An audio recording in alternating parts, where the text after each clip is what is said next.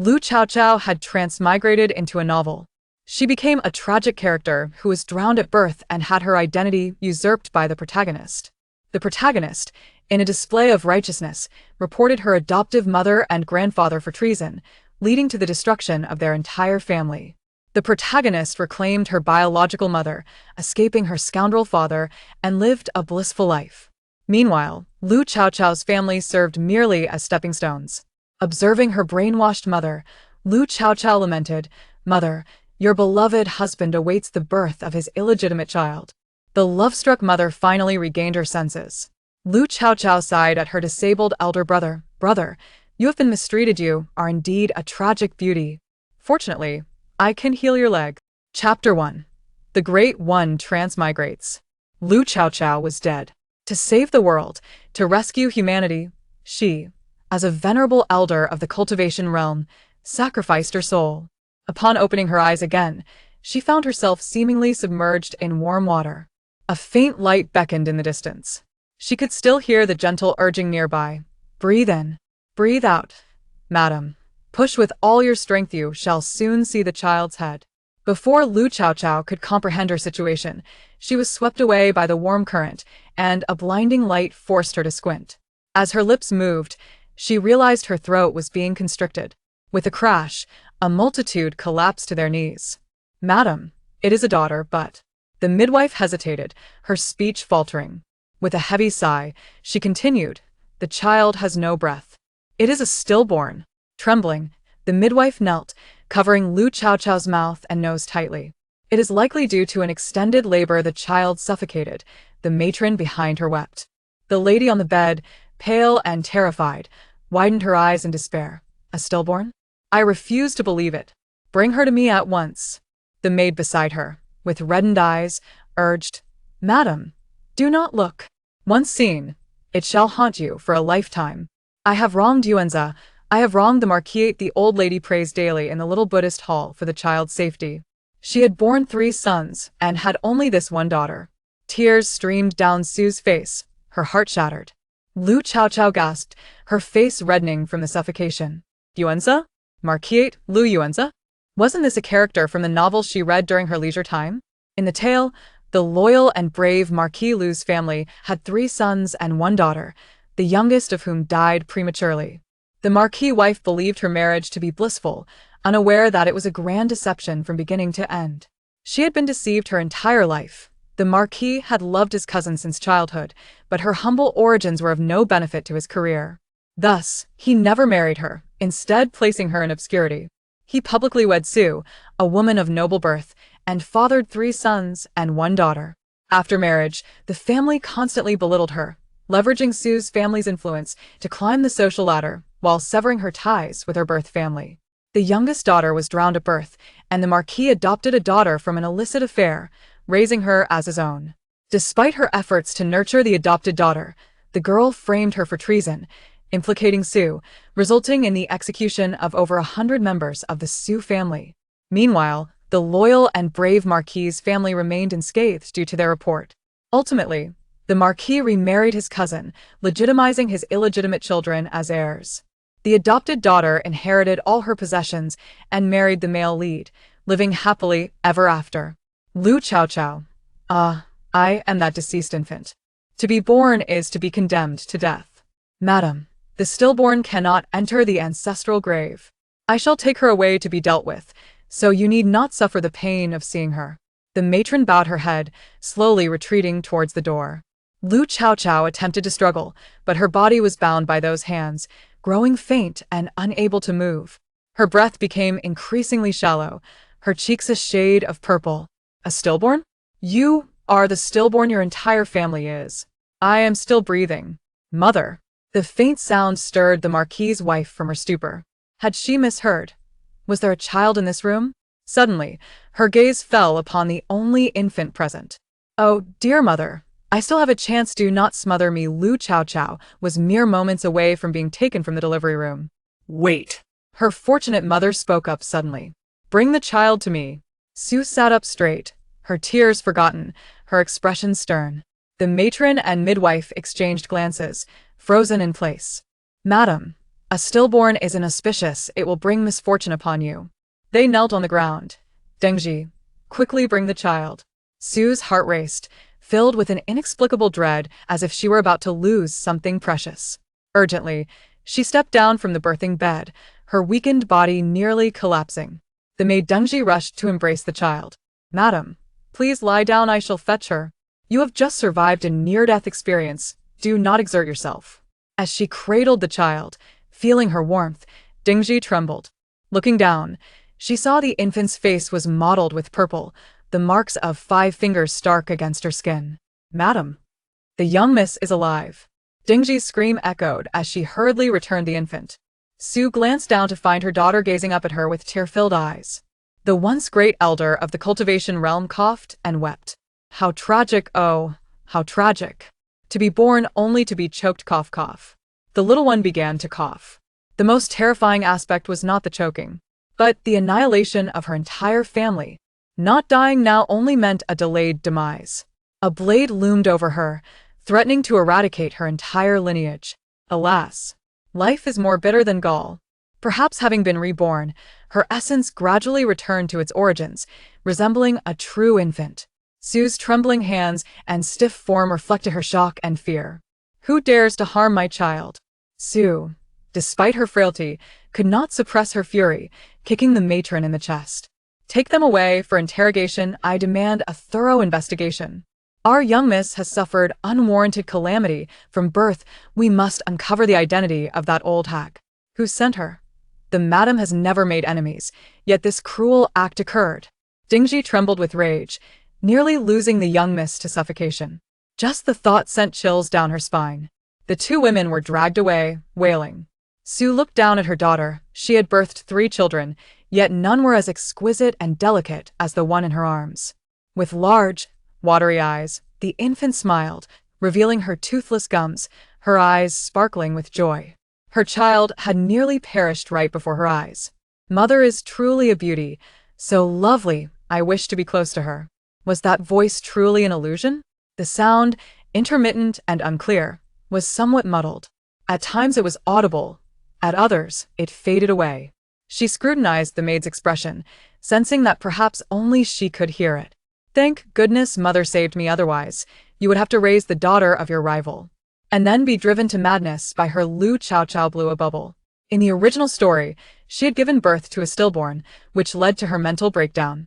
The Marquis then brought the protagonist home, raising her as his own. The evidence of treason was also fabricated by the protagonist against the Sue family. It was she who dealt the deepest blow to the Sue family. Sue only vaguely heard her rival's daughter, who was driven to the brink of death with anger, causing her to nearly drop her child in shock. Straining to listen further, she found herself enveloped in silence. Sue raised her head and inquired, "Why has my husband not returned yet?" Several maidservants brought in nourishing soup one after another, while others prepared a bath for Lu Chaochao. Yet, Sue remained uneasy, refusing to let the child out of her sight and insisting on bathing her in a small basin within the room. Dengji smiled, saying, "As soon as the incident occurred, we sent for the master. He cherishes you greatly, but he may have been delayed by pressing matters. In this capital, who wouldn't envy the loyalty and bravery of the Marquis's household? The old Marquis had fallen in battle long ago, and the old matriarch single-handedly raised several children. The once illustrious Marquis had become a mere shell, yet thankfully, Lu Yuanjia proved himself, achieving great success and inheriting the title. The only unexpected turn of events was the distant cousin from the Lu family seeking refuge. It was said that she had long harbored feelings for Lu Yuanjia, and in her desperation, she crashed into a pillar, declaring she would marry no one but him. At that time, Lu Yuanjia was already engaged to Sue, so he sent that cousin far away. This incident became a topic of conversation over tea and meals. Sue, a woman of noble birth, married into the loyal and brave Marquis. With the support of the Yu family, the Marquis quickly rose to prominence.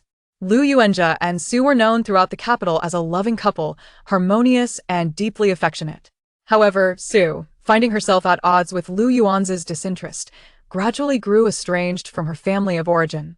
At this moment, Sue smiled faintly and nodded. "You speak the truth. My husband might indeed be occupied with important matters." She held no doubts. Our little miss is destined for a life of luxury here in the Lu household. The Marquis and Madame share profound love, and even the proud young lady of the Lu family treats the Madame sincerely. Deng Ji mused, considering her mistress to be the most enviable woman in the capital.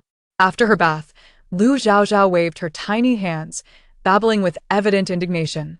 Liars, liars. Daddy is a liar. He had been deceiving Mother all along. Mother is so pitiful. Daddy is a bad egg. He's in the far corner of Qingyu Lane, waiting for his concubine to give birth. The small voice quivered with a hint of tears. Sue's heart momentarily halted. Qingyu Lane, waiting for a concubine to give birth?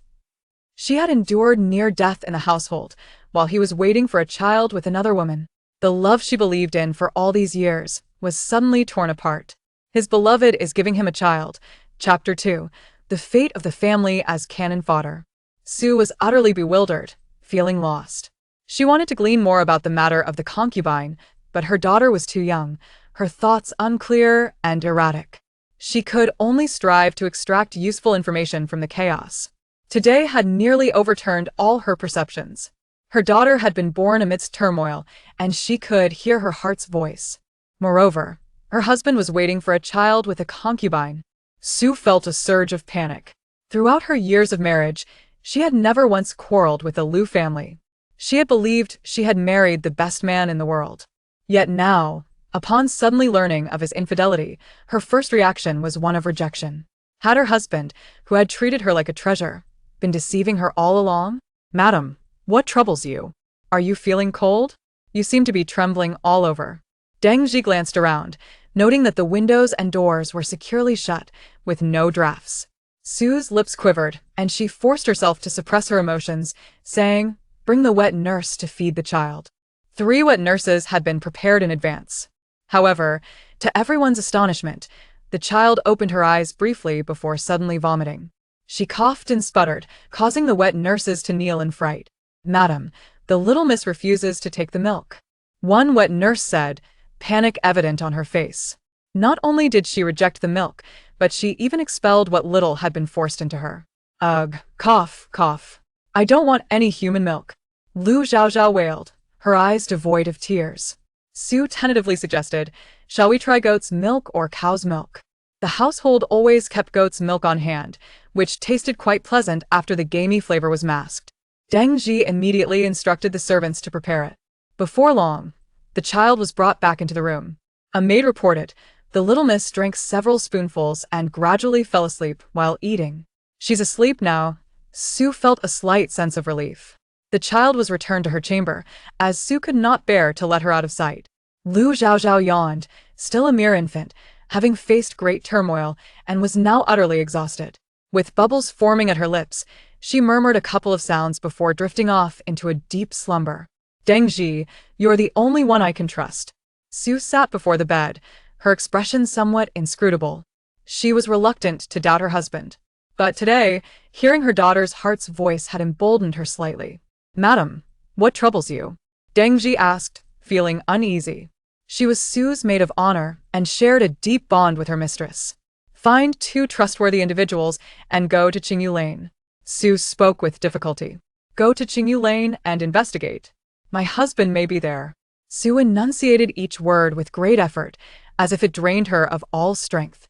Deng Ji's heart skipped a beat. She opened the door and looked around, then instructed, "Juexia, Ingxue, you stand guard 3 steps from the door. No one is to approach." These women had come with her as companions, and their contracts were firmly in Sue's hands. "Understood."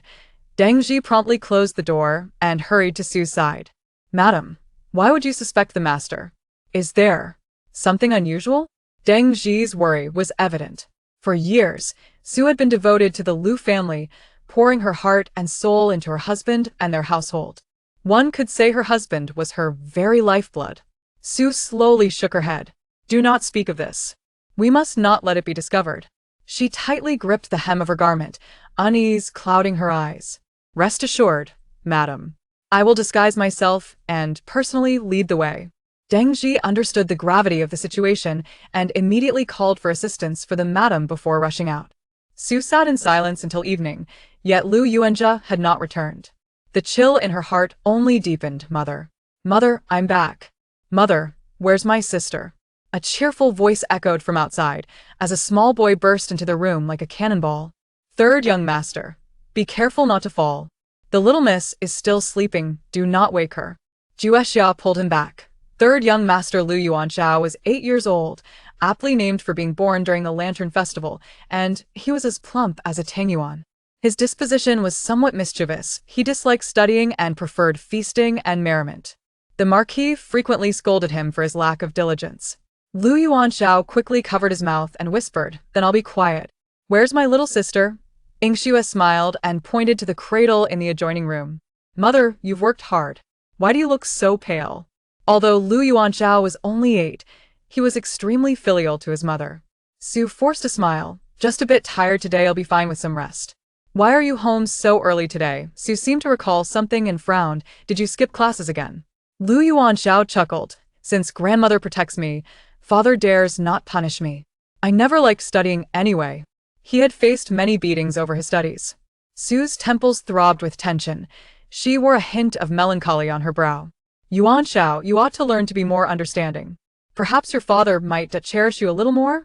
Su's heart still harbored a glimmer of hope. Lu Yuanshao snorted. "I refuse to read. I won't even consider it." Reading was utterly out of the question. Su let out a gentle sigh. Lu Yuanshao walked towards the partition, leaning over the bedside, his chubby little face coming close to Lu Chaochao's eyes. Lu Chaochao was taken aback. "Oh, it's my woeful third brother. He looks so robust and yet rather adorable."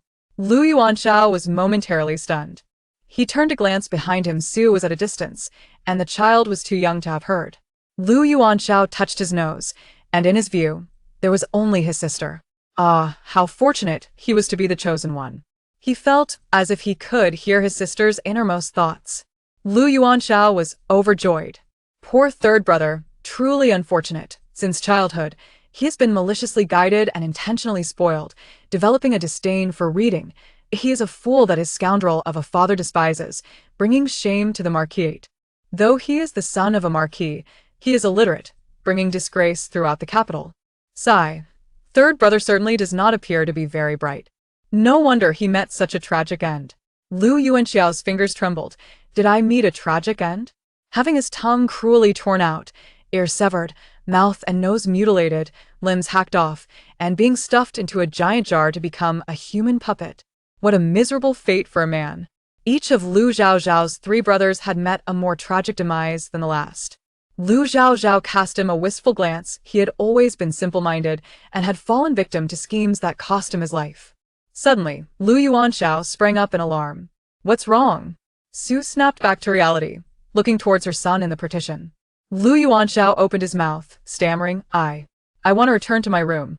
Under Su's puzzled gaze, tears welled in his eyes, and his chubby little fists clenched.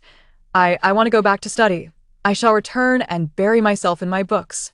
Wailing, he cried out, "So tragic, I am truly so unfortunate."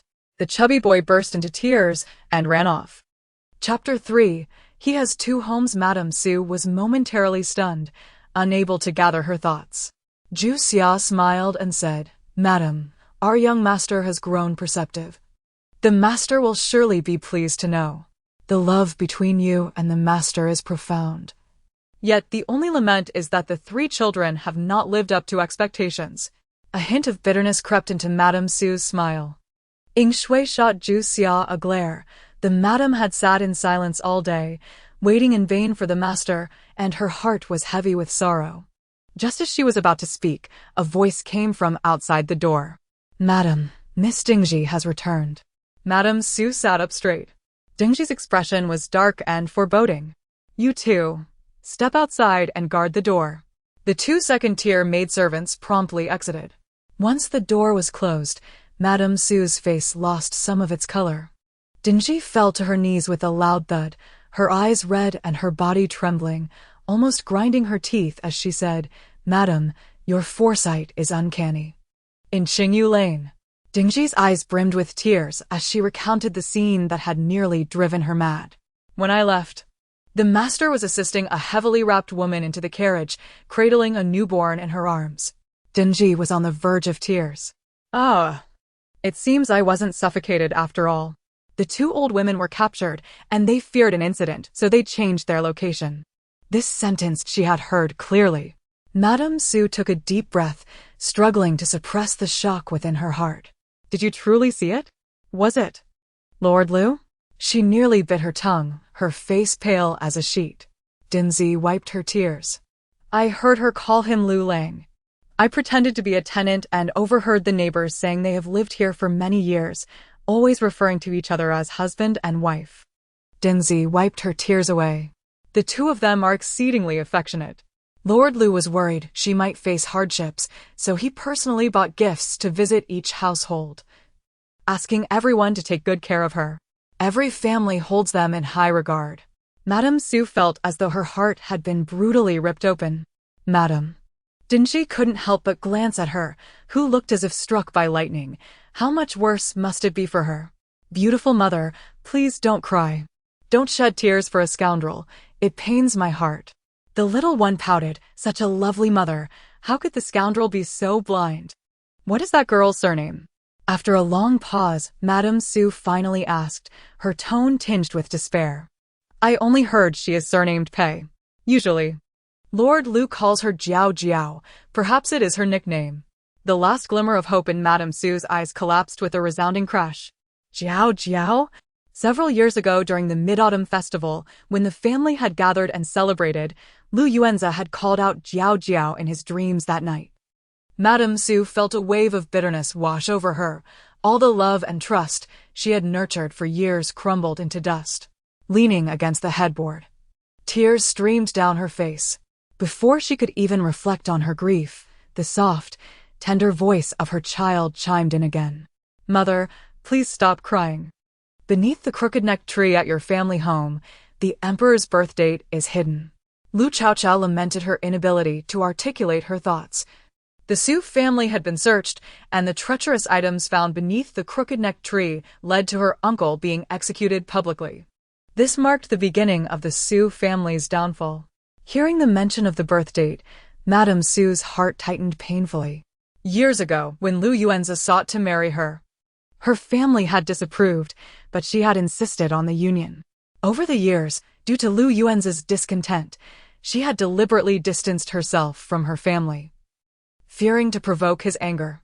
Yet she never wished for her family to encounter disaster. Instantly, she sat upright, eager to hear more, but the little one fell silent. The current emperor despised sorcery. If anything was discovered from the Su family, Madame Su had no time to ponder further. She beckoned Dengji to come closer and whispered in her ear, "Just tell them that during my confinement, I crave the ginseng soup made by my mother. You must secretly dig it up, and no one should see." After saying this, a flicker of struggle crossed her eyes. No, wait. Madame Su struggled to rise from the bed. In the October chill, her entire body was drenched in cold sweat. She retrieved a Buddhist scripture from the highest cabinet, one she had transcribed herself for her mother-in-law's birthday. At this moment, she bit her finger and, through the pain, began to write fervently. Once the ink dried, she instructed, "Take the items from beneath the tree and place this blood letter inside. Ensure no one discovers anything amiss. Once retrieved, return immediately." Madame Su's expression was grave as Dingji hurriedly left. That night, Madame Su found it impossible to sleep. It was not until the next morning that Lord Lu returned home, looking weary and rushed. "Yun Yang, blame me. There were pressing matters in court last night, and I was busy until dawn, unable to return in time. I have wronged you." As Lu Yuanza entered, he offered his apologies, a familiar routine. In the past, whenever he made such admissions, Madame Su would comfort him tenderly, understanding the importance of state affairs. But now, she scrutinized him closely. Lu Yuanza was 34 this year, still handsome, and had gained a touch more elegance over the years, enhancing his charm.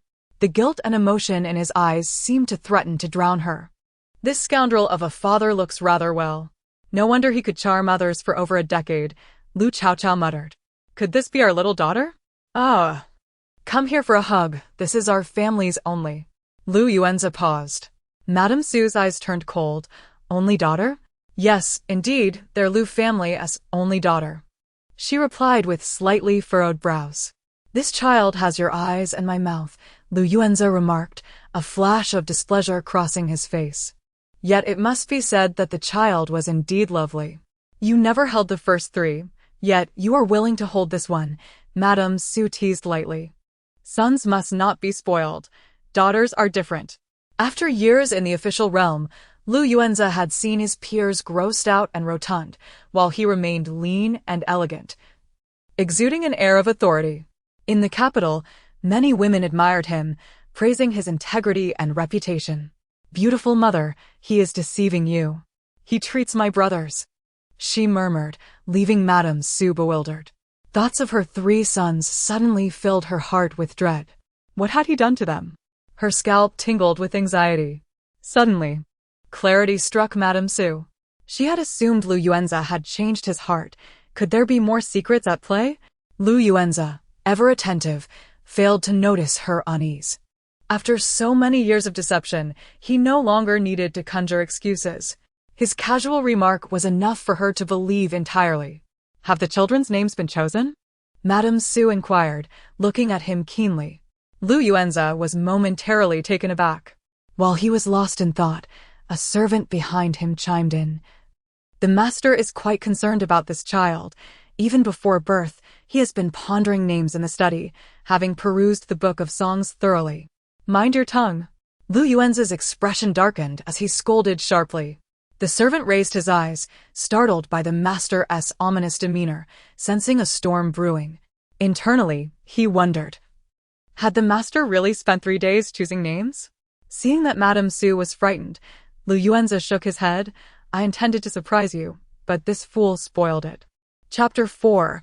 Altering Uncle's fate. She is the daughter that the Lu family has long awaited, born in the morning, so let us name her Lu Chaochao. Yao, meaning morning, symbolizes hope. Sue's head hung low, her eyes reddened.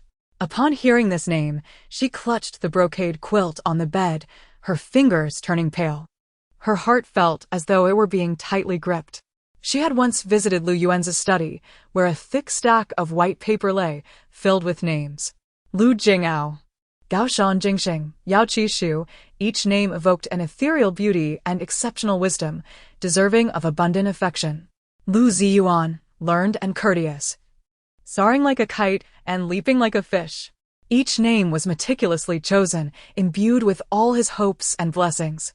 Yet her daughter was only given the name Zhao Yang. Back then, she was dissatisfied with the names of the 3 children. Now, she did not wish to impose further grievances upon her daughter. Just as she thought to speak, a cheerful babble rang in her ears. Yeah. I want to be called Zhao Zhao. I like being Zhao Zhao. Mother, I want to be called Lu Chaochao.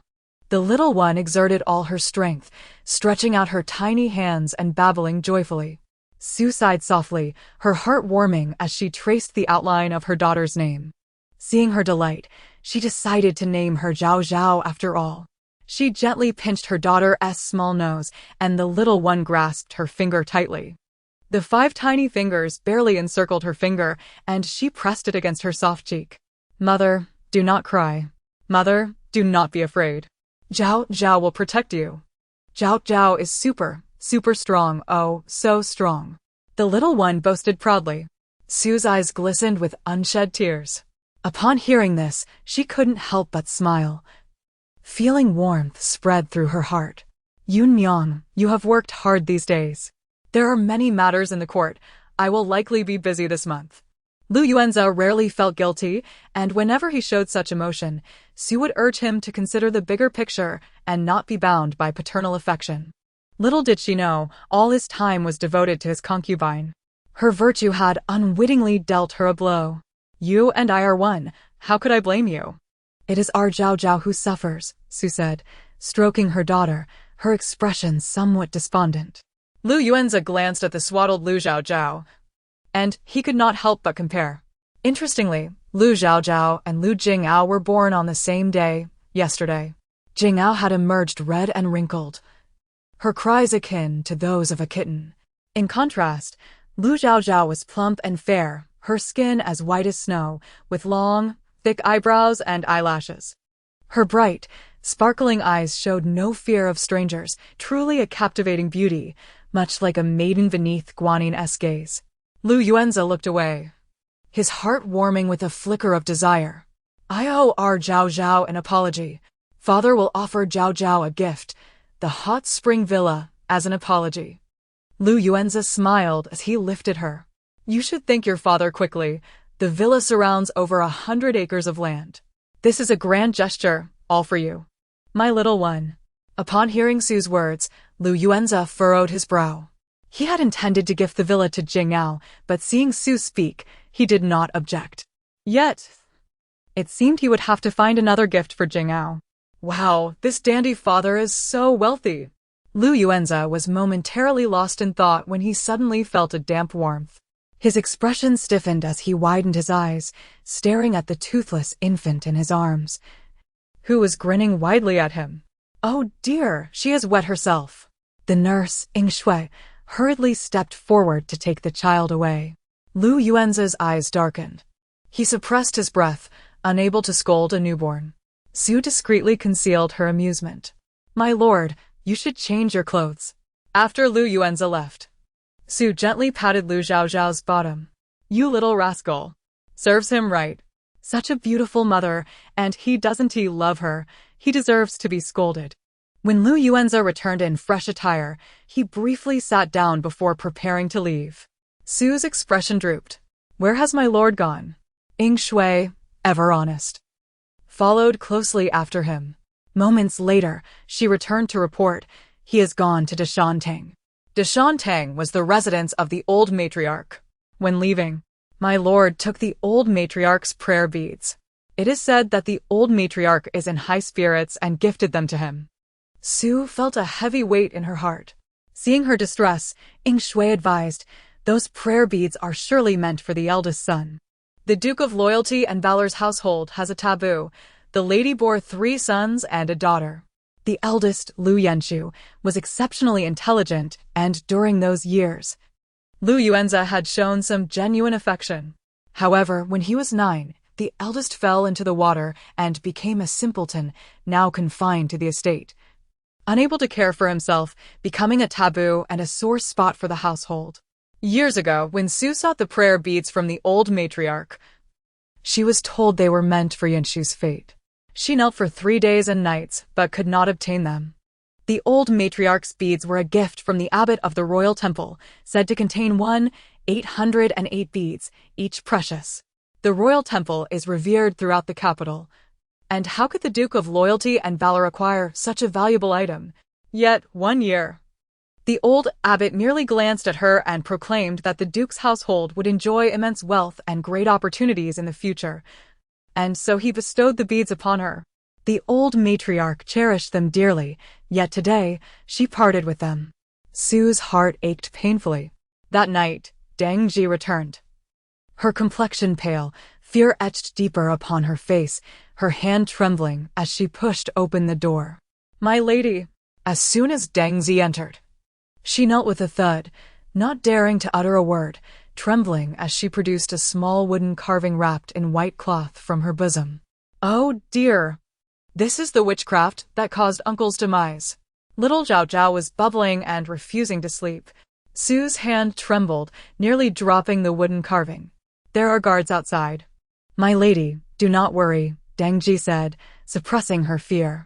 When I discovered this, my legs turned to jelly. If this is found, the Su family will be finished. The Su family wields significant power. If any suspicion arises, the emperor will be wary. The head of the Su family serves as the grand preceptor, and the emperor fears him, which is why he has retired to live a quiet life. After much effort in alleviating the emperor's suspicions, should this arise again, blood may be required to prove the Su family's innocence. The eldest brother now holds a third-ranked position, enjoying the legacy of their forebears, respected by many in the court. This is also why the Duke of Loyalty and Valor sought to marry her. Su examined the wooden carving closely. It appeared to have been soaked in blood, exuding a chilling aura. The carving bore deep cuts, making it even more alarming. On the back, the emperor's birth date was inscribed. This handwriting, Sue pressed her lips together, her teeth clenched, blood seeping from the corners of her mouth. This was the handwriting of the eldest master. Deng Ji, having grown up in the Sue family, recognized it without a doubt. Sue wept bitterly. No, it is mine. Sue's skin was covered with fine goosebumps, a mixture of trepidation and fear, yet predominantly relief. She was the youngest daughter in her family, raised by her elder brother, who had been her mentor in writing. After marrying into the loyal and valiant Marquis, Lu Yuanjia praised her exquisite calligraphy, often requesting her to teach him the art of writing. As for herself, due to Lu Yuanjia's disfavor, she severed ties with her maternal family after their marriage, completely distancing herself from them. Chapter 5. Born on the same day of the same month in the same year at this moment, Deng Ji found herself lost in thought for quite some time. The master had taught Su Shi, and Su Shi had taught Lu Yuanjia. Madam, there are many who can imitate handwriting. Perhaps this is a misunderstanding, Deng Ji said in a dry tone. Su Shi had no evidence to support her claims. Her suspicions were merely born from having listened to Chaochao's heartfelt words. With reddened eyes and a hoarse voice, Su Shi said, "Bring me a brazier. But do not alarm anyone." Her heart raced tumultuously. Could it truly be him? Was her beloved, the one she had forsaken everything for, the one who had betrayed her? Why? Why? It was he, Lu Yuanjia, who had personally come to seek her hand in marriage. Su Shi's eyes were ablaze with fury. From the moment she entered the household, Lu Yuanjia had sent her to the study to teach writing. Had he ever truly cared for her? What had once felt warm now left her feeling utterly cold. He had claimed to feel oppressed in the Su household, stating he had not returned home for 18 years and had not contacted his family. She had never opened the various gifts sent by her family. Even when she was pregnant and suffered from morning sickness, she had not dared to accept the sour plums her mother sent. Su Shi felt ensnared in a tightly woven net, suffocating her heart. It was as if she were engulfed in a web of lies. A single misstep could lead to her destruction. Beautiful mother, do not be afraid. Chaochao will help you. Chaochao loves you, Mua. Su Shi looked down and saw her little daughter staring up at her with sparkling eyes, pouting as if to plant a kiss on her cheek. I will raise the banner for my mother. Let no one dare oppose her. Charge forward, mother. Su Shi felt a little of the pressure in her heart dissipate. What virtue had she possessed to deserve such a treasure? Unable to resist, she picked up Lu Chaochao and planted a kiss on her face, wiping her tears. Su Shi set her child down. She poured lamp oil onto the wooden carving, ignited it, and placed it into the brazier. Watching the carving burn to ash, she finally exhaled slowly. Madam, you should go wash up. You are still in confinement. You have been crying often and are drenched in cold sweat, Deng Ji said, feeling pity for her. The past few days had turned her world upside down. Su Shi felt utterly drained, as if her body were disassembled. She knew she could not endure much longer. Send someone to check on the inkstone and ensure no one bullies it, she instructed. Su Shi had to visit her eldest son every day, but she had been unable to rise from bed for the past 2 days. The maid goes to check on the servants daily. Do not worry. Su Shi sighed, a lingering sorrow etched on her brow. Mother, you must not falter now. If you do, we are doomed. Wua. Su Shi understood that during this time, she must endure her emotions and recover properly. Lu Yuanjia had not returned home, even once. Her heart grew colder. Has the date for the full moon banquet been set? After a period of recuperation, Su Shi had finally regained some vitality. Yes, it has been arranged. News has been sent to Deshan Tang and the Marquis. However, the old lady seems troubled and wishes to postpone, Ying Shui replied. After the full moon, the little miss has blossomed beautifully. I have never seen a child as lovely as her, Ying Shui remarked in admiration. Heaven truly favored the little miss. Su Shi lovingly caressed her daughter's face. The old lady and the master had not visited her during her confinement. Does the old lady know about the outside child? Have they gone to see that illegitimate offspring? They dote on it as if it were a precious gem, while they completely ignore my Chaochao. They only sent a wet nurse with some trivial gifts, none of which I care for. Fortunately, I will give my daughter all my love. Just then, word came from outside that Mama Lin, who served the old lady, had arrived. Dang Ji personally welcomed Mama Lin inside. With a smile on her face, Mama Lin appeared to be a kind-hearted person. Madam, the old lady has not been well lately, and the Marquis has been busy in court. It would be better to postpone the full moon banquet, perhaps to the 100th day? Mama Lin suggested confidently, knowing that the madam was always generous and kind and would likely agree. After years of experience, she had learned to gauge such matters adeptly. Deceivers. Father wants to attend Lu Jingyao's full moon banquet. Do not let mother be deceived. Su Shi's breath hitched. Did the old lady know? Please inform my mother that I only have this one daughter and I cannot allow her to be wronged. I have already invited the princess to bless the child. It would be difficult to refuse later. Mama Lin was taken aback. It was the first time the madam had rejected her. It was an unfamiliar feeling. However, upon hearing the mention of the princess, her eyes brightened. The princess was the only sister of the emperor, and after many years of marriage without a child, the emperor had always been sympathetic to her. If the Duke of Loyalty and Valor's household could forge a connection with the princess, it would certainly benefit the Marquis. Mama Lin thought to herself that she would report back to the old lady, and she believed the old lady would be able to hold out. However, the old lady and the Marquis had already agreed to go elsewhere. They would likely break their promise. She cast a glance at the infant in the cradle. The sight startled her. The chubby little baby, with arms like lotus roots and lips as red as coral, was so adorable that anyone would be charmed by her. She was far more beautiful than that child born outside. Mama Lin returned within half an hour and sent someone back and forth. The old lady had agreed. That night, the Marquis, who had not returned home for a long time, finally came back. His tone was somewhat resentful. Why did you set the date for the 6th of March? That day is Jingyao's full moon banquet. The Marquis had been away for a month and, upon his return, he reproached her.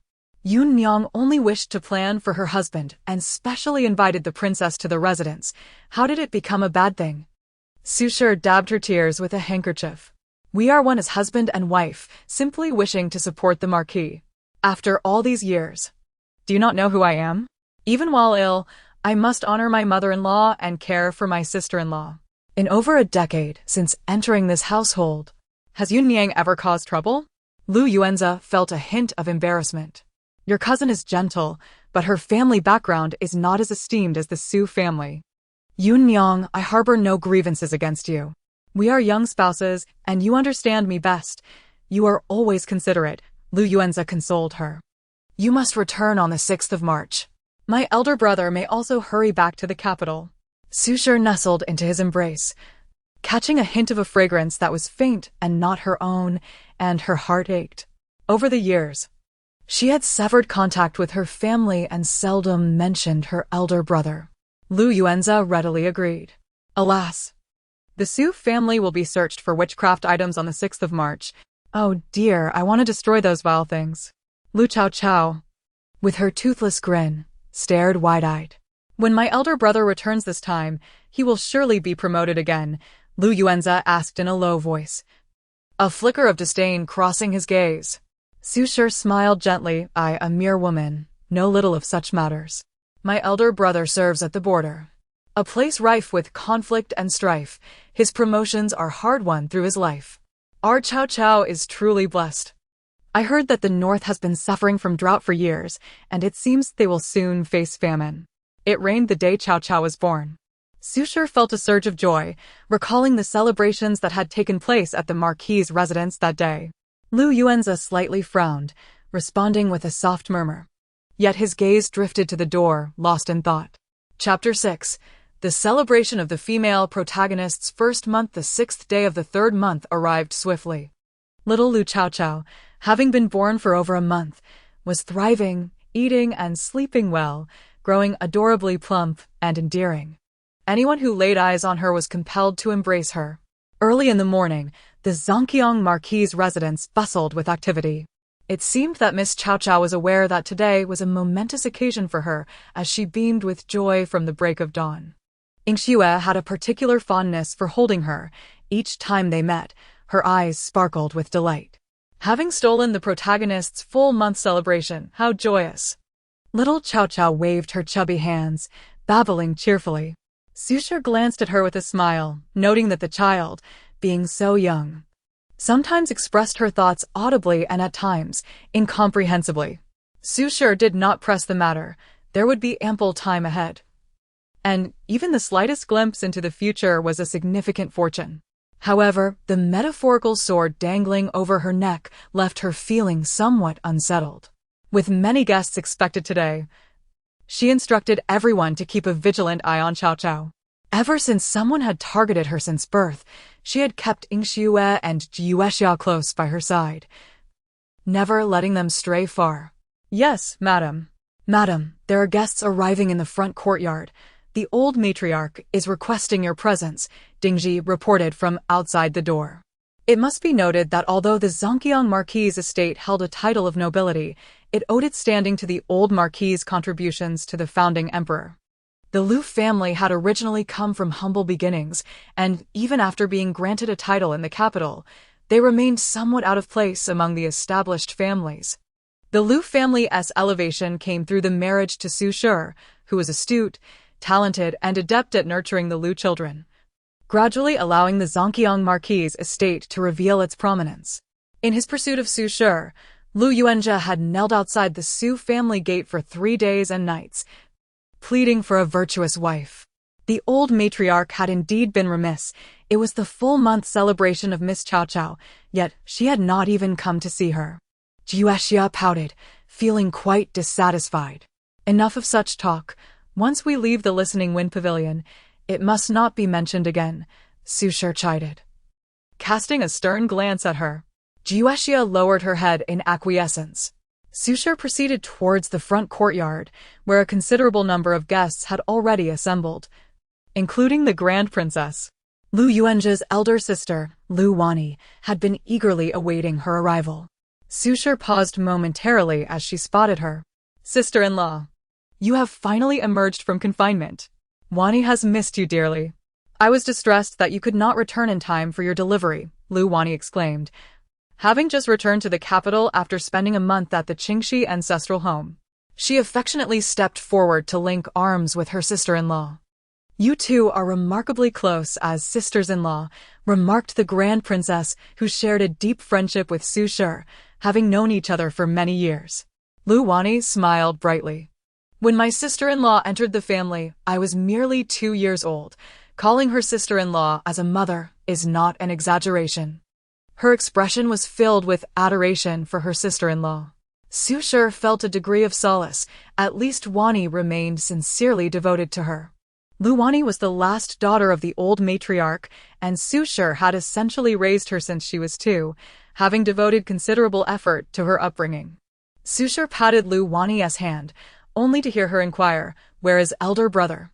Today is little niece's full-month celebration. If he misses it, I shall not forgive him. Lu Wani's lips curled slightly, displaying her displeasure. Su Shi chuckled softly but offered no response, leading the guests into the hall to greet the old matriarch. The old matriarch, a woman of the countryside, despite residing in the capital for decades, lacked the poise refined by those born into nobility. Mother. Su Shi took a deep breath, lowering her brow as she knelt before the matriarch. Quickly assist your sister-in-law to rise. My health is quite feeble. I did not dare visit during your confinement for fear of passing my ailments to you, the old matriarch said, reaching out to affectionately pull her close. Why have you lost so much weight? Have the servants not tended to you properly? The old matriarch cast a glance at Dingji, who immediately knelt. Su Shi discreetly withdrew her hand, smiling as she replied, Mother, please do not frighten these girls. They have been diligent. Yuniao cannot eat well since her husband is outside with his concubine giving birth. How can she rest or eat properly? Everyone praised Su Shi for her fortunate marriage, noting how the Zhangqiang Marquis treated her as if she were his own. As the auspicious hour approaches, we must not delay Chaochao's celebration. Where's the Marquis? The Grand Princess inquired, her brow furrowed. When I return to the palace, I must have a serious discussion with the emperor. Such a significant event should not be allowed to interfere with little Chaochao's auspicious time, the Grand Princess expressed, her displeasure evident. The old matriarch's brow twitched as she glanced at the wet nurse, who discreetly withdrew. Before long, they saw the Marquis hurriedly returning home, beads of perspiration glistening on his forehead in the brisk weather. Sushar smiled, though her eyes revealed a lack of genuine warmth. Apologies for keeping everyone waiting. My daughter's full-month celebration necessitated the procurement of a South Sea Night Pearl, which caused a delay, Lu Yuanjia said, casting an apologetic glance at Sushar. South Sea Night Pearl? Such a treasure. The emperor received one as a gift 2 years ago, which he presented to the crown prince as a night lamp. The Grand Princess remarked, clearly impressed. Lu Yuanjia bowed to the Grand Princess, replying, "It pales in comparison to your majesties." The South Sea, located thousands of kilometers from the capital and requiring deep-sea diving for harvesting, made the night pearl exceptionally rare and precious. "Please, bring out the little lady," Sushar gestured, her annoyance lessening as she looked at Lu Yuanjia. Before long, Ingxiue emerged, cradling little Chaochao in her arms. The Grand Princess, slightly taken aback, reached out to receive the infant from Ingxiue. Upon receiving Sushar's nod, Ingxiue handed the child over. "Oh my, this girl is far more beautiful than the previous 3. Her skin is as white as snow, her hair dark as ink, tender and delicate, with twinkling bright eyes," the Grand Princess exclaimed, her heart swelling with joy. Having been childless for many years, seeing Lu Chaochao filled her with an overwhelming affection. This was the daughter she had always longed for. "Look, little one. This night pearl was brought for you by your father. Do you like it?" Lu Yuanjia smiled as he presented the night pearl, which the little one struggled to grasp with both hands. Lu Chaochao gazed intently at the night pearl. What a night pearl! He sent 12 night pearls crafted into a headpiece for Lu Jingao, and only a scrap for me? If it's unwanted by others, I shan't want it either. Hearing this unspoken thought, Sushar's smile faltered, and the flicker of hope within her extinguished. Did her daughter only deserve what others discarded? Sushar felt a sharp pain in her chest, as if pricked by needles. Furious, she watched as little Chaochao beamed at the Grand Princess, then, with both hands, tossed the night pearl. With a thud, the pearl fell to the ground. Lu Yuanjia's face turned ashen, as if struck by a slap. Everyone momentarily stood in shock, and the Grand Princess chuckled. "Marquis Lu, you must pay closer attention. Our little Chaochao clearly finds this trinket beneath her notice. I have taken a liking to Chaochao. We seem to share a special bond. If time permits, I shall invite her to stay with me for a few days," she said, reluctantly returning Lu Chaochao, her eyes lingering on the child, reluctant to part. She had granted Sushar ample respect. Indeed, once the weather warms, "I shall certainly pay a visit," Sushar replied with a smile. As they were speaking, the doorkeeper announced the arrival of His Royal Highness, the Crown Prince. Chapter 7. Another misfortune. Lu Yuanjia was momentarily taken aback, hastily urging everyone to rise and greet the guest. The young prince, merely 6 years of age, was remarkably astute and had garnered considerable respect in both court and society. Since his birth, His Majesty had personally tutored him, never delegating this responsibility. The emperor's expectations for him were evident from his name, Xia Chengxi. Why has His Highness come here? Lu Yuanjia pondered. The Grand Princess frequently visited the palace and naturally had a close relationship with the prince. However, the young prince was usually oblivious to matters beyond governance. What could have prompted his sudden visit to the Lu residence? Despite his tender years, the prince exuded an air of authority that compelled those present to avert their gaze. He waved his hand, signaling Lu Yuanjia to step back. "My aunt has come to attend the full moon banquet, and I happened to leave the palace and thought to stop by," the prince stated calmly, his gaze falling upon the swaddled infant. A flicker of excitement ignited in Lu Yuanjia's heart. Since the late emperor's passing, the Lu family had exhausted their favor with the loyal and valiant Marquis. The emperor's attitude toward the Lu family had turned lukewarm. If only they could forge a connection with the prince. Madame Su stepped forward to bow respectfully to the prince, who nodded slightly. Madame Su, please rise. I happened to pass by the Lu residence and noticed the celebration, so I came to share in the joy. Bring little Chaochao to me. Madame Su nodded toward the nursery. Little Chaochao blinked her eyes and, upon noticing the serious young boy before her, stared intently. The prince was remarkably handsome, but his serious demeanor made him seem rather intimidating. After observing for a moment, the prince was about to look away when suddenly he heard a babbling sound from the infant. Oh, it's the prince. Born under unusual celestial signs, the precocious little prince. What a pity, though, his fate is unfortunate, destined to be a mere garment for others. The little one murmured sleepily before yawning. The prince blinked, his round eyes reflecting a rare moment of confusion. Had he truly heard what he thought he had? The thoughts of the infant? Do continue. What do you mean by that? What is wrong with me? His eyes fixated on the little one, who, however, had already succumbed to sleep, her eyes fluttering shut. He longed to shake her gently, urging her to wake and finish her thoughts. The little miss must be tired, Deng Ji remarked with a smile. The prince furrowed his brow, recalling the peculiarities of the day. He then removed a jade pendant from his waist and placed it in the infant's swaddle. As I happened to pass by and brought no gifts, let this token serve as a congratulatory present for little Chaochao's full moon celebration.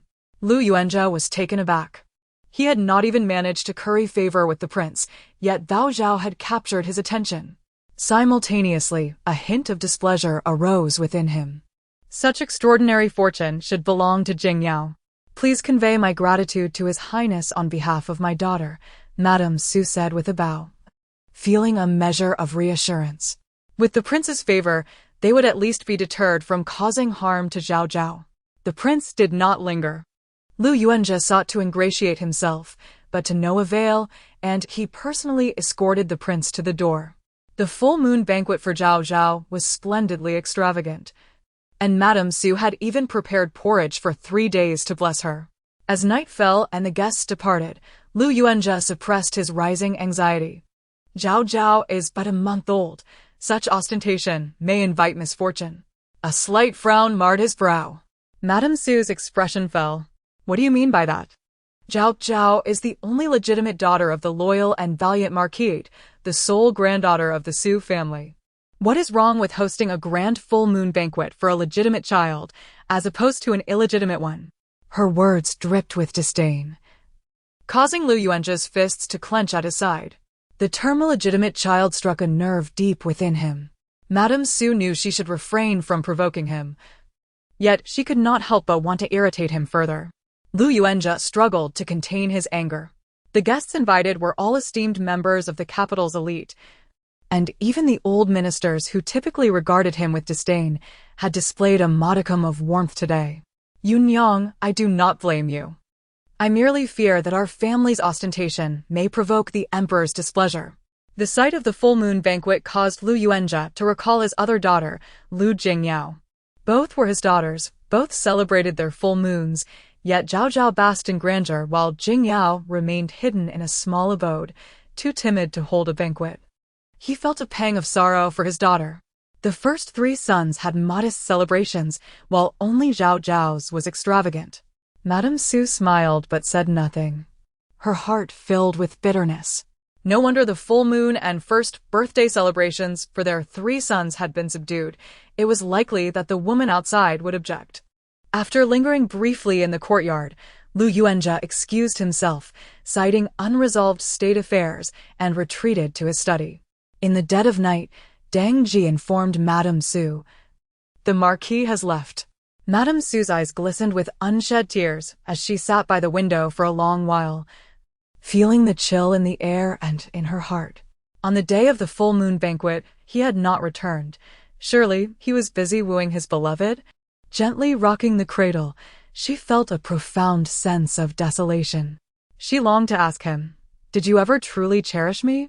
After years of marriage, the couple regarded as a loving pair by outsiders had concealed a facade all along. "Madam, the Marquis may have pressing matters to attend to," Deng Ji suggested hesitantly. Madame Su let out a soft laugh. Dang Ji looked at her with concern. Madame Su waved her hand, preparing to rest, when suddenly a commotion erupted outside. What is happening? Why the noise at such an hour? Dang Ji stepped outside to reprimand the source of the disturbance. Madam, something has occurred. A young maid stumbled into the courtyard, breathless. What has happened? Be careful not to disturb the young miss. The maid's face was pale with fright. The Su family is in trouble.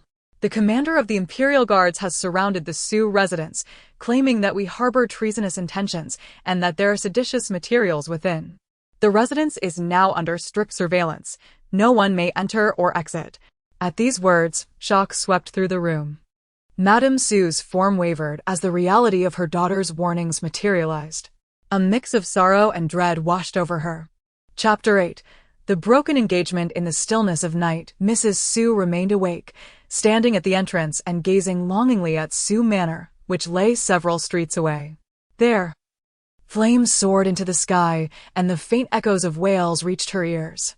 My lady, it is nothing to worry about, Dang Ji reassured her, holding Mrs. Su's hand and noticing its icy chill, her entire being trembling.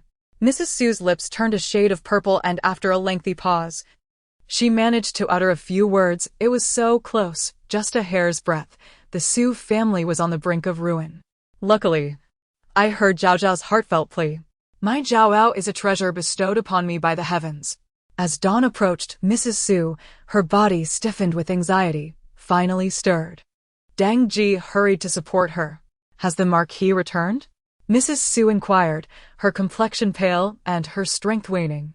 Dang Ji shook her head. The Marquis has not returned all night. Holding on to Dang Ji's hand, Mrs. Su closed her eyes, suppressing the terror and doubt that surged within her. She dared not entertain the thought of whether the Marquis had a hand in these events. My lady, I have inquired, Dang Ji continued. Last night, the Imperial Guards turned the Su family upside down, and beneath the crooked tree outside your chamber, they unearthed a blood-written letter. Currently, Old Master Su is kneeling outside the Imperial study awaiting interrogation. Ying Shui, hastening her steps, had rushed to gather news after the night's turmoil. Ying Shui and Zhu Xia, two maids, were visibly anxious. Yet, upon seeing Mrs. Su appear somewhat relieved, they exchanged glances, only to find her brow still furrowed. Perhaps they had misjudged her expression. Mrs. Su pursed her lips and remained silent. The entire day had felt like sitting on pins and needles, ever since marrying Lu Yuanjia. She had lost her sense of direction, becoming wholly dependent on him, bearing his children and managing the household. She had long since lost the brilliance of her youth as a celebrated talent in the capital. Even her most beloved family had abandoned her. A trace of bitterness spread across Mrs. Su's lips. She had sent for Lu Yuanjia, but he had not returned home. She even wished to grant him one final chance, an opportunity for honesty. Yet, Lu Yuanjia had not even bothered to come back. As evening approached, the doorman hurried in with news. My lady, the Jiang family has sent someone. Mrs. Su sprang to her feet.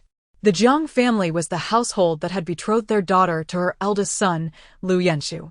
Their visit at such a time could only spell trouble. Both the Jiang and Lu families were founding families of the nation. The Jiang family had flourished in the arts, with their descendants achieving the esteemed rank of third-class Minister of Justice. The Lu family, on the other hand, had a history of military prowess, but Lu Yuanjia, being frail in stature, had to pursue a scholarly path, leading to a stagnant position in recent years. It was only through marrying Mrs. Su that he had managed to advance even slightly. Yet, in comparison to the Jiang family, they still fell short. Years ago, Lu Yanshu had been renowned for his talents, and it was the Jiang family who had proposed the match. Dang Ji helped Mrs. Su change into a fresh garment, noticing her spirits lifted a little before guiding her outside. Mrs. Su paused. Please take Zhao with you. Little Zhao, now over 40 days old, had grown round and chubby, her cherubic face lighting up with smiles for everyone, a vision of joy. As Mrs. Su entered the main hall, she found Mrs. Jiang already seated with a stern expression. Having been there for quite some time, On the table lay a tray covered with a red cloth. Su Mimi, it has been ages since we last met. I did not even attend your full month celebration. I truly feel guilty, Mrs. Jiang sighed, her face displaying a hint of shrewdness. Once, she had thought highly of Lu Yanchu, but who could have predicted he would become incapacitated, unable to care for himself, and prone to madness? After dragging on for so many years, with the Su family now in prison, she felt no compunction. We are like one family. How could I blame the Jiang family? Mrs. Su replied with a smile. Mrs. Jiang's expression faltered slightly. After a brief pause, she said, Su Mimi, let us speak plainly. The engagement with Yanchu will likely have to be called off. Mrs. Su's face fell. Yanchu is living in a state that is neither human nor ghost. He does not deserve my Yunjin. As the legitimate daughter of the Jiang family, how can she marry a cripple? This engagement should have been annulled long ago.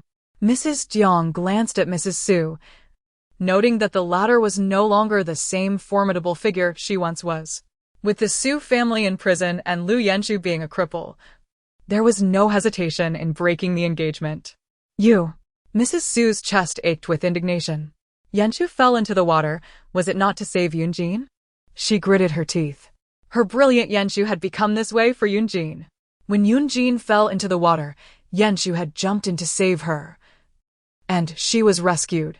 Yet, Yanchu had been submerged for too long, and once pulled out, he could not be saved. Whenever Mrs. Su recalled this incident, her heart ached profoundly, and countless nights were spent in torment. Mrs. Jiang's expression darkened. My Yunjin, a noble daughter, how can she marry a cripple? Besides, Yunjin did not ask him to save her, he jumped in on his own. This engagement should have been terminated long ago, tarnishing my son's reputation. Your family's cripple should not harm the daughters of good families. Do you have no conscience?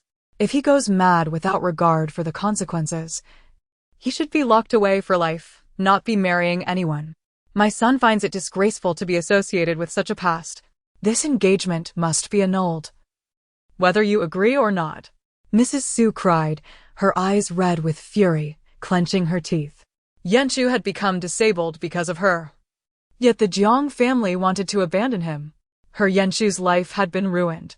Little Zhao peeked out from her swaddling, extending her chubby hands. Annul it, annul it. Pretty mother, quickly annul it. She has harmed my big brother terribly. After marrying Big Brother, she secretly hit him, made him bark like a dog, and crawl through her legs, even made him drink urine. She brought people home to let Big Brother see her sleeping with others. Big Brother was so furious he nearly died. Mrs. Su's hand trembled as she held the tea, her breath becoming labored, spilling some of the liquid. Her fists clenched tightly, her nails digging into her flesh, blood seeping from her fingertips. How much suffering had her child endured? Chapter 9. The infant's fury. Madame Su felt a metallic tang of blood filling her throat.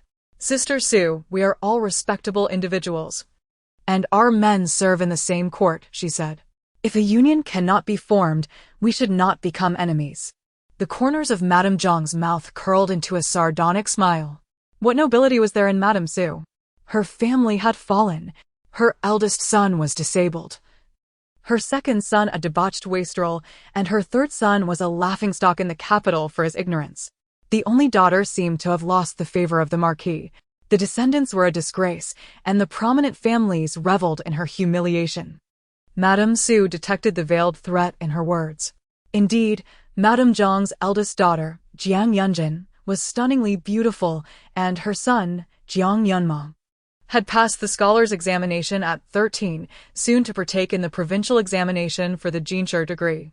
Little Chaochao ground her gums in frustration. Oh, she had no teeth. And her gums were already bleeding. If she had teeth, she would surely climb up and bite off a piece of flesh from that shameless woman. Her elder brother was a scholar at just 8 years old. He once trampled the Jiang family into the mud. Madame Su, her expression devoid of emotion, waved her hand dismissively as Jiuexia, her maid, approached with a tray. We shall break off the engagement. But it is not you, Jiang family, who will cast off my Yanchu. It is Yenshu who will cast off the engagement with Jiang Yunjin. My son Yenshu is worthy in both heaven and earth. He sacrificed his life to save Jiang Yunjin. He bears no shame. The Jiang family has humiliated my son and struck him while he was down. They are unworthy to be his wife. Our Lu family shall break the engagement with Jiang Yunjin. Madame Su seized the exchanged jade pendant and, in front of everyone, smashed it into pieces. Bravo, mother. The Jiang family will receive their comeuppance. Chaochao stomped her short legs, causing Yingxue to almost drop her from the swaddling. Yingxue was drenched in cold sweat.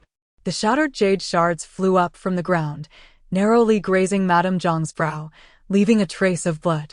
Madame Zhang's heart raced, an unsettling feeling rising within her. She had never anticipated the usually meek Madame Su to be so resolute. Yet, the Jiang family was in the wrong, and she did not wish her daughter to carry the stain of ingratitude. However, more importantly, was the matter of breaking the engagement. Only by doing so could they have room for options. Bring me the marriage contract signed years ago, Madame Jiang said, her face pale with anger. The two women tore the marriage contract apart before each other's eyes. Madame Jiang stood up to reclaim the Jiang family's token, her demeanor somewhat haughty. Su Shiyun, you may now tend to your disabled son. My Yunjin is not worthy of Lu Yenshu. After uttering these words, Madame Jiang scoffed and left the Su residence with an air of superiority. Madame Su's eyes reddened with rage, tears streaming down her face. She had already sent someone to inform Lu Yuanjia of the situation. At that moment, a young servant rushed in with news. Madam, the Marquis says. The servant's eyes darted nervously, unable to finish his sentence. The Marquis says that since he saved Miss Jiang, he should not hold her to his debt of gratitude. This is Yenshu's fate. He cannot be blamed. Upon hearing this, Madame Su spat out a mouthful of blood, leaving her maid pale with fright. Madame Su raised her hand to stop her maid from calling for a doctor, looking as if she were laughing and crying simultaneously. How infuriating! That worthless father gambled my brother's future for his own reputation. May he be struck down. Why did he not perish? Chaochao furrowed her brow, her smooth little face scrunching up in distress, causing her gums to bleed slightly. Strike him down, strike him down. Suddenly, outside, the once clear sky darkened with ominous clouds. In an instant, a fierce wind arose, whipping up dust that obscured vision, as leaves spiraled upward into the sky. A thunderclap echoed across the heavens. A sharp bolt of white lightning, trailing a long tail, streaked across the sky, heading straight toward a small courtyard in the capital. Boom! Madame Su's heart raced as she gathered her thoughts, feeling as if the thunder had arrived just as her daughter finished her curse. Oh dear, madam! There's a fire in the north of the city, the young maid exclaimed. They say someone was struck. Madame Su blinked in disbelief, momentarily forgetting her tears. She wiped the blood from the corner of her mouth, feeling the heavy weight on her heart dissipate with the thunder. Pausing, she glanced at the furious infant shaking her tiny fist. Go find out who was struck, Madame Su ordered, a sense of unease creeping over her. She felt as though the lightning was rather peculiar, as if it had been summoned by her daughter. Surely, it could not have struck the unfortunate soul? Jiuexia promptly agreed and rushed out to inquire. The Jiang family was indeed ungrateful. The eldest son had once saved Jiang Yunjin from drowning, and now they sought to break the engagement. Were it not for him, she would have perished. The heartless, ungrateful wretches. They were simply waiting for the Su family to fall before kicking them further down. Yingxue held Chaochao, fuming and cursing. Madame Su spat another mouthful of blood. Feeling somewhat relieved, though worry clouded her brow, the world was driven by self-interest. What she truly resented was Lu Yuanjia's words, that is Yenshu's fate. Has the young lady awakened? Why did she seem so drowsy again? Yingxue asked in surprise. After the thunder, Chaochao felt overwhelmingly exhausted, her eyelids heavy. She promptly fell into a deep sleep. That night, Dingji returned home weary and drained. Madam, all has been arranged in the prison. The old lady was a bit startled, but the maid delivered medicine and she is fine. The master says not to worry. He is well aware of the situation. Spending a few days in prison might be beneficial for the Su family. The old lady and the other sisters were so moved by your arrangements that they wept with joy. Madame Su's heart, which had been suspended, slowly returned to its place. Yet she felt guilty towards her family. She had severed ties with them for Lu Yuanjia, not having contacted them for over a decade. She pondered that once this matter was resolved, regardless of Lu Yuanjia's feelings, she would return to visit her family. Madame Su, rarely, had a good night's sleep. Meanwhile, Chaochao slept for an entire day and night. She dozed from evening until noon the following day. The doctor visited several times, each time throwing up his hands in exasperation. The young lady is perfectly fine. She simply sleeps too deeply. But why was she not waking? Usually, she would stir every 2 hours, yet this time, she slept for a full day and night. Madame Su was so anxious that her lips blistered. Perhaps she is simply exhausted? The doctor slapped his own face in frustration. What could tire a 40-day-old infant? She cannot walk or crawl. How could she possibly be worn out? Madame Su paused, recalling the thunder from the day before, and gently pursed her lips. I am so hungry, so hungry, so hungry. Madame Su heard the sleepy murmurs in her ear. Chaochao was awake. Quick, bring milk. Madame Su felt a weight lift from her chest. Suspecting that the thunder had drained her daughter's energy, she could not help but wonder if she had given birth to a little fairy. Chaochao yawned. And as soon as she opened her mouth, sweet, fragrant milk filled it. Thank heavens, our young lady has finally awakened. This slumber truly felt eternal, Ing Shiyue teased. She slept as if she had lost her breath. Chaochao felt tears welling in her eyes. I was starving. Who knew the spiritual energy would consume all my milk? Woe is me. Suze affectionately lifted her, planting a gentle kiss on her cheek. The sweet, soft daughter nearly filled her entire heart, and in doing so, rescued her from the web of lies in which she found herself ensnared. Madam, it seems the thunder has truly struck home, Zhu Xia exclaimed, bursting through the door with an air of curiosity. Chapter 10. The lightning strikes the unworthy father. Madam, it is true that someone has been struck by lightning. It happened at a residence in Ping'an Alley, north of the city. They say the male head of the household was the victim. A month ago, someone spent a fortune to acquire the estate. The lady of the house is enchanting, as if she has just emerged from confinement. Her daughter is merely 40 days old, born on the same day as our young miss. There is also an elder son, reputed to be exceptionally gifted in his studies and quite renowned in the capital. Clatter. The teacup in Sue's hand fell to the ground, shattering upon impact. Madam. Jiuexia was startled, noticing her burned hand, and hurriedly brought cool water for her to soak it. Yet, Sue remained oblivious. An elder son? How old is he? Her voice was dry, gripping Jiuexia's hand tightly, causing her pain. Jiuexia, confused, sensed the gravity of the situation on Madame's face and quickly replied, the eldest son is 17, the same age as Master Yenshu. Coincidentally, that young man also bears the surname Lu. Sue appeared struck by thunder. 17? Her lips trembled, her throat seemingly constricted, rendering her speechless. Dengji shot Jiuexia a glance, hurriedly stepping forward to soothe Madame. Madame, it need not be the Marquis, it need not be. Even she felt a pang of uncertainty in her own words. Jiuexia and Ing Shiyue exchanged glances, their expressions shifting dramatically. Jiuexia turned pale. That youth, Lu Jinghuai. Su took a deep breath, biting her lower lip until it bled slightly. Why? Why has he treated me thus? For him, I severed ties with my family. For him, I forsook my former life. For him, I honored my mother-in-law. And for him, I raised his siblings. Why has he repaid my devotion with such betrayal? She dared not contemplate that perhaps from the very beginning, this was all a deception. The child he fathered outside is already 17. Merely the thought sent chills through her. Madam, this is not your fault. He has betrayed you. There is no need to harm your own body in anger, Dingji and several maids urged, their eyes glistening with tears. Little Lu Chaochao sighed softly. Her mother had been manipulated for years, truly pitiful.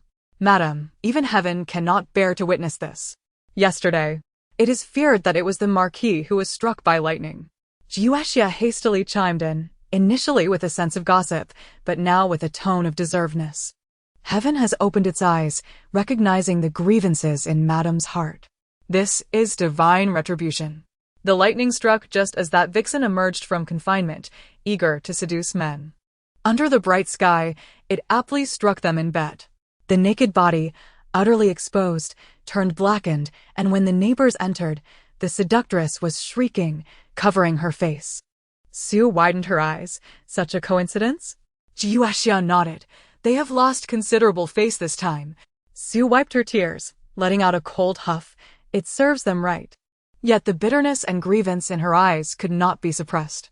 Does she feel anger? Indeed, she does. How could she not? Yet from the moment she came of age, her heart and mind have been solely devoted to him, even severing ties with her family to remain by his side. She feels unwilling. How can she sever this bond? Madam, the Marquis has returned to the estate and is currently at Dathan Hall. Please, you should go there. A young maid whispered from outside. Sue frowned slightly, and Dingji raised an eyebrow. Who knows what condition the Marquis is in after being struck by lightning? Taking Chaoyang along. Let us go and see. Sue rose and headed toward Dathan Hall. Dathan Hall is located to the east of the loyal and brave Marquis' estate.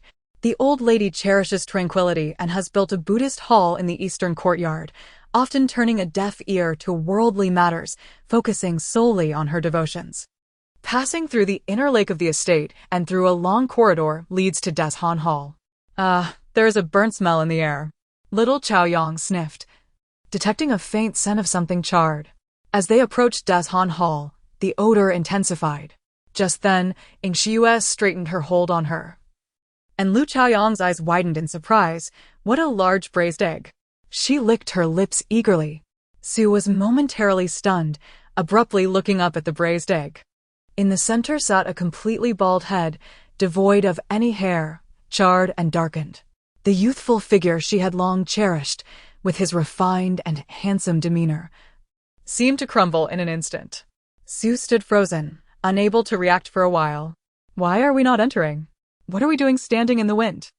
The old lady, noticing her gaze, reprimanded her for the first time.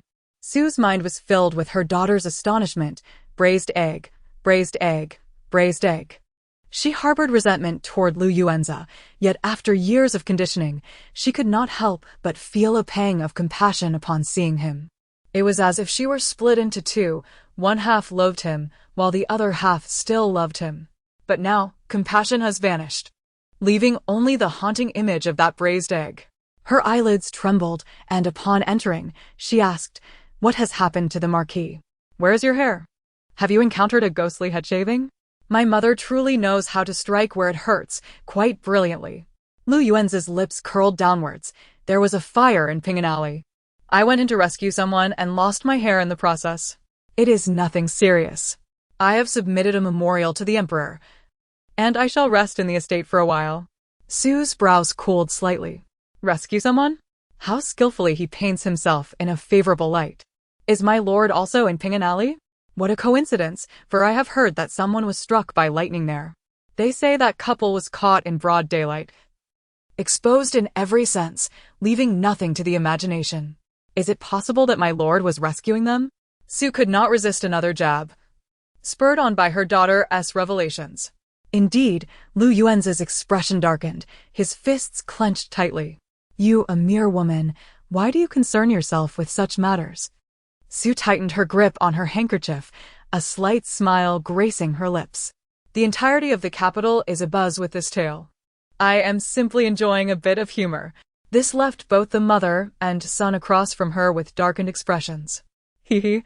Little Chaoyang chuckled mischievously.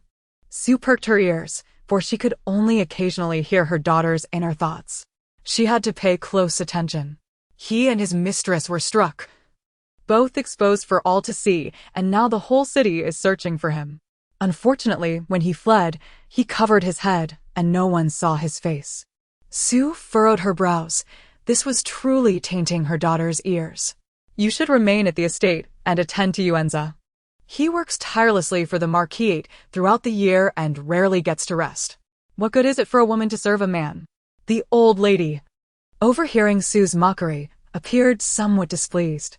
Do not go near your maternal family. You might incur a capital crime. The old lady's stern gaze fell upon her. Su straightened up. What does the Marquis think? Su inquired softly, looking at him. Lu Yuenza glanced at her. Naturally, I feel pained for my father-in-law's suffering, but the emperor is furious. And no one dares to advise otherwise. I can only strive to protect the Marquis. Yunyang, you are sensible. Do not bring harm to the Marquis. His tone paused.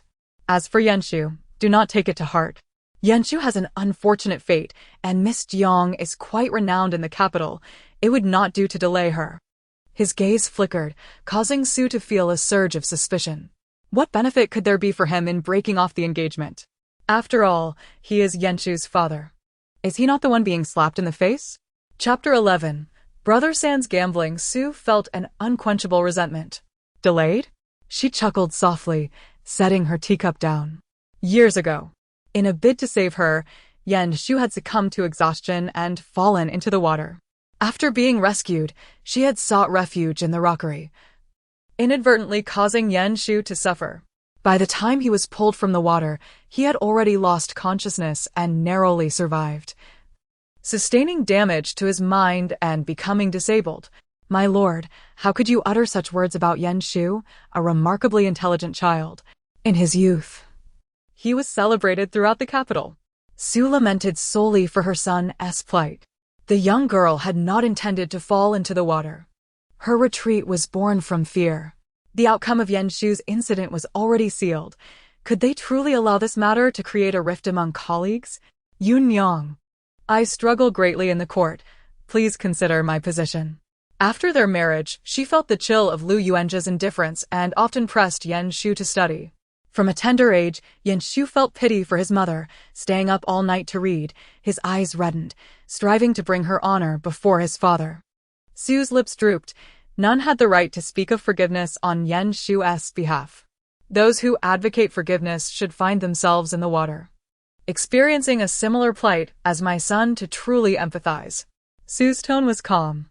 Lu Yuenza furrowed his brow, sensing that the gentle and virtuous lady had changed.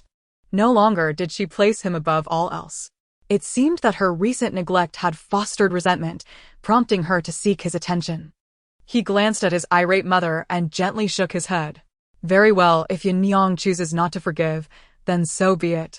He tenderly patted Su's hand. Soon, Su excused herself under the pretext of nursing Chaochao.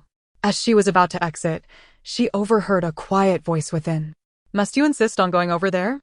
Such a disgrace has occurred. Is the dear grandson frightened? The old lady's words oozed with affection, yet hinted at dissatisfaction. Su paused, and Deng Ji, hearing this, felt a surge of anger. The eldest son still lay at home, yet they were preoccupied with matters outside. Mind your words. Su cast a glance around, and Deng Ji sullenly fell silent. What of the young master? Su inquired, pinching the corner of her eyes. The maid beside her reported that the young master was likely studying in Tinglan Garden. Su then led a few people toward Tinglan Garden. Outside the gate stood a young servant, who, upon spotting the approaching group, hurried inside. The young master is engaged in noble pursuits. Chaochao waved her little hands, brimming with excitement. Su quickened her pace. Stop that servant. Her words had barely left her lips when someone dashed forward, toppling the young servant to the ground, pinning him down. Why the rush, my lady? Deng Ji exclaimed angrily. The young servant trembled, panic-stricken, while Su remained silent, striding resolutely inside. As she approached the door, muffled sounds of distress reached her ears. Open wide. Open up. The young servant, held down, turned pale, his legs trembling. Deng Ji was about to knock on the door when Su raised her hand to stop her, disregarding the decorum befitting a lady of the house. She was merely a furious mother now. With a swift kick, she flung the door open. You fools, you frightened the young master. Who dares to seek death? Beware. My lord. Lu Yuanchao clutched a pair of dice in one hand and money in the other, his eyes bloodshot, embodying the demeanor of a gambler. Upon raising his gaze, he met Su's cold, stern expression. The dice clattered to the ground. As Lu Yuanchao, who had been consumed by the thrill of gambling, beheld Su, his rationality abruptly returned, and a chill surged through him, leaving his face ashen. With weakened knees, he collapsed to the ground, trembling slightly. Surrounded by a throng of kneeling servants, Su gasped for breath, as if the air had been wrenched from her lungs, akin to having her throat constricted. You. Su felt dizzy. If not for Chaochao, how long would she have remained in the dark? Madam. Dang Ji was taken aback. Young master. You have lost your way. Even Ing Shui was astonished. The 8-year-old child had ventured into the realm of gambling. How long has this been going on? Su's voice trembled as Dang Ji supported her, allowing her to sit down with great difficulty. Lu Yuanchao had never witnessed his mother in such a state. Her expression of disappointment and shock rendered him utterly exposed. With a choked voice, he confessed, "Mother, it was my mistake. I have only been at it for 3 days." The once rosy-cheeked youth now had dark circles under his eyes, his lips cracked, and even his usually neat hair appeared dull and disheveled. You indulge in play. You are incorrigible, yet I have overlooked your youthful folly. But how dare you meddle with gambling at such a tender age? This vile pursuit, how could you? Su spoke through gritted teeth. Who taught you this? Anger surged within her, causing her heart to race. The 2 young servants and 2 scholars beside him had been meticulously selected. In a corner, a bound scholar whimpered, his mouth gagged with a cloth. Ju Xia promptly approached to free him. The disheveled scholar knelt before Su. "Madam, it was Qing Yu and Qing Yan." That day, the young master returned with great enthusiasm for his studies, but after a long night, Qing Yu, under the pretense of relaxation, introduced gambling to him. Qing Yan said that small bets were merely for fun, that large wagers were harmful, and that they were not gambling for money, but just to unwind. They coaxed the young master and bound me. Lu Yuanchao had 2 scholars and 2 young servants. Qing Yu and Qing Yan, articulate and literate, had been chosen to assist him in his studies. The 2 young servants, Qing Feng and Qing Shu, managed his daily affairs and attended to him closely. These scholars were bestowed upon him by the old lady. Su commanded, "Bring forth these treacherous individuals and administer severe punishment as a warning to others. Let all the servants witness the entire process before they may leave." Su, usually composed, had never been this furious. The 2 scholars, muzzled, were dragged away, casting pleading glances at Lu Yuanchao. Lu Yuanchao, wishing to plead for mercy, felt an overwhelming sense of despair. These 2 scholars had been his companions since he was 3 years old. These 2 are hardly innocent. They have been sent to Brother San with a singular mission to ruin him. They led him to gamble, encouraged him to skip school, and insulted his tutor, pushing Brother San into a precarious position. Lu Yuanchao stood dazed, as if struck dumb, swallowing his plea in an instant. Su cleared Lu Yuanchao as surroundings of all attendants. "Qin Shu, Qing Feng, you have performed admirably this time. Starting this month, your monthly allowance will be doubled. Take good care of Yuanchao." Su ordered 50 taels of silver as a reward. Lu Yuanchao, in a daze, received not a single glance from Su. Let all the servants gather outside Des Han Hall to witness the punishment. Su's gaze turned icy. Chapter 12. The assault on the matron. As the servants gathered outside Des Han Hall, the old matron was partaking in her meal. What chaos was this outside? How could Madame Su manage her household in such a manner? They claimed she was a lady of high society from the capital, but she appeared rather ordinary. Years ago, my son had knelt at her doorstep for 3 days and nights, only to be told of a downward marriage. Now, the entire Su family languished in prison. The old matron's expression revealed a hint of disdain. The recent calamity had become the talk of the town, and she harbored a simmering anger. Only the Su family had been raided, which brought her satisfaction. At that moment, Lin Momo returned to report, "Old madam, it is said that the young master's attendant has made a mistake. The entire household will witness the punishment." She paused. I recall those two young servants appeared to have come from Deshan Hall. The old matron's countenance darkened. Was this not a slap in the face of Deshan Hall? Lin Momo supported her as they proceeded directly outside. The young servants had gathered, their faces tinged with alarm, all glancing at the two attendants found at the center. What nonsense is this? What crime have they committed to warrant such punishment? Is this how noble families disregard human life? The old matron leaned on her cane, ready to administer punishment to the young servants she had sent. What did this signify? Madame Su bowed to the old matron. These two wretches have deceived both above and below, leading Shower astray into gambling. They emerged from Deshan Hall, handpicked by their mother. And I fear they deliberately concealed their actions from her. If they are not punished severely, how can we prevent others from deceiving you? Those unaware might mistakenly believe you are teaching your grandson Pearly. Madame Su's face was a mask of anger.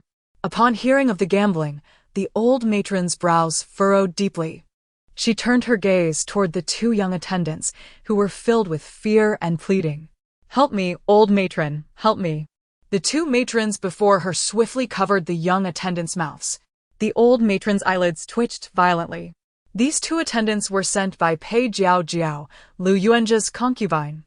Madame Su cast a glance at her, her fists slowly clenching. Today, let everyone watch closely.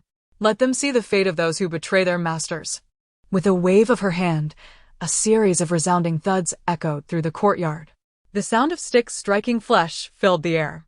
The two attendants were bound to a long bench, their mouths forcefully obstructed, beads of cold sweat dotting their foreheads, their eyes fixed desperately upon the old matron. Muffled whimpers escaped from their gagged mouths.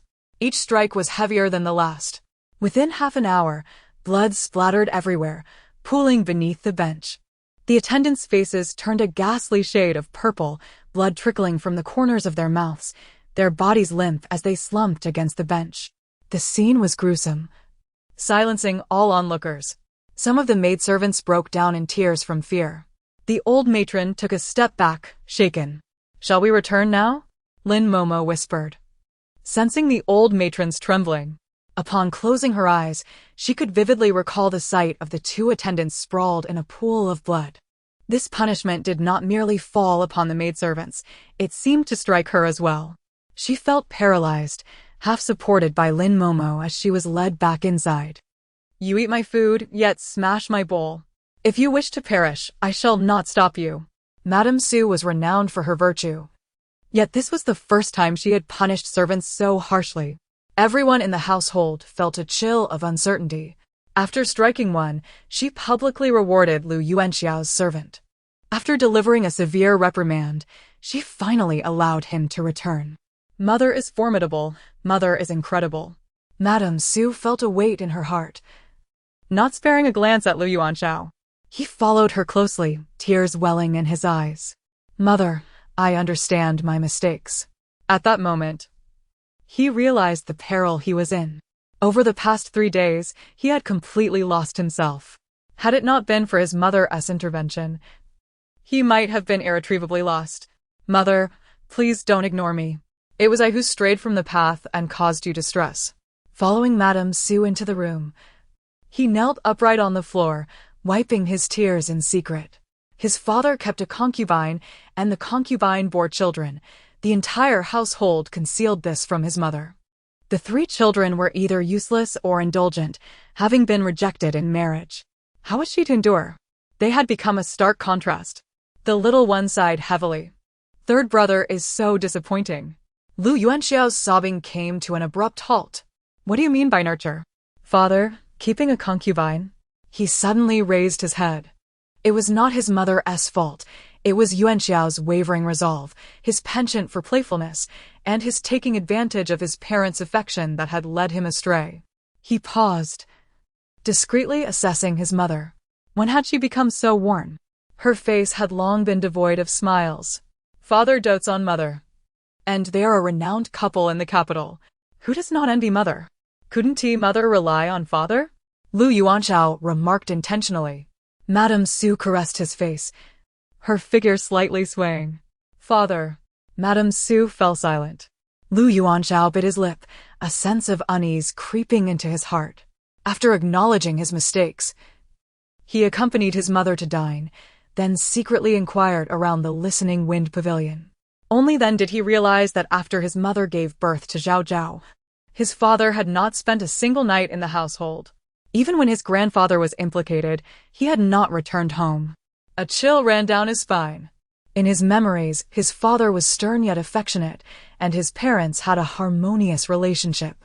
There was not even a concubine in the household. When a maid had once attempted to seduce him, his father had flown into a rage and sold her away. His mother had wept with gratitude. For years, his father had been considerate, and his mother willingly managed the household. Everyone in the capital praised his father as a devoted man. But now, to suddenly learn that his father kept a concubine and even fathered children, he felt a profound chill envelop him. Once, the attendants had coaxed him into skipping school, encouraged him to insult his tutor, and lured him into gambling. Now he felt nothing but dread. He was his mother's right-hand man. If he were cut off, how would she survive? That night, Lu Chaochao dusted off the 4 books and 5 classics, sitting by the window, diligently studying. Chapter 13. A fortuitous opportunity, my lady. I have observed that the 3rd young master has indeed applied himself diligently. He returned home yesterday and earnestly reviewed his studies. And this morning he came to the courtyard to pay his respects, and now he has gone to the academy. You may rest assured. Deng Ji gently massaged her temples. Su Shi remained silent, recalling how Lu Yuanza had returned last night. The old matriarch, frightened after witnessing the punishment, had developed a high fever during the night. Lu Yuanza, in a fit of rage, came to demand an explanation, and Su Shi, unable to contain herself, questioned him whether it was more important to care for the old matriarch's reputation or to address the misdeeds of the Lantern Festival.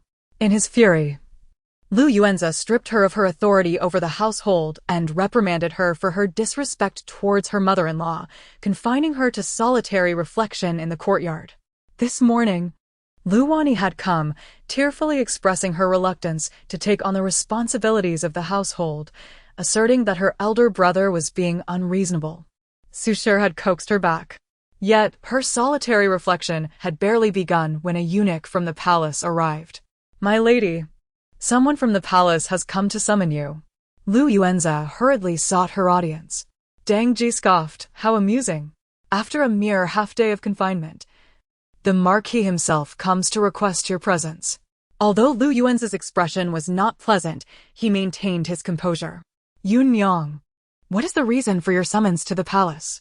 Earlier, he had inquired, but the eunuch had merely cast him a sidelong glance, unwilling to divulge any information. Su Shi replied calmly, I am still under confinement. Marquis, you may proceed. Lu Yuanza's expression stiffened. At that moment, the eunuch awaited outside, and he could only sigh. Lowering his tone, Yun Yang, I do not blame you. My mother is advanced in years, having witnessed the punishment of a young servant, and she fears you might be reprimanding her. She was frightened. In my father's youth, he fought valiantly in battles, and my mother toiled endlessly to raise us. After my father's demise, she has shouldered the burden of our household alone. Can you not empathize with her? Yun Yang, you are a woman of understanding. How can you be so unfilial? You and I are one. I regard you as family. Just yesterday, I spoke thoughtlessly, and I hope you will not take offense. Lu Yuanza's handsome visage softened, and as he lowered himself, his gaze held a depth of affection that seemed to be directed solely at her. Su Shi had once been swayed by such sentiments, but today, your mother's suffering has nothing to do with my own. Her hardships were not caused by my mother. This notion of filial piety wrapped in self-interest is truly filial indeed. Little Chaochao gurgled in response. Recently subjected to manipulation, Su Shi was suddenly awakened by this realization. How apt when the old matriarch had fallen gravely ill, she had devoted herself day and night to her care. Yet it was Lu Yuanza who garnered the accolades in the end. My parents labored tirelessly to raise me, and now our entire family is imprisoned. Yet the Marquis expects me to sever ties with them. Is this truly what filial piety entails? Su Shi could not help but retort. Lu Yuanza's brow furrowed slightly. his gaze suspiciously assessing her. There was something different about Su Shi. Yet her years of compliance had not been feigned. She had revered him as a deity, obeying his every word. Her recent peculiar temperament must be a reaction to his neglect. Lu Yuanza's expression bore a hint of smugness after years of training. How could she harbor any disloyalty? I understand you are upset. I shall arrange for someone to appease you tomorrow. Su Shi remained silent, merely tidying herself before stepping out to receive the edict. Lu Yuanza attempted to follow, but the eunuch cast him a glance. Marquis, you must wait outside the palace. Entrance is forbidden without a summons. He glanced at the swaddled infant in Deng Ji's arms. You may take the young lady with you. The Grand Princess has been inquiring about her for some time. Lu Yuanza's expression darkened abruptly. Even the mere 40-day-old Zhao Zhao had been invited to the palace. Oh! How fitting for a scoundrel father. Little Zhao Zhao grinned widely. Su Shi mused that perhaps her blood-written plea, placed beneath the crooked tree, had borne fruit. Upon her entrance to the palace, Su Shi requested the eunuch to watch over Zhao Zhao. She nodded to Deng Ji, who remained waiting outside. Within the imperial study, the atmosphere was tense. As Su Shi entered, she caught a glimpse of her father and elder brother kneeling in the center, the formidable yellow throne looming before them. She lowered her head, prostrating herself. This humble servant pays her respects to your majesty. After the customary formalities, Su Shi was already drenched in sweat. Emperor Xianping said nothing, merely gesturing with his hand. The eunuch brought forth paper, ink, and brushes, and with a sharp voice instructed, Please, the wife of the loyal and valiant Marquis, take up the brush and inscribe a few characters. Su Shi's heart raced, yet being a woman of experience, she maintained an air of composure. As she lifted her brush, the onlookers could not see what she wrote, but the eunuch standing nearby flinched slightly. Moments later, Su Shi set down the brush and knelt once more. The eunuch presented the writing to Emperor Xianping, who observed the 8 large characters inscribed on the paper, remaining silent for a long while. Su's patriarch, with hair and beard turned white, though a civil servant, knelt with unyielding resolve, initially intending to die for his conviction. However, upon seeing the emperor summon his daughter, he shed a tear of anguish. Your Majesty, this old minister acknowledges. Before he could finish, Emperor Xianping burst into hearty laughter, clapping his hands. Excellent. Excellent. A splendid era of peace. Marvelous. Emperor Xianping even stepped down from the jade stairs, personally assisting the kneeling patriarch to rise. Old tutor, I have wronged you.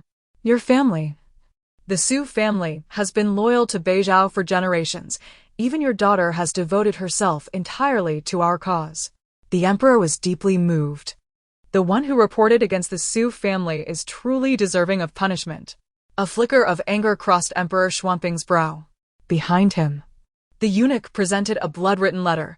This is what was uncovered from the Su family. The patriarch trembled as he rose, gazing at the blood-stained characters, momentarily stunned. This was a sutra inscribed in blood, reflecting their devotion, along with the line, I willingly sacrifice 30 years of my life for the peace of Beidao, and for your Majesty's safety and longevity. In the corner, the names of all Su family descendants were signed, each with distinct handwriting, accompanied by blood handprints. The entire Su family was of noble character. Emperor Xianping nodded, and the patriarch's heart fluttered. Only Su Shiyun could replicate the handwriting of the entire family. Yet she had never made it known. Su Shiyun's palms were clammy with cold sweat. Fortunately, she had kept her ability to herself, even from Lu Yuanza. Had she not switched out the puppet in advance, the Su family would surely have met with disaster today. Though I am a woman, I have been taught by my parents from a young age, the children of the Su family take serving the court as their duty. Our entire family adheres to this belief. As a humble wife residing in the rear courtyard, I can only pray for your Majesty's blessings and longevity. Please forgive my impertinence. Su Shi bowed her head. The emperor laughed heartily. Minister Su, you have raised a fine daughter and splendid descendants. The entire Su family is exemplary. He then assisted Su Yiting to his feet. Su Yiting, the eldest son of the Su family and Su Shiyun's elder brother, knelt deeply. "Your servant shall not disappoint your majesty's expectations." "Excellent." The emperor's expression radiated joy. Though Su was a woman of the inner chamber, her heart was devoted to Beizhou, and she was granted a third-rank imperial title. The decree stated that the emperor found great comfort in the phrase about exchanging 30 years of life for peace and health. Outside the door, Lu Chaochao eavesdropped, chuckling to herself. My worthless father has muddled through 36 years, relying on the residual grace of our ancestors to attain a mere fourth-rank position. My mother holds a third-rank title. This will surely infuriate that good-for-nothing. Inside the study, Su Yiting wore an unusually bewildered expression. Had he begun to hear things? Chapter 14. Embracing the golden thigh. The Su family exited the imperial study. Su Shiyun bit her lip tightly, struggling to suppress her tears. "Father, elder brother, you have suffered." With reddened eyes, she could hardly bear to look into the eyes of her family. 18 years, she had rejected her maternal family for 18 long years. Su Yiting had not wept when wrongfully accused, nor when the entire family was imprisoned, but at this moment, seeing his younger sister with her head drooping and calling for him, he nearly shed tears. He raised his hand, his voice hoarse. "Do not cry. You have just emerged from confinement. Tears will only cause your eyes to ache." They found a secluded spot and refrained from mentioning the injustices faced by the Su family. "Is this Zhao Zhao?" Su Yiting had secretly climbed the wall to observe her. She was indeed strikingly beautiful. This was the daughter he had envisioned. Su Shi hastily wiped her tears. "Yes, father, elder brother, this is Zhao Zhao. She is 40 days old, still an infant." "Maternal grandfather." "Uncle." The slightly infantile voice erupted in their ears, causing the elderly patriarch to stumble, nearly collapsing. Indeed, age had made him susceptible to hallucinations. Su Laote had once been a teacher to the emperor, holding a prestigious position as the grand tutor. Having long since retired, the Su family now relied on Su Yiting's influence in the court. At the age of 40, he had ascended to a second-rank position, becoming a coveted figure in the capital. Initially fearing for his life to protect the Su family, he unexpectedly soared to prominence. At this moment, both men fixed their gazes intently on the swaddled infant. Lu Zhaoao, ever gracious, grinned widely, exposing her toothless gums. Fated outcome: maternal grandfather to perish in the imperial study. Uncle to bear the family's guilt alone, executed as an example. How wonderful, maternal grandfather lives and uncle is alive. Uncle has even been promoted. The eyelids of the two men twitched. The old patriarch intended to make a resolute statement through death, without confiding in anyone. Su Yiting planned to shoulder the blame alone, also without divulging his intentions. Their gazes fell upon the infant. "It is a pity that my maternal grandmother is nearing death. Already frail, her time in prison has taken a toll, and now she is perpetually on edge, likely unable to endure much longer." Su Shi jolted. Before she could speak, her father and brother stated, "Your mother and the elders of the clan remain imprisoned. I will first bring them out." "Sister, I shall visit tomorrow. Today, the Grand Princess wishes to meet Zhao Hao, so you need not accompany me to fetch our mother." Su Shi wiped her tears, feeling how foolish it was to sever ties with Lu Yuanjia and her maternal family.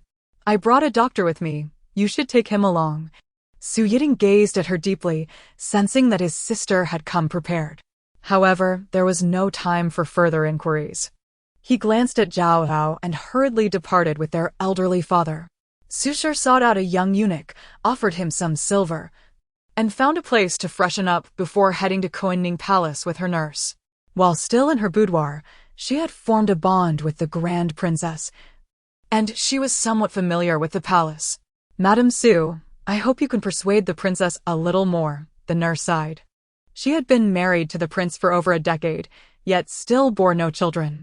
It was suggested that the prince take a concubine or a secondary wife to bear children, which would at least ensure a lineage. Even a princess, if childless, would suffer greatly. Little Zhao Hao recalled the gentlewoman from her full moon celebration. Indeed, the fate of having no children was a heavy burden. Su Shi remained silent, knowing how eagerly the Grand Princess longed for a child of her own. Upon entering the palace, The Grand Princess's sobs had finally subdued slightly. Quickly, bring the child to me. I have been yearning for her since my return 3 days ago. Let me see how beautiful this girl truly is. As Su knelt to pay her respects, the Empress Dowager granted her a seat.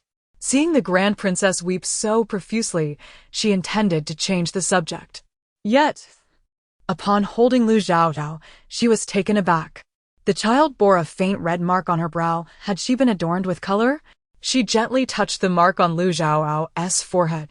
Su, having completed her greetings, smiled lightly as she replied to the Empress Dowager, "Your Majesty, this child, who has just completed her first month, cannot possibly have any embellishments.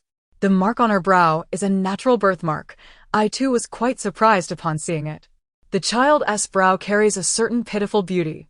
The Empress Dowager, unable to resist, removed her long robe and extended her hand toward Lu Chaochao. The plump little one was lively and well-fed, round and chubby, adorned in festive attire, evoking a sense of delight. Lu Chaochao waved her tiny hand and lunged forward. "Oh dear, be careful, Your Majesty." Su was startled by her sudden movement. The little one was not light. Just as the Empress Dowager was momentarily enveloped in the scent of milk, the child planted a kiss on her cheek. Su's complexion changed dramatically, and she fell to her knees with a thud. "I have kissed the world's most noble woman, moi." Su nearly fainted. The Empress Dowager laughed heartily. For elderly individuals often cherished the affection of children. There was a common saying that if a child cried upon seeing an elder, misfortune awaited the elder. Conversely, if the child was joyful, the elder would be blessed. The Empress Dowager, with her formidable presence, usually instilled fear, yet the appearance of Lu Chaochao brought her unrestrained joy. "It is of no concern, I am well." Even the Grand Princess has forgotten her tears, gazing up with swollen eyes. "This is indeed the daughter of my dreams. All my fantasies about having a child are embodied in Lu Chaochao. How could I bear to send the prince to a concubine or to raise a secondary wife's child? That would be like carving flesh from my heart." The Grand Princess felt tears welling up again. "Do not worry. Should you bear a child, you may keep the child close as if it were your own. I understand the deep bond you share with the prince. Yet how many more years can he wait for you without a child? In these past years, he has grown increasingly impatient and has had several disagreements with you." Little Chaochao, nestled in the Empress Dowager's embrace, gazed intently at the Grand Princess with wide eyes. The Grand Princess felt a heaviness in her heart and plaintively asked, "Do you also think I cannot bear children?" She looked at Lu Chaochao, whispering her question. Perhaps the Empress Dowager was right. The prince had given her over a decade of chances. The delicate voice chimed, and she looked at the Grand Princess, urgently babbling. "Birthing children is simple. When we return, I shall grant you a child. Do you wish for a boy or a girl?" She pouted, as if she could not stop speaking. Su's eyelids twitched uncontrollably. Her daughter, capable of wielding lightning when angered, was also able to bestow children. She wished to intervene, but the Grand Princess asked, "You say I cannot bear children?" No sooner had the words left her lips than the little one, with much effort, placed her hands on her hips, her small face turning crimson as she sprayed drool. Her tongue waggled incessantly, saliva flying everywhere. The Grand Princess, astonished, tentatively asked, "Do you think your aunt can bear children?" Had she lost her mind, questioning a 2-month-old child? An even more astonishing scene unfolded. The little one ceased drooling, grinning widely, her chubby hands clapping excitedly, creating a delightful sound. The Grand Princess laughed joyfully. "Mother, Chaochao says I can bear children. Give me 3 more months. If I am still not pregnant after 3 months, then I shall allow him to take a concubine. Everything shall be decided by you, mother." The Grand Princess, resolute in her thoughts, knelt at the feet of the Empress Dowager. She understood that this time, it was her mother-in-law who had sought the Empress Dowager's favor within the palace. This was her final opportunity. Chapter 15. The gift of a child. The Empress Dowager stared blankly at her. The dialogue between the two was remarkably smooth, leaving her bewildered as to how she could communicate with a 2-month-old infant. Yet, witnessing her once arrogant daughter humbled to the ground, she could only nod in acquiescence. As you wish, but in 3 months, there can be no excuses. The princess wiped away tears and rose from the floor. Zhao Zhao, you truly are the apple of my eye. Yunyang, you have given birth to a wonderful daughter. The princess gazed longingly, for this was the child of her dreams. Give me 10 or 8 more. The little one waved her chubby hand. Su Shi's eyelids twitched, and she hurriedly took her daughter into her arms. Your Highness, Zhao Zhao is still a child. She knows nothing. This cannot be taken seriously. The princess had been married for over a decade and had seen countless physicians without ever being pregnant. If she didn't conceive in 3 months, how could she blame Zhao Zhao? The princess smiled, pursing her lips. Rest assured, I understand. Su Shi, eager for her daughter's well-being, comprehended that. Yet, she inexplicably trusted Zhao Zhao this time. Set the table. The Empress Dowager intended for Su Shi to dine in the palace, to spend more time with her eldest daughter. The palace banquet was intricate with many rules, but the dishes from the imperial kitchen were nonetheless delectable. Holding Lu Chaochao, the maid caught a whiff of the delicious aroma, and the little one's dark eyes lit up. Meat. I want to eat meat. Give me a piece. Let me taste it. Little Zhao Zhao opened her mouth, her tender voice continuously calling out. If not, just let me lick the plate. Su Shi was nearly in a cold sweat. Quick, bring her to me. The princess instructed the maid to hand the child over. Are you craving? You don't even have teeth yet. Wait until the 100th day to taste some meat. The princess grew fonder of her, for she truly was dear to her heart. Why couldn't she have specified such a child? Uncommonly, the princess held her with one arm while using chopsticks with the other, disregarding royal etiquette. As she lifted her silver chopsticks to pick up a morsel, unexpectedly, a short, plump little paw shot out from her bosom, swiftly grasping the chopsticks. Seizing the piece of tender meat, the little one forcefully stuffed it into her mouth. Su Shi broke into a cold sweat, rushing forward to grab her hand. Quick, someone! Su Shi had been attentive ever since she heard Zhao Zhao's thoughts, almost allowing her to succeed.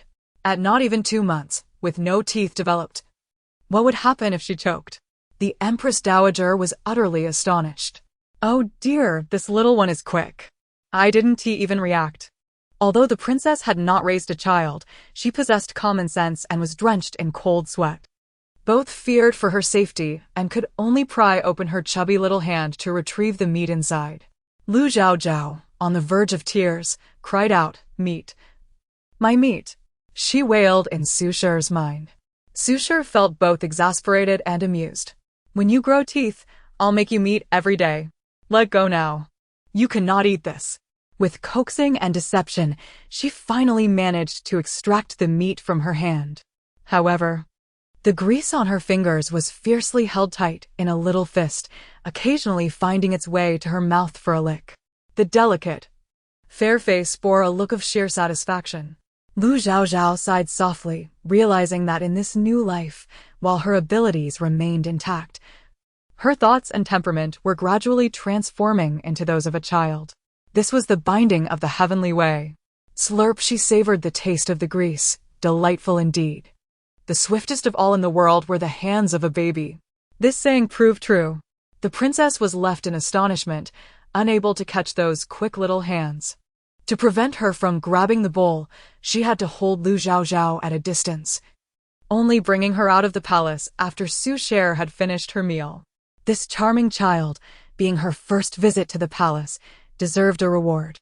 The Empress Dowager waved her hand generously, bestowing countless jewels and adornments. The little one's favorite was a golden apple symbolizing peace and health, which she clutched tightly. The princess intended to admonish the loyal and brave Marquis, thus gifting a large luminous pearl. Yunyang, I heard. She paused, knowing how much her friend adored the loyal and brave Marquis, to the point of losing herself, living for him. Yet, only one luminous pearl had reached Zhao Zhao. She said no more, aware that her friend did not appreciate disparaging remarks about the Marquis, so she merely hinted at it. Su Shi lowered her head in silence. The princess sighed. On the way out of the palace, We've struck gold. This gold is real? Little Zhao Zhao, clutching the golden apple, munched away, drooling. Su Shi inhaled sharply, wondering how she birthed such a materialistic child. Little did she know, in the realm of cultivation, the sword cultivators were the poorest. Lu Chaochao was indeed a sword-cultivating elder. In this lifetime, she had never possessed wealth. Let us return home and see how my mother is doing. Su Shi commanded someone to inquire immediately. By the time Su Shi returned to the Marquis's residence, the lights were just beginning to glow. As she entered, Lu Yuanza rushed out, having received news. His brow was slick with sweat and unusual urgency in his demeanor. Yun Yang, how did your father's family get released from prison? After speaking, he seemed to realize the inappropriateness of his tone and quickly added, Yun Yang. This afternoon I joined several ministers to plead for your father. This plea has yet to be presented. How did he return home? The plea was tightly clutched in his hand, seemingly anxious. Su Shi furrowed her brow slightly, appearing somewhat fatigued. The emperor misunderstood the Su family and promoted my brother. A smile lingered on her lips, and upon closer inspection, Lu Yuanza's eyes flashed with a hint of disgust. It was unclear who had reported that beneath the crooked willow tree of the Su family lay witchcraft items. There was no such sorcery. Only the Su family's patriotic heart. What lay buried with Su Shi left a suspenseful pause. Lu Yuanza's heart raced. What is buried? His tone turned slightly cold. Buried is the Su family's willingness to sacrifice everything for the court, Su Shi concluded, and a maid behind her added, we must also thank the informant. Otherwise, the Su family would not have this fortune. The elder master has been promoted to the second rank, quicker than the old master's promotion. The Su family is about to rise again. Zhu Xia shot a glance at the loyal and brave Marquis. The Marquis's complexion turned ashen, his fists clenched tightly, struggling against the sudden onslaught of emotions. This truly is a great fortune. He inhaled slightly. But this is not the only fortune. Our Lady has received the Emperor's commendation and will be granted a third-rank title. The decree will be issued tomorrow morning. Ying Shui held her head high, for her lady had once been the talk of the capital in her youth. Had it not been for years of suppression by Lu Yuanza, she would not have ended up in such a situation. This time, Lu Yuanza's eyes turned red. As the Marquis moved about in the court, Yun Yang could not lag behind. He's jealous. Your father's status is higher than his, and even his wife's rank surpasses his. Ha ha. He is so envious his eyes have turned red. Lu Chaochao laughed heartily in her heart. The scoundrel who lived off a woman deserved it. Chapter 16. The malicious sister-in-law Lu Yuanzha possesses an exceptionally strong sense of pride. In the past, when he sought to marry the legitimate daughter of the Su family, he was met with covert ridicule. The Su family, holding a prestigious rank, boasts several brothers who are remarkable in their own right, and they dote upon their only daughter, Su Shiyun, with profound affection. She epitomizes the true essence of a highborn lady. Conversely, after the passing of the old Marquis, the Marquis of Zhongyang became merely a hollow shell. Furthermore, due to Lu Yuanzha's frail constitution, he had been raised in the realm of literature, making his endeavors particularly arduous. His aspiration to wed a daughter of the Su family was indeed a flight of fancy. Surprisingly, Su Shiyun was captivated by his handsome visage and declared that she would marry no one but him. After their marriage, upon discovering Lu Yuanzha's discomfort and insecurity in the presence of her father and brothers, she severed ties with her family to protect his pride. At this moment, she held the title of a third-rank noble lady, a rank superior to that of Lu Yuanzha. Although there is no direct comparison between official titles and noble ranks, she felt a secret satisfaction within her heart. Su Shiyun is inherently kind-hearted, virtuous, and magnanimous. She deserved the noble title she held. Alas, it is I who am inept, unable to secure a noble title for her. Lu Yuanzha exhaled a deep, heavy sigh. His father had once petitioned the emperor for a noble title for his mother, only to be declined. Now he felt as though he had received a resounding slap in the face. Su Shiyun smiled gently, remaining silent. Had it been any other time, she might have demeaned herself to the lowest depths merely to please him. With my parents out of prison and my elder brother promoted, I wish to return to the estate tomorrow, she said with a hint of a smile, eager to return home. Lu Yuanjia responded with a soft It was indeed appropriate to pay a visit and offer congratulations. Oh, father is going to be furious, stealing a chicken only to lose the rice. And gifting the Su family a grand opportunity, they deserve it, ha ha ha. The little one incessantly complained, which alleviated some of Su Shiyun's pent-up frustration. Not long after Su Shiyun returned home, Lu Wani personally brought over the management authority. Sister-in-law, you have finally returned home. This authority is not something I contended for. My elder brother forced it upon me, she explained, flustered, her eyes glistening with tears. Su Shiyun truly cherished her. When she entered the family, Lu Wani was merely 3 years old. The elderly master was in poor health, and the matriarch kept vigil throughout the night. Lu Wani would sleep in her room, and she had nurtured her day by day. How could I blame you? We are as close as mother and daughter. I know your character well, Su Shiyun reassured her. Noticing Lu Wani's cold hands, she fetched a cup of tea to warm her. It was Lu Wani's favorite pre-rain Longjing tea. Lu Wani huffed, elder brother unjustly blames sister-in-law. I will confront him. If he dares to bully you, I shall disown him as my brother. Her indignant demeanor warmed Su Shiyun's heart. Perhaps Lu Wani was the only one in the Lu family who genuinely cared for her. Does your elder brother truly care for me? Su Shiyun mused, lost in thought. Lu Wani was taken aback, but affectionately grasped Su Shiyun's hand. Sister-in-law, although my elder brother can be quite foolish, he is sincere toward you. He knelt for 3 days and nights at the Su family gate to win you. His precious treasure. Look at how, all these years, he has had no other women by his side. The whole capital knows of his devotion. If he misbehaves, I shall be the first to object. I am your loyal protector. I will keep the outside riffraff at bay. Lu Wani scoffed, playfully leaning against Su Shiyun's shoulder. Su Shiyun felt a deep sense of comfort. Lu Chaochao had just awakened, smacking her lips. Little protector, no way. I am the one who will forever shield mother from the wind. She lets in the wind. 1 month before she gave birth, she didn't even return to the old residence. She went to take care of the concubine during her confinement. No one can take my position as the little protector. Humph. Just wait until I can talk. I will scold you thoroughly. Su Shiyun's embrace around Lu Wani gradually stiffened. Her fingers trembled slightly. What is it? Sister-in-law? Lu Wani inquired with a bright smile, appearing somewhat adoring. The matriarch was already advanced in age when she gave birth to her, making Su Shiyun feel like a mother to her.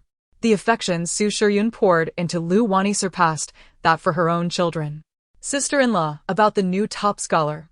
Lu Wani's cheeks flushed, a hint of shyness evident. She gently bit her lower lip. At 19, she could no longer afford to delay. Sister-in-law, you mentioned helping Wani inquire about him last time. When the new scholar paraded through the streets, I noticed him in the crowd and felt a flutter in my heart. Had Su Shiyun not heard Lu Chaochao's thoughts, she might have already agreed wholeheartedly. But now, Su Shiyun gently stroked Lu Wani's hair. I still vividly recall the day I entered the family in my bridal attire. You had just learned to walk and stumbled toward me, wrapping your arms around my leg and calling me mother. That moment is etched in my memory. My love for you exceeds that of any brother. Lu Wani's eyes widened in surprise, seemingly unable to meet Su Shiyun's gaze, slightly averting her eyes. Back then, as a child, she had made a fool of herself, but thankfully, her sister-in-law treated her as if she were her own daughter. All of her etiquette was taught by Su Shiyun. Su Shiyun gazed deeply at her. I will certainly keep an eye on the new top scholar for you, but as your sister-in-law, the final decision regarding your marriage rests with your mother. Lu Wani bit her lip and reluctantly agreed. In the past, Su Shiyun would have taken charge, gathering images of all the suitable young men in the capital, along with their family backgrounds and characters, presenting them to Lu Wani for her selection. The Su family's influence in the capital was evident. If Su Shiyun arranged the marriage, Lu Wani's prospects would have soared. But now, she left it to her mother. Coming from the countryside, her mother lacked connections. What good families could she find? After Lu Wani departed, Su Shiyun's expression suddenly darkened. Madam, did you not mention previously that the old tutor had talented disciples whom you intended to introduce to Miss Wani? Dangji had just prepared the gifts for tomorrow. Please investigate whether he returned to Qingxi old residence in February. It is a 3-day journey from the capital. We should be able to find some trace. Dangji paused before agreeing. At dinner, Lu Yuanchao returned from the academy, appearing fatigued, as though he had shed a layer of rebelliousness. Mother, I have come to accompany you for dinner, he said with a forced smile. He was trying to catch up on his studies, but reality proved far more challenging than his aspirations. Brother Yuanchao has grown more considerate, Dangji mused, feeling that with the third young master present, the madam's heart would be somewhat eased. I wonder when your second brother will return? Su Shiyun sighed. Your second brother is away for study. He will surely return before the new year. Yuanchao spoke softly. After the mother and son finished their meal, Lu Yuanchao said, I am going to see my sister, and promptly slipped into the adjoining room. The sibling bond between them was indeed strong. Dangji covered her mouth, chuckling. Little Zhao Zhao raised her gaze and spotted her unfortunate third brother. Chapter 17. Returning home with a sorrowful expression, Zhang lay by her bedside. Oh, sister. I am utterly exhausted. Studying is so draining. My heart is heavy. Lu Chaochao blew bubbles. Lu Yuanchao felt indignant. Sister, you are still young and have never faced true hardship. Studying is indeed the most arduous task in the world. Allow me to recite a few lines for you. I assure you, you'll be lulled to sleep. Lu Yuanchao, with a mischievous glint in his eyes, pulled out a copy of the 3-character classic, which he had been learning for 3 years without finishing. Sitting cross-legged before the cradle, he murmured softly, the greatest suffering in the world is studying. At the beginning, human nature is inherently good. Although human natures are similar, habits differ. The chubby little one stumbled through a few lines before reciting from the book. Filial piety among fathers and sons, harmony among husbands and wives, the 12 branches, from Z to High. The chubby child scratched his head. Just as he put the book down, he heard a little voice echoing in his mind. At the beginning, human nature is inherently good. Filial piety among fathers and sons, harmony among husbands and wives. The small voice, sweet and tender, even echoed Sanji's stammering. With a thud, Lu Yuanchao's book fell to the ground. He stared in shock at the child in the cradle. Is this something that can simply be learned? My Sange is truly foolish. Oh well, when I grow up, I shall take care of him. Having him as a good luck charm will be quite delightful. Lu Chaochao sighed softly. Can it truly be learned just by being clever? Lu Yuanchao burst into tears, clutching the book as he dashed out. He felt utterly devastated and hurt, realizing that even his 2-month-old sister surpassed him. Su Shi furrowed her brows in confusion. Quick. Go see what is the matter with Yuanchao? He was fine just a moment ago. Why is he suddenly in such a state of despair? It seemed as though the entire world had collapsed for him. He had never been this distraught even during his gambling escapades. Lu Chaochao looked on in disbelief, finding her older brother as foolish as a pig and his emotions so volatile. A man's heart is as elusive as a needle in the ocean. I shall not fish for needles in the future. I desire the entire sea. Lu Chaochao, feeling drowsy, soon drifted into a deep slumber. Later that night, she lay sprawled on her small bed, her round, fair belly exposed. Under the soft glow of the yellow oil lamp, Su Shi tucked her in with a silk quilt.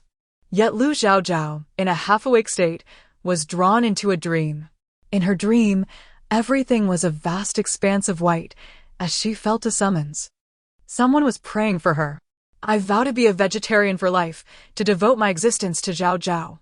Only asking for her to grant me a son and a daughter. If they could resemble Zhao Zhao even a little, that would be even better.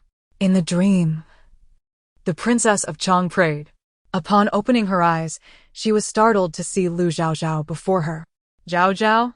The princess was momentarily taken aback. After years of seeking a child, consulting countless doctors, and praying to numerous deities, this was her first dream of Zhao Zhao. Unexpectedly, the Zhao Zhao in her dream spoke. Do you wish for a child? A boy? A girl? Or perhaps both? The child's voice was even softer and sweeter than she had imagined, resonating deeply within her heart. Any of them will do. I am not picky, she replied eagerly, for even the slightest chance of receiving a child would fill her with joy. Lu Chaochao opened her hands, and a glimmer of merit radiated from the princess.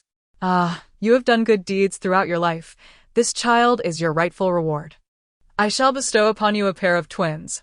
Once she had drawn upon the merit, a beam of light shot into the princess's abdomen, and Lu Chaochao's form dissolved into the dream.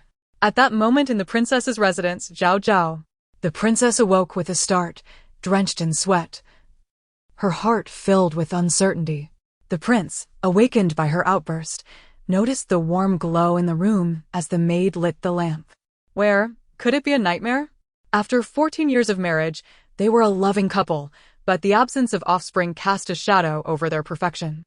You mentioned your fondness for Zhao Zhao during the day. Why do you call her name in your dreams? The prince, aware of her affection for Zhao Zhao, was surprised by the depth of her feelings. The princess placed her hand on her abdomen, feeling a warm sensation as if a fire were ignited within her. She wrapped her arms around the prince's neck, pulling him closer, their breaths mingling as she whispered, "Dear husband, today I shall surely conceive a child." Under the dim light of the oil lamp, the princess's cheeks flushed with an inexplicable conviction. The prince felt warmth in his heart, moved by her fervor. The maid quietly withdrew, leaving the couple in a sleepless embrace throughout the night. The following morning, when Lu Chaochao awoke, she was already dressed and seated in a carriage. Madam, do not worry. The master and mistress will not blame you. She cherishes you dearly, Dang Dai comforted her softly. Sensing her apprehension, Susher pursed her lips, choosing silence, reflecting on how foolish she had been during her years away. What of the Marquis? As she alighted from the carriage and caught sight of the Su family gate, Susher was momentarily lost in thought. The Marquis did not return last night. This morning, he sent word that he would return before lunch, Dang Dai informed her in a hushed tone. Susher's face remained calm, yet her heart ached with unspoken agony.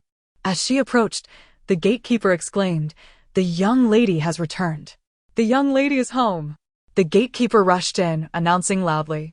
As Susher walked through the entrance, the mansion appeared as it had in her memories from years past.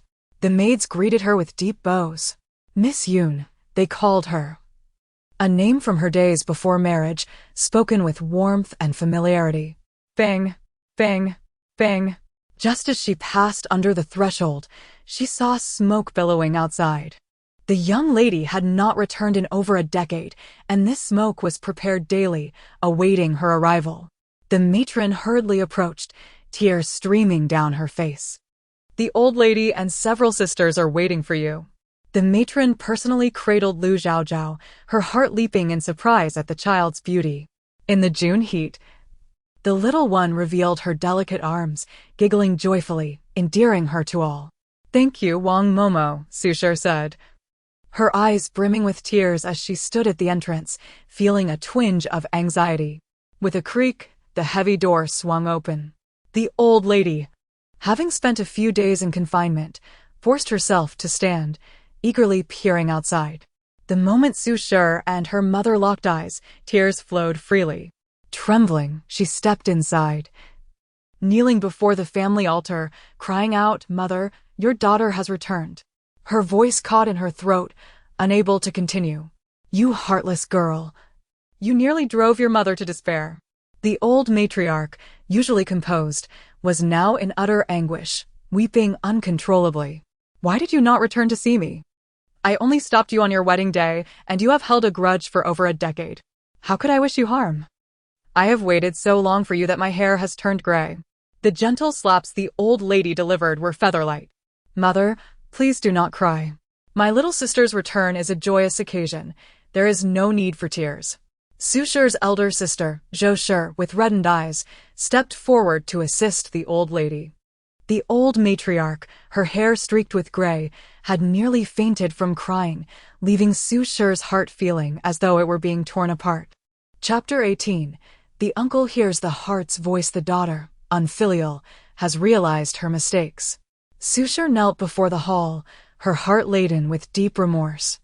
The three sisters-in-law from the Su family urged her in unison, "Yun Yang, please rise. Mother cherishes you dearly. She thinks of you every day. Your favorite red bean cake and ginseng chicken soup have not ceased for 17 years since your marriage, all for your return, so you can enjoy them whenever you wish." Second sister-in-law Li brought forth the ginseng soup, a delicacy prepared over the span of 17 years.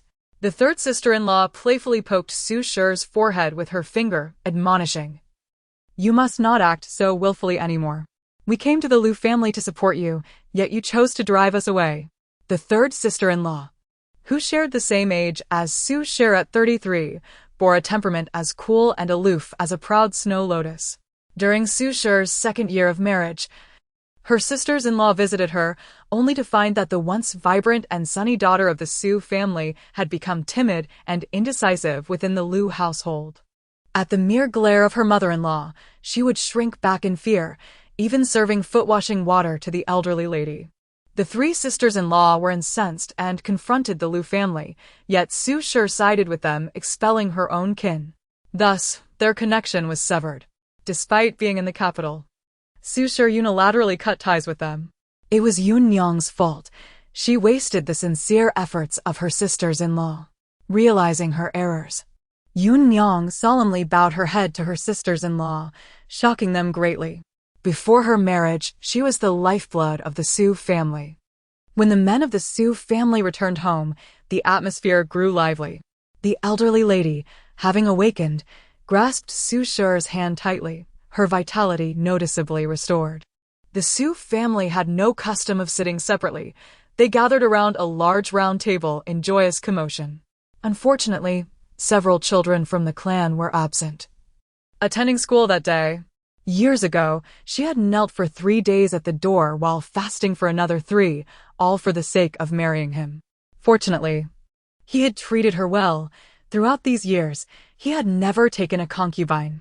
The elderly lady, seated at the table, gently patted her youngest daughter's hand. Su Shi stiffened, biting her lower lip, casting a glance at her mother, aware that she wished to spare the family from worry. Laughter filled the room, yet Lu Chaochao murmured incessantly, "Fraud. Fraud. My father is a fraud. Woe is me, my mother has been deceived. My father has a mistress, her son is 17, the same age as my elder brother. My daughter was born on the same day as me. Moreover, she could lead to the Su family's tragic demise." A sudden clatter echoed as someone dropped their chopsticks. Grandfather died in the imperial study. Elder uncle bore the blame for witchcraft, executed before the public. During a torrential storm in Linluo, my second uncle went out to provide disaster relief, only to be framed, leading to the catastrophe that devastated Linluo, where he was torn apart by the suffering populace. Third uncle was falsely accused of treason and perished in a foreign land. Third aunt, enduring humiliation, eventually retrieved third uncle's remains, only to embrace his corpse and perish in flames alongside him. She was with child. Su Sanyi suddenly coughed, his hands trembling around his chopsticks. Beside him sat the cold and aloof woman, Lu Chaochao's third aunt, his wife. In her youth, she had been willful and headstrong, insisting on marrying Su Sanyi, who had remained indifferent towards her throughout their years of marriage. She had assumed this was her fate, unaware that everything would change from today onward. Su Sanyi's hands shook slightly as he absorbed the words about enduring humiliation to reclaim a body, embracing it in flames, filled with the notion of love and sacrifice while being with child. What was happening? Sinshir glanced at him, her expression calm. After years of enduring his indifference, Su Sanyi was left with nothing but disdain for her. Taking a deep breath, Su Sanyi suppressed the shock within him. His voice trembled as he lowered it. A touch softer, "It is nothing, I merely choked." Sinshir paused, silently poured him a glass of water, and chose not to speak further. The three uncles of the Su family turned their gazes towards Lu Chaochao. The Su family faced extermination? Lu Yuanza kept a mistress? The three uncles exchanged glances, each seeing the shock mirrored in the other's eyes. Su Yiting said nothing, merely shook his head gently, fists clenched tightly throughout. After dinner, without a moment's delay, the brothers proceeded to the study of the elderly tutor. Have you heard Chaochao's heart's voice? Did you hear it? Su Eryi and Su Sanyi spoke in unison. A bead of cold sweat appeared on the elderly tutor's forehead as Su Yiting exhaled a heavy breath.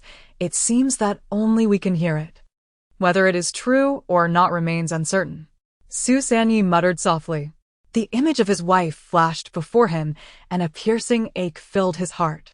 No one understood better than Su Yiting that this matter was indeed true.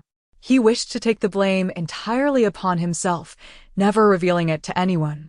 This might very well be a divine opportunity for the Su family, one that must not be disclosed. Chaochao, perhaps, is extraordinary. The elderly tutor stroked his beard thoughtfully, speculating that perhaps only direct blood relatives could hear it, requiring a blood bond. The elderly lady likely did not hear it due to her frail health, often bedridden for years. First, send someone to investigate Lu Yuanza. He swore an oath to marry Yun Niang. If he has wronged her, I will make him wish for death. Su Yiting's eyes flared with fury as the brothers conversed throughout the night. It was not until evening that Lu Yuanza finally arrived, albeit late. Based on his long-standing understanding of Su Shi, she had likely prepared excuses for him. She always found ways to absolve herself. However, upon arrival, he found the esteemed son-in-law was not worth the trip. The elderly tutor rarely displayed anger. 18 years of marriage, and his Yun Niang dares not return home. Lu Yuanza appeared exceedingly respectful. Father, since our marriage, Yun Niang has forbidden me from visiting. It is the unfilial behavior of a son-in-law. He knelt before the door, heavily bowing in apology. Lu Yuanza felt a sting of humiliation, his eyes darkening. Yet, Su Shi did not offer him any excuses. Lu Chaochao was dearly cherished in the Su household, with her two uncles having 5 sons, while only Su Sanyi remained childless. Lu Chaochao was the sole daughter. The sisters-in-law embraced and showered her with affection, and Lu Chaochao relished the warm atmosphere of the Su family. If only my parents could divorce, kicking that scoundrel father out. How wonderful that would be. The little girl sighed deeply within her heart. Yet, she understood that Su Shi had endured manipulation for nearly 2 decades. Everything still required the right timing. Moreover, it needed to sever the last thread of her mother's endurance. Upon hearing her daughter's words, Su Shi's expression dimmed. Divorce? How easy it would be to say. And what of her 3 sons? Before the curfew, Lu Yuanza, suppressing his anger, took Su Shi back to their residence. As soon as they boarded the carriage, his expression abruptly soured. Yun Niang, did we not agree that you would not return to the Su family for the time being? On the wedding night, he had revealed his swollen knees to Su Shi, having knelt for 3 days and nights. He had confessed his awareness of the Su family's contempt for him, how he could never lift his head in front of his father and brothers, the oppression weighing heavily on his heart. Gradually, he coaxed Su Shi into severing ties with her family. Mother, he is going to brainwash you again. Lu Chaochao shouted in frustration. And at this moment, Chapter 19, The Pit of Marriage for Your Sake. I have harbored feelings of inferiority and remained away from home for 17 years. My father is aged, and my mother's hair is grayed. Lu Lang. I have done enough for you. Su Shi, holding Lu Chaochao, pinched her daughter's cheek. Moreover, Lu Lang, your promotion is not an easy feat. You might as well seek assistance from your elder brother and father. They will surely lend you their support. Su Shi's words incited a storm of emotions in Lu Yuanza, his face paling with anger. He valued her family connections, but was reluctant to humble himself. Su Shi had always needed to coax him into accepting assistance from the Su family. It was truly a case of soft rice being hard to eat. A man of iron and steel, how could he seek help from others? Moreover, am I not doing this to preserve your dignity? Lu Yuanza suppressed his anger, taking hold of Yu Nong's hand, his expression tender. Sushar felt a wave of discomfort wash over her and instinctively withdrew her hand. My father is a royal tutor.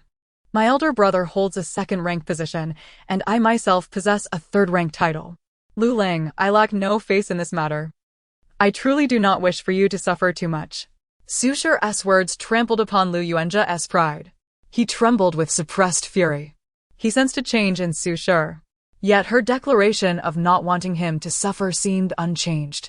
She still ached for him, loving him deeply. Lu Yuanjia controlled his temper. Yunong, I have matters to attend to in the court and will likely need some silver to manage them. If there are any rare treasures, that would be even better. Sushar's dowry was substantial. Over the years, she had contributed significantly from her private funds to support the Lu family. The Lu family's finances were pitifully meager. Even their grand residence had been renovated after she entered the family. Sushar nodded, handing him the key to the storeroom. This is the key to the Lu family's storeroom. After a light laugh, she added, I shall not give you the key to my private treasury. That belongs to my family's dowry. Using my family's possessions would only cause you further distress, Lu Lang. Lu Yuanjia's lips moved, but ultimately he said nothing. He desired Sushar's private treasury, but he wished for her to implore him to accept it rather than asking for it himself. Lu Yuanjia found an excuse to leave, feeling increasingly restless. On her way back to the residence, Sushar noticed a group carrying congratulatory gifts heading towards the Jiang family. The Jiang family's legitimate daughter was getting engaged, and they were celebrating with great fanfare. Isn't that the Jiang girl who is betrothed to the cripple from the Lu family? Someone asked loudly. A maidservant emerged with a large basket, smiling. Today, our young lady has found a good match and will be wed. Congratulations to Our Lady, and here are red envelopes for everyone. With that, she produced a handful of coins, prompting cheers from the crowd. How could the cripple from the Lu family deserve the Jiang girl? It is for the best that they part ways. The crowd erupted in applause. Sushar's eyes reddened with fury, her chest heaving. Jiang Yunjin, which young master have you chosen? Sushar clenched her teeth. Even Lu Chaochao opened her eyes wide. After inquiring, Deng Ji returned with a troubled expression, filled with indignation. It is Lu Jinghuai, who just passed his scholar examination last month. Moreover, it was the Marquis himself who played matchmaker. He is said to be a distant cousin. Sushar felt her strength drain away. He is doing this on purpose, deliberately seeking to deprive my son of his support. Sushar's nails dug deep into her flesh. He aims to carve my heart out, to take away my son's rightful wife. He has offered my son's legitimate wife to a concubine. This time, Sushar was nearly consumed by hatred for him.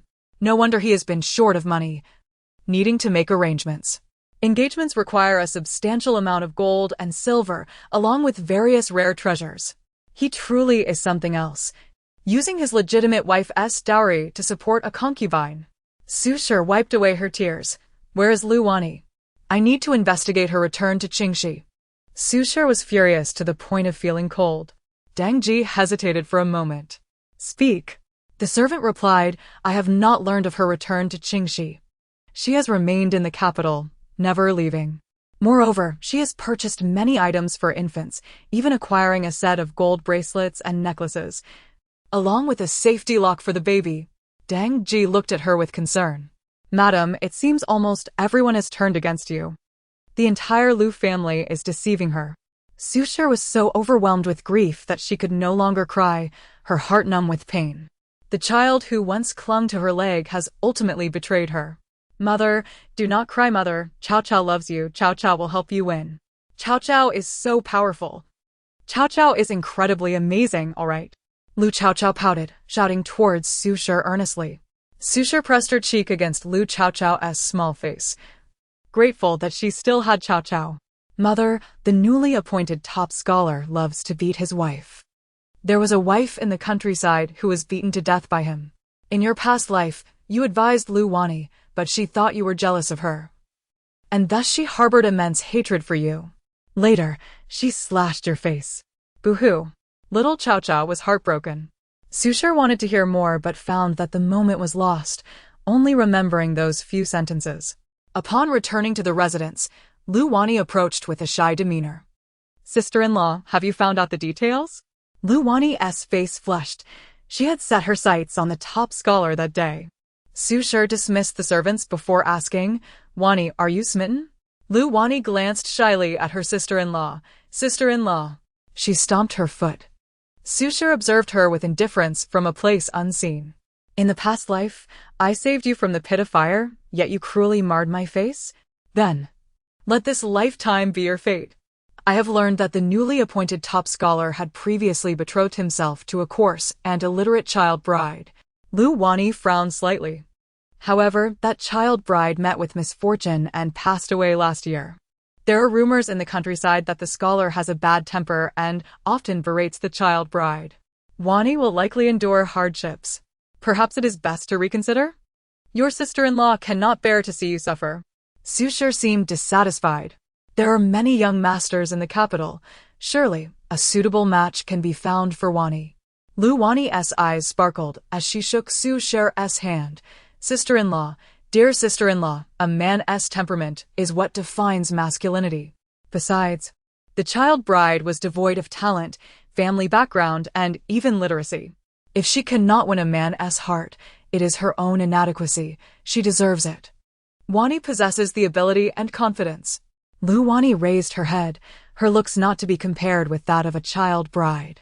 A woman's inability to manage a man is never the man's fault. Lu Wani smiled at her, the corners of her mouth curving deeper. Su Shi ground her teeth in frustration. Perhaps it would be wise to observe the situation further. A man's talent and position should not outweigh his character. Su Shi deliberately opposed her. "No matter, I will marry him. I shall seek out my mother. If sister-in-law does not agree, my mother will surely consent." Lu Wani was exceedingly pleased with this. She hurriedly exited the door, heading towards Deshan Hall. "Oh dear, jumping into the pit of fire, jumping into the pit of fire." Lu Chaochao joyfully exclaimed, her mouth watering with excitement. Chapter 20. The princess's pregnancy. As night fell, Madame Su was summoned to Deshan Hall. The matriarch wished for Madame Su to inquire about the newly appointed top scholar, Gu Ling. Despite being the mother of Lu Wani, the matriarch had grown old. And now Madame Su, as a third-rank noblewoman, could bring honor to Lu Wani. Madame Su candidly expressed her disapproval of Gu Ling's mother, though Gu Ling possesses talent. "He is unworthy of Wani. She deserves far better. If Wani marries him, she will surely regret it. I have raised her with care. How could I harm her?" Madame Su's voice rose, drawing the attention of many in the household. "How does it matter that you raised her? Wani is not your flesh and blood. You must resent the rejection of the marriage proposal with Yan Shu and cannot bear to see her happy." The two parted ways in discord. This incident quickly became known throughout the household, precisely the outcome Madame Su desired, as she sought to distance herself from the situation. The following day, the matriarch sent someone to gather information. The inquiry proceeded exceedingly well. Gu Ling, lacking power or influence, had already secured a high marriage by courting the legitimate daughter of the loyal and valiant marquis. That very month, they exchanged engagement gifts and formalized the betrothal. Lu Wani was already 19 and would soon turn 20 after the new year. The marriage was set for 3 months hence. While the haste indicated the urgency of the Lu family, the atmosphere in the household was filled with laughter and joy, except for Madame Su, whose expression remained as dark as water, leading everyone to believe she disapproved of the match. Only Lu Chaochao understood the truth. Each night, Lu Chaochao awoke from dreams filled with laughter. Seasons passed, and she had grown 5 months, shedding her heavy outer garments for light skirts. Her delicate arms resembled lotus stems, appearing soft and tender like a plush dumpling. A hint of red adorned her brow, making her look like a little fairy. Today is the Qixi festival. How I long to see the lantern festival. I truly wish to go outside. I've never been out before. Lu Chaochao heard the voices of maids outside and found herself incessantly murmuring.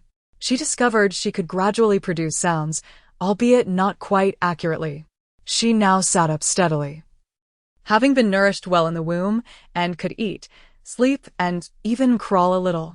Madam, The princess has come with news. She is pregnant.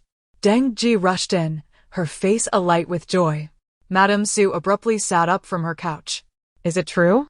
Upon hearing the confirmation, she clasped her hands together in prayer. May the Buddha bless us. For years, Yor has given alms and done good deeds. After 14 years of marriage, she is finally with child. Madame Su wept tears of joy. Her father was a grand tutor and often took her to the palace. Over time, she developed a close bond with the princess. Hurry, send gifts to congratulate her. Have we sent word to the palace? Madame Su's face radiated happiness. Yes, yes. The princess is just 3 months along. She has secured the pregnancy well, and we were the first to receive the news before it even reached the palace. Deng Ji was curious, noting how the princess seemed to hold Madame Su in high regard, even sharing the news of her pregnancy with the Marquis household first. Madame Su paused, pondering how long the princess had been pregnant. Exactly 3 months, Deng Ji confirmed. Madame Su's gaze darted to Lu Chaochao, who was sitting on the bed, intently sucking her fingers. Madame Su's mouth opened. 3 months prior, the princess had inquired about the child from Chaochao. Indeed, the princess had mentioned sending a grand gift to thank the little miss. Deng Ji, curious, asked, why would the princess send a grand gift to the little miss? Madame Su's eyelids twitched. She felt an inexplicable urge to keep Zhao Zhao's reputation under wraps, at least for now. She glanced out the window at the splendid Marquis household, which remained as vibrant as ever. Yet, she had begun to guard against them. The connection between the princess and Zhao Zhao was not to be publicized. She recalled how close they had come to losing Zhao Zhao at birth. Deng Ji nodded in understanding. Madame Su reflected on how rare it was for Yor to conceive. She decided she must visit in person. Just then, Lu Chaochao returned from school, as he did every day to recite his lessons by his sister's cradle. Chaochao, I need you to watch over your sister today. She can crawl now, so be careful she doesn't fall off the bed. Mother will likely return later. Madame Su said, smiling, knowing of the good bond between him and his sister. Lu Yuanxiao's eyes lit up. Rest assured, Mother, I will take good care of my sister. He puffed out his chest, feeling proud. Though he could not recite as well as his sister, he was still her older brother. This was his only source of confidence in front of her. After spending 3 months reciting lessons by the cradle, he had learned a little. While his sister had absorbed everything perfectly, he could hardly imagine how formidable she would be once she entered school. He felt an inexplicable sympathy for her future classmates. Wow, your third brother is here. Even before entering, he could hear her murmuring. He glanced around. The maids were outside. Do you want to go out and play? If you give your third brother a kiss, I'll sneak you out. What do you say? Lu Yuanxiao grinned widely, resembling a cunning wolf. Brother, dear brother, please sneak me out. Lu Chaochao was nearly suffocated with anticipation. Today was the Qixi festival, and she yearned to see couples. No. She wished to see young men and women. She stretched out her delicate arm towards her brother. Lu Yuanxiao scooped her into his arms, feeling the weight of her soft, fragrant form. At last, my efforts in raising you have found purpose, he thought. Lu Chaochao planted a kiss on his cheek, leaving a trail of drool. My sister is so sweet and soft, he mused, grinning. Not enough. You must flatter your third brother more, he teased. Lu Chaochao sucked her fingers, her little face scrunching up in contemplation before reluctantly offering her finger, dripping with saliva, to her brother. Here, I caught a bite for you at lunch. It still has a bit of meat flavor. I'll share it with you. Her large eyes protested, filled with reluctance. Lu Yuanxiao nearly burst into laughter upon seeing the outstretched finger. Go on, eat it. Your third brother won't fight you for it, he chuckled, tears of laughter streaming down his face. Heavens, how adorable is my sister. Lu Chaochao grinned, revealing her toothless smile, and stuffed her finger back into her mouth. Don't suck your fingers too much. They will shrink and turn pale, Lu Yuanxiao advised, helping her with 2 pieces of clothing, changing her diaper as the weather grew warm. He had become quite adept at these tasks. He opened the door and told Jiuexia and Ingxue, My sister is taking a nap. I will stay with her. Do not disturb us unless necessary." With their acknowledgement, he closed the door. Carrying his sister on his back, he stealthily opened the window and jumped out. The son of freedom. Lu Chaochao cheered, her bright eyes sparkling with excitement. Chapter 21. The elder brother's despair. Lu Chaochao rested on the back of her elder brother, Lu Yuanshao. Well acquainted with the positions of the guards within the residence, Lu Yuanshao navigated through the corridors with Lu Chaochao in tow. Just as they were about to step out of the inner door, Lu Chaochao suddenly straightened up. "Chaochao, don't move. Be careful not to fall," Lu Yuanshao exclaimed, startled, as his sister's abrupt movement nearly caused her to tumble. Yet, Lu Chaochao merely sniffed and pointed towards the garden on the right. This secluded spot, rarely patrolled, was indeed the most remote inner courtyard of the loyal and valiant Marquis's residence. Lu Yuanxiao's expression froze momentarily, and he instinctively lowered his voice. "This is Mingda Courtyard. It belongs to our elder brother. After the incident, he has isolated himself there, dismissing all the maids and forbidding anyone from tending to it, leaving the courtyard in desolation." He had been born after the tragedy that befell their brother. In that year, he often heard whispers of his elder brother's remarkable talents. This place was a forbidden zone, and their brother would surely be enraged. Their parents dared not intrude, and their grandmother strictly forbade any mention of him. After becoming disabled, their elder brother's temper had grown exceedingly volatile, and rumors began to circulate that he was both mad and crippled. Lu Yuanshao felt a twinge of fear towards him.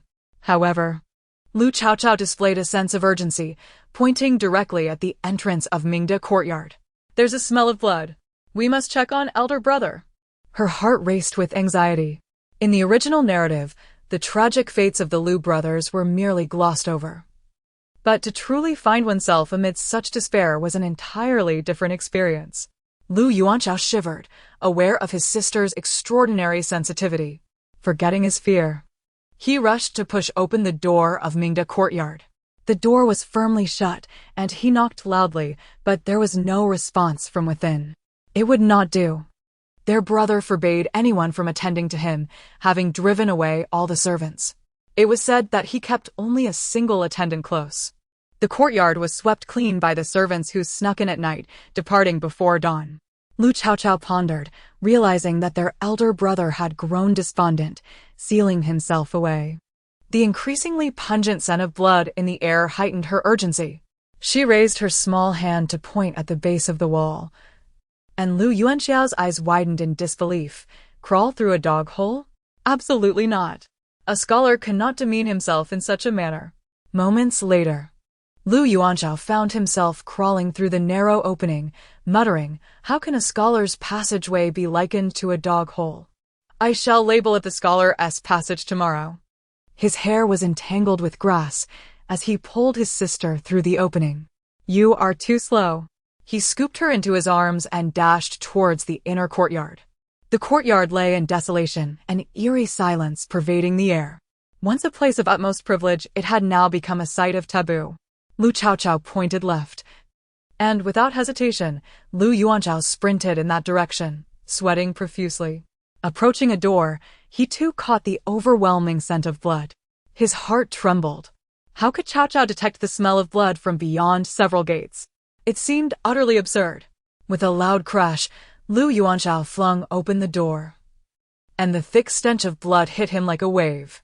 He gagged at the foul odor, and as his eyes adjusted, he was met with a sight that turned his vision crimson and sent chills coursing through him.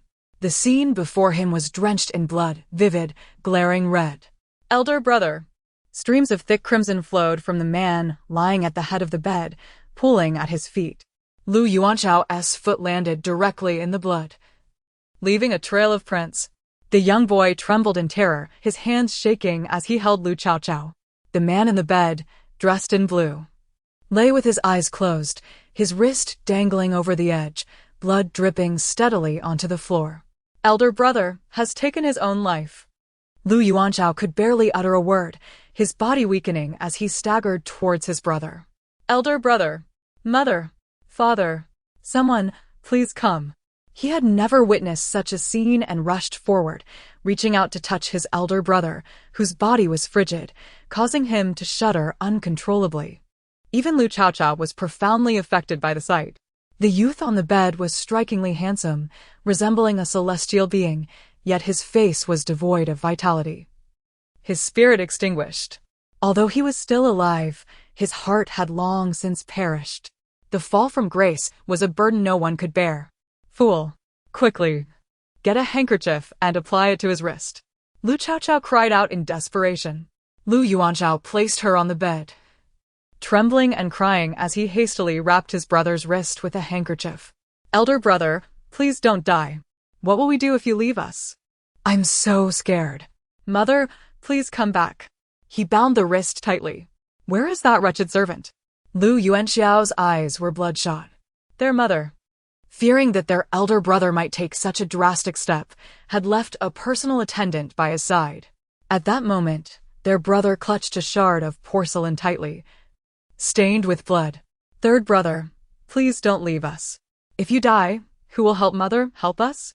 Lu Yuanzhao cried out in anguish. Lu Chaochao glanced at him, biting her finger decisively. Blessed with spiritual energy and merit, her blood could be considered a divine remedy. However, as she bit down, she stared blankly at her finger, realizing she had forgotten she had yet to grow teeth. With no other option, she discreetly drew her finger across the porcelain shard, wincing in pain as a drop of blood emerged, shimmering with a hint of golden light. She swiftly placed it into her elder brother's mouth, wasting not a single drop, for her blood was far too precious. At that moment, the winds and clouds in the world shifted, and a brilliant golden light broke through the horizon.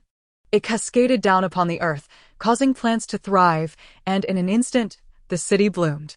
The townsfolk emerged, witnessing this miraculous spectacle, and instinctively knelt in reverence. The pallor of their elder brother's face visibly began to regain its color. Lu Chaochao withdrew her finger, stealthily wiping her saliva on her brother's body, nonchalantly retracting her chubby finger. Oh, elder brother, if you perish, who will advocate for mother? Father is raising a concubine, and mother will surely be devastated. Lu Yuanzhao wept uncontrollably. Lu Yanxu slowly opened his eyes, hearing her lament. Having consumed my blood, even the king of hell would not dare claim you, haha. He will personally bring you back. Little Chaochao whispered to herself. In the original tale, Lu Yanxu's attempt at self-harm had been thwarted by the physician, yet it left him with deeper wounds. Lu Yuanzhao sobbed earnestly, completely oblivious to her words. Lu Yanxu sensed a faint metallic taste in his throat, yet it was accompanied by a subtle fragrance of grass, as if infused with boundless vitality and strength. Though he felt his blood draining and his breath fading, something miraculous occurred. His wrist twitched, warmth coursing through him, and even his long-numbed legs began to tingle. Surprisingly, even his wrist no longer hurt. Chapter 22. There is still hope for my elder brother. Lu Yanxu gently opened his eyes. His gaze remained tranquil and undisturbed as he lay quietly in bed, reminiscent of the 8 years he had spent paralyzed. Elder brother? You are not dead. How wonderful! You frightened me to death. Lu Yuanzhao exclaimed, tossing aside his porcelain piece. Yet he hesitated to leave, fearing that his elder brother might act out violently once more. Elder brother, look at me. I am Yuanzhao, your third brother. You used to hold me when I was little.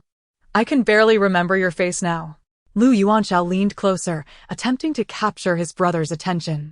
Years ago, after an unfortunate drowning incident, Lu Yanxu had been resuscitated by a miraculous physician using golden needles, but he lost the ability to move. Confined to his bed, he resisted even the occasional outings in a wheelchair pushed by a servant. His temperament had turned erratic and violent, rendering him a figure that others dared not approach. After 8 years of recovery, he could only clench his hands slightly, and on his first attempt, he had cut open his own wrist. Just the thought of it made Lu Yuanzhao feel suffocated. Elder brother, I shall summon the physician and seek mother. Could you keep an eye on Zhao Zhao for me? Zhao Zhao was their younger sister, the fourth sibling, small and delicate. You will surely like her. Lu Yuanzhao brought Zhao Zhao over. But Lu Yanchu did not even glance at her. No. The hoarse, jarring voice broke the silence, as if he had not spoken for ages. No, do not call the physician. No, do not tell mother. After years of silence, his words stumbled out, raspy and strained. Lu Yuanchao was taken aback. But your injuries yet, sensing his elder brother's resistance and impending rage, he dared not provoke him further. Noticing Lu Yanchu's complexion had improved somewhat, he took it upon himself to fetch a basin of water and a cloth, kneeling on the ground to clean the bloodstains. No wonder my elder brother is the tragic and formidable villain, a 9-year-old genius drowned while attempting to save someone, only to be left paralyzed as the other party refused to call for help. The cruelest fate awaited him, as he would have to witness his family perish before his eyes. He narrowly escaped one calamity, only to engage in a battle of wits with the protagonists, ultimately losing. Lu Chaochao blinked her eyes, shaking her head and sighing. Lu Yanchu's lifeless gaze trembled. With immense effort, he turned his head and found his third brother scrubbing the floor. The room was filled with a helpless infant who could sit, crawl, but not yet speak. Sensing his gaze, the baby grinned, revealing a toothless smile. Wow, my elder brother is truly handsome. Lu Yanchu thought to himself, he is paralyzed. And even his hearing might be affected? The thought of his family's tragic demise and the earlier revelation about their father's infidelity flooded his mind. For 8 years, he had closed himself off from the world, remaining indifferent even as his mother wept before him. Yet at this moment Lu Yanchu managed a self-deprecating smile. What did it matter? He was a cripple, a paralyzed man. He needed assistance for even the most basic of needs. Suddenly, a tremor coursed through him, filled with despair and dread. Get out! He widened his eyes, gritting his teeth, veins bulging. Lu Yuanchao, still cleaning the floor, heard his elder brother's sudden roar. Elder brother. I shall not disturb you, he replied weakly. But Lu Yanchu seemed to descend into a furious state. Get out! Get out! Get out of here! I do not wish to see you. You repulse me. His voice was hoarse, his fists clenched, veins protruding. Lu Yuanchao was frightened. He cradled Lu Chaochao in his arms, his eyes reddening, even before he reached the door. An unpleasant odor wafted into his nostrils. In an instant, the tension in Lu Yanchu snapped. He seemed to laugh and cry simultaneously, a hollow sound escaping him. How absurd it was. Once a prodigy, now reduced to a bedridden figure, relying on others for sustenance. His pride trampled underfoot, repeatedly ground down. Lu Yuanchao appeared to understand. He said nothing, gently placing his sister on a chair, whispering, Zhao Zhao, do not move. He filled a basin with clean water, fetched fresh clothes, and began to wash Lu Yanchu amidst his brother's furious tirade. Lu Yanchu scolded him and eventually even pleaded for him to leave. When he was finally cleaned up, Lu Yanchu was engulfed in despair. Once a radiant youth, now he had become a mere shell of a man. He feared the gaze of others, rejecting all assistance and intimacy, unwilling to let anyone witness his humiliating state. Elder brother, we are blood brothers. Lu Yuanchao, a young master accustomed to luxury, never once despised his elder brother. Lu Yanchu turned his head away, eyes shut tight. Such a splendid third brother, yet tragically, ends up as a monstrosity, eyes gouged, ears severed, limbs amputated, and confined to a jar for display. Both brothers shuddered in unison. Lu Yanchu suddenly opened his eyes wide. Lu Yuanchao was weary of hearing about his grim future. He had grown tired of it. Elder brother, the room is now clean. Shall I fetch your wheelchair? Let us bask in the sun outside, shall we? Lu Yuanchao cautiously inquired. The room, perpetually sealed, was engulfed in a chilling atmosphere. Lu Yanchu remained silent. Yet Lu Yuanchao smiled gently as he helped him sit up against the headboard, with Zhao Zhao nestled beside him. Oh dear!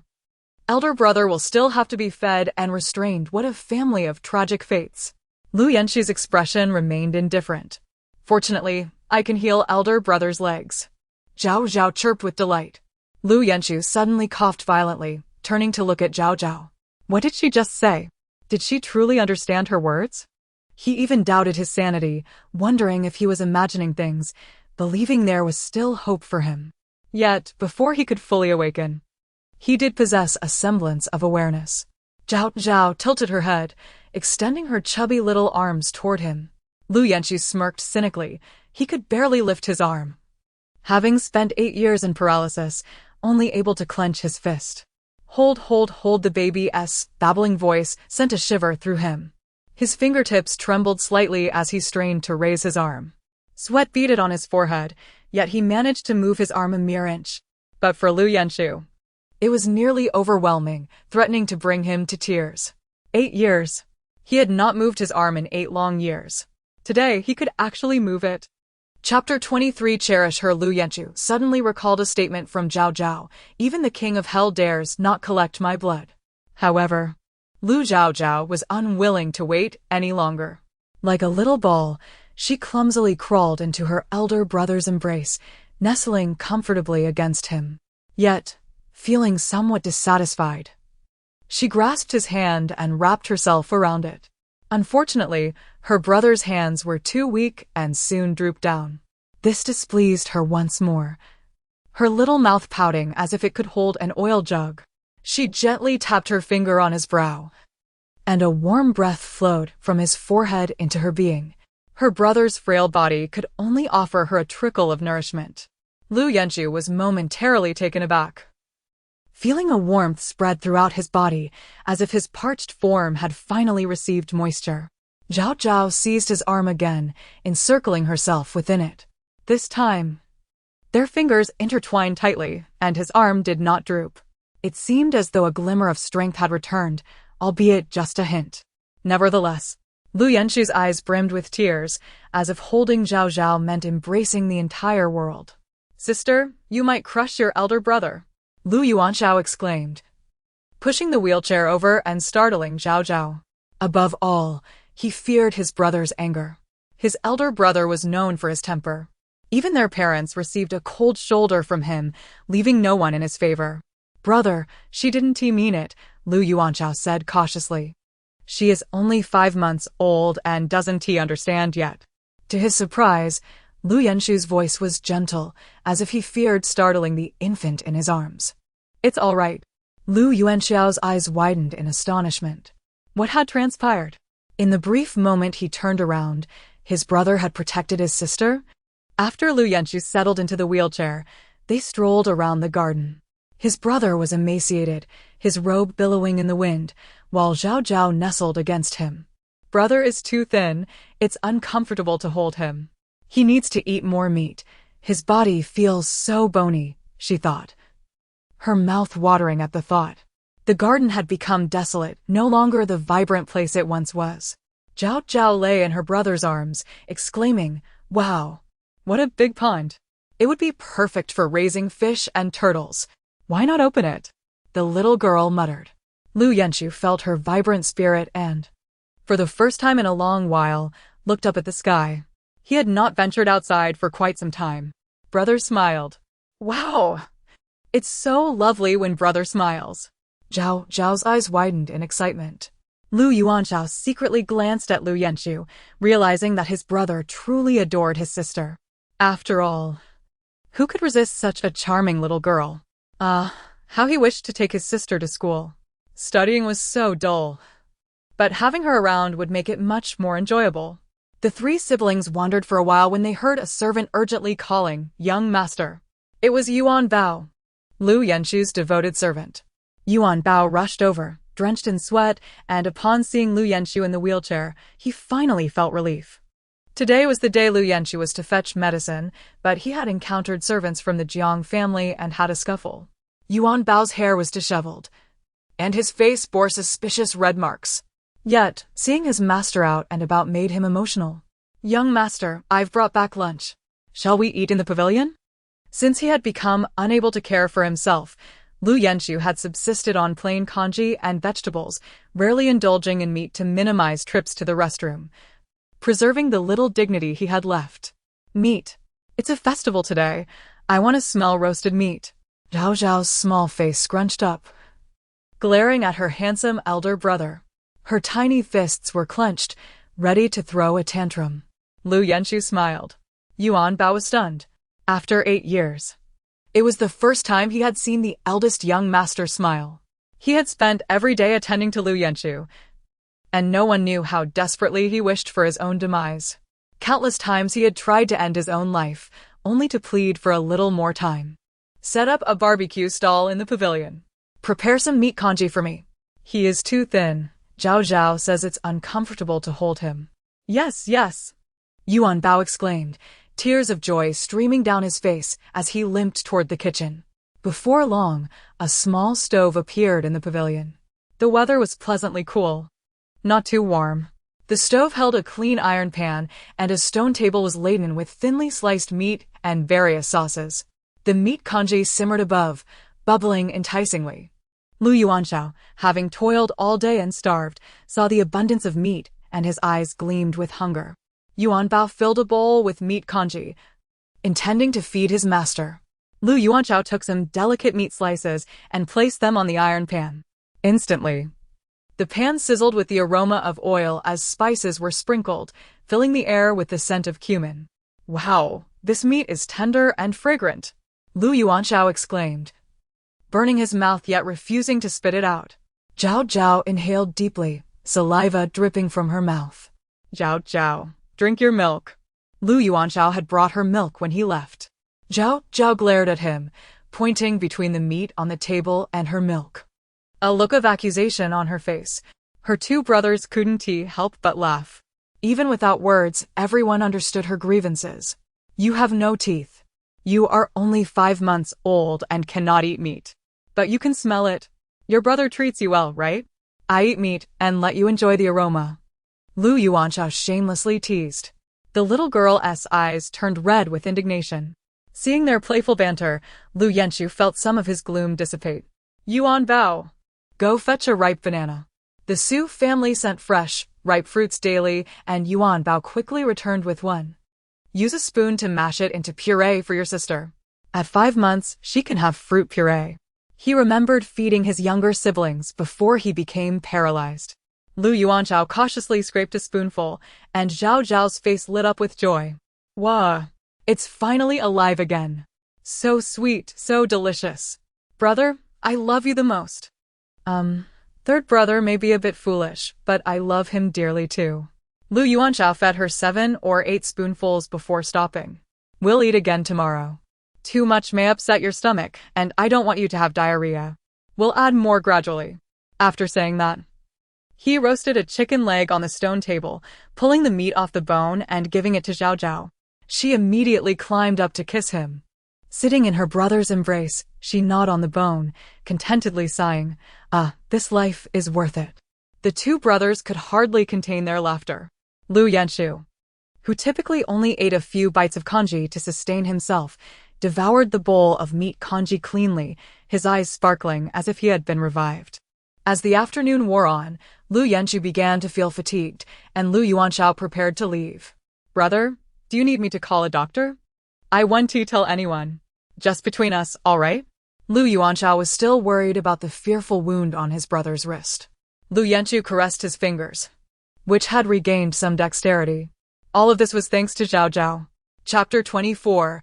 Encounter with the concubine brother. There is no need to summon a doctor or inform mother, he said, glancing at his 3rd brother. From tomorrow onwards, you shall come to my courtyard every day after school. I will tutor you. Since his paralysis, he had ordered all the books in his room to be burned. After Yuan Bao sent the 2 away, Lu Yanchu sat in his wheelchair, his fingers gently lifting the bandage from his wrist. The wrist was surprisingly smooth, with the gory wound now healed. The fingers that had barely moved after 8 long years were now remarkably nimble. His arm could lift an inch. 8 years. His hands had regained their strength. When he nearly drowned, Lu Yanchu did not cry. He did not weep when his fiancée hid behind the rockery, leading to his paralysis, nor when he was jilted, nor when his family abandoned him. But this time he shed tears. When Yuan Bao returned, he whispered, "Bring me the golden needle to prick my legs." Yuan Bao's lips quivered. In the early days of his paralysis, the young master had insisted on him tapping his legs daily, even pricking them with needles. Yet, the young master had remained utterly oblivious. He had not sought sensation for years. Yuan Bao withdrew the golden needle from the box and gently inserted it into the young master's leg. As the needle pierced ever so slightly, beads of cold sweat appeared on Lu Yanchu's forehead. Young master? In the past, even when a whole needle was inserted, he felt nothing. But now, his legs tensed, and he sensed a faint pain radiating throughout his body. Young master, it seems something has changed. Previously, when the needle penetrated, his legs were limp, but now, Yuan Bao was startled to see the young master drenched in sweat. He cried out, "Young master, do you have feeling now? Can you feel the pain? I shall fetch a doctor. I must tell the Marquis and his wife." Yuan Bao had endured 8 years of hardship. From a favored son of heaven to a fallen figure, he had tasted the bitter fruits of human emotions alongside his master. No. Lu Yanchu's gaze deepened. Do not tell anyone. Not a single word. Do not summon a doctor. It is not a doctor who can save me. Yuan Bao, puzzled but compliant, nodded. At this moment, Lu Chaochao was stealthily climbing through the window, returning his sister to her place. I shall come again in 2 days to steal you away. By then, Madame Su had returned home, and Lu Yuanshao accompanied her for dinner. The next morning, Madame Su busied herself with plans to take Lu Chaochao out to purchase jewelry. Lockets, golden fingers, gold necklaces, and the adornments a young girl would need in the future. She intended to procure them all extravagantly. She had made her decision. Lu Yuanza would then provide for his outside concubine. Madam, it is good that you have come to terms with this, a servant remarked. I was worried you might still wish to dip into your private treasury to support them. Deng Ji exhaled a sigh of relief. Every time the Marquis's residence was in need of funds, whenever the Marquis frowned, the madam would eagerly offer her assistance, even begging the Marquis to accept it. Reducing herself to the utmost humility, Madame Su's expression darkened. For Yanshu's marriage, he wishes to provide for that bastard. And he wants to use my money to support his concubine's family. How absurd. The carriage halted outside the golden pavilion. Coincidentally, another carriage also stopped in the same spot. As Madame Su disembarked, she caught sight of a beautiful young lady emerging from the opposite carriage. The young lady, clad in a delicate veil and light gauzy gown, looked as fragile as a willow swaying in the wind. Behind her, a nanny cradled a baby, approximately 5 or 6 months old, swaddled in a blanket inscribed with Sanskrit, an item from a temple. When the young lady raised her head, her gaze fell upon Madame Su, who furrowed her brow, sensing the malice in the other's eyes, even though she had never encountered her before. Ladies, please come upstairs. We have just received a new batch of children's items, the shopkeeper greeted with a smile, recognizing both as valued customers. Sister is older. Please, let her go first, the young lady said sweetly, yet the emphasis on older was distinctly pronounced. Madame Su nodded slightly in response. However, Lu Chaochao buried her face in the maid's shoulder, her mind erupting with a scream akin to a gopher's. Ah! It is that cursed child. It is the heroine and her concubine mother. It is my father's mistress. Madame Su's steps faltered, her body stiffening. A surge of anger ignited within her, nearly overwhelming her senses. She bit her lip hard to suppress her fury. No wonder the young lady had emphasized older with such weight. What a coincidence. Both ladies have daughters of similar ages, the shopkeeper remarked with a smile. Madame Su's gaze fell upon the baby swaddled in the Sanskrit blanket. Is this the heroine who became my child in the previous life? The infant, though slightly frail, possessed a pair of eyes that she found inexplicably displeasing. Those eyes could belong to an adult but were unfit for a child, creating a profound sense of dissonance. The infant clutched a string of prayer beads, 108 in total, which Madame Su instantly recognized as belonging to the old lady, an exceedingly treasured possession, even forbidden for her to touch. Madame Su's breathing quickened. The young lady even smiled provocatively. The shopkeeper, discerning the prayer beads, could not help but express his doubts. It is said that the Buddhist temple possesses a strand of shaling beads, 108 beads inscribed with Sanskrit, blessed by generations of abbots. The central bead contains a relic, making it extraordinarily precious. Even the late emperor could not obtain it before he passed. The more he looked, the more he found it similar. The young lady, with a gentle smile, possessed a voice that was melodious and enchanting, rivaling that of a young maiden. "This is indeed the shaling beads," she stated, revealing only her watery eyes and smooth forehead. Pei Jiao reveled in the astonished and envious gazes of those around her. She glanced at Madame Su, who was burdened with the mess of the Marquis's household while the old lady's health deteriorated. She had aged considerably while managing the household affairs and attending to the old lady's ailments. With a slight smile, she brushed a stray hair from her temple. Deng Ji, however, furrowed her brow, her gaze falling upon the hairpin adorning her hair. "The abbot once said that my pregnancy is blessed with great fortune. This prayer bead set is a gift for the little girl to play with," Pei Jiao remarked with a light laugh, utterly unbothered, eliciting gasps of astonishment from the crowd. This was a treasure that even the late emperor had failed to procure. During her pregnancy, Pei Jiao had accompanied the old lady to offer incense when they encountered an old Taoist who knelt before the old lady, begging for a bowl of water. He claimed the old lady would bear a granddaughter, a celestial treasure under heaven's protection, destined for greatness. The old lady had been somewhat skeptical at the time. However, upon arriving at the Buddhist temple, even the abbot, who was inaccessible to the royal family, personally welcomed the old lady, stating that a precious guest would soon arrive in her household. The little one was favored by heaven. If treated well, the household would experience immense fortune. The old lady, overwhelmed with excitement, trembled. After leaving the Buddhist temple, the old lady took her hand and solemnly promised, Jiao, your fortune lies ahead. It is destined to be beyond measure, naturally referring to your Jingyao. As for the daughter born of Su, nobody has ever taken notice. Chapter 25. The mother of a genius. This lady is indeed blessed with great fortune. The crowd could not help but compliment. These prayer beads are exceedingly precious. Pei Jiao, having endured years of frustration, could not help but feel a surge of pride at this moment. My son excels in his studies at merely 10 years of age. He became a scholar, and now at 17 he is betrothed to Miss Jiang. Next year he shall partake in the provincial examination. Pei Jiao cast a glance at the pale-faced Mrs. Su, her heart swelling with satisfaction. Is it not the daughter of the Chief Minister of Justice? Some time ago, I heard she was engaged to a prodigious young man. Is he not the esteemed young master Lu Jinghuai? So, he is indeed the son of this lady? Pei Jiao nodded slightly. Miss Jiang is truly fortunate. It is said that her previous fiancé was ill-fated, rendered a cripple, bedridden, requiring care for his every need. Now, she is betrothed to a genius. Pei Jiao chuckled lightly. A good girl must marry a good man. How could a cripple be a match? Her tone dripped with disdain. The crowd grew increasingly animated, for young Lu Jinghuai, who became a scholar at the tender age of 10, is the most promising candidate for the top scholar.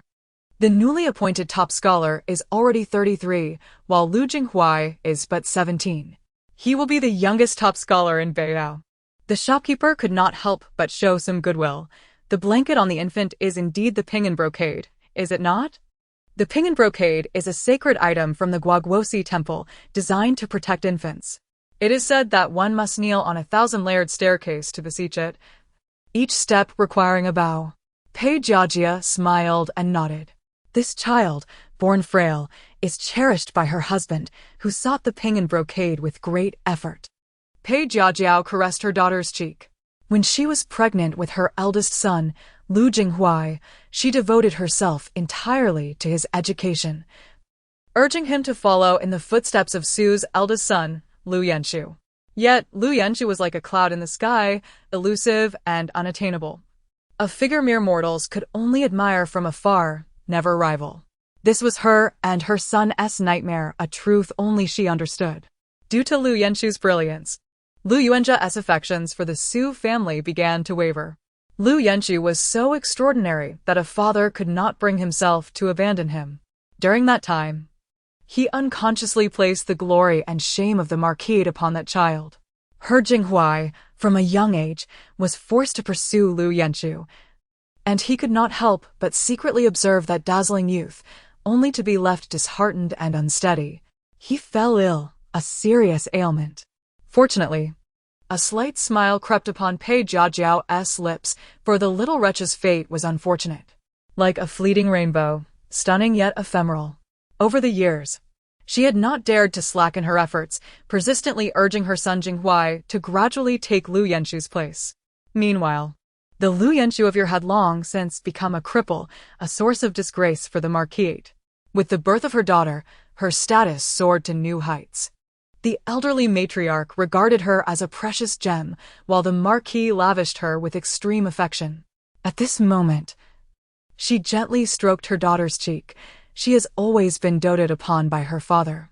When I craved delicacies during my pregnancy, her father arranged for a basket of lychees to be sent from beyond the frontier, exhausting 3 horses in the process. Mrs. Su's eyes dimmed. She too had received a few lychees. Lu Yuanjia had eagerly presented them, and she treasured them dearly.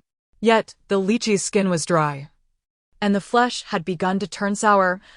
It turned out to be leftovers from someone else. What great fortune this lady possesses! To receive the prophecy from the abbot of Guaguosi Temple that this child is destined for immense wealth. The crowd could not help but draw closer to admire. They intended to praise the child's beauty, yet they soon noticed a fair, delicate, and exquisitely sculpted infant behind her. In comparison, the child wrapped in the ping and brocade appeared like a monkey. The other child resembled a celestial being beneath the gaze of Guanyin. It was difficult to utter compliments. Lu Chaochao rested her chin on the maid's shoulder, sensing her mother trembling with anger, her little face scrunched in displeasure. That blind old abbot. He should give up his eyes. What blindness! Lu Chaochao's eyes widened, glancing at the prayer beads before her. These 108 beads had been blessed by a holy monk, and no vile creature would dare to approach them. With the 7th month approaching, surely no evil could come near? The crowd's envy intensified. Pei Jiajiao basked in their adulation. She had no doubt about Mrs. Su. After all, she had been with the marquis for 17 years, and Mrs. Su had never sensed anything amiss. Su Shiyun, oh, how she believes in Lu Yuanjia. Lu Chaochao gazed at the string of prayer beads. Others could not see it, but she could clearly perceive that each bead was entwined with a faint golden glow, a true blessing for protection. Her anger surged. How dare they be so presumptuous? That abbot has grown senile. Old fool, blind old fool, how dare he insult my mother? Mother, that hairpin on her head is your dowry. How infuriating. Mrs. Su felt a chill run down her spine. The last time she scolded her father, it nearly caused him to lose his hair. Lu Chaochao summoned a trace of spiritual energy and directed it straight at the string of prayer beads. Pei Jiajia was enjoying the crowd's praise when suddenly, a clear, crisp sound of shattering filled the air. The crowd froze. Under the watchful eyes of all, the prayer beads, once blessed by sacred rites, abruptly fractured, scattering across the ground. The golden glow of the beads faded, turning dull and lifeless upon hitting the ground. What a sudden break! This is surely an ill omen. The brilliance of the beads has vanished. The crowd gasped in astonishment. Someone picked up a bead, which had previously felt warm and radiant, now revealing itself to be mere decayed wood. A gentle squeeze turned it into dust. Everyone felt a shiver run down their spines. Pei Jiajiao appeared as if caught in a chokehold, her expression one of shock and panic. She knew how much the elderly matriarch valued these items. Mrs. Su tightly pressed her lips together, fearful of laughing out loud. It was rumored that the blessed beads were indestructible. Yet now, they had inexplicably shattered, their spiritual energy dissipating. Did this lady inadvertently offend something? With that, Mrs. Su hurriedly stepped aside. As her words faded, a wide space quickly opened up around Pei Jiajiao. The crowd wore expressions of apprehension. You! Pei Jiajiao's breath hitched.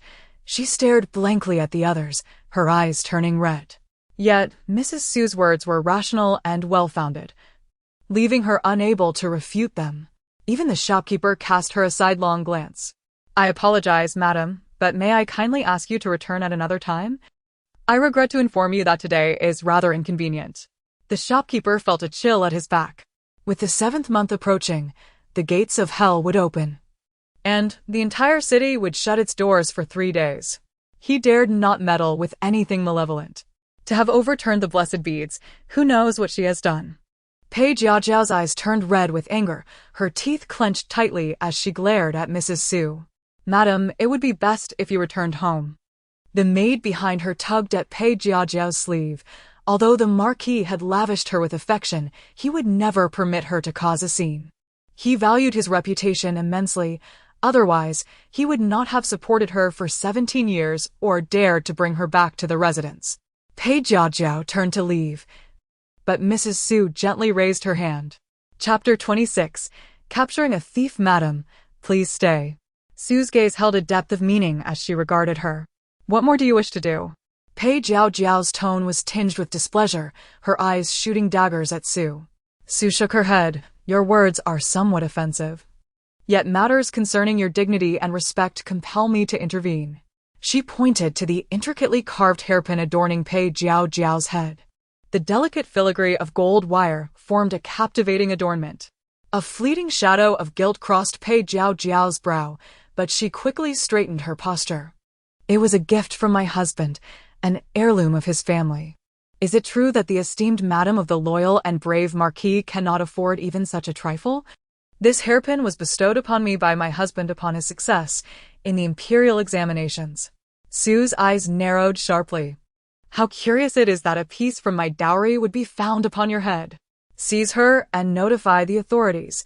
Su's gaze glimmered with cold fury. This was indeed a treasure from her private collection. Lu Yuanza, how audacious! To indulge in her possessions while maintaining a mistress. Today, she would ensure he faced consequences. Do not notify the authorities. Pei Jiaojiao exclaimed sharply, her voice almost breaking. This hairpin was gifted by my spouse's family. Do you have any evidence to claim it as yours? How dare you slander me without basis? Tears welled in her eyes, evoking sympathy from onlookers. Her graceful figure, even with only her luminous eyes visible, was enough to captivate hearts. Su's beauty was one of dignified elegance. Deng Ji hesitated but eventually sent someone to discreetly report to the authorities. Evidence? This hairpin was crafted from my own designs when I was just 15, and there is no other like it in the world. The blueprint remains in my residence. Would you care to see the evidence? Or perhaps you have simply never bothered to look closely. A surge of resentment rose within Su as she recalled her youthful infatuation that led her to sacrifice her heart. This is a token of love between the Marquis and me, she continued, with our names intricately engraved within. How ironic it is. This hairpin was a memento of her love for Lu Yuanza, designed by her own hand, its golden threads intricately woven to enclose their names. Su's heart ached. Suddenly, a small hand grasped her finger. Mother, do not be angry. It is bad for your health to be upset. Su smiled gently at her daughter. Before long, the officials arrived. Pei Jiaojiao's complexion paled, and her maid shot her a glare, a reminder of her place as both a servant and a keeper. Who reported this? The official's expression was stern as he acknowledged Su with a bow. With her current rank, Su commanded respect, a fact not lost on the guards of the capital. The daughter of the Grand Tutor and sister to the current minister Su Yiting, who had risen to prominence at the age of 37. She was not to be trifled with. It was a servant who reported it. The hairpin worn by this lady is part of my lady's dowry. I cannot fathom how it came to be upon her head. This lady is the mother of the renowned prodigy, Lu Jinghuai. Surely she cannot be a thief. Deng Ji stifled a laugh. The celebrated young genius, blessed with remarkable talent, yet he had climbed the ranks by stepping over the eldest son of the Lu family. Pei Jiaojiao's face flushed crimson. The mother who had been exalted moments ago as a paragon of brilliance was now being cast into disgrace. I did not steal. She shouted vehemently at Su. You are merely envious of my talented son. Deng Ji swiftly yanked the hairpin from her head, unaware that it was entangled in her hair. With little concern for her feelings, she pulled it free, bending the pin as it hit the ground, revealing the engraved names of Lu and Su. Gasps rippled through the crowd as they beheld the truth. Could it be that the mother of the prodigy was indeed a thief? Whispers of disbelief filled the air, and Pei Jiao trembled with rage. "No, it is not me," she nearly shrieked, her body shaking with indignation. Her maid, holding Lu Jingao, exchanged a worried glance with her, signaling for caution. The mother of the genius, Lu Jinghuai, was being accused of stealing another's dowry. Laughter erupted from the crowd, mocking her plight. "I did not steal. I did not." Panic gripped Pei Jiao. Her son was gaining prestige, mingling with the elite. Deng Ji cast her a dismissive glance. "If you did not steal, then summon your husband to confront this matter." Pei Jiao fell silent, her lips pressing together tightly, fearful to utter Lu Yuan's name. The crowd sensed a scandal brewing, murmurs of conspiracy echoing about her reluctance to call her husband forward. How could a lady of such a refined appearance resort to thievery? One voice remarked, "Could it be that the prodigy is supported by stolen goods?" They were gathered at the entrance of Jinpin Tower, and townsfolk were pointing and gossiping. "I heard just days ago he was betrothed to the Jiang family and received considerable gifts. Were those gifts also pilfered?" Deng Ji added casually. Pei Jiao's eyelids twitched in distress. The officials were wary of the Marquis's house, but equally cautious of Pei Jiao's son, who was reportedly a favored student at Tianhong Academy, even being taken under the wing of the principal himself. The official declared, "I must ask this lady to accompany me." Pei Jiao was reluctant. If she left, there would be no way to clear her name. Her maid tugged at her sleeve, urging her to comply, lest her presence only worsen her situation and tarnish Lu Gongzi's reputation. With great reluctance, Pei Jiao acquiesced. "Let us go, then." Deng Ji represented Su and accompanied her to the magistrate's office, instructing Ing Shui to return home for the original blueprints and dowry list. Su selected gifts for her daughter and returned to her residence with an air of tranquility. Upon her arrival, the matriarch summoned her to the Dishun Hall. Granny Lin approached with an imposing demeanor, her eyes glinting ominously. Su stood outside the hall, where the old lady was napping. "Please wait a moment, madam," she was told. Granny Lin's expression was unwelcoming, showing no intention of allowing Su entry. Su raised an eyebrow slightly. Years ago, when she had just married, the old lady had set similar rules for her. At that time, Lu Yuanza had advised her, saying that the old lady had raised their siblings alone, enduring much hardship, and that Su should be more understanding of her emotions. Standing at the door now, Su felt the weight of the past pressing down on her. Chapter 27, Selling off assets for a dowry bring a stool, she said, glancing at Zhu Xia, who promptly responded with a cheerful smile. Before long, an unassuming little table and chair were set up in front of the old lady's door, where Su Shi reclined, leisurely fanning herself. The sight of Su Shi's relaxed demeanor pricked at Mama Lin's heart, as well as those within the room. In just half an hour, the old lady stirred awake. Upon Su Shi's entrance, the old lady displayed no sign of fatigue, but rather, her brow was furrowed with a hint of anger. "Did you encounter a conflict with someone today?"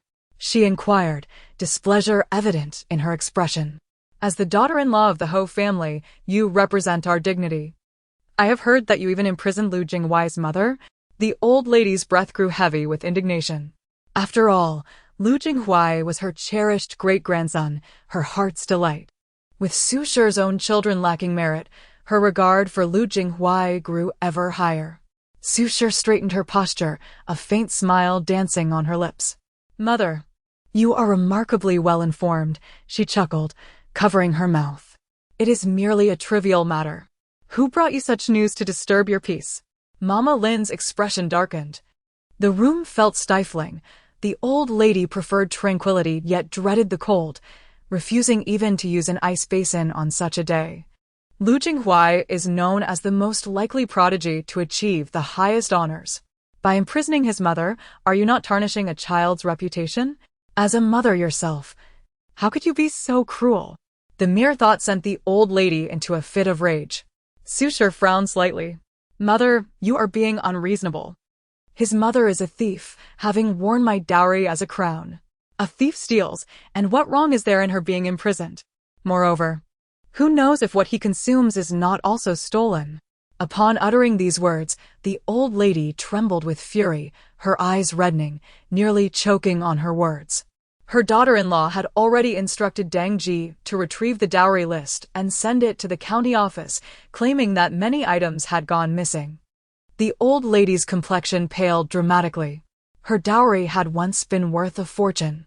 To demonstrate sincerity upon marriage, Sushir had divided the keys to her dowry into 3, one for Lord Lu Yuanza, one for the old lady, and one for herself. Sushir's generosity allowed the old lady to secretly take many items to gift to Pei Jiao Jiao. This is ridiculous. Such matters should be settled privately. Why not show some mercy? That child is a prodigy. Why provoke enemies? The old lady ground her teeth, unwilling to let her beloved grandson bear such shame. His future would be ruined. She cast a venomous glare at Su Shi, branding her a venomous woman. Mother, you do not understand the value of those items. My brothers sacrificed their own wealth to support you, Nyang. It is of great significance, and this matter cannot be settled privately. Publicly, there is no room for argument. If settled privately, my brothers, with their tempers, would only complicate matters for young Master Lu in the future. The old lady faltered momentarily. Su Dajuan has just assumed his position as the minister, overseeing the entire court. The Ho family cannot be trifled with. If this dowry becomes public knowledge, it could expose a thief within our household. It is a perfect opportunity to unveil that rogue. Sushir's words sent a shiver down the old lady's spine. By evening, the old lady sent word that the thief had been apprehended. When Sushir arrived with her entourage, a knowing look flashed across her eyes. She had anticipated that Lin Mama would be pushed forward to take the blame. The old lady's countenance darkened, her eyes partially closed. After 50 years of service, she has disappointed me greatly. Your dowry has been stolen and sold by her. Lu Jinghuai's mother is likely an innocent buyer. She cast a threatening glance at Lin Mama. Lin Mama's children were all managing affairs within the household, loyal to the old lady. To protect Lu Jinghuai's reputation, the old lady would rather sever ties. Sushir felt a bitter pang in her heart, merely stating, "Send her to the county office." Lin Mama's children are the offspring of a thief. They cannot remain in the household. In the future, they may seek vengeance for their mother, bringing calamity upon us. Lin Mama's eyes widened in shock. But the old lady silenced her with a gesture. The dowry that had been lost must be recovered completely. Sushir cast a glance at the old lady, feeling a sense of satisfaction. The old lady, nearly grinding her teeth, replied slowly, "It should be so." Once Sushir departed, Dang Ji had returned from the county office, her eyes gleaming with delight. Closing the door, she whispered, "Madam, it seems the other side is prepared to sell off everything they own. 17 years. They have stolen my dowry, and now it is all being returned. They may well lose half their lives over this." The servant had learned that Lu Jinghuai was exceedingly mysterious, with no one knowing who his parents were. It was only known that he spent lavishly and advocated for heroes regardless of their background, forming friendships with many talented scholars from humble origins. Sushir smirked slightly. Using my money to squander, how lofty indeed. As for not questioning origins, what qualifications does he have? He is the illegitimate son of a concubine, a status most scorned. In her past life, he had befriended scholars from humble backgrounds, achieving the highest honors and acquiring a stellar reputation. Later, his own sister, the adopted daughter of his mother, Lu Jingyao, had reported Su's family for treason, leading to the annihilation of the entire Su family. This had perfectly eliminated her uncle and mother, allowing her to enter the Ho family without a trace of scandal. In her previous life, their family had been devoted to sacrificial rites. Listening to her daughter's thoughts, Sushir's heart bled. Very well, very well. Scholars from humble backgrounds? Who does not know that they value reputation and character above all? If word spreads that he is an illegitimate child, a bastard, how could he continue to thrive? Sushir murmured softly. That night, she slept peacefully, while the entire Ho family remained awake, restless. The old lady's private treasury was laid bare, precious treasures being carted away one by one. The old lady knelt in the small Buddhist hall, her prayer beads nearly fraying. Sell it all, and quickly fill the void. Jiao Jiao remained in prison, while Jing Yao's eyes were swollen from weeping. Jing Huai felt distressed as well. If his reputation could not be salvaged this time, the repercussions for him would be dire. Lu Yuanza's expression darkened. His private treasury had been entirely liquidated, even his estate put up for sale. At that moment, he could not help but harbor resentment towards Su Shiyun, who had caused him such embarrassment and disgrace. That woman is truly venomous. Chapter 28. The stealthy excursion with my sister before dawn. Lu Yuanchao arrived to pay respects to Madame Su, sporting 2 prominent dark circles under his eyes. Mother. It was quite noisy last night, as if a thief had intruded upon our home, he lamented, rubbing his eyes in a manner that suggested he had not yet fully awakened. Madame Su, however, appeared refreshed, well aware of the cause of the disturbance. Perhaps it was merely the sound of mice. Worry not, I have administered the rodent poison, and the house will be peaceful tonight, she hinted subtly. Keep your voice down. Your sister did not rest well and will likely wish to catch up on sleep this morning. Madame Su accompanied her son for breakfast. Lu Yuanchao hastily consumed a few bites before declaring, I shall go check on my sister and be on my way. Deng Ji could not help but chuckle, recalling how, during her pregnancy, he had wished for no younger sister, for she was delicate and prone to tears. Yet now, every day he attended school. He would only leave after ensuring her well-being. How delightful it was indeed. At that moment, Lu Yuanchao stealthily slipped into the room. Sister, I have arrived, he announced. I brought you a pot of milk, some diapers, and a change of clothes. Yay! Brother has come to sneak me away, exclaimed Lu Chaochao with glee. And he even brought my favorite bag to carry me.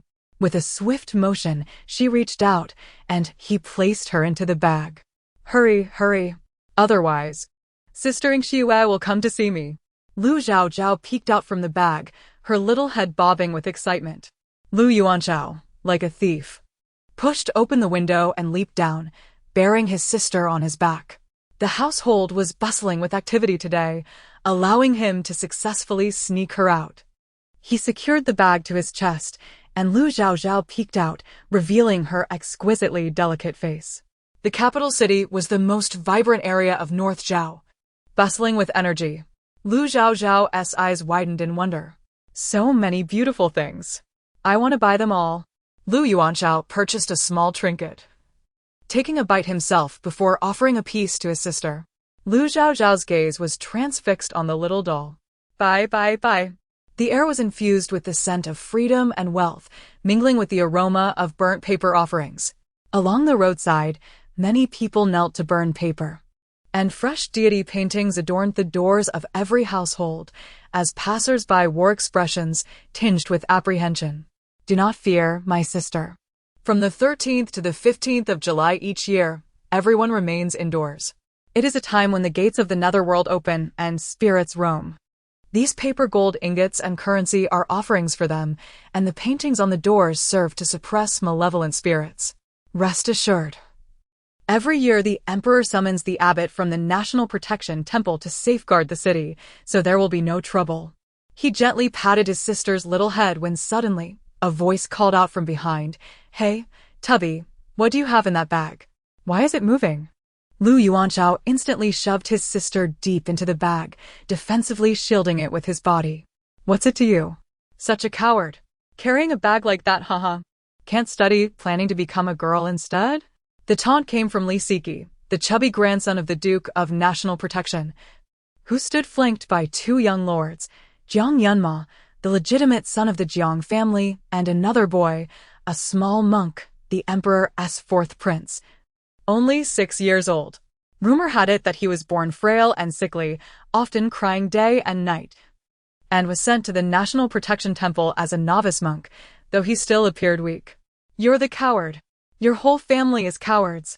Lu Yuanchao shot back, having arrived at the academy, sticking out his tongue defiantly. Why do you carry a silly bag? I would never carry such a ridiculous thing. Li Siki rolled his eyes in disdain. Jiang Yunma chimed in, exactly. Lu Yuanchao was disinclined to engage with them, knowing the Jiang family was treacherous, contemptible. He spat in disdain. Open that bag and show me what's inside, Li Siki demanded, but just then, the teacher entered, brandishing a ruler, causing Li Siki to reluctantly take his seat. Casting a curious glance at Lu Yuanchao and his mysterious bag. This was the introductory class at the Imperial Academy, with students aged 7 to 8, totaling 12 in the class.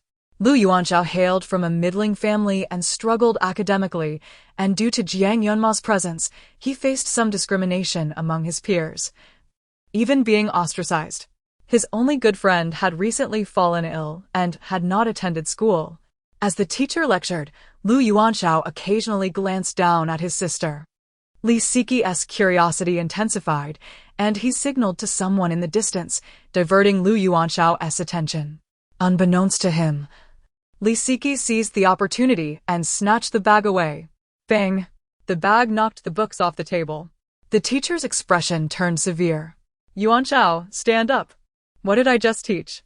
Lu Yuanchao's face was filled with astonishment as he recited from memory. In the treatise on governance, Meng Yizi asked about filial piety. And the master said, do not defy it, Fan Qi asked, and the master told him, Meng's son inquired about filial piety from me. And I replied, do not defy it, Fan Qi asked, what does that mean? The master said, in life, serve it with propriety, in death, bury it with propriety, and worship it with propriety. The teacher regarded him, gestured for him to sit down.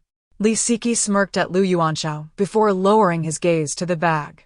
To his astonishment, he discovered a doll, exquisitely crafted and resembling fine porcelain, sitting in the bag, its tiny form adorably munching on its toes, fixated on him with dark, glimmering eyes. Only its head was visible. Li Siki's mouth dropped open in disbelief. Heavens! Lu Yuanchao has snuck his sister out. Lu Chaochao, noticing him, scrunched her little face in hesitation, then generously offered her foot, saying, ah. Li Siki stood there dazed. Thank you for the treat, but I don't really enjoy nibbling on toes, he murmured, his expression conflicted. While infants might enjoy sucking on their hands and feet, extending such an invitation to others puzzled him. Perhaps, in her eyes, sharing such pleasures was the joy of good things? Let me see. Jiang Yunma prodded him, and Li Siki glared, clutching the bag tightly to shield it from view. Lu Yuanchao was restless, enduring an agonizing wait until class dismissed. He dashed to confront Li Siki.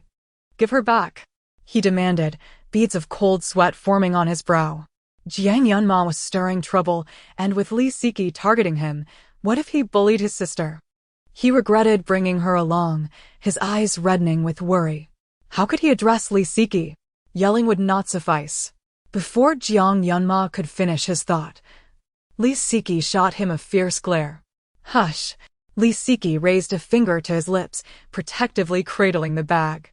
Lu Yuanchao, come with me. Jiang Yunma attempted to follow, but Li Siki barked, you Jiang Yunma, stay back. Jiang Yunma stomped in frustration. What could possibly be in that bag to provoke Li Siki's wrath? The Imperial Academy was vast, adorned with lush gardens. Li Siki had a servant stationed outside the rockery to keep watch, while the fourth prince and Lu Yuanchao hid among the bushes. Lu Yuanchao feeling the sweat bead on his nose. Please, return my sister, Lu Yuanchao implored. Li Siki glared at him. I haven't bullied your sister. You are quite bold to have brought her to the academy. Did you steal her away? Such a beautiful and adorable younger sister. If he were to take her out, his mother would undoubtedly be furious with him. Chapter 29. A day trip to the academy. Will you take care of her? Your sister is overheating. She's developed a rash. He discreetly loosened the cloth bag, allowing the little one some relief. Lu Yuanchao noticed his sister nestled in his embrace, peacefully sleeping, and he let out a slight sigh of relief. Your sister is truly beautiful, Li Siki remarked, envy etched across his face, realizing that Lu Yuanchao had such a lovely sibling. Of course. My sister is incredibly adorable. She even gives me kisses. Lu Yuanchao said, pride evident in his expression. Li Siki felt a pang of discomfort. His own mother had borne only 3 legitimate sons, while the concubines had produced daughters that resembled monkeys. After a lingering gaze, he reluctantly returned the child to Lu Yuanchao. Lu Yuanchao placed her back in the cloth bag. What is her name? Li Siki asked eagerly, initially indifferent towards him. Lu Yuanchao couldn't resist boasting. Her name is Zhao Zhao, Lu Chaochao. Such a lovely name. What does your sister eat? Let's share a table for lunch. Li Siki expressed concern, fearing he might not care for Zhao Zhao properly. The 4th prince cast him a bewildered glance. The milk I brought this morning has gone sour. I won't sit with you.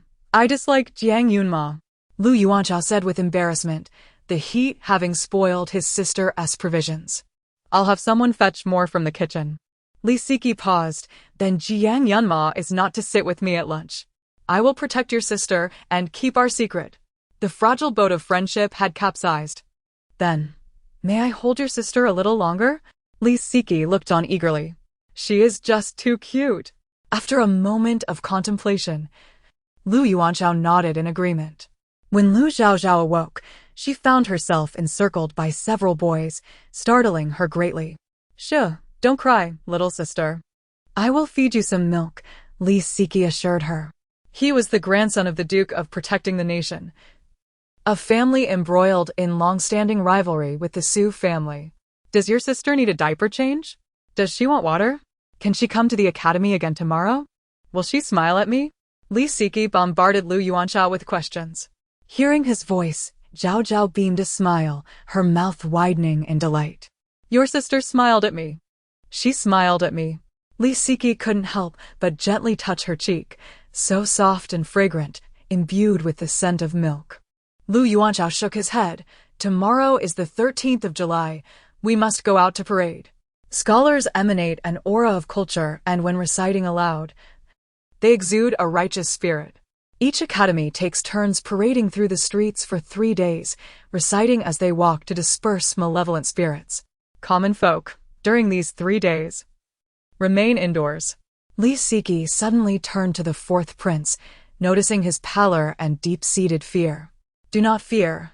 As soon as class ends, return directly to the temple, he reassured. The 4th prince shook his head. My mother is unwell. I must stay in the palace to accompany her. Besides, the abbot will protect me. Zhao Zhao blinked curiously, pondering. He belongs to the Yin body. Born in a Yin year, month, day, and hour, he is inherently frail. Had he not been born into royalty, shielded by the dragon's energy, he might not have survived. Yet living is a torment. Those born under Yin can see ghosts. The 15th of July is bound to frighten him half to death, Zhao Zhao mused internally. Lu Yuanchao's eyes widened. No wonder the 4th prince resided in the duke's temple for so long. This year, had it not been for his mother, the virtuous concubine, falling gravely ill, he likely would not have returned to the palace. After class, return early to the palace. Avoid encounters with malevolent entities. For these 3 days, do not venture outside. It is essential to be cautious, as he is frail and easily possessed by evil spirits. Sure enough, immediately after lunch, someone from the palace came to escort the 4th prince away. 3 years ago, feeling homesick, he had sneaked back to the palace on the 15th of July. When he regained consciousness, 3 days had passed. That period saw a drastic change in his demeanor. It was said that concubine had fallen gravely ill from fright. Li Siki sighed, aware of even more grim details. At that time, the 4th prince's eyes had turned blood red, and he had gruesomely bitten the concubine's dog, draining it of its blood. He had appeared as a malevolent spirit, waking with no memory of the incident. During those 3 days, he had been possessed by an evil force. The most tragic part was that until he was 3 years old, he had been terrified to open his eyes, covering them with cloth daily. As a child, he often encountered ghosts, which was why he had been so difficult to care for. Could there be no way to prevent possession? Could not even the high monks of the Duke's temple manage it? Born weak and sickly, residing in the cold temple, separated from his parents for years, he had to constantly be wary of losing his body to malevolent spirits. Lu Yuanchao had always perceived the fourth prince as aloof. Yet now he found him pitiable. Li Siki shook his head. The abbot can only provide temporary peace.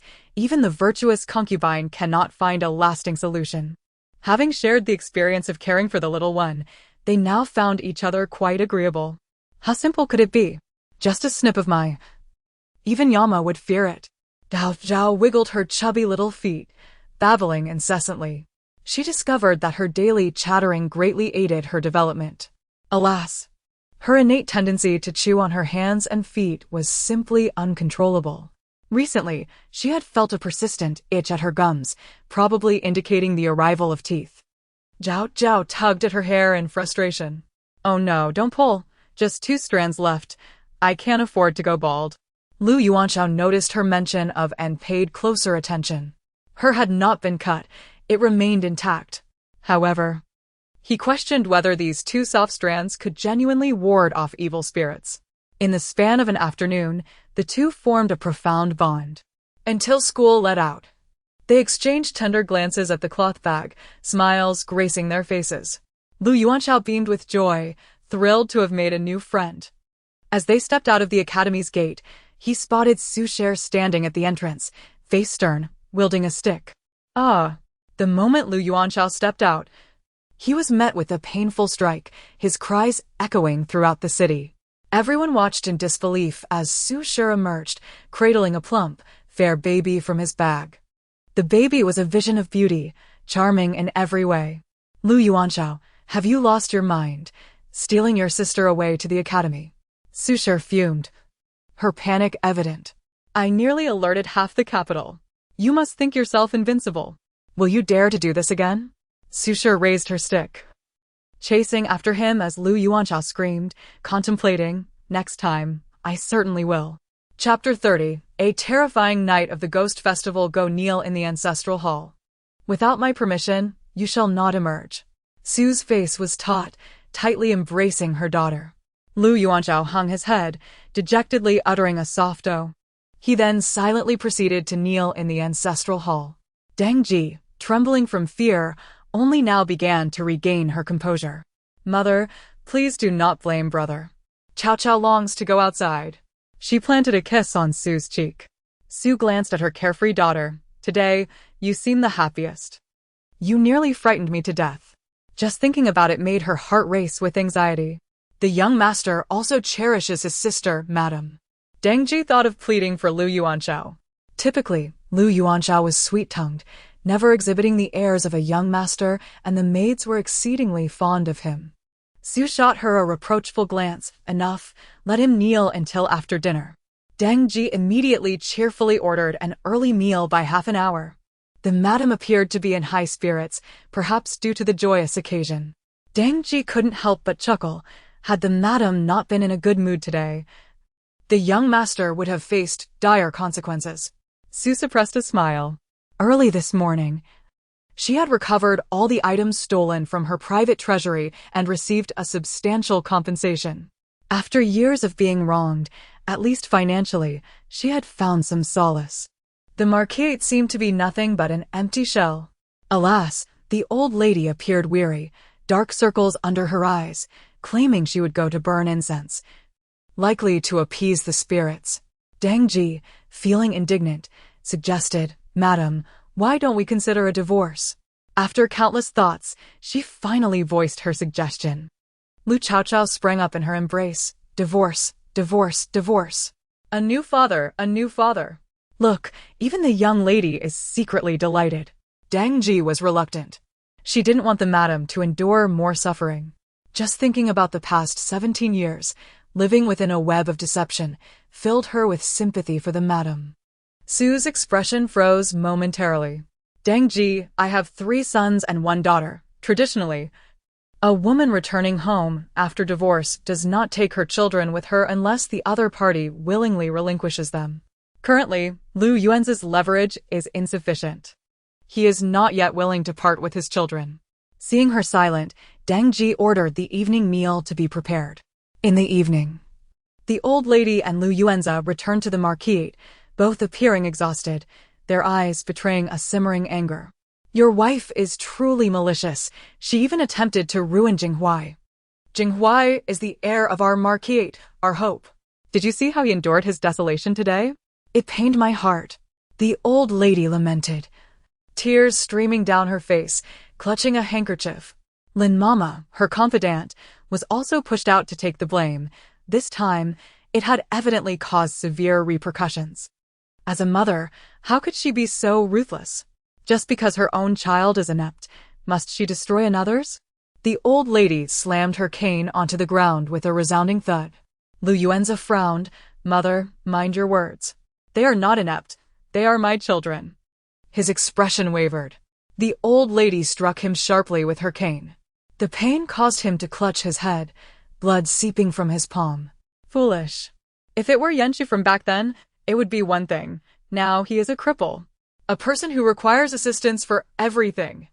His very existence brings shame upon our marquise. How intelligent is Jinghuai? He is renowned in the capital. And Jingao, let alone, has received prophecies, her worth immeasurable. Yet what of Jiao? She has followed you in obscurity, suffering for 17 years. Su Shiyun, that venomous woman. The old lady's expression was filled with malice. This time, she nearly caused Jinghuai's reputation to be utterly ruined, leading to a complete loss. Her maternal family is powerful, and I had planned that if her child were to die young, I would raise Jingao under her name. By establishing an emotional bond, she would not be wary.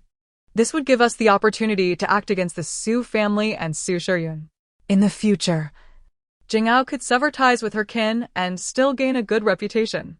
Alas, if Jingao were here, we could alleviate our longing. A beloved granddaughter. Yet she must be raised away from sight. Lu Yuanzi's gaze flickered, yet he said nothing. As night fell, the servants hurried to secure the doors and windows, checking if the protective charms were in place. At midnight, a thick fog began to roll in from the horizon, enveloping everything within. Amongst the fog, grotesque, clawing figures emerged, terrifying shapes lurking in the mist. Headless beings wandered aimlessly, searching for their heads. Severed limbs and gaping maws floated ominously in the air, instilling fear. Whispers of piercing voices echoed in the air. Su donned a robe, while Deng Ji dared not light the oil lamps, relying on the moonlight to reassure her. Madam, rest assured, protective charms have been placed everywhere. The walls have been sprinkled with black dog blood. All is well. Su glanced at the peacefully sleeping Lu Chaochao, who kicked off her blanket, exposing her fair belly. Su tugged at Chaochao's clothing to cover her abdomen. Today, it seems only Chaochao sleeps soundly. Has Yuanxiao returned? Did he eat? Su's expression turned slightly embarrassed. Ju Xia chuckled softly, lowering her voice. Do not worry, Yuanxiao returned to rest long ago. Before he left, I sent some pastries with him. He should be out participating in the festivities by now.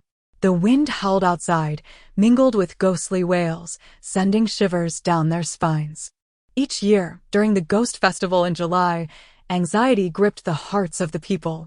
Deng Ji sighed, tonight seems more terrifying than usual. The fog is so dense that one cannot see their hand in front of their face.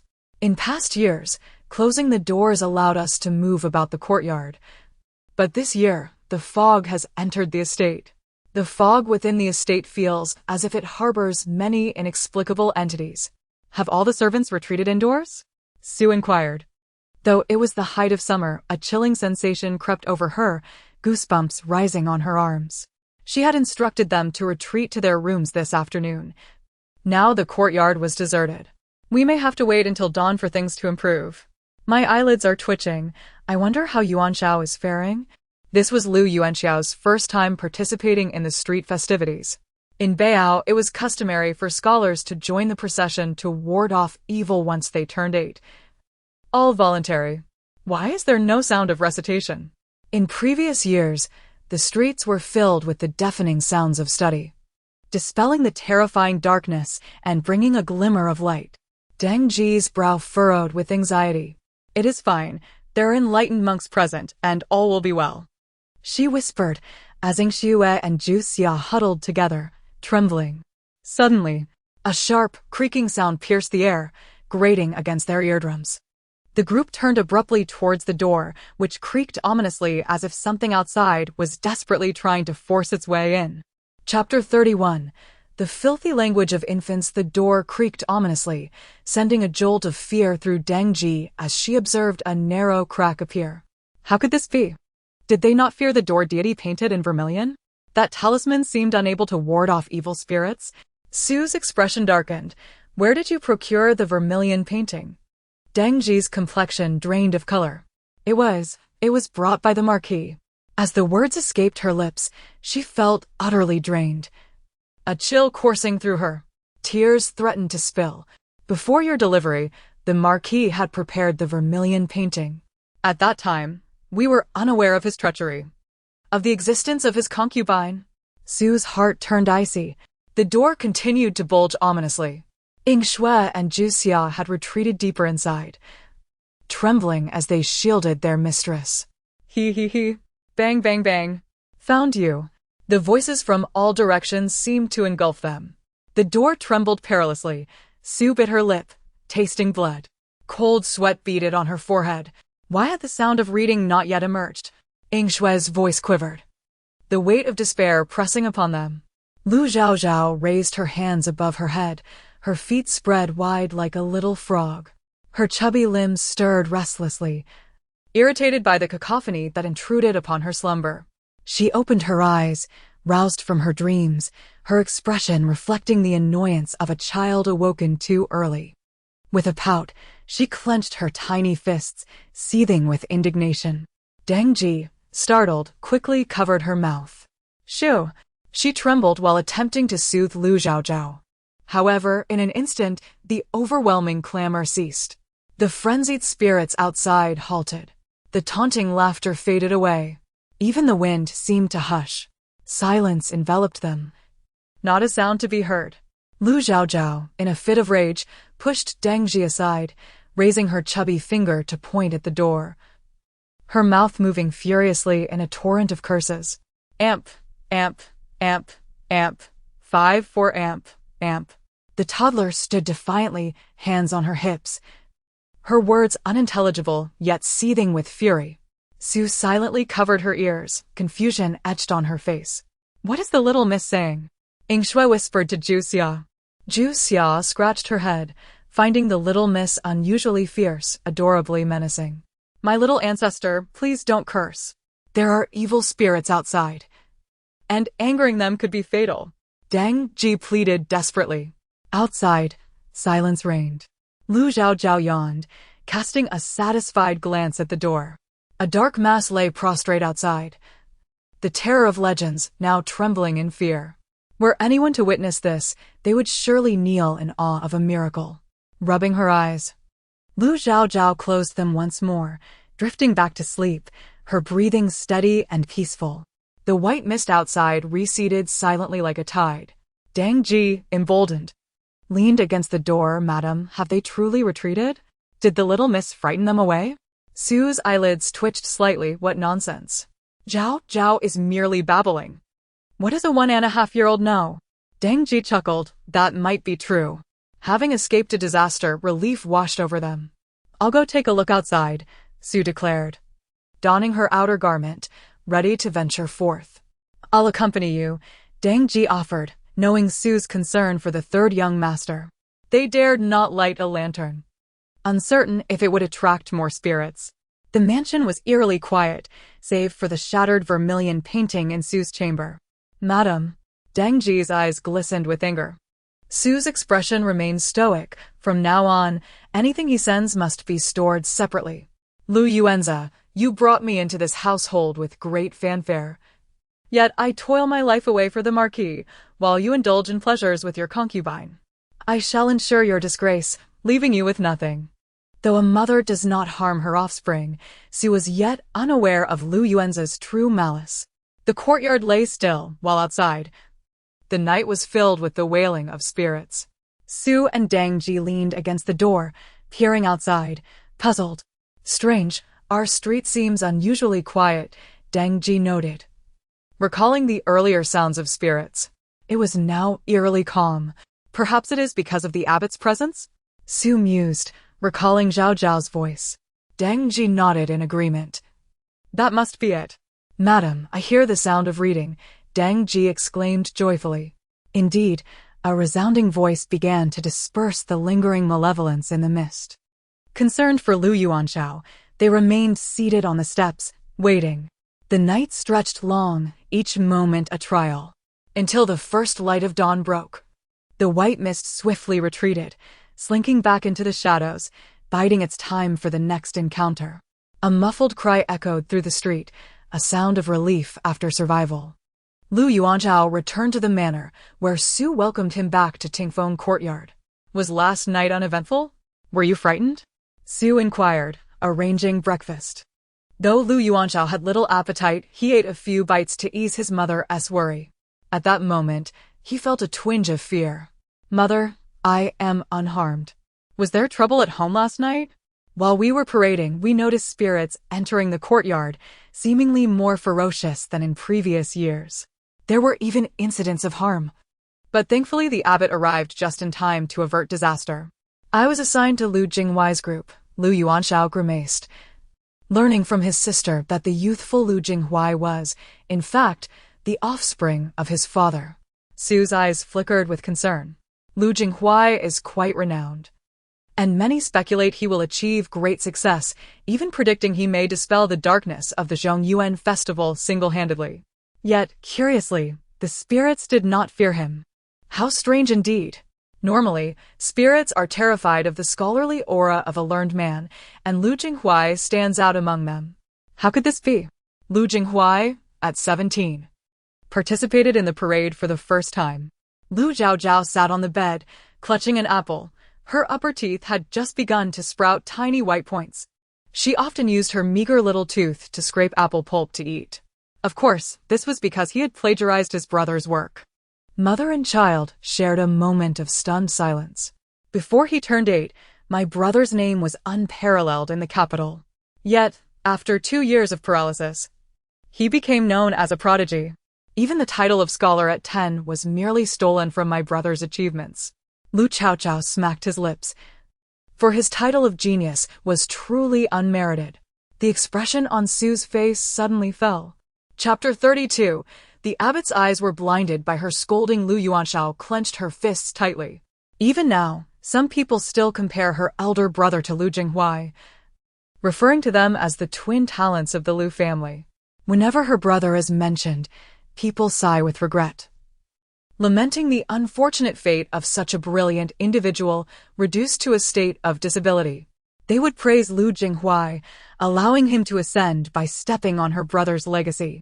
Mother, my studies are quite challenging at the moment. Do you know where I might find my brother's past books and writings? Lu Chaochao coughed softly, feigning casualness in her inquiry. Susher pressed her lips together, saying, after your brother's incident, he became extremely averse to everything from the past. Your father sent someone to move them away. They were long given to Lu Jinghuai, humph. Lu Chaochao struggled to hold a large apple, which was bigger than her cheeks. It has been ages since I last saw your brother, Susher said, her expression somewhat dimmed. The thought of her eldest son still brought her an unbearable pain.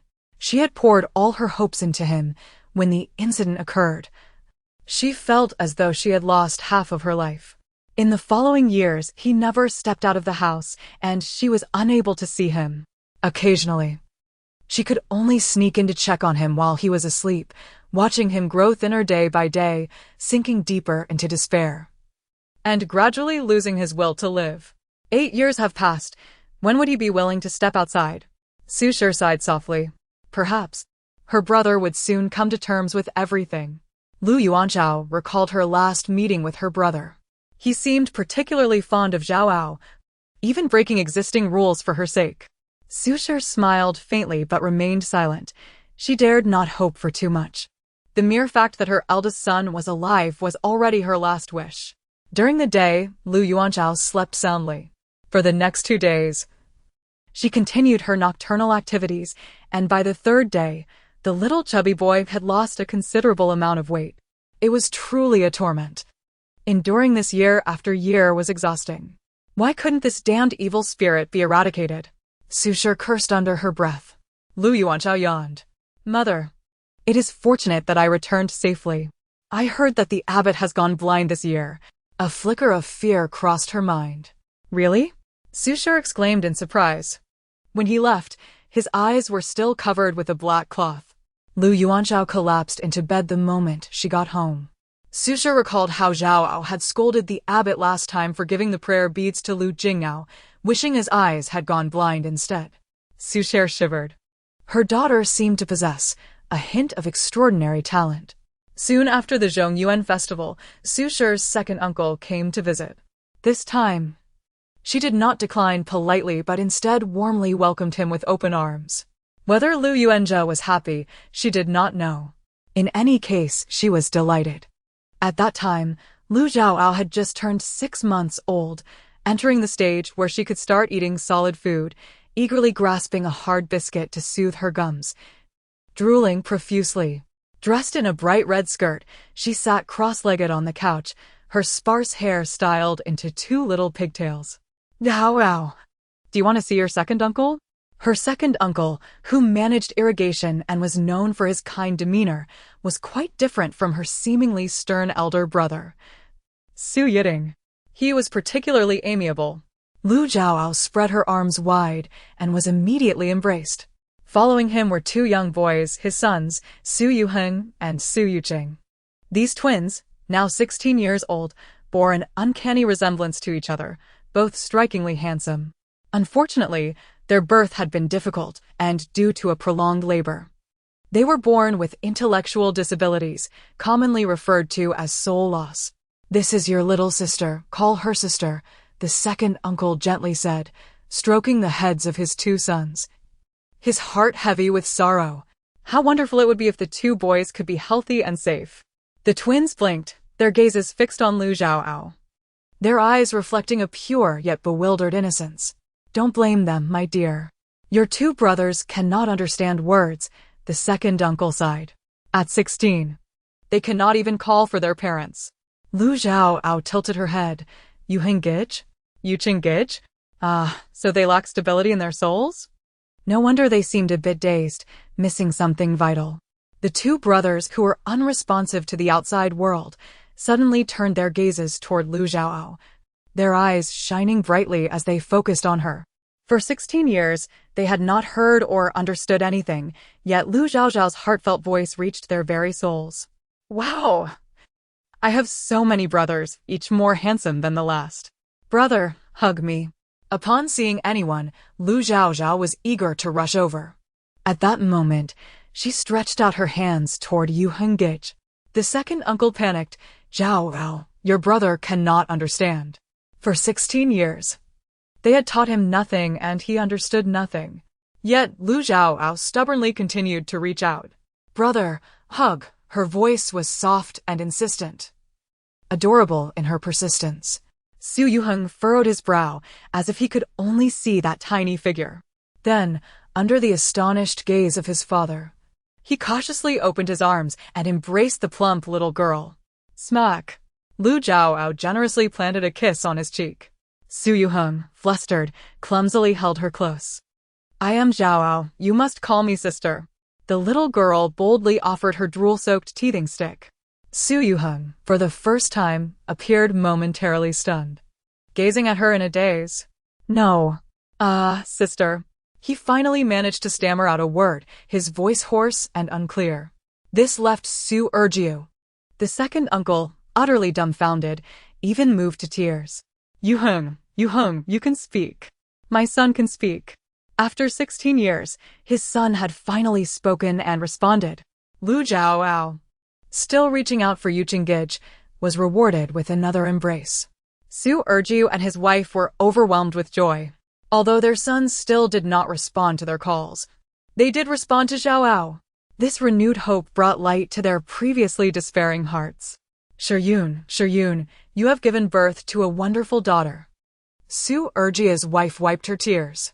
She had suffered during the birth of the twins and had long given up hope, but now a change had finally come. Su Shi, astonished, said, "Second brother, sister understands everything. You must take great care of yourself." Su Erjiu, however, discreetly glanced at Lu Chaochao, who was gnawing on her teething stick, straining to listen to their conversation. Chapter 33. Marrying a scoundrel isn't the calamity in Linluo related to the tragic fate of my second uncle, torn apart by the victims? The little one anxiously thought. You must guard against Dong Jiaming, he will bring you harm. The second uncle, upon hearing this, relaxed his frown. Seems I have met the right person. Dong Jiaming? I shall remember this name. Su Shi pondered how to alert her second brother. Su Eryi did not even have dinner, hastily leaving after a brief sit. He had promised to bring Zhao Zhao to interact with his two sons. After this visit, he felt that the two children had become noticeably sharper. That night, as Lu Chaochao was lost in a dreamy slumber, she heard faint sounds from outside. Su Shi wrapped herself in a garment and entered to report. Someone has come in haste to Dashan Hall, claiming someone is gravely ill. Lu Chaochao yawned and turned over, drifting back to sleep. The ability to turn over was indeed a delightful one. In the original tale, the Su family faced ruin, with Su Shi's three sons encountering misfortune, while the protagonist's family thrived effortlessly. Now, with the Su family rising in ranks and her own survival intact, and her third brother not straying from the right path, their mother took the opportunity to empty the Lu family storeroom, leading to her own misfortunes. Despite the commotion outside lasting all night, Lu Chaochao slept soundly. Su Shi was invited to Dashan Hall early the next morning. The elderly matriarch appeared weary, and upon seeing Su Shi looking refreshed, her anger flared. It is all you're doing. Look at the situation you have created. You sleep soundly, while the marriage for Wani is approaching, and I, an old woman, must bear the burden. Su Shi, normally submissive, stood her ground. Mother, everyone in the capital knows how much I have cared for her over the years. Is it truly wrong for a daughter-in-law to care for her mother-in-law? You cannot blame me for your aging. You bore Wani when others at your age were already grandmothers. You can still have a daughter, so how can you claim to be old? Su Shi spoke playfully, her tone light. The elderly matriarch, however, found no joy in her words. She felt mocked by Su Shi, yet could find no evidence to support her feelings, which only deepened her frustration. After all, Wan Yi is your own daughter. I can indulge her to an extent, but organizing the marriage must fall to her biological mother, lest outsiders criticize you. Su Shi smiled sweetly. The entire capital knew of her disapproval regarding Lu Wanyi's marriage, and she had no part in it. Should Lu Wanyi regret it in the future, it would bear no consequence for her. The elderly matriarch's brow furrowed, recalling the public embarrassment faced by Pei Jiao, who had spent a night in the county jail and returned to stir trouble with Lu Yuanzhe. Whispers began to circulate about Lu Jingwei's mother being a thief, with some even claiming that lightning had struck their home. This significantly tarnished Jingwei's reputation. Repeated incidents led to a lack of diligence among those serving Lu Jingao. Last night, she suffered a high fever, leaving her sleepless. This only fueled the elderly matriarch's concern for Lu Jingyao's well-being outside. If she could be raised under Su Shi's care, she would gain the family's assets and trust, while Su Shi could keep a watchful eye over her beloved child. You are Wan Yi's sister-in-law. Please assist her. Su Shi smiled knowingly but remained silent. I have summoned you today to discuss a matter. The Qingxi ancestral home has sent word that a distant relative is in distress, leaving behind a lonely daughter. This girl is about Zhao Zhao's age, emaciated and without support from her kin. I was wondering if we could extend a helping hand. It would be beneficial for Zhao Zhao to have a companion, given that her brothers are lacking. What do you think? Though the elderly matriarch spoke lightly, her tone was resolute. For 17 years, Su Shi had never refused a request. When the matriarch fell ill with a cold, bedridden and unable to rise, the servants merely performed the bare necessities while Su Shi, the once pampered daughter, offered unwavering care without a single complaint. She never considered that Su Shi would decline. When the time came, they would both be included in the family tree, raising the girl as if she were a twin, with no need to change birth dates, thus legitimizing the relationship. The matriarch smiled at the thought of raising them as twins. Su Shi clenched her nails into her palm. How dare they? The audacity to think of bringing an illegitimate child into the legitimate family fold, expecting the rightful wife to raise her, it struck her that this had indeed been their initial plan. She had heard Zhao Zhao's heart's voice and narrowly escaped disaster. Had Zhao Zhao perished, and she raised that illegitimate child as a treasure, only to be betrayed in the end, it would have been akin to a catastrophe. Su Shi's scalp tingled with dread. At this moment, she tightly grasped her hands, revealing nothing on her face. Mother, I already have Zhao Zhao. Why would I need another daughter? Furthermore, that child has lost her parents? Su Shi asked with concern. The elderly matriarch nodded slightly. This isn't a matter of a daughter-in-law's refusal. That child is likely to bring misfortune to her parents. Su Shi continued, before she was born, our family thrived, and her parents were loving. After her birth, their fortunes collapsed. Everything fell apart. It seems she is cursed, bringing calamity to her kin. I am still young and unafraid, but you. Su Shi sighed, hinting at something deeper. The elderly matriarch frowned, displeased. Lu Jingao and Lu Jinghuai were her cherished grandchildren, and she would not tolerate any ill words against them. Jingyao's destiny had been confirmed by a revered monk as extraordinarily precious. Very well, if you do not wish it, I will not press the matter. The elderly matriarch concluded without further thought. She merely lamented that she had not drowned Lu Chaochao when she had the chance. Once outside, Su Shi's smile faltered. Such a dream! Lu Chaochao knew nothing of this, and even if she did, she would never allow Lu Jingao to be her sister. As long as she remained unwilling, the heavens could not force her. At just over 7 months old, Lu Chaochao sprouted her first tooth. Her diet expanded, and she occasionally enjoyed half a steamed egg. Meanwhile, Lu Wanyi was on the cusp of marriage. In my past life, my mother prevented you from marrying into a fiery pit, only for you to scorch her face. This time, let's see if you will regret it. Dressed festively, with a hint of red adorning her brow, Lu Chaochao appeared even more adorable. Let us get rid of her. The Marquis of Loyalty and Bravery's estate buzzed with excitement, bedecked in red lanterns and double happiness decorations. The elderly matriarch, overwhelmed with joy, cried with her daughter for a while before sending her off. Among the guests, Su Shi spotted Lu Jinghuai, seemingly on amicable terms with the newly crowned scholar Gu Ling. Did he know of Gu Ling's violent tendencies, that he would strike his wife? Su Shi observed coldly as Lu Wanyi, with a charming demeanor, walked toward the marriage she yearned for. Chapter 34. Morning play with the scoundrel Fodder. After Lu Wanyi's marriage, the residence fell into a state of notable desolation.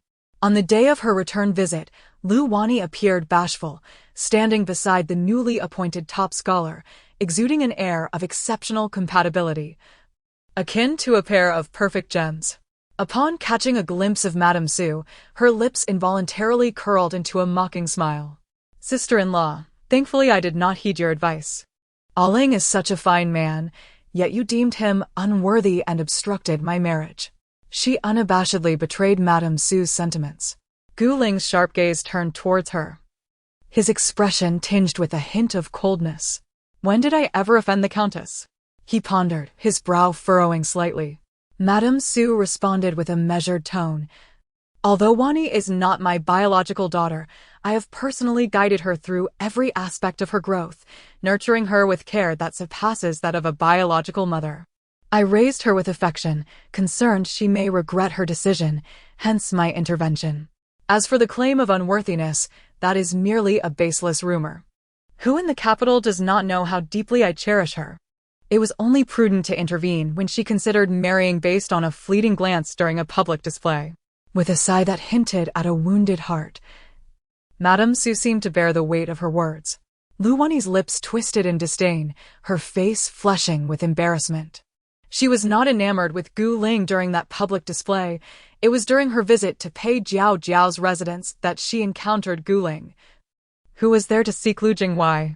From that moment, her interest was piqued. Pei Jiao Jiao had even gone to great lengths to invite Gu Ling, and they had already established private contact. However, she had hoped to leverage Madame Su's influence to elevate Lu Wanyi's status. only to find her unwilling to meddle in matrimonial affairs. Lu Yuanzhe had returned to the residence early, enjoying a meal during the return visit banquet. Lu Chaochao successfully procured a few morsels of meat, excitedly wriggling in Dingji's embrace. "Auntie, if you remarry, we can have more meat." Madame Su smiled gently. "Sister-in-law, I must say, how long has it been since the elder brother returned home? Perhaps you should reflect on whether you have erred in some way." Lu Wani's tone carried a hint of schadenfreude as she nudged Madame Su, hoping for her assistance in securing a favorable match. Little did she know that even such a small favor was beyond Madame Su's willingness to provide. In fact, to extricate Pei Jiao from prison, much of her dowry had been sold off. Men are meant for great deeds. What is a woman's slight grievance? Lu Wani nestled affectionately against Gu Ling, her eyes radiating bliss. Madame Su, clutching her handkerchief, dabbed at the grease on Lu Chaochao's lips. Indeed, indeed. Next time you face domestic violence, remember to reflect on it. Consider why you were struck. Lu Chaochao, brimming with joy, awaited her turn to be scolded, agreeing with Wani's sentiments. Madame Su even cast a playful glance at Gu Ling. "Do not return in tears to report your grievances." By the time the banquet concluded, night had fallen. The maidens hurried to prepare several winter garments for the young miss, as autumn rains brought a chill, signaling an impending change in the weather. Dingy sat before the oil lamp, embroidering a tiger head hat for Lu Chaochao. "Call your mother?" Madame Su was coaxing Lu Chaochao. The little one grinned, revealing her single baby tooth. "Cool, dear." Her words were unclear, yet she was beginning to speak. What a joyous development. Madame Su felt a surge of happiness, while Chaochao had yet to articulate that other girl had been speaking long ago. As Lu Yuanzhe entered, he instinctively remarked, "Of course she can speak. She is a modern child from 2,000 years hence. If it were not for her modern knowledge assisting that scoundrel father, how wretched would our Su family be?" Madame Su inhaled sharply at the mention of 2,000 years hence, her eyes slightly lowering. "Which girl are you referring to?" Lu Yuanzhe, resting his fist against his lips, coughed softly. "She is the daughter of a colleague. She began to speak at 7 months, displaying remarkable intelligence." He waved his hand, and Dingzi paused momentarily. Glancing at his wife, Madame Su nodded, allowing her to withdraw. "Chaochao, call father. Call father." Lu Yuanzhe's eyes held a flicker of surprise. Chaochao was far more appealing than Jingao. Call father, he coaxed gently. Lu Chaochao blinked her innocent eyes. Call father, call father." Her soft, sweet voice melted hearts. Lu Yuanzhe shook his head. "It is call father, father, father." "Daddy." He pointed to himself. Meanwhile, Lu Chaochao chirped, "Woof, woof." Madame Su stifled a laugh, covering her mouth, her entire being shaking with mirth. Lu Yuanzhe's temples throbbed with irritation as he struggled to suppress his anger, his expression darkening. "What use is good looks? Jingao clings to me, while Chaochao presents her backside to me." There was a tinge of displeasure in his eyes. Chaochao innocently pointed at him. "Doggy, doggy." Her naive demeanor nearly drove Lu Yuanzhe to the brink of frustration. "Chaochao is still young. Why should you be angry with a child?" Lu Yuanzhe lifted Chaochao to one side, lowering his voice, his elegant visage softened with affection. "Shiyun, how long has it been since we lived together after Chaochao's birth?" He gently caressed Su Shiyun's shoulder, yet she felt a wave of revulsion, desperately suppressing the urge to slap his hand away. Casting a glance at the eagerly watching Lu Chaochao, Chaochao is observing. "The girl is delicate. She clings to me. Is the Lord not feeling lonely sleeping alone?" Madame Su teased lightly. Lu Yuanzhe noticed Lu Chaochao's gaze and wished to express tenderness, but his interest waned. He awkwardly withdrew his hand. "Do not misunderstand, Shiyun. How could I feel lonely? Besides you, I find no one else appealing." However, Lu Yuanzhe's tone faltered. "Is the Lord facing any difficulties?" Madame Su inquired with concern. Lu Yuanzhe was at a loss for words. In the past, Madame Su would have readily handed him the key to her private treasury, allowing him to choose without hesitation, ensuring he would never have to beg in disgrace. How could he express that their household was in dire straits? Lu Jinghui's engagement with Miss Jiang was already settled, and the bride price had been proposed, yet he had returned everything to Madame Su. Even Lu Wenyi's dowry was insignificant, and Madame Su had not contributed a single item. Lu Yuanzhe felt a surge of dissatisfaction. Is the Lord short on funds? Madame Su's eyes brightened, speaking generously. If you lack funds, do not hesitate to inform me. We are one as a couple, having been married for years. Why should we differentiate between you and me? Her words stirred Lu Yuanzhe's emotions. He desired her to plead for him, to need him. The household lacked money, and consuming her dowry seemed justified. The Lord is living off Lady Yun's wealth. And she is quite pleased. Madame Su understood Lu Yuanzhe's pride and need for dignity, casually stepping on his sensitive spot as if it were unintentional. Lu Yuanzhe's expression darkened. His fists clenched. I do not lack money. Lady Yun's private treasury is reserved for myself. I have not yet reached the point of needing to rely on a woman's dowry. His tone grew heavier. By the way, have Yan Shu come forth as a witness, stating that Yan Shu voluntarily withdrew from the engagement, unwilling to burden Miss Jiang. The rumors circulating about Lu Jinghui snatching Yan Shu's fiancé are utterly disgraceful. Do not ruin her future.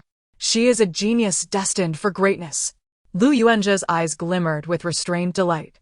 Suddenly, a crash echoed as Madame Su's expression darkened, shattering the teacup on the table. Chapter 35. The theft of brother's work, is that the purpose of your visit, my lord? You wish for Yan Shu to bear witness? He has been cast aside, discarded, and you still demand he come forward as a witness? You are merely rubbing salt into Yan Shu's wounds. Lu Yuanzhe spoke soothingly. Yunyang, Yan Shu has already been rendered incapacitated. What harm can a little more grievance bring? He does not emerge, thus he cannot suffer further indignity. His tone was light, igniting fury within Su Shi. As for Lu Jinghui, I have encountered him. A 17-year-old youth who has achieved the highest honors. He is no ordinary talent and is destined to soar to great heights. It would be wise to cultivate a favorable relationship with him. Some even assert that he is the second coming of Yan Shu. His literary talent and works are in no way inferior to Yan Shu's. Lu Yuanzhe's eyes sparkled, as though he were rejuvenated. Su Shi regarded him with indifference. Does he not recall that Yan Shu is more astute than Lu Jinghui? No one shall tread upon my son to ascend. Su Shi trembled with rage, her lips pale. This is not merely about bearing witness. It is about using Yan Shu as a stepping stone to elevate Lu Jinghui's reputation. Even if Yan Shu is paralyzed, I will not allow him to be reduced to a mere tool. Lu Jinghui had interactions with Jiang Yunjin before the engagement was annulled. Who knows if they were entangled without formalities? A genius youth? Achieving the highest honors? Merely a conniving scoundrel. And you expect my son to testify? Dream on. Su Shi clenched her teeth furiously. Slap. Lu Yuanzhe struck Su Shi's face, his expression betraying a hint of anger. What nonsense are you spouting? Lu Yuanzhe's demeanor bore traces of panic. Su Shi raised her hand to wipe the blood from her lip, her eyes burning with hatred. I see you have lost your mind. Yunyang, how have you become this way? So petty, unable to tolerate others? You possess none of your former grace, none of your former virtue. After speaking, he swept away in frustration. Dang Ji burst into the room, and, upon seeing the bruised face and bloodied lip of his mistress, tears streamed down his cheeks. My lord, how dare he raise his hand against you? Dang Ji hurriedly called for hot water to soothe her swelling. Su Shi remained expressionless, allowing the maidservants to bustle about. Not a hint of concern was shown as Lu Chaochao sat upright on the couch, her expression solemn. Even her beloved apple rolling to the floor. A genius? Merely a reputation stolen from my brother's work. Now he steals from my brother, and in the future, as the heroine matures, she will have the wealth of 5,000 years of Chinese poetry and prose to support him. Outside, the lights shone brightly, but inside, the atmosphere was heavy with despair, as Su Shi's hatred was laid bare. Su Shi's lips moved, but her face contorted with pain. Go investigate the articles that Lu Jinghui has published over the years. Bring back the earlier works as well. Su Shi recalled Zhao Zhao's heartfelt wishes, her expression shifting slightly. Su Yiting had sent several reliable guards, whom Su Shi often dispatched for errands. They were trustworthy individuals. Since Lu Yuanjia left the manor, he had not returned for half a month, seemingly intent on applying pressure on Su Shi, attempting to compel her to submit. Lu Wani even sent a message. This man would never strike a woman without cause. The woman must have erred. Sister-in-law, reflect upon what you may have done wrong. A woman lowering her head, akin to a man, is nothing to be ashamed of. How absurd. All those years of teaching her have gone to waste. The lady cared for her as if she were her own, yet she is so ungrateful. Deng Ji cursed in anger. Su Shi, however, smiled in bewilderment. Does the old lady know of this message? Deng Ji retorted. How could she not? I first conveyed the message to the old lady before coming here to listen to the winds. I fear the old lady harbors thoughts of making you reflect as well. Lu Chaochao sat on the bed, her eyes darting around. The time for Auntie to be beaten is drawing near, she chanted in her mind, clapping her small hands excitedly. Su Shi pinched her chubby little face. This little one truly knows how to enjoy the show. Very well. She too felt a growing anticipation for the unfolding events. Oh, how I long for minced meat tonight. If I could have some, I would be the happiest child in the world. Lu Chaochao sat on the bed, grinning widely at Su Shi, radiating cuteness. Tonight is the 15th day of the 8th lunar month. I shall prepare some minced meat for Zhao Zhao and make some small pastries that she can digest. Seeing her daughter brought warmth to Su Shi's heart. If not for Zhao Zhao's arrival, she would now be facing a dire situation, indeed. Su Shi furrowed her brow slightly. She intended to part ways and reclaim her 4 children openly. It would be a challenge, but with Zhao Zhao, there is hope. Yay, dear mother, you are wonderful. Simply the best, the most beautiful and kindest mother in the world. Lu Chaochao exclaimed, planting a kiss on her cheek. If you could let me go out to admire the moon tonight, that would be even better. Lu Chaochao mused silently. Su Shi feigned ignorance. In the small kitchen, they stumbled upon a type of egg yolk bean that melts in the mouth, the size of a fingernail, perfect for the young lady. The maidservants would fetch some later. This morning, the kitchen had baked mooncakes, and tonight everyone looked forward to moon-gazing. It was said that an event had been organized outside, where talented scholars and beautiful maidens would showcase their skills. In previous years, the eldest princess would host a grand celebration. Deng Ji massaged Su Shi's shoulders. Su Shi's brows carried a hint of joy. This child, so precious, how could she dare to host a lantern festival? Tonight, we shall also release lanterns at the pond and ensure the kitchen prepares ample food. Let us also distribute double the moon silver to everyone. Su Shi's words brought Deng Ji joy, and she bowed in gratitude. Su Shi glanced at Zhao Zhao. To have Zhao Zhao is a blessing for me. Let us take 100,000 taels of silver from the storeroom and use Zhao Zhao's name for disaster relief. I have heard of the floods in Lingluo, where many victims have settled outside the city. Let us accumulate merit.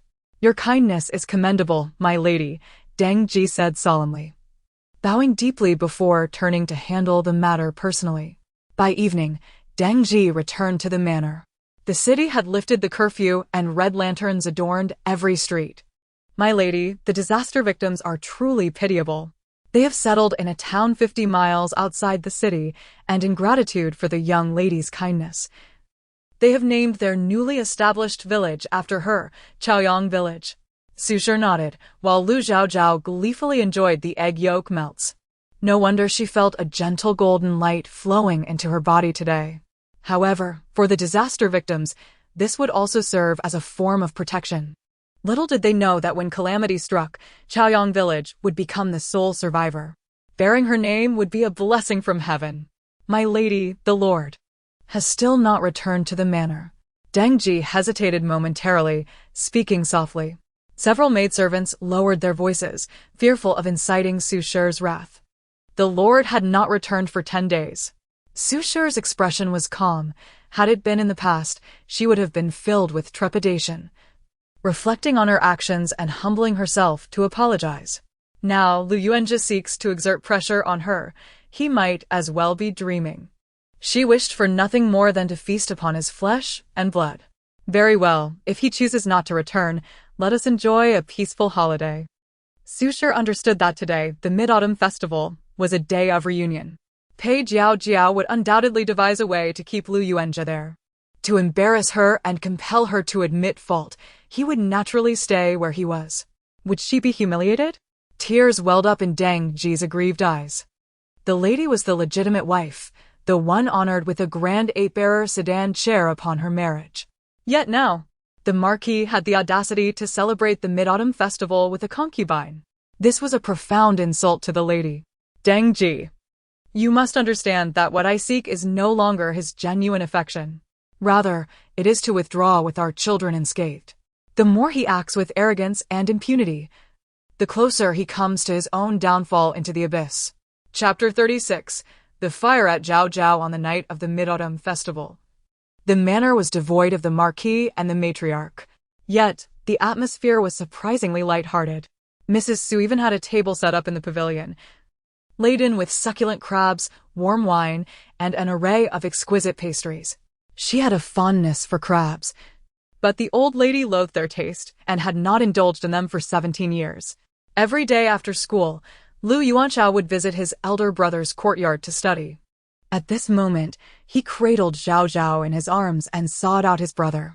His elder brother sat in a wheelchair, and in the short span of 2 months, he had grown plump once more, and a hint of his former elegance could be discerned. His hand could now be gradually raised, though he chose to keep this progress to himself. Zhao Zhao is here? Come, let big brother hold you, Lu Yuanjia said, his demeanor typically reserved. Yet he always softened in the presence of Zhao Zhao. Zhao Zhao, nestled in her brother's embrace, lamented, "Oh, how I wished to release lanterns. To set off Kongming lanterns. Oh, how I long to play." Lu Yuanzhao scratched his head, reflecting on how their mother had grown increasingly stringent since he had last taken his sister out. Lu Yuanjia shot him a stern glance, concerned about what might happen if anything were to befall her. "Big brother has prepared lanterns. Shall I take you to the lake to release them?" He smiled warmly, embodying the image of a gentle scholar. His features were strikingly handsome, and had he not been seated in a wheelchair, he would surely have drawn the admiration of all the young ladies in the city. Zhao Zhao nodded fervently, her little mind racing with thoughts. "The best big brother in the world. If only you could paint a Guanyin bodhisattva on the lantern for me." She pondered. "There are all sorts of calming lanterns in the sky, but I want a unique one, a bodhisattva lantern. That would be delightful." After setting off the lanterns, Lu Yuanjia had the attendants bring in brushes, ink, and paper. He had not held a brush since his disability, and this was his first attempt. He was most skilled in painting Buddhist figures, and today, he would create a portrait of a bodhisattva for Zhao Zhao. As he picked up the brush, tears of joy welled up in the eyes of the young servant. The young master was truly alive again. Lu Yuanjia could not hold the brush for long, and it took until nightfall to finish the bodhisattva portrait. Once the colors were applied, it was already dark. Zhao Zhao danced with glee, her chubby wrists jingling with bells. Her words were unclear, but she managed to utter a few sounds, her eyes brimming with wonder at her brother's talent. The bodhisattva he had painted looked benevolent, as if watching over the world, embodying the essence of a true bodhisattva. Hearing his sister's awe, Lu Yuanjia couldn't help but smile faintly. Lu Yuanchao lit the wick of the bodhisattva lantern with a candle. At the moment the wick ignited, the bodhisattva appeared to come alive, radiating an aura of compassion. Lu Yuanchao stepped back, feeling a wave of reverence wash over him, almost compelled to kneel in worship. The rumors of his brother's extraordinary talents in music, chess, calligraphy, and painting were indeed true. His presence eclipsed all brilliance. Zhao Zhao gazed up at her brother, exclaiming in wonder. The bodhisattva lantern ascended slowly into the night sky, merging with countless Kongming lanterns. Their gentle white glow floated serenely between heaven and earth. Zhao Zhao blinked her eyes, her small hands deftly performing a gesture, channeling a surge of energy into the lantern. In an instant, all the Kongming lanterns began to drift, gathering around the bodhisattva lantern, resembling stars clustering around their celestial guardian. "Look, What is that in the sky? Someone exclaimed, astonished. At that moment, the crowd had gathered before the high platform, admiring Lu Jinghuai's grand performance. Previously basking in the praise of others, now every head turned skyward. The city's lively chatter fell silent as if time had paused. It's the Bodhisattva. The Bodhisattva has manifested, they cried, dropping to the ground in fervent worship, repeatedly bowing their heads. Heavenly spirits have appeared. Are they here to bless us? The crowd erupted in jubilation, while Lu Jinghuai stood awkwardly on the platform, biting his lip to suppress his rising frustration. The entire city was in fervent reverence for the Bodhisattva, and Zhao Zhao remained blissfully unaware of the magnitude of the commotion her lantern had caused. She had no inkling that the matriarch of the loyal and valiant Marquis had knelt beneath the lantern for an entire night, praying for Lu Jinghuai to achieve top honors in the imperial examinations. Yawning, Zhao Zhao showed signs of fatigue, having not taken a nap amid the festivities. Big brother, I'll take my sister back to sleep. You should rest as well, Lu Yuanchao said, cradling her tenderly. Since learning of their father's extramarital affair, he had matured significantly. No. Fat, Zhao Zhao murmured sleepily. Lu Yenshu, lost in thought as he gazed at the osmanthus wine, suggested, let Zhao Zhao rest in my room.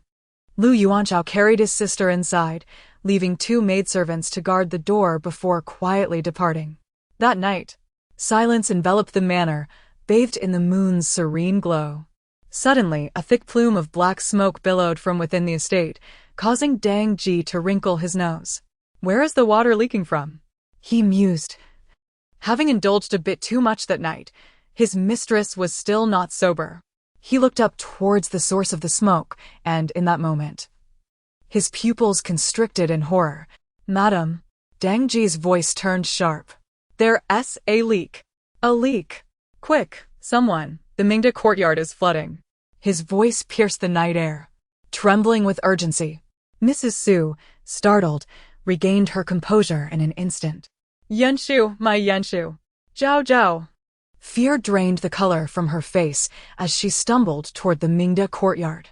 Chilled to the bone, she felt as if she had fallen into an ice cavern. Overwhelmed with terror, she could scarcely voice a word. She dashed forward as if possessed. At that moment, the entrance of the Mingda courtyard was engulfed in thick smoke.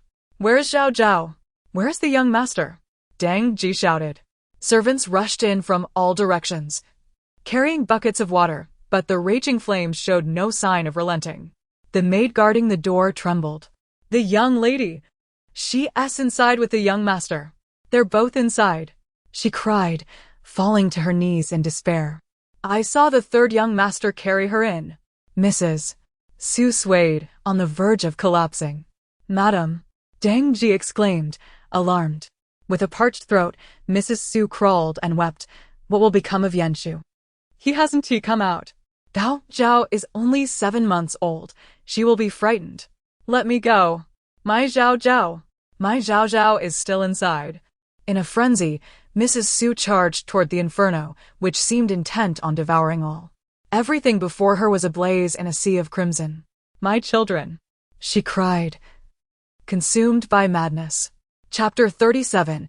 You have been warned. Sushir collapsed before Mingda courtyard, her expression a portrait of terror as she blankly stared at the inferno that threatened to consume everything. The flames crackled and roared, as if they aimed to devour all in their path. Struggling to rise, she was startled as a figure dashed into the blaze. Your Highness!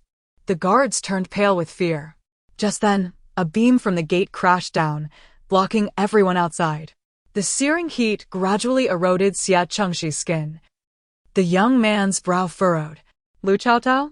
He called out loudly. The sight of the crown prince charging into the fire sent the guards into a frenzy. Guards rushed from all directions to combat the flames. Xia Chengxi was uncertain of the location of the sleeping quarters, yet he could faintly hear fragmented voices echoing in his mind. Damn it, they all deserve to die. As he listened, he felt himself slipping into a state of chaos. He sprinted towards the source of the voices. The heat was excruciating, but he pushed through to the door of the sleeping quarters. In the glow of the flames, he caught a glimpse of Lu Chaochao, the crippled member of the Lu family, and then of Chaochao. It seemed as though he saw Lu Chaochao stagger to his feet, enveloped in a soft, pale light that shielded them from the fire's wrath. Had he, at such a young age, begun to hallucinate? Though Lu Chaochao was at death's door, he clung fiercely to Chaochao. Xia Chengxi distinctly observed the fury in the young girl's eyes. Normally amiable and endearing, her expression now struck fear into his heart. Chaochao, do not be afraid. I am coming. He hurried to support Lu Chaochao, guiding him into a corner for safety, only to discover the latter drenched in cold sweat, his complexion as pale as a ghost. In that moment, he quickly took Chaochao into his arms. Do not fear, Chaochao. Brother Chengxi is here. He gently stroked her hair, attempting to soothe her. Perhaps it was merely his imagination, but he sensed that as he drew closer to Chaochao, the unbearable heat began to wane, replaced by a hint of coolness. They huddled in the farthest corner of the sleeping quarters, the raging flames before them. Thunder rumbled ominously overhead. With a deafening crack, the sky unleashed a torrential downpour. The relentless rain fell upon the flames, swiftly extinguishing the fire. Outside, the townsfolk rushed back, shouting, "How strange!" The Astronomical Bureau declared no rain for half a month. As the rain quelled the inferno, Lu Chaochao seemed to exhale a sigh of relief, collapsing to the ground. Susher stumbled through the door, her heart shattering at the sight of her children among the ruins. "Chaochao, Chaochao," she cried, rushing forward. "Your Highness, thank you. Your Highness." Susher wept uncontrollably. The physician had already rushed forth to seek the crown prince, who waved his hand dismissively. "First, attend to the eldest son of the Lu family." The physician knelt on the ground, an expression of skepticism on his face. Strange. The eldest son of the Lu family was once a cripple, his bloodlines withered. Yet now? He was about to examine further when Susher inquired about Chaochao's condition. The physician withdrew his hand. "Madam, the eldest son is not gravely injured. He merely inhaled some smoke and fainted from the tension. With proper care, he shall recover fully." He attempted to check again, but the crown prince interrupted. "See to the young girl." The little girl lay quietly in Xia Chengxi's embrace, her pale face smudged with soot. The child is unharmed, merely frightened, it appears. Her emotions have been greatly disturbed. The physician contemplated, noting the child's fiery temperament. Upon hearing that both children were safe, the taut string of Susher's composure snapped, and she collapsed. "Where's the Marquis?" The crown prince furrowed his brow, realizing there was not a single responsible party left in the household. The Marquis had not returned. Dang Ji wiped her tears and instructed others to carry the nobles back to the neighboring courtyard. Xia Chengxi had no choice but to carry Lu Chaochao out. "Do not fear, we are safe now." He recalled the little one's gaze moments ago, a look that seemed to seek annihilation, her consciousness fading. Such a small child. How could she possess such a terrifying gaze? Perhaps she was merely frightened. This little male lead is still a good person. Lu Chaochao sighed heavily. Such a good person. How could he have been warned by another, becoming a subordinate to the female lead? How tragic! The young crown prince, so diligent, has been usurped by an impostor, using his identity to pursue romance while the realm suffers. Xia Chengxi halted abruptly. Warn? What did that mean? Usurped? Using his identity for romance? The chill coursing through him intensified. Someone had impersonated him. He gasped for breath. Just as he intended to eavesdrop further, the little girl, exhausted, yawned and fell asleep against him. When Lu Yuanza hurried back to the estate, Mingde courtyard had already been reduced to ashes. Marquis, Marquis. The servants knelt in despair. Lu Yuanza's expression was one of profound grief. The towering flames were visible from several streets away. Chaochao, Chaochao, my Chaochao. He stood amidst the ruins of Mingde courtyard, his figure swaying as if years had been added to his life in an instant. His expression crumbled, filled with sorrow. A young servant stiffened. Marquis, the young lady was saved by His Highness the Crown Prince. The eldest son is unscathed, only Mingde courtyard has been destroyed. Lu Yuanza froze, then collapsed to his knees. Truly, a blessing from the Bodhisattva. Truly a blessing. Prince Xia has saved Yan Shu and Chaochao. He bowed fervently before the crown prince. Xia Chengxi, holding Chaochao, replied calmly, "The eldest son and Chaochao are both well." With the mid-autumn festival approaching, the Marquis was so occupied that he had not even returned to the estate. Had I arrived a moment later, both the Marquis and his wife might have perished in the flames. Xia Chengxi's expression grew stern. The Marquis, his eyes reddened, sighed softly. "I thank your highness for your life-saving grace." Lu Yuanza had dined with Jiao Jiao during the reunion dinner, making it difficult for him to explain the circumstances. "You must take care, Lord Lu." Though only 8 years old, Xia Chengxi had been groomed as the crown prince from a young age, and he could easily discern Lu Yuanza's guilt. The crown prince returned little Chaochao to Deng Ji, who, with tear-stained eyes, remarked, "When Madame awakens, she will surely express her gratitude personally." The crown prince waved his hand dismissively. He had come merely to investigate who had foolishly lit a bodhisattva lamp, prompting the entire city to kneel in worship. Who could have anticipated the Lu family's fire or the echoes of Chaochao's heart? This journey had been worth it. When Su Shi opened her eyes, she immediately heard Chaochao's murmurs. "As long as I am burned to death, I can raise the little female lead beneath my mother's knee. How wicked. You think I will make way for you? Dream on." Su Shi's eyes reddened as she bolted upright, pulling Chaochao into her embrace, weeping uncontrollably. "Mother almost lost you. I nearly lost you, Chaochao." Chapter 38. Stirring the scales, Lu Chaochao was tightly embraced by Su Shi. The little one clumsily raised her hand to touch her mother's hair, murmuring, Not afraid, it's cool, not afraid." Su Shi wept uncontrollably. "Madam, the Marquis is outside," Deng Ji said softly. Su Shi retorted fiercely, "Tell him to get lost. Get out." A flicker of murderous intent appeared in Su Shi's eyes. The depth of her past love was now eclipsed by an intense hatred. How dare he lay a hand on Chaochao?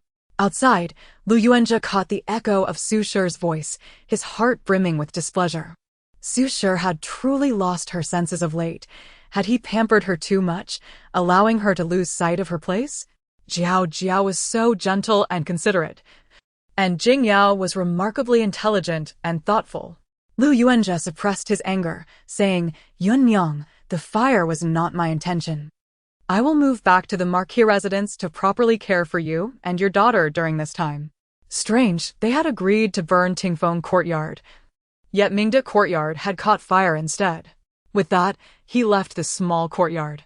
Last night, they had apprehended the arsonist, a servant from the inner kitchen who claimed Su Shi had punished him, leaving him with a grudge. That servant's mother is the nephew of Lu Jingwei's steward. Whoa. If my brother perished in the fire, there would be no evidence of his plagiarism. Su Shi's eyes brightened. "Chaochao, was it your brother who protected you last night?" Lu Chaochao nodded with a smile. "Yes. Big Pot, go. She pointed towards her brother's direction. With Mingda Courtyard in flames, he had moved into Tingfeng Courtyard last night. Lu Chaochao's heart ached. Her brother had leaned against the wall, managing to take a few steps. His hands blistered from the burns. "Yan Shu, he was willing to protect you." Su Shi felt a mix of joy and sorrow for her son's suffering. Ever since the incident, her eldest son had become exceedingly indifferent and irritable, forbidding anyone from approaching. She embraced Chaochao and headed next door, where a multitude of belongings from Mingda Courtyard lay scattered about. There were small wooden horses and various items commonly used by children. "These are all from Mingda Courtyard?" Su Shi asked in astonishment. The maid nodded.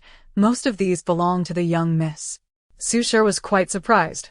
"Chaochao, do you often visit your brother?" Chaochao nodded her little head. Upon seeing Lu Yanshu, Su Shi was even more astonished. Her once emaciated eldest son now appeared robust. Had he not been seated in a wheelchair, he hardly resembled a patient at all. Big pot, hug. Before Su Shi could steady herself, Lu Chaochao had already dashed over. "Ah!" Su Shi was startled. Her son, paralyzed and unable to move, how could Yanshu possibly embrace her? Su Shi was taken aback. Yet what shocked her even more was that her son, who had been diagnosed as paralyzed by countless physicians, was now raising his hands to catch his little sister. The little girl nestled comfortably in her brother's embrace, and Su Shi was left utterly astounded. How could this be? Yanshu, you've improved. Su Shi's tears flowed freely as she trembled closer to her son. She had not been near him for many years. Ever since his paralysis, Lu Yanshu had refused visits from anyone, unwilling to confront the despair and pity in his family's eyes. It had been so long since she had seen such tranquility in her eldest son. Mother, you have worked hard, Lu Yanshu spoke gently, gazing at his mother, his eyes glistening with moisture. He had once believed that his parents were harmonious, yet he had not anticipated that his mother was living in deception. How could he bear to let her face this alone? He lifted his hand, still bandaged from last night's burns, and gently raised his leg, feeling a gradual return of strength. However, to restore himself to his former state, he would likely need another 6 months. Last night, Lu Chaochao had surreptitiously consumed rice wine, sleeping until dawn. Now, he approached to carry his sister away, allowing his mother and brother to reminisce. I will never drink again. Wulwa, my sister almost perished in the fire. Lu Yanshu and Su Shi closed the door, muffled sobs occasionally escaping from within. Lu Chaochao pointed towards the door. Eavesdropping. Lu Chaochao shook his head vehemently, declaring, a real man does not engage in eavesdropping. Yet moments later, he was found with his sister, pressing his ear against the door. Inside, Lu Yanshu's voice faintly resonated, Mother, the more he cares about something, the more we must destroy it. Furthermore, we must ensure our escape. I hope you can keep Yanshu's recovery a secret to him. A disabled person holds no value, which will allow us to withdraw. He should not have touched Chaochao. They sought to burn her to death, and his mother's heart was shattered. They intended to raise Lu Jingao. Lu Yanshu's expression darkened. As for what they had overheard, they must keep it to themselves to protect her. Lu Yanshu's demeanor was exceedingly grave. He realized that he and his mother could indeed hear Chaochao's innermost thoughts. Wow! How do brother and mother know that scoundrel father supports a concubine? Brother and mother are truly clever. Brother is mighty. Brother is formidable. I admire brother. Ow! Su Shi abruptly opened the door, and the 2 little ones tumbled to the ground in a heap. Oh no, we've been caught eavesdropping. Little Chaochao innocently raised her head and pointed at her 3rd brother. It was all his fault for carrying me. Lu Chaochao grimaced, you little traitor. But what exactly did they overhear? What must they protect? I want to know everything. Lu Chaochao wore a dejected expression. Su Shi and Lu Yanshu exchanged glances, then looked at Lu Chaochao, fearing he might also hear. Sure enough, after dinner, Lu Yanshu summoned Chaochao into the room, with strict orders not to reveal Chaochao's thoughts. The family could finally feel at ease. The following day, Su Shi did not inform the Marquis residents, but went alone to report the matter to the magistrate. As a woman of 3rd rank, she was held in high regard, even receiving a personal audience. At noon, in front of the students of the Jinghong Academy, Lu Jingwai's servant was apprehended publicly. The youthful scholar, with his brows furrowed, inquired, May I ask, official, what is the meaning of this? What crime has my servant committed? He is now a scholar and does not kneel before officials. Being a renowned prodigy in the capital, the officers treated him with great respect. At this very moment, the bustling midday crowd filled the entrance. The Marquis of Loyal and Brave has reported that your servant set fire, endangering the eldest son of the Marquis residence. We are here to take him for questioning. After a pause, they added, perhaps you will be summoned for questioning as well. We hope you will cooperate. Lu Jingwai's fists clenched slightly. Is that so? I shall certainly cooperate. Though his expression was inscrutable, his peers began to murmur. The eldest son of the Marquis of Loyal and Brave? Is that the remarkable prodigy from 8 years ago? Given that you both share the surname Lu and exhibit such similar literary styles, it stands to reason you might share a familial connection. One classmate jested. However, Lu Jinghuai's countenance darkened as he turned and walked away. Chapter 39. The show begins. Brother Jinghuai, I was merely jesting. Zhou Lin and Wang Wechuan hurried to catch up. Jinghuai, how does your servant find himself entangled with the crippled Lu? This must be a misunderstanding, right? Wang Wechuan inquired. He was aware that this talented young man, Lu, detested comparisons to Lu Yenshu. Even when he sat for the scholar's examination years ago, there were those who mistook his writings for those of Lu Yenshu. Surely this won't tarnish Brother Jinghuai's reputation? In just half a year, Brother Jinghuai will face the autumn examination, and the dean has high hopes for you. Zhou Lin, a proud scion of a humble background, revered Jinghuai's disregard for social standing, earning him a notable reputation among his peers from similar backgrounds. The group ascended to the second floor of the tea house, overlooking the bustling scene below. Nearby, voices animatedly discussed, "Damn it, someone lit a bodhisattva lamp last night, forcing me to kneel for half the night. If I find that rascal, I'll surely give him a good thrashing. My head is bruised, and I thought the bodhisattva was bestowing blessings. Who knows which scoundrel did that?" Speaking of which, the fire at the Duke of Loyalty and Valor's residence was quite severe. I wonder if anyone perished in the flames. The crowd buzzed with speculation. Amidst the chatter, Lu Jinghuai sat with a somber expression clouding his handsome features. Zhou Lin chuckled. Last night was utterly ridiculous. The entire city was in prayer, all eager to catch that lamplighting scamp. Jinghuai replied. His mother kept him kneeling for the whole night, praying for the top ranking. What a disgrace. Jinghuai, lacking appetite, crafted an excuse to part ways with the group. After he left, Wang Wechuan scoffed. What a charade. He has taken Lu Yenshu's fiancée. How could there be no animosity? Zhou Lin's eyes widened. What do you mean? Lu Yenshu had a fiancée, and in an attempt to save her from drowning, he became a cripple. Lu Jinghuai, it seems, is now betrothed to the very girl who was rescued. Zhou Lin gasped in disbelief. That girl, having been saved and left with a crippling injury, discarded Lu Yenshu for Jinghuai? The entire capital is abuzz with their supposed match, lauding their compatibility. Wang Wechuan dismissed it. With Lu Yenshu now a cripple, who will speak up for him? Who would dare offend a distinguished disciple of the Jinghong Academy? A likely candidate for the top scholar? Naturally, they would rally around him. Zhou Lin furrowed his brow, feeling the illusion surrounding Lu Jinghuai beginning to shatter. Brother Jinghuai is being foolish. He is noble and unworldly, never looking down on those from humble beginnings. How could he be so naive? He even published numerous annotated books for public circulation, earning him great respect. Alas, when will I gain such wisdom? Before turning 10, Brother Jinghuai was just like everyone else. Afterward, he seemed to awaken, producing works imbued with spirit that garnered admiration. Zhou Lin sighed, filled with envy. The Lu family truly breeds geniuses, too, in quick succession. He mused, oblivious to Wang Wechuan's contemplative gaze. Meanwhile, at the Duke's residence, the atmosphere was tense. Why have you gone to report to the authorities again? The esteemed matron of the Duke's household should not be embroiled in such matters. If this escalates, do you think the Duke's reputation will remain unscathed? Yenshu and Zhao Zhao were unharmed. Hurry and retract the report.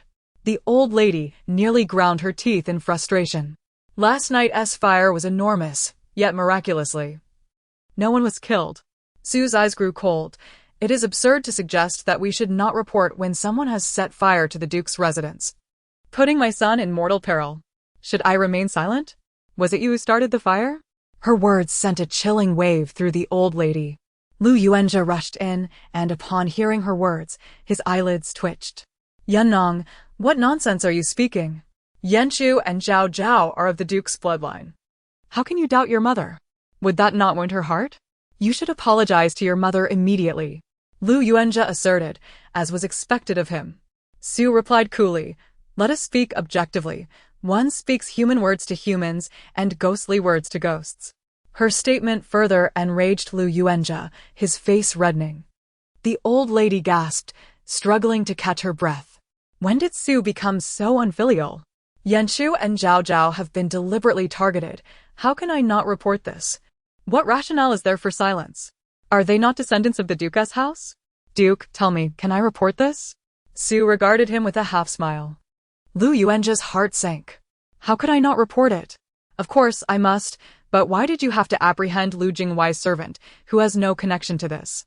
My lady, I know the child is dear to you, but we must not wrong an innocent person. Lu Yuanzha sighed. The once compliant Sue now seemed entirely unreasonable. Sue's lips curled slightly, scrutinizing his expression. Naturally, the investigation revealed that the servant's mother's uncle's son is Lu Jinghuai's attendant. Such convoluted connections would likely remain undiscovered without Zhao Zhao's involvement. Lu Yuanzha was momentarily taken aback. This labyrinth of relationships was likely unclear even to him. How could this be? Lu Yuanzha was bewildered, unable to fathom that the truth had indeed been uncovered. Why would he set fire to Yanxu? Lu Yuanzha felt lost. He was completely unaware that Lu Jinghuai's brilliance was built upon his elder brother's writings. The precious work he cherished was a counterfeit. He had always believed that only Zhao Zhao was targeted to make way for Jing'ao. The last time, the master even praised his integrity, wanting Yanxu to vouch for him. Is this truly integrity? Su's demeanor was icy. He was rumored to be of uncertain origin, raised in isolation by his mother. Perhaps he is the illegitimate child of some high-ranking official in the capital. Su scoffed, unperturbed by Lu Yuanzha's visible agitation. Who knows which official was so foolish, so blind, as to produce such a base creature? Enough. Lu Yuanzha could hardly conceal his anger. Beads of sweat formed on his forehead. Yunong. We have no evidence to implicate the servant. Let us not wrong a good child. Lu Yuanzha's fists clenched slightly, witnessing Su's fury. He dared not urge her to withdraw the complaint and hurriedly left the estate. Su watched him depart with indifferent eyes. A tiger does not eat its young. He is even less than a beast. What have I married into? Su bit her lip until it bled. Humph. That scoundrel father is surely seeking to rescue Lu Jinghuai again. He is quite close with the Minister of Rights, isn't he? If not for someone's backing, how could he have concealed himself for so long? The Minister of Rights? The second-ranking official.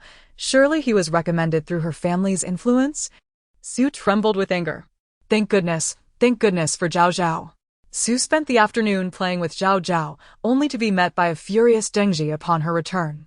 Madam, the servant has taken full responsibility and been detained, but Lu Jinghuai. Dengji's eyes flared red. It is said, someone has vouched for him. And that person wields considerable influence. Should we not return to request assistance from the elder uncle? Dengji could not swallow her indignation. Su waved her hand. Come here.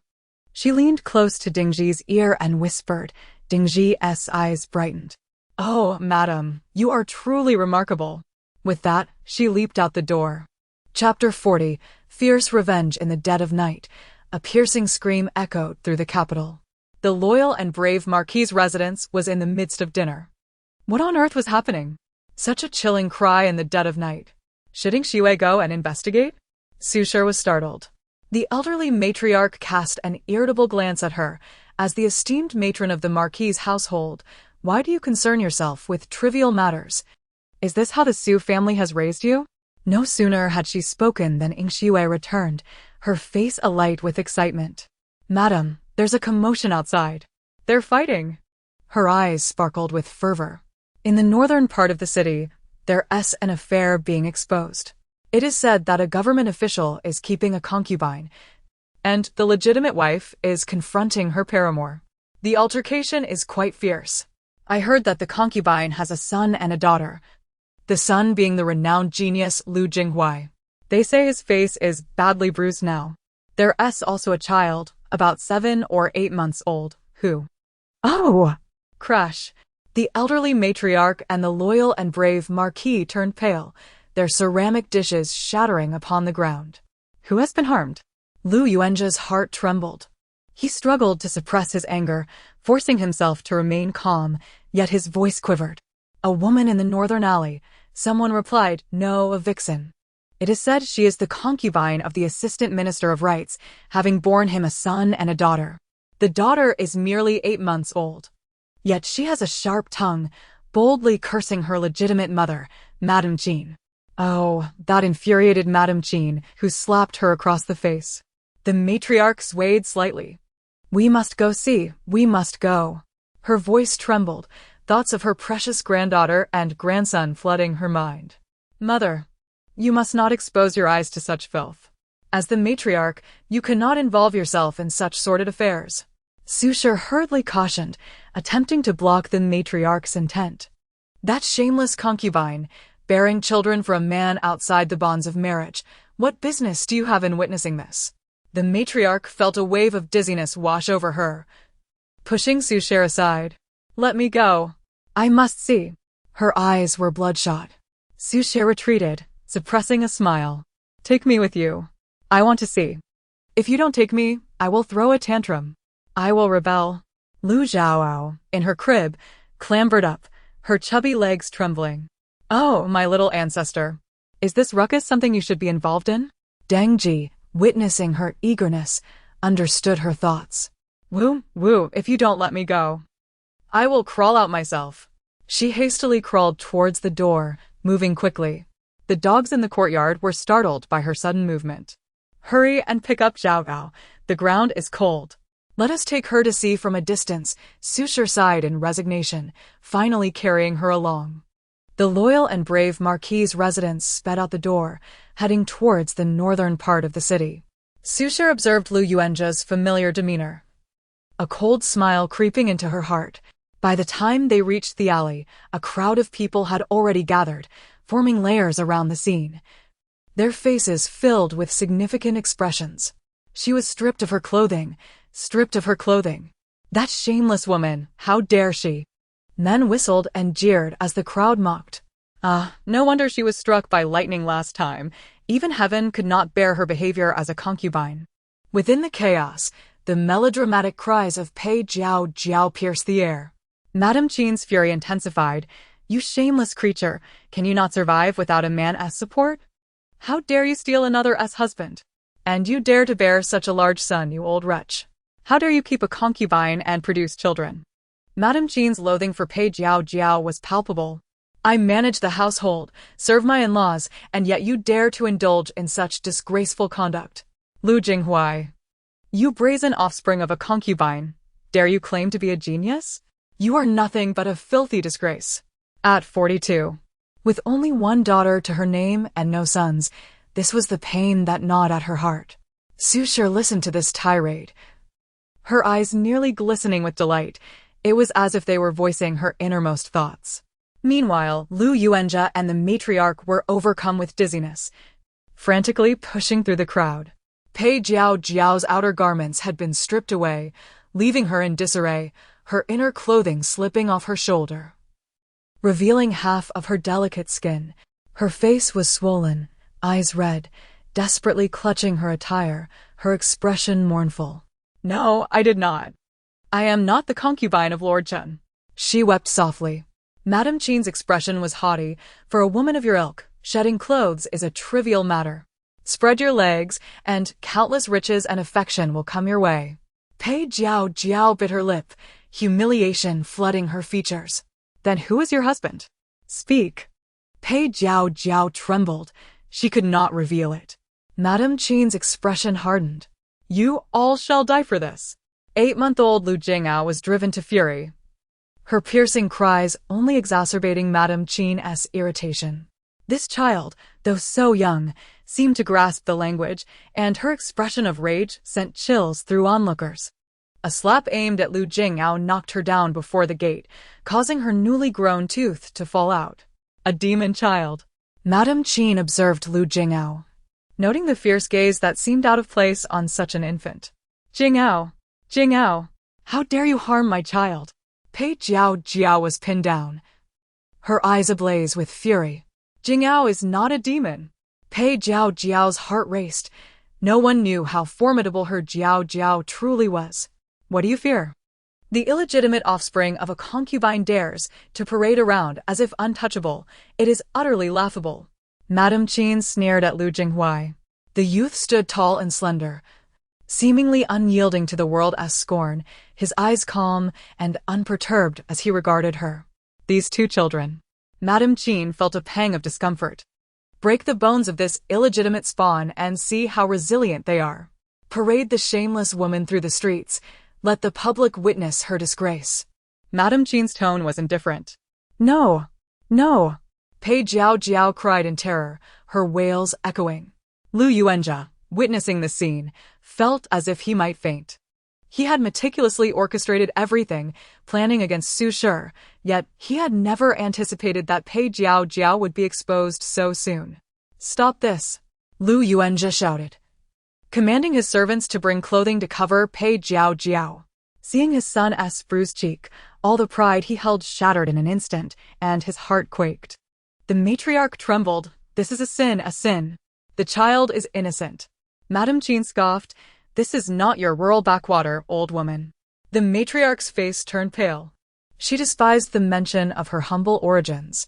Lord Lu, are you also entangled with this shameless woman? Madame Qin's voice dripped with disdain. Enough. Madame Qin, watch your words. Lu Yuanjia frowned, his demeanor dignified and upright. He sighed softly. Madame Qin, there may be some misunderstanding in this matter. Madame Qin shot him a glance. Lightly. She extracted a sheet of paper from her bosom and, with an air of charity, tossed it to Pei Jiao.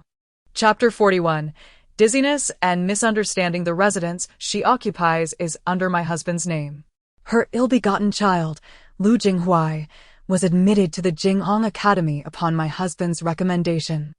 Just a few days ago, his young servant Xian Huishao attempted to harm the eldest son of the Lu family, yet it was my husband who rescued him from peril.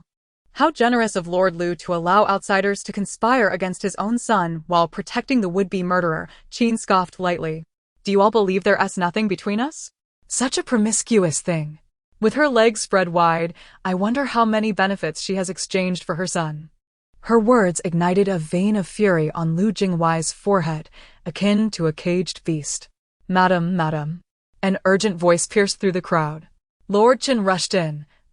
His official hat barely balanced atop his head. Everyone disperse. This is but a misunderstanding. At 43, with most of his beard turned gray, he hurriedly ordered his servants to clear the area, shooing everyone away.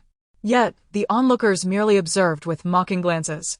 Lord Chen, though advancing in years, was still robust, and some audaciously teased him.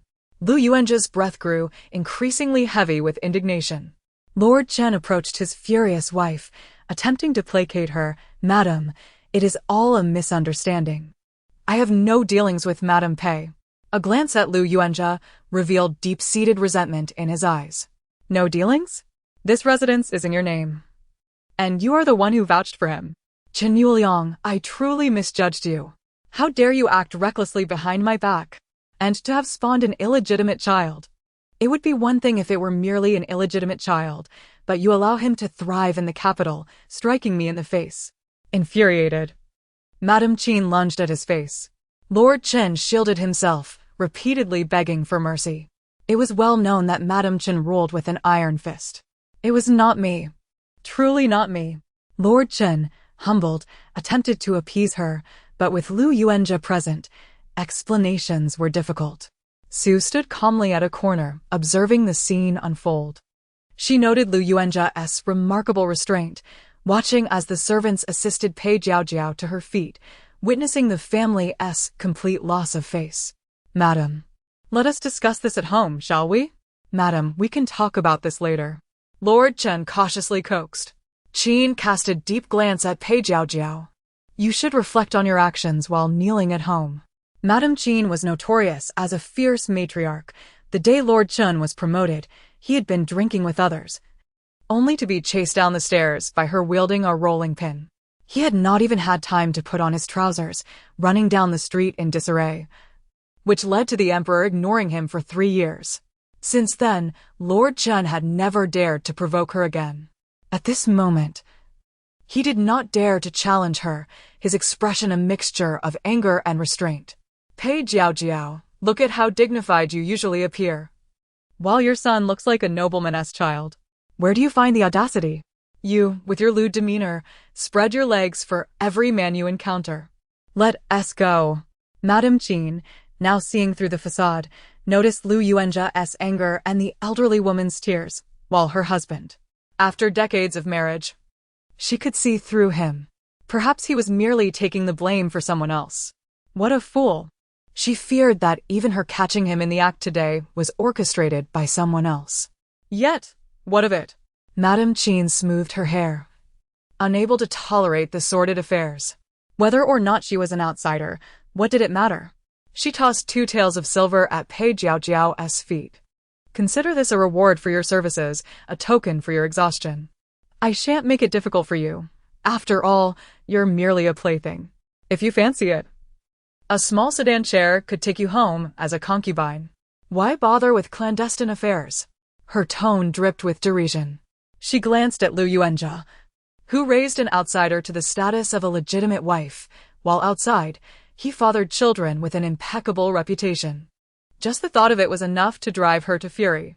Moreover, reflecting on the recent incident where Lu Jinghuai's servant had attempted murder, it was chilling to consider. This could very well be an arrangement to replace the legitimate wife at any moment. Madame Jean, disgusted, cast a disdainful glance and left with her entourage. Lord Chun turned back to look at Lu Yuanja before hastily following Madame Jean. As Madame Jean settled into her sedan chair, he, despite his age, ran after her, perspiration streaming down his face. Once the crowd dispersed, Pei Jiaojiao covered her face and began to weep softly. Jinghuai, Jinghuai. She gazed at Lu Jinghuai, filled with worry. Lu Jinghuai, proud and aloof, never revealing his identity, now found himself publicly humiliated. He looked coldly at her and Lu Yuanja, unable to even call him father in such a public setting. My Jingao, my child.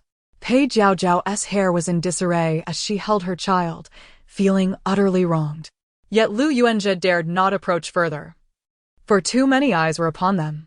Madame Pei may need to summon a doctor, he murmured, signaling Pei Jiaojiao to leave swiftly, taking the unwilling elderly woman away. Such calamity, all due to wicked women. How could they bear to harm my grandchildren? The elderly lady wept quietly. Lu Zhaoao raised her chin high, attempting to see further. Fight, tear her face apart. Haha, splendid. Humph. You brought this upon my mother. Serves you right. That Madame Jean is truly a good person. Lu Zhaoao clapped her little hands, turning red from excitement. Su watched with a faint smile, her gaze landing coldly on Pei Jiaojiao's door. Since you dared to lay hands on my child, do not blame me for being ruthless. Su was passionate yet had her principles. Children cannot choose their birth, and those 2 kids were innocent. Even if she despised Pei Jiaojiao, she had never acted against her children. Now, however, she felt no need for restraint. How delightful! The leading lady has been slapped in public. Humph. How could the leading lady not be bewitching, harboring an adult soul in such a small body? The entire capital knows her family is a disgraceful concubine. Let us see how they continue to act arrogantly. Zhao Zhao gleefully bounced in her embrace. Su gently patted Zhao Zhao's head and kissed her cheek. The arson incident had been fully borne by the young servant, yet they had endured a far greater, unbearable revenge. This slightly eased Su's anger. Upon reflection, Lu Yuanja was likely unaware that Lu Jinghuai's brilliance was pilfered. Su furrowed her brow slightly, for now, she did not wish to dethrone Lu Jinghuai from his pedestal of genius. Only in this way could she have the opportunity to take a few children away. Her children, regarded as the disgrace of the Marquis's residence, would shine brightly on the day of their separation. Upon returning to the Marquis's residence, the doctor had already been summoned. The elderly lady, overcome with anger, fainted. Chapter 42. Domestic violence and returning to one's parental home. As Su Cher slowly made her way to attend to the ailing matriarch, she overheard the old lady's furious tirade even before entering the door. Vile women. A congregation of wicked souls. How could they be so heartless? Those 2 children are extraordinarily bright. How dare they? The old lady's heart ached with anger. Upon Su Shi's entrance, the matriarch fell silent, her countenance clouded with displeasure. Who had provoked such ire from her mother? Su Shi furrowed her brow, feigning indignation. Had her mother also gone to the northern part of the city to confront the paramour? Surely, it must have been the concubine who had caused her mother distress. Do not worry, the old marquis never kept a concubine, Su Shi said with a warm smile, pouring tea for the old lady. The matriarch replied coolly. It is merely a pity for those two intelligent children. After all, they could not choose their birth. Su Shi's eyes darkened slightly. Could not choose their birth? Yet one has chosen to pilfer scholarly works and wishes to burn the very texts. Another seeks to usurp Zhao Zhao's place and aims to bring ruin to the Su family. Dear matriarch, you are mistaken. When the upper beam is crooked, the lower beam cannot be straight. One cannot ascertain the character of the children born of a concubine. Moreover, that woman bears a striking resemblance to a seductress, with her alluring appearance. Who can say these children are legitimate? Su Shi chuckled softly, covering her lips. The old lady's expression shifted slightly as she cast Su Shi a disapproving glance. Do not speak of outsiders. You must attend to Yuanza. He has not returned to the residence for half a month, has he? As women, we ought to be understanding towards men. What does it matter if we endure some grievances? Once a woman is married, she is no longer a daughter of her family. Your parents are aging. Do not burden them unnecessarily. Even if a man errs, we women must be magnanimous and reflect on whether we have done enough. Remember how much pressure Yuanza faced when he married you? The matriarch gently patted her hand, her expression serious. Su Shi pursed her lips and remained silent. As they conversed, a hurried voice came from outside. Matriarch, Miss Wan Yi has returned.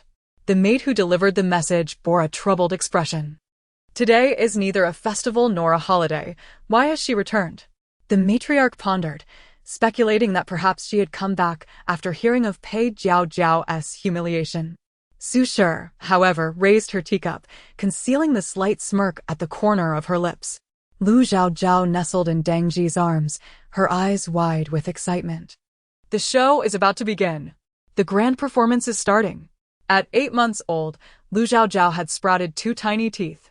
Nourished well during her gestation and often absorbing the essence of nature, she could now support herself against the wall for a few steps.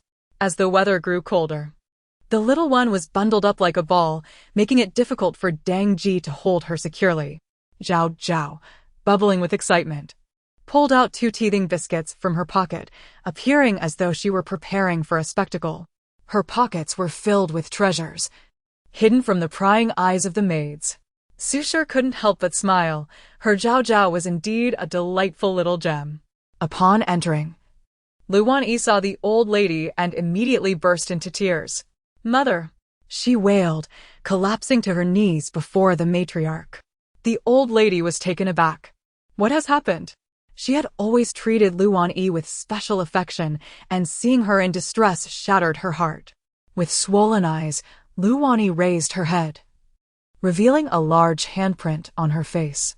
Who did this? The matriarch's fury ignited. Lu Wan Yi's tears flowed freely, her former arrogance vanished. In just 3 months, she had lost considerable weight. Biting her lower lip, Lu Wan Yi stammered, "Close the door." The maids exchanged glances and hastily shut the door before retreating. One by one, Lu Wan Yi shed her garments, causing the matriarch to gasp in shock. The marquis's household was in dire straits. Yet Su Shi had provided a generous dowry over the years, ensuring Lu Wan Yi's skin remained as smooth as fine jade. But now, her body was marred with whip scars, old wounds intertwined with fresh ones, a sight that was truly harrowing. Some wounds had scabbed over, while others still bled profusely. Her clothing was stained with blood, and the pain from torn skin left Lu Wan Yi drenched in sweat, her cries unending. The old lady trembled violently, her heart racing with anguish. Who dares to harm you so? The matriarch's heart quaked with fear. The fury that had not yet subsided from the previous day flared anew. Unbeknownst to her, her hands and feet felt numb from the repeated outbursts of rage. In the past, Su Shi had been considerate of her, fearing a stroke, always mindful of her emotions. But now, witnessing the scene, she merely smiled faintly. Lu Wanyi, with a sorrowful expression, exclaimed, "It was Guling.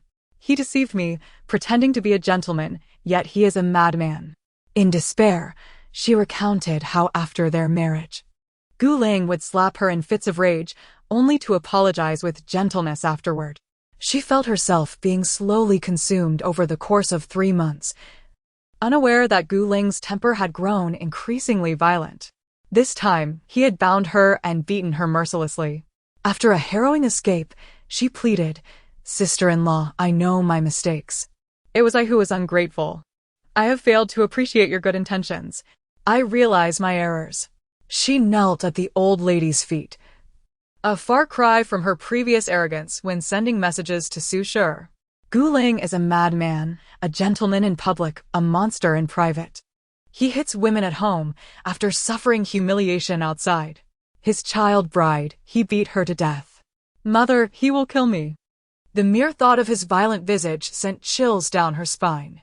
Having escaped, Lu Wanyi swore never to return to her marital home again. The matriarch finally turned her thoughts to Su Shi. Yun Yang, let them divorce. Let them divorce. He is determined to torment Wanyi to death. The old lady's heart ached with concern. A man who strikes women is unworthy. They must separate. Su Shi sighed, her expression troubled. Mother, it is not as simple as that. Conflicts between spouses cannot be taken too seriously. Quarrels are often fleeting.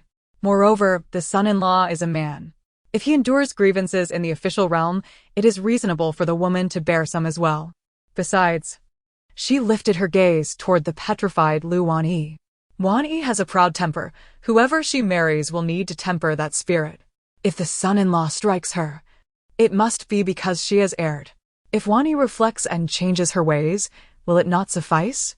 It is better to dismantle a temple than to ruin a marriage. I shall not be the villain who breaks up lovers. Su Shi shook her head, resolutely rejecting the notion. She even urged Lu Wanyi, "Dear, remember that your mother is aging. Do not provoke her with these matters. Once a girl is married, she is like water that has been spilled. We cannot meddle in their lives forever. Do you not agree?" She returned to the words that had once been imparted to her by Lu Wanyi and her own mother. The matriarch is mighty and impressive. She has handled this beautifully. The little one seemed eager to applaud, but Deng Ji quickly restrained her hands. Chapter 43, Morning and Evening Backstage. How could you utter such words? Do you not see the injuries upon Wanyi's body? How can you be so malicious? Are you truly intent on tormenting her to death? Is there any sister-in-law who behaves like this? The old lady's eyes were bloodshot with fury, feeling that Su Shi's heart was deserving of punishment. Yet, Su Shi merely replied indifferently, "Mother, did not Wanyi herself say this? A man strikes a woman. It cannot be without reason. Surely, she must have erred, and thus deserves such treatment. Mother, this is what Wanyi conveyed to me. Or do you claim that I deserve to be struck, while Wanyi does not?" A hint of bitterness flashed across Su Shi's face, revealing the truth that she was not of blood relation. "When I first entered the family, Mother said she would treat me like her own daughter. But it was all a deception." Wiping her eyes, Su Shi feigned hurt and rushed out, slamming the door behind her. The maid at the entrance instinctively glanced inside, only to behold Lu Wanyi, disheveled and covered in wounds. With a piercing scream, Lu Wanyi clutched her clothes to shield herself. "You worthless creature, turn away!" she shouted in alarm. Deng Ji, recalling the distressing events countless times, struggled to suppress a smile. Oh, and she even pinched Lu Chaochao's mouth shut. Lu Chaochao was so amused that her grin seemed to stretch to the back of her head. Deng Ji chased after her mistress as they exited. Upon returning to the courtyard, Lu Chaochao overheard her mother say, "This young couple is truly incompetent. How could they run back to the maternal home after a quarrel? Newlyweds should not cause their husband worry. Have someone fetch the son-in-law and inform him that Wanyi has returned to her family. Have him bring her back. The old lady has been ill several times this year. We must not provoke her into anger." Su Shi's maneuver left Lu Chaochao wide-eyed in astonishment. Mother is truly formidable, she thought. Luani had fought desperately to return home, only for her maternal family to send her back. Would Zhao Zhao not perceive her mother as ruthless? Seeing Zhao Zhao present, Su Shi sighed. Zhao Zhao blinked innocently. My mother is the kindest in the world, so benevolent. They are taking advantage of mother's kindness. Humph, they are the ones being excessive. Lu Chaochao earnestly praised her mother's good nature. Su Shi's heart felt warm. Mother is going to see the Grand Princess. Will you accompany me? Lu Chaochao eagerly leaped into Su Shi's embrace, recalling the Grand Princess and the baby in her womb that she had bestowed. She wondered when Zheng Yu would return. Su Shi's thoughts drifted to her second son, who had been away for quite some time, and she felt a pang of worry. With the year-end approaching, her second son would likely be on his way home soon. Deng Ji interjected. Zhao Zhao was born in February. She is now over 8 months old. Second brother? That foolish, love-struck second brother of mine. Lu Chaochao scoffed, prompting Su Shi to feel anxious. Seeing Zhao Zhao's thoughts shift, she decided to let it rest. The weather was cold, and Deng Ji had prepared many charming little items for Zhao Zhao, adorning her in an exceedingly delightful manner. The maid had never seen a child more beautiful than Miss Zhao Zhao. Everyone wished to attend to the little lady, for she was gentle, never cried or fussed, and was both obedient and understanding. As they lifted Zhao Zhao into the carriage, they soon arrived at the Grand Princess's residence. Madam, please come in. The Grand Princess has been waiting for you. This year's weather was especially frigid. The matron had been waiting at the entrance, welcoming Su Shi inside. There has been heavy snowfall this year. Such natural calamities, alas, the little one lamented quietly. Su Shi took note of this matter seriously. Inside, the room was warmed by silver charcoal, and immediately it felt cozy. Do not be overly polite, Yun Yang. She was stopped before she could bow. The floor was covered in woolen blankets, and Lu Chaochao was placed upon it. The Grand Princess, now pregnant, radiated a gentler aura, smiling at Lu Chaochao. Do you still remember your auntie? She extended her hand towards Zhao Zhao, who could now walk a few steps with support, but crawled with remarkable speed. In an instant, she crawled to the Grand Princess's side, pointing at her belly, nodding while softly saying, 2. Shaking her head, she showed 3 fingers. After a moment of realization, she added 2 more fingers. Zhao Zhao. Zhao Zhao gave them. The little one exclaimed, her small chest puffing with pride. The Grand Princess quickly nodded. Auntie knows. This is our secret, right? Ever since the Grand Princess had dreamt of receiving a child from Zhao Zhao, she discovered her pregnancy. 3 months later, the revelation of twins confirmed her utmost belief. If Zhao Zhao said 2, then indeed, it was 2. What are you two whispering about? Su Shi inquired suspiciously. Zhao Zhao smiled brightly, refusing to divulge. The Grand Princess sighed. I have been married for over a decade without a child. Since becoming pregnant with this one, friends have inquired multiple times. One lady, who bore a frail daughter, has not conceived again and is now 42 years old. She once beseeched me for a remedy to conceive, regardless of the gender, to provide her daughter with some security. Her family is vast, yet her daughter is gravely ill. Should her parents pass, she would likely be left with nothing. Noticing Su Shi's tense expression, the Grand Princess quickly assured her, if you do not consent, I will not disclose this. Su Shi was aware that Zhao Zhao possessed some unusual abilities, yet she was reluctant to let Zhao Zhao pursue such prospects, fearful of endangering her. The Grand Princess, noticing her resistance, ceased to press the matter. That Madame Qin is actually quite good, just unfortunate in her fate. After marrying, a year later, Lord Chen was mistakenly injured, and she shielded him from disaster, sustaining a lifelong injury. However, Lord Chen rose to the position of deputy minister, and despite his foolishness, he still respects her. Su Shi straightened slightly. Is she the wife of the deputy minister of rights? The Grand Princess gazed at her in surprise. You know of her? Su Shi nodded. Meanwhile, Lu Chaochao was clinging to the chair, slowly standing up, murmuring to herself, is she the kind-hearted lady? Help her.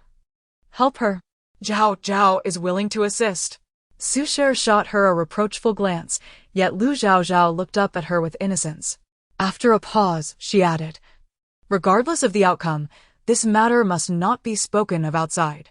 It would not bode well for Zhao Zhao. Does this palace not comprehend such matters?" Seeing Su Cher's demeanor relax slightly, the Grand Princess suspected there might be some underlying reason. Nevertheless, she did not press further and instructed someone to send an invitation to Madame Jean. Madame Jean arrived promptly and, after exchanging pleasantries, noticed a charming little girl with 2 small pigtails seated at the Grand Princess's feet. The infant, not yet a year old, possessed a lovely countenance that endeared her to all. "Here, the remedy for childbirth that you requested." The Grand Princess gestured towards the child on the floor. Madame Jean's eyes widened in astonishment. "I am not well educated. Do not deceive me." Chapter 44. Lifting the stone to crush the foot of the sister-in-law, am I not capable of intimidating you? This is Madame Su of the loyal and brave Marquis residence. And this is her daughter, Lu Chaochao.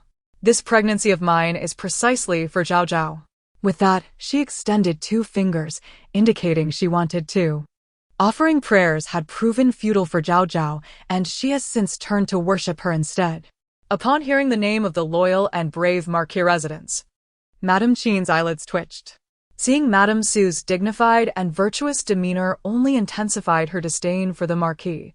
"You neglect your rightful wife at home while keeping a cunning vixen outside." A hint of sympathy flickered in her eyes. Madame Su rose and performed a deep bow towards Madame Jean. "Thank you, Madame Jean, for your assistance last time." With a dismissive wave of her hand, Madame Jean replied, "It's nothing, merely a matter of convenience." After a pause, she added, "Madame Su, when it's time to make a decision, one must be resolute." Observing how the Marquis cherished that family, a chill ran through Madame Jean. Madame Su nodded. The Grand Princess, somewhat skeptical, inquired, "So you are acquainted?" Their chance meeting was indeed intriguing, but since Madame Jean was reluctant to divulge details, the Grand Princess opted not to press further. "Oh, come now. Do not jest with me," she said, enjoying a good rapport with Madame Jean. "I have prostrated 1,000 times at the Guogua Temple, yet have not been granted a child." She caressed her belly with a forlorn expression, lamenting the unfairness of the world towards women. All she could do was strive to provide her daughter with a dependable future. She stepped forward and embraced Lu Chaochao. "Zhao Zhao, would you grant your aunt a child? I promise to live a vegetarian life and light a perpetual lamp in your honor." Madame Jean's demeanor was exceedingly earnest. She understood that the Grand Princess never jested. No matter how bizarre the situation, she was willing to give it a try. Zhao Zhao reached out and touched her forehead, channeling a surge of spiritual energy into her consciousness, reaching the 4 to 8 meridians. "Is it a baby or a sister?" the little one asked, her enunciation unclear yet earnest. Madame Jean held her close. "A healthy son, perhaps." Her daughter was frail, making childbirth challenging. She wished to shield her daughter from suffering and to prevent her from being married off. Over the years, she had faced some criticism. Without a son, their family might be entirely divided by relatives, jeopardizing even her daughter's future. Zhao Zhao nodded, grinning widely at her aunt. Okay. She was reciprocating Madame Jean's kindness. "Is this really happening?" Madame Jean touched her belly in astonishment. The Grand Princess shot her a glance. "Go home and find your husband." Madame Jean chuckled lightly but refrained from jesting in front of Lu Chaochao. If I can conceive. The gates of the Qin and Chen families shall always remain open for you." Madame Jean was the daughter of a general. The Grand Princess, unwilling to be outdone, declared, "The gates of the Grand Princess's residence shall also forever be open for you." She even removed a jade pendant from her waist, as if she were personally present. This is too precious. I cannot accept it," Madame Su protested as she rose. The Grand Princess waved her hand. "This is not for you. It is for our Zhao Zhao. Quickly, take it." The little one swayed as she accepted the pendant, adorning it around her waist. "So pretty." The cherubic child beamed with joy. "When your aunt is pregnant, I shall also gift you the tokens of the Qin and Chen families. Should that scoundrel dare to bully you." Madame Qin's eyes glinted mischievously, a soft chuckle escaping her lips. Lu Chaochao patted her round belly, the sound echoing. Give birth, give birth. Madame Su remained until evening before returning home. Upon entering, she was met with the anguished cries of Lu Wanyi. I will not return. I shall never go back. Mother, mother, save me. Lu Wanyi was pale with fright, yet a burly maid held her firmly. At this hour, the old matriarch had taken her medicine and was deep in slumber. Gu Ling, dressed in a scholarly blue robe, projected an air of gentility. Sister-in-law, I have come to bring Wanyi home. She has been capricious and troublesome for you. His gaze towards Lu Wanyi was gentle and considerate, causing her to tremble with fear. Sister-in-law, I acknowledge my mistakes. Please, I beg you, save me. She cautiously attempted to bargain. If you save me, I shall reveal a secret. Is that agreeable? Madame Su felt a chill. She knew the truth from beginning to end, but had never considered revealing it. Now, when her interests were at stake, she was willing to speak. However, she declared, I have no need for it. Wanyi, I am not interested in secrets. Every couple argues. We all understand that. Master, Wanyi has been spoiled by us. I kindly request that the Gu family teach her the proper decorum. She spoke graciously. But Lu Wanyi felt as if she were plummeting into an abyss. Do not doubt the Lu family's integrity. If you do not believe, ask the Marquis. It is the Lu family's dignity that is at stake. Her tone was magnanimous. Gu Ling observed Lu Wanyi with a smile. Thank you, sister-in-law, for your understanding. After their departure, Madame Su remarked coolly, from now on, any correspondence from the Gu family should be delivered directly to my courtyard. The old matriarch has fallen ill several times this year. Further agitation may lead to a stroke. Should anyone disturb her recuperation, beware of your skins. Her stern gaze swept across the room. The others knelt in trepidation. Yes.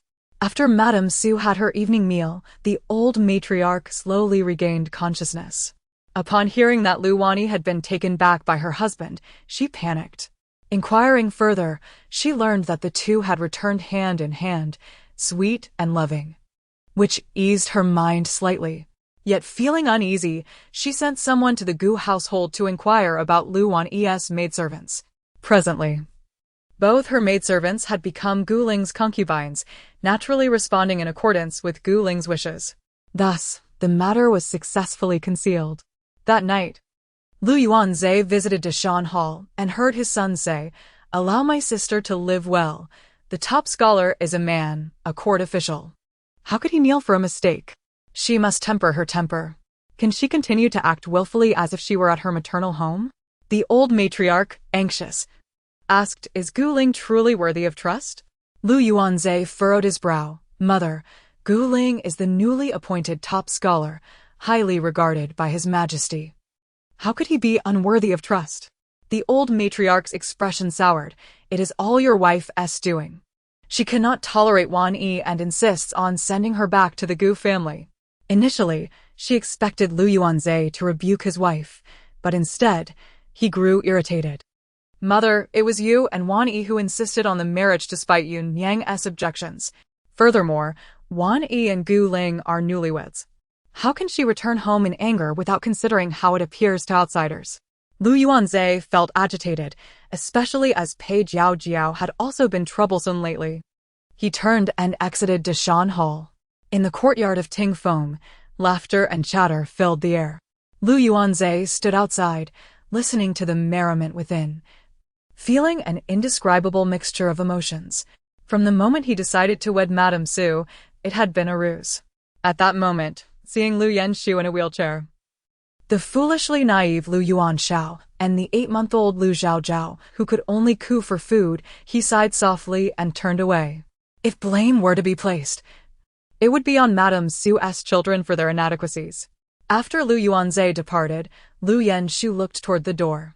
Inside, the silver charcoal was lit, and Lu Chaochao was drowsily revealing her snowy little belly. Madame Su hurriedly covered her.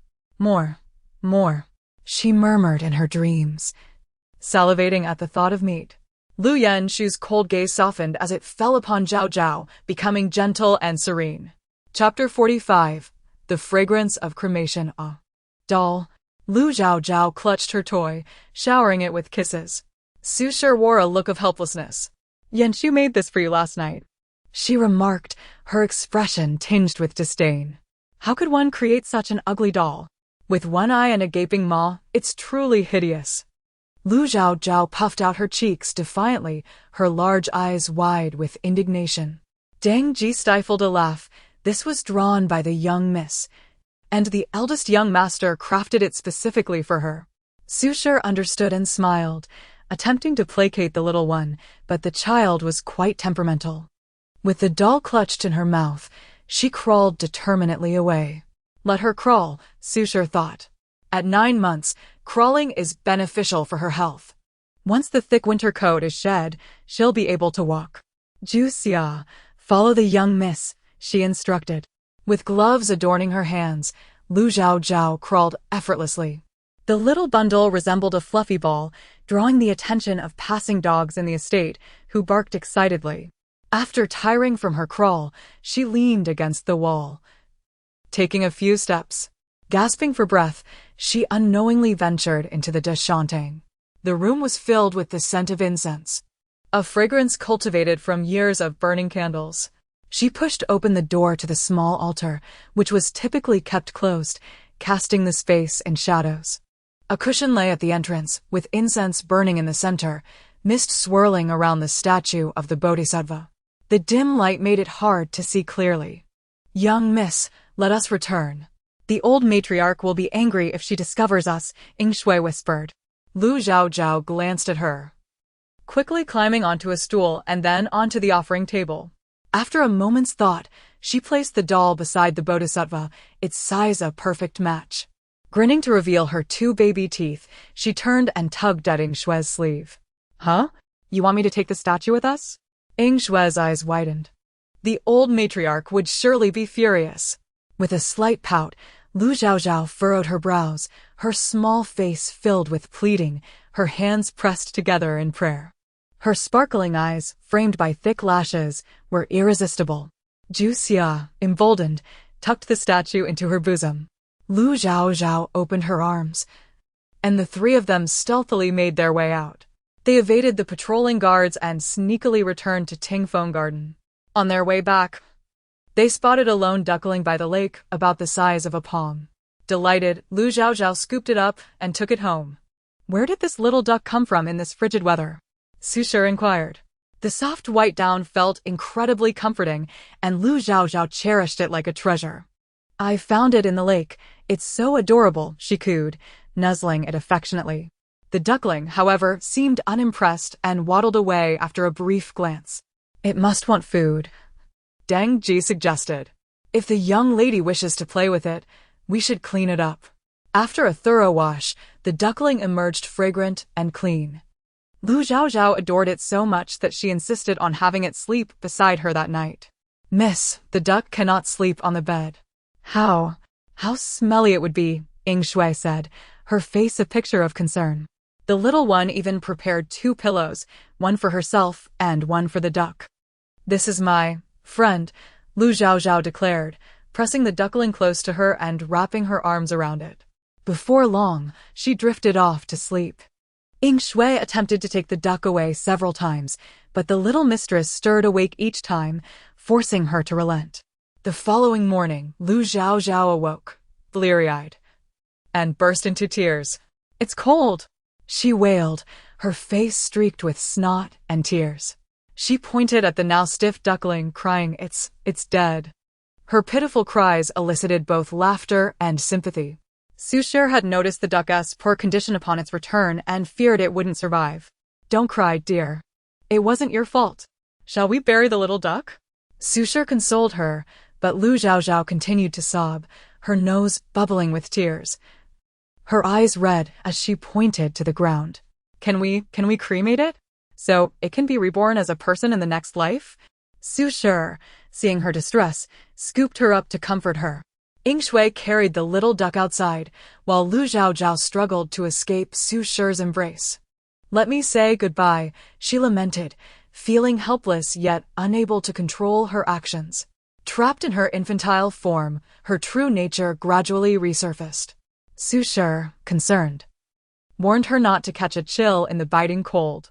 As she read a letter, Su Zhengyu's correspondence arrived, announcing his return in 3 days. Su Shi's eyes sparkled with joy. Her eldest son, Lu Yanshu, was 17, and her second son, 16. This was the first time they had been away for so long. Before long, Ying Shui returned, carrying Lu Chaochao, whose face was clouded with despair. Her eyes clear yet red from crying. "Why do you look so gloomy?" Su Shi inquired. "Is the duck cremated?" Su Shi's dual questions left the maid silent. "Well, it was cremated," Ju Xia said, her face contorted with discomfort. Initially, the young miss had knelt on the ground, apologizing to the duckling, her sobs growing louder. But as the fire burned, the aroma intensified, and she stopped crying, drooling instead. Eventually, the duck was charred and crispy, sizzling with oil. And then, Ying Shui concluded dryly. Su Shi's eyes widened in shock. "Did you eat it?" Her voice rose an octave. Ying Shui shook her head vigorously. No, we didn't get to eat it." She could only grasp a handful of ashes. Su Shi pressed her fingers to her temples, feeling a vein throb. "Quickly, wash up. Zhengyu returns in 3 days, and he has yet to meet Chaochao." She affectionately ruffled Lu Chaochao's hair. "Oh dear. My second brother is bringing his true love home. My love-struck fool of a second brother." Su Shi's eyelids twitched. Lu Zhengyu was indeed betrothed to a fine girl. 3 months prior, the second young master had fallen from a cliff, which had terrified the servants. Deng Ji clutched her chest in relief. Su Shi shared the sentiment. When Lu Zhengyu had gone missing for 3 days after the fall, they had been frantic until news arrived that he had been rescued and would return once his health was restored. Lu Chaochao, hearing distant sounds, blinked in curiosity. "What? What is that?" She pointed at a swarm of small black dots flitting across the sky. Deng Ji scoffed. "Just some wildlings causing commotion outside." Su Shi shot her a disapproving glance, prompting Deng Ji to lower her head sheepishly. Pei Jiao's identity as a concubine had been exposed, leading to public scrutiny and ridicule. There were even speculations about who her patron might be, thrusting her into a whirlwind of scandal. Lu Jingyao was merely seeking to uphold her mother's dignity. Yet, in just 9 months, she had become quite eloquent. And it was said that all the birds in the world were particularly fond of her, flocking to her in droves in the square, creating a wondrous spectacle. It seems that the court has taken notice. Lu Chaochao's eyes sparkled with excitement.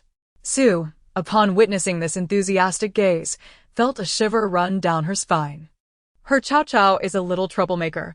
Someone is bound to suffer as a result. Chapter 46. The bewildering miracle. Where is Chaochao? Su Shi inquired, astonished to find the bed empty. Had she not mentioned her desire to witness the miracle this afternoon?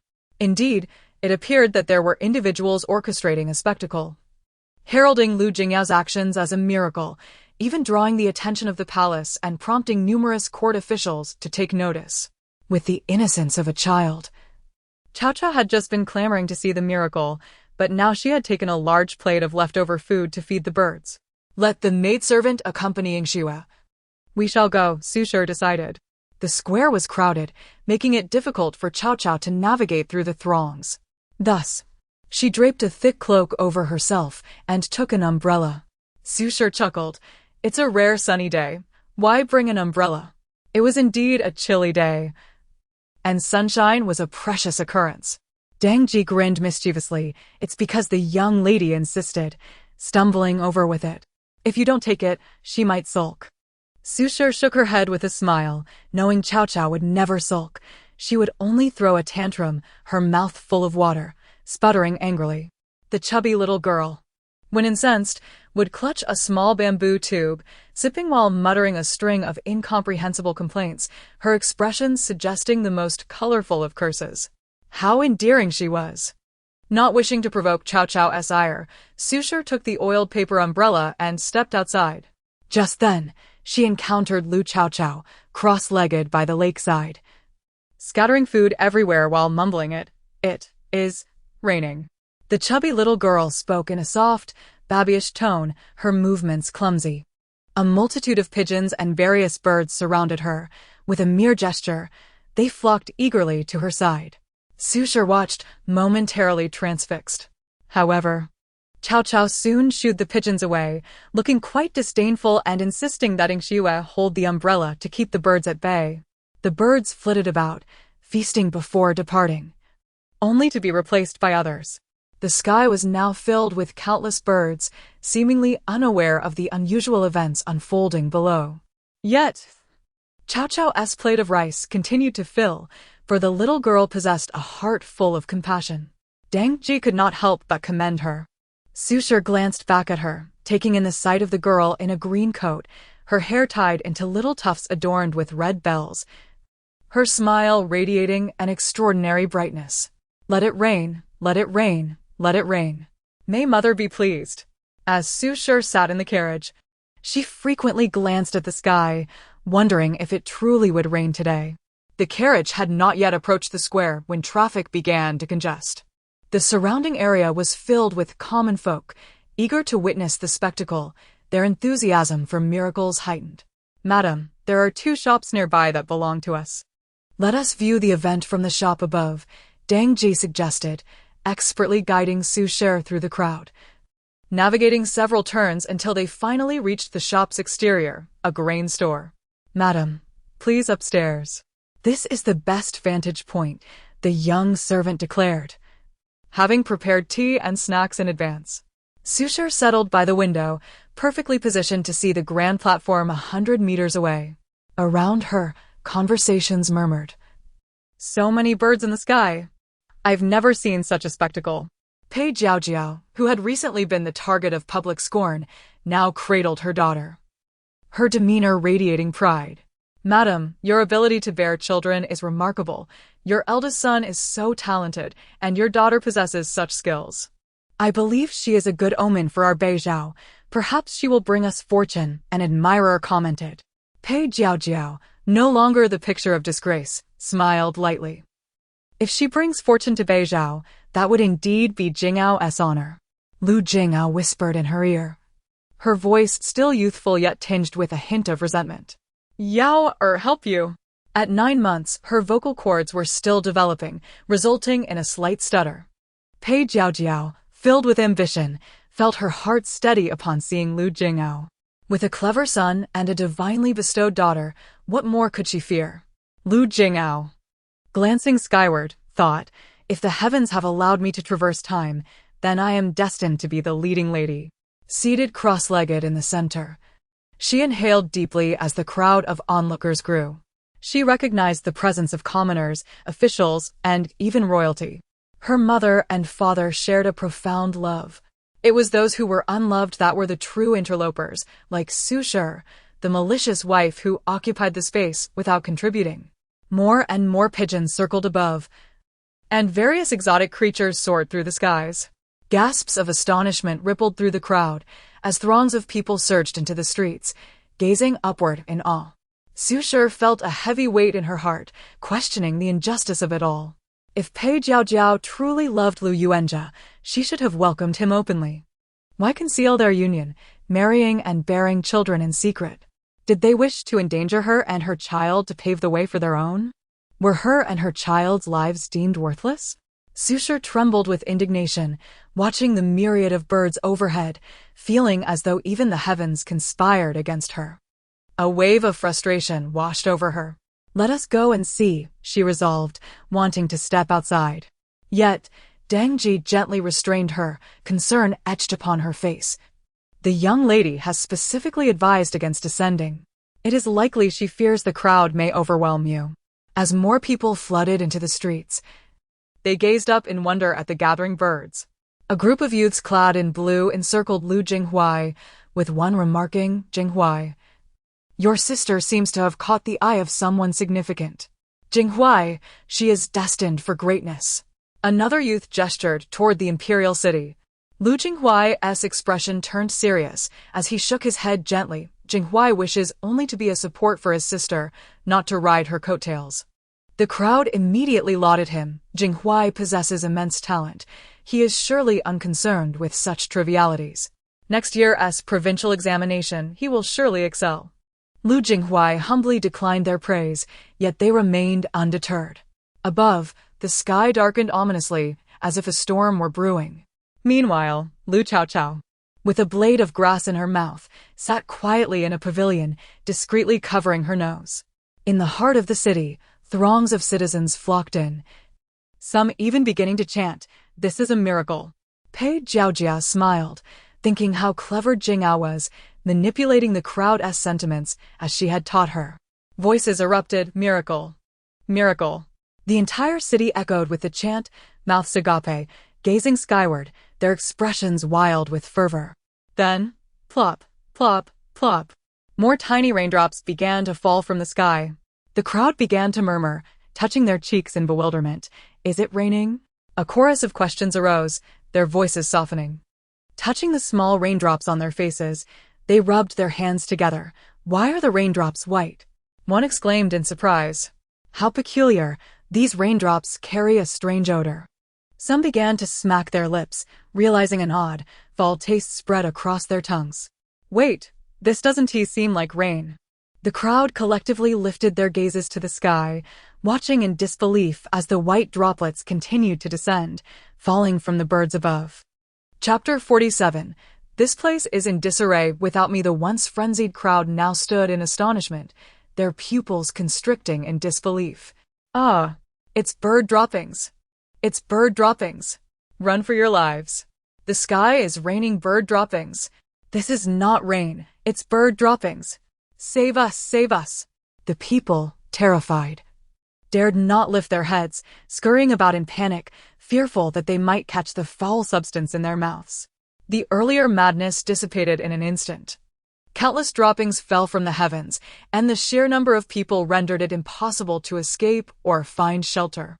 Among them were court officials, their faces flushed with anger as they bore the evidence of the sky's mischief upon their heads.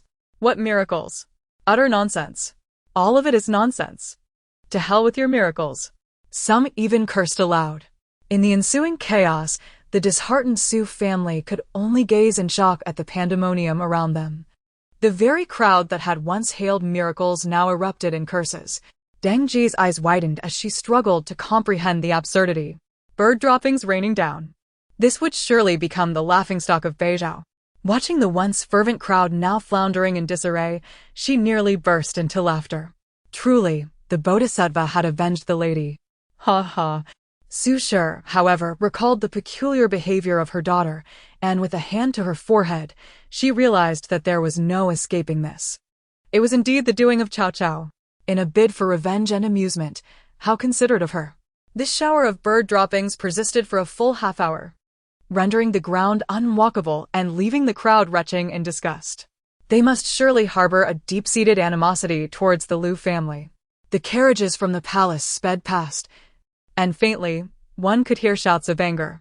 Pei Jiaojiao on the high platform wore a look of panic, having been kicked as a gesture of retribution. The deranged mistress has deceived us into suffering.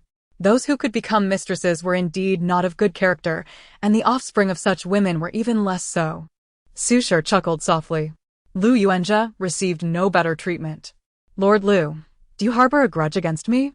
You lured me here to witness some so-called miracle, only to be drenched in bird droppings.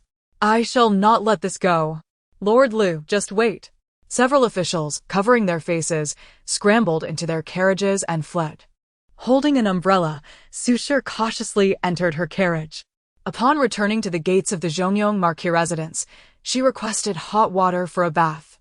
Although she had not been touched by the droppings, she felt as if the entire city was permeated with an odd stench. After washing herself 2 or 3 times and lighting incense throughout the house, she felt somewhat relieved. Where is Chaochao? Just as she inquired. The little one was found crawling desperately at the threshold, clutching a small stick tightly in her pudgy hands. The threshold was high, and as Lu Chaochao clung to it, she appeared on the verge of tears. Dear, pick me up. Save me. Chaochao, stuck at the threshold. She was neither able to go up nor down. Deng Ji approached and lifted her down, only to see her wobble unsteadily as she handed the stick to Su Shi. Her head drooping as she timidly stammered, I am Chaochao, wrong.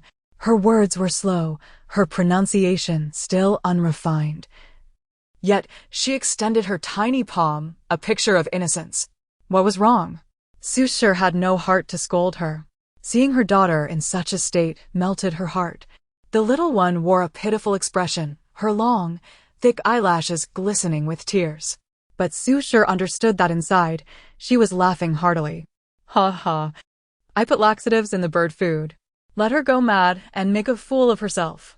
No, it shouldn't be medicine. She stuttered, trying to complete her thought. Punish me. Then, scrunching her little face, she squeezed her eyes shut and turned her head to the side, extending her small hand in a brave, martyr-like pose. Su Shi's heart softened at the sight, and she scooped her into her arms. My dear Chaochao, how could I bear to punish you? I know you only wish to protect me, don't you? Su Shi kissed her cheek, which smelled sweetly of milk. Chaochao opened her eyes, dark as polished stones, sparkling with brightness. She nodded vigorously. Lu Yuanjia did not return home until after dark. In the evening, Su Shi received an urgent letter. Flooding in Linlu?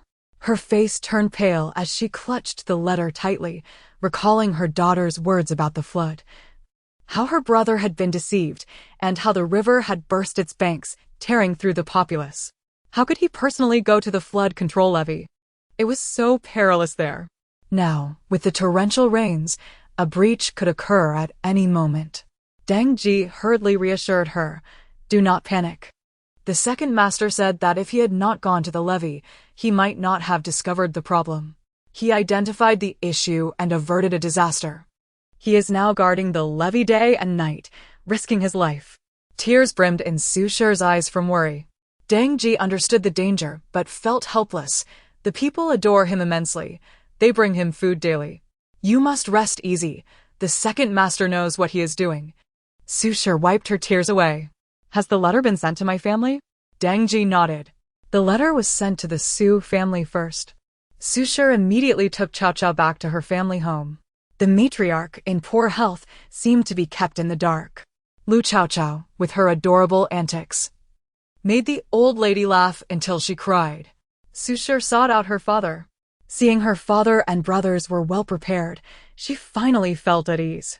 Meanwhile, her naive daughter sat on the bed, making the old lady laugh heartily. With her little hands clenched into fists, she was stuffing them into her mouth, secretly thinking, Grandmother, look at me perform a fist swallow. Ow, ow! Saliva dripped from her fists as she opened her mouth wide, determinedly shoving her fist deeper. Grandmother, look at me stuffing my fist. Oh dear, you little treasure, quickly take your fist out. The old lady laughed until her face hurt. Upon seeing Su Shi enter, she pointed and laughed, saying, Tell me, you were such a demure and graceful girl as a child. How did you end up with such a lively daughter? The old lady laughed until she was in tears. What delighted her even more was that the twins from the second branch, Su Yuheng and Su Yuqing, actually responded. These two grandsons had always tugged at her heartstrings. Born as twins and facing complications at birth, they emerged somewhat slow-witted. Despite consulting the finest doctors, they seemed to exist in their own world, unresponsive to the outside. Yet now, they were smiling at Lu Chaochao, their eyes brightening. Su Yuqing held a piece of cake, saying, Eat, sister, eat. Su Yuheng tilted his head, wondering why he could hear his sister's voice. The sister who was swallowing her fist was both silly and adorable. He clutched a handkerchief and wiped his sister's drool. Lu Chaochao, determined to swallow her fist, turned red in the face, exclaiming, Oh dear, entertaining adults is exhausting. This place is truly in disarray without me. Chapter 48. A fool's folly. Will you still stuff your fist in your mouth next time? Mrs. Su gently wiped the drool from her face. The 9-month-old infant's small face turned crimson, filled with guilt. Inside, Lu Chaochao was screaming, Oh, my dignity, utterly lost.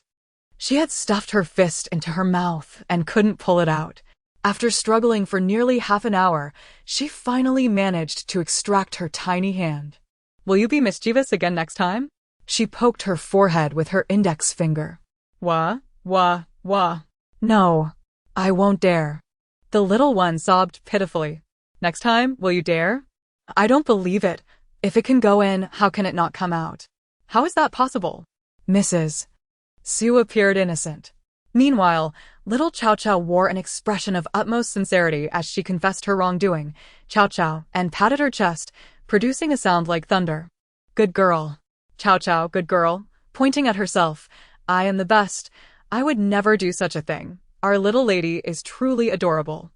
And she is quite considerate. Deng Ji felt that the little lady was exceptionally charming. Mrs. Su sighed softly. If it weren't for hearing her heart's voice, I might have almost believed it. Upon returning home in the evening, the air was thick with a rich fragrance, mingled with a faint, unpleasant odor. Mrs. Su noticed the lights on in Tingfeng courtyard, and her heart sank. Sure enough. Madam, the Marquis has returned. Zhu Xia shook her head at the madam, indicating that the Marquis was in a foul mood. Mrs. Su nodded. Take Chaochao down to wash up and sleep. After a long day, it's time to rest. Chaochao had already fallen into a deep slumber. As Mrs. Su entered the room, she saw Lu Yuanjia dressed in a traditional outfit, his hair cascading down his shoulders. Seated under the light, his expression revealing a hint of coldness. Lu Yuanjia had a remarkably handsome appearance, otherwise he wouldn't have captivated her so completely. Even after 17 years, he still retained the demeanor of a refined gentleman. Time had left no marks on his face, instead adding a touch of maturity. No wonder Pei Jiao was willing to wait for him for 17 years. Suppressing the coldness in her eyes, Mrs. Su allowed a semblance of warmth to surface. As Lu Yuanjia turned to look at her, his deep, affectionate eyes seemed to melt the icy facade, making it appear as if she were the only person in the world.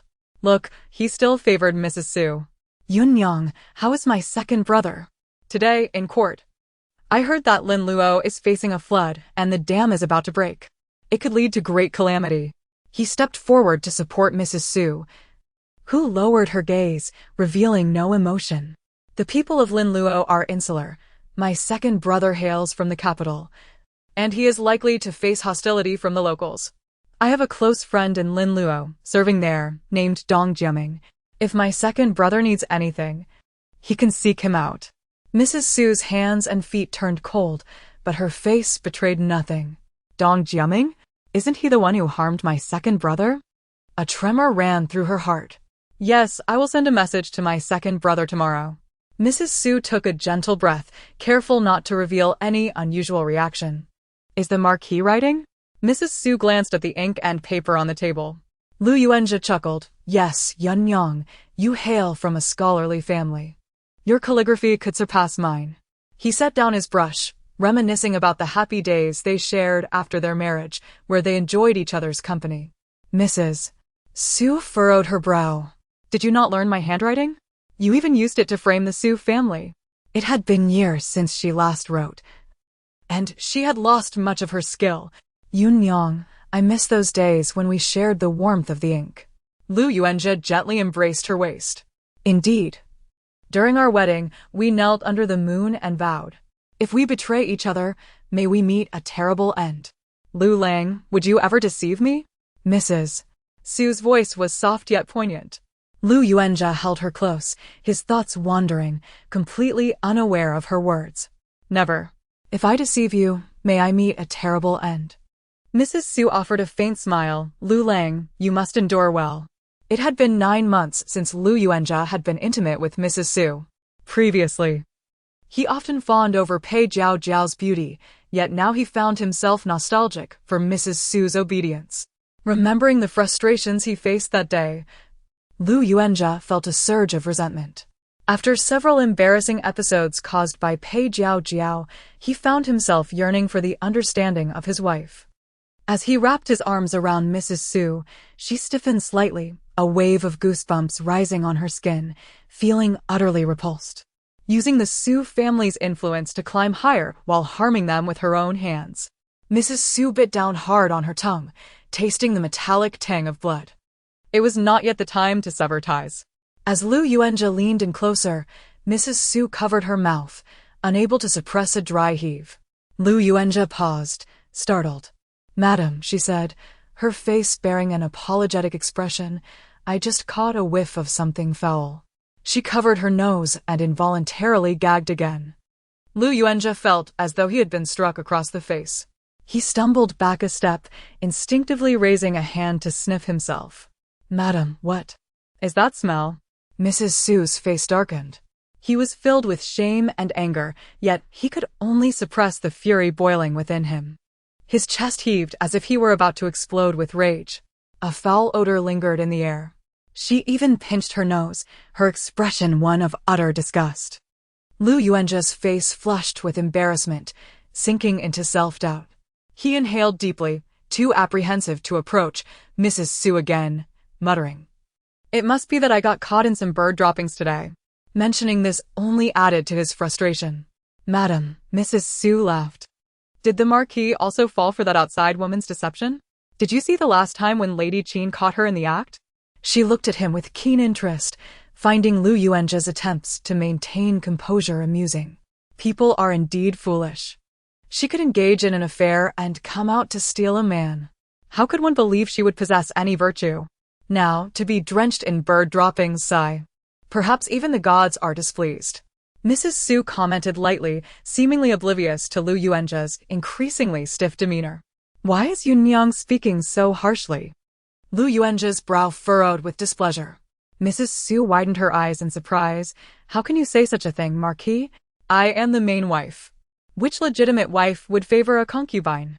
Moreover, that pay woman had her clothes stripped and became a concubine. She has no shame. Does she not fear being spoken of? If you ask me, her lover must be quite capable to have hidden from the legitimate wife for so long. It seems they must have a wicked heart." Mrs. Su spat. "It's a pity that Lu Jinghuai is a bastard." She clicked her tongue twice, her tone laden with meaning. Lu Yuanzhe's face was flushed with indignation. Yet he found himself powerless. That Lu Jinghuai possesses true talent. If any family were to have such a son, they would surely bring glory to their name. Lu Yuanzhe pressed his lips together. He had no way to retreat now. "If this child were to be registered under the madam's name, would you be willing?" Lu Yuanzhe suddenly inquired, his eyes filled with astonishment as he looked at her. Chapter 49. Chaochao wept. "Lord, how could you bring such disgrace upon me? I am a mother with children. Even if my studies are forsaken, I am not to be compared to those of ill repute. He is but an illegitimate child, a despicable creature unworthy of my name. My lord, while you may choose to disdain me, you must not insult me," Su Shi remarked, her words causing Lu Yuanzhe's temples to throb with suppressed rage. A hero does not inquire about origins. Jinghuai is a good child. Lu Yuanzhe inhaled deeply, struggling to contain his simmering anger.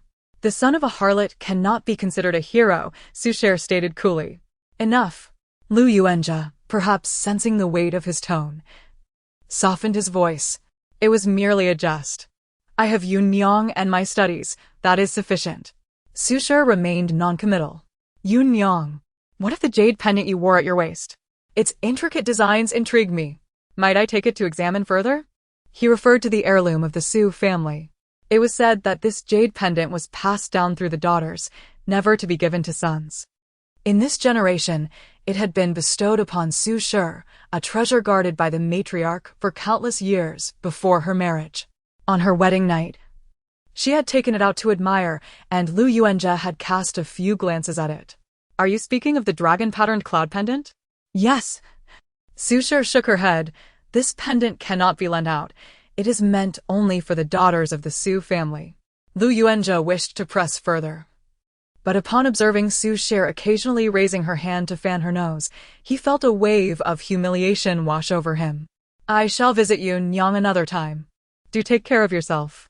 After exchanging pleasantries, he departed from Tingfeng courtyard. Once Lu Yuanzhe had left, Su Shi felt a flicker of suspicion. What could he desire with the dragon-patterned cloud pendant?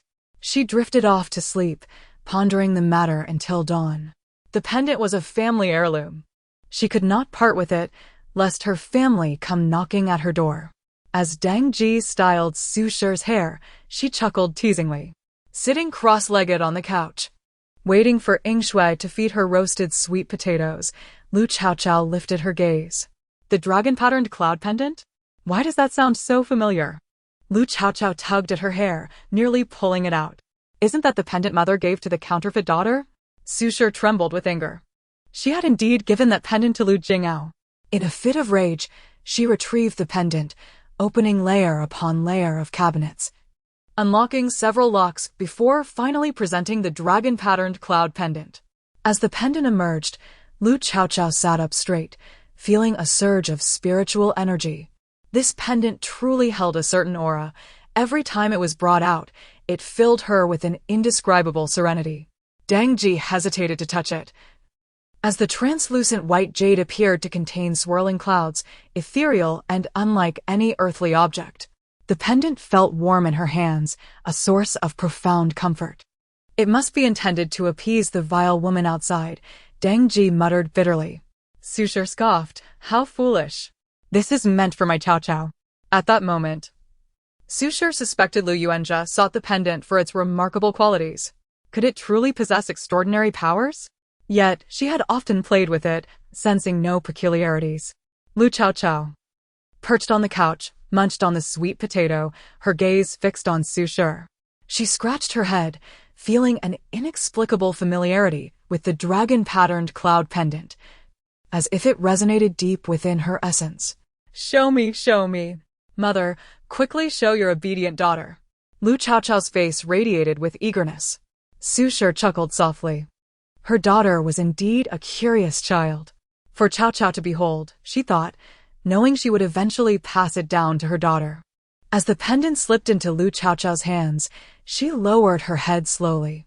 The little one suddenly gasped. Ah! A shriek echoed in her mind, causing Su Shi to cover her ears, overwhelmed by an acute pain, hearing nothing at all. Isn't this mine? No. This is my storage jade pendant from the realm of cultivation. In her past, she had sacrificed treasures, removing this pendant. How could it be here? In that moment, she instinctively recited a spell, feeling a surge of immense power flowing from the pendant into her being. Lu Chaochao blinked in surprise, watching as the pendant gradually dimmed. With a gentle closure of her eyes, she felt her storage space return, directly connecting the dragon-patterned cloud pendant to her consciousness. Lu Chaochao was incensed, realizing why the protagonists in her stories could produce so many treasures. They were all hers. When she first encountered those tales, she had believed they were inspired by her artifacts. Yet, she discovered this was indeed her property. Why was she trembling? Was it cold? Su Shi touched her daughter, noticing her shivering and her tiny teeth chattering. Let us stoke the fire. To her astonishment, the sounds she heard in her mind were not right, merely the grinding of teeth, as if she were prepared to bite someone. Upon hearing her mother's voice, Lu Chaochao looked up, revealing her reddened eyes.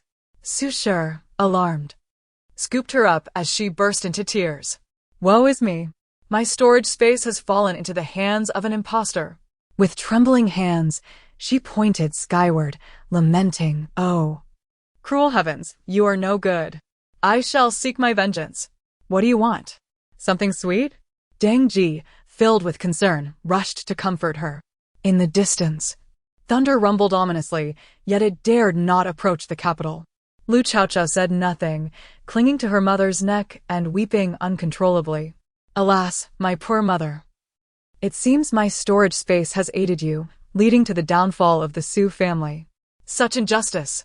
Does Chaochao cherish this pendant? Here, take it. Su Shi, though pained, believed her daughter simply adored the pendant. Lu Chaochao cried herself to sleep, clearly venting her frustrations.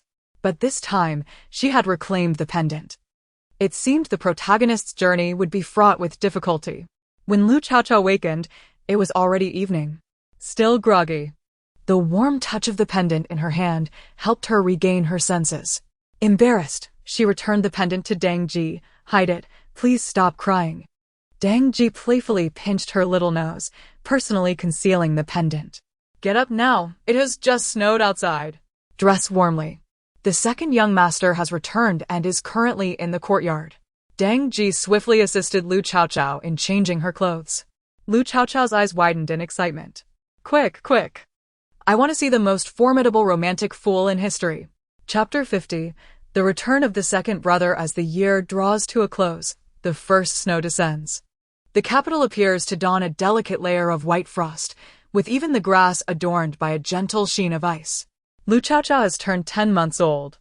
At this tender age, she has blossomed, embodying the finest traits of both the Su family and Lu Yuanjia. Her cherubic face, plump with baby fat, is framed by a pair of bright, round eyes that twinkle like stars, imbued with a hint of innocence. Her cheeks, puffed like little buns, elicit an irresistible urge to pinch them. Dressed in a vibrant red jacket and sporting 2 playful pigtails, she also wears a string of fluffy pom-poms. As she toddles about, swaying unsteadily, she manages to take a few steps unaided. Our little girl resembles a figure from a New Year painting, truly enchanting. Deng Ji cannot help but express her admiration.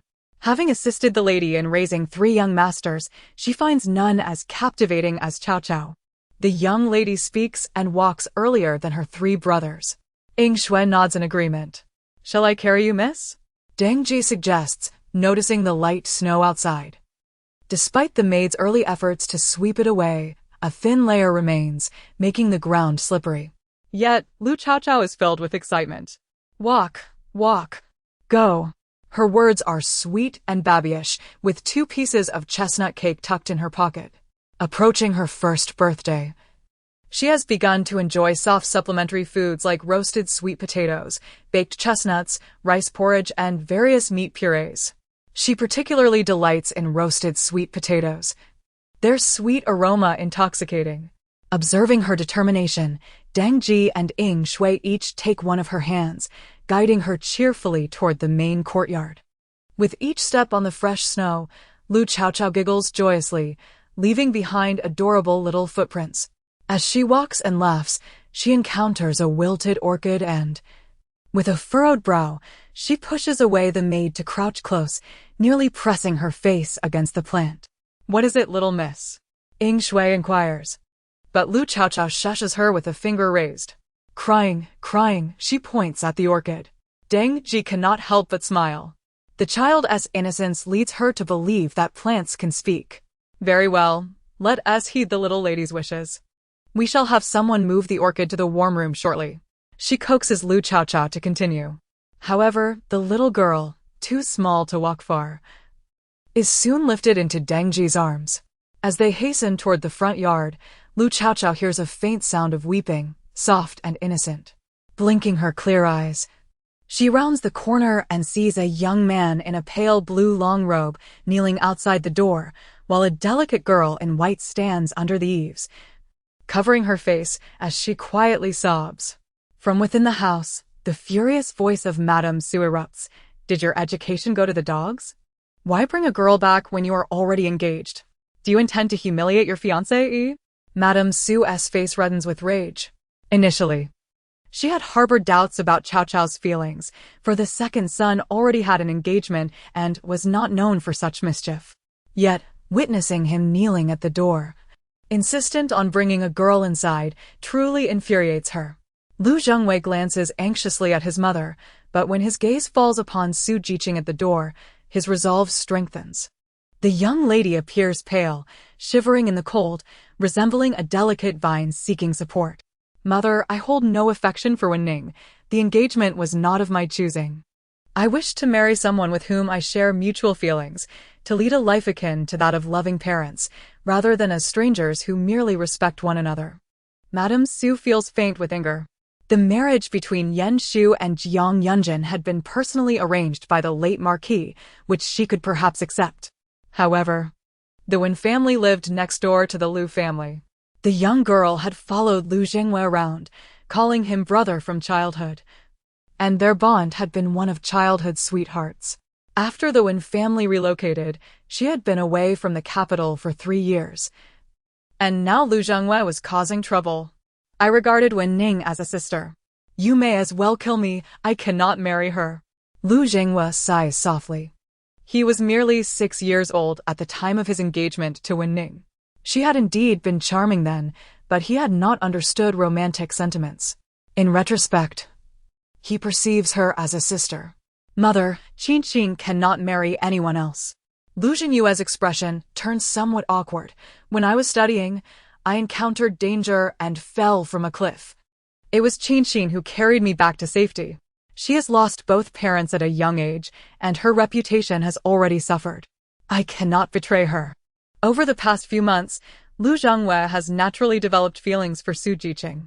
She is gentle and considerate, having lived a simple life in the mountains. Madame Su's eyes blaze with fury.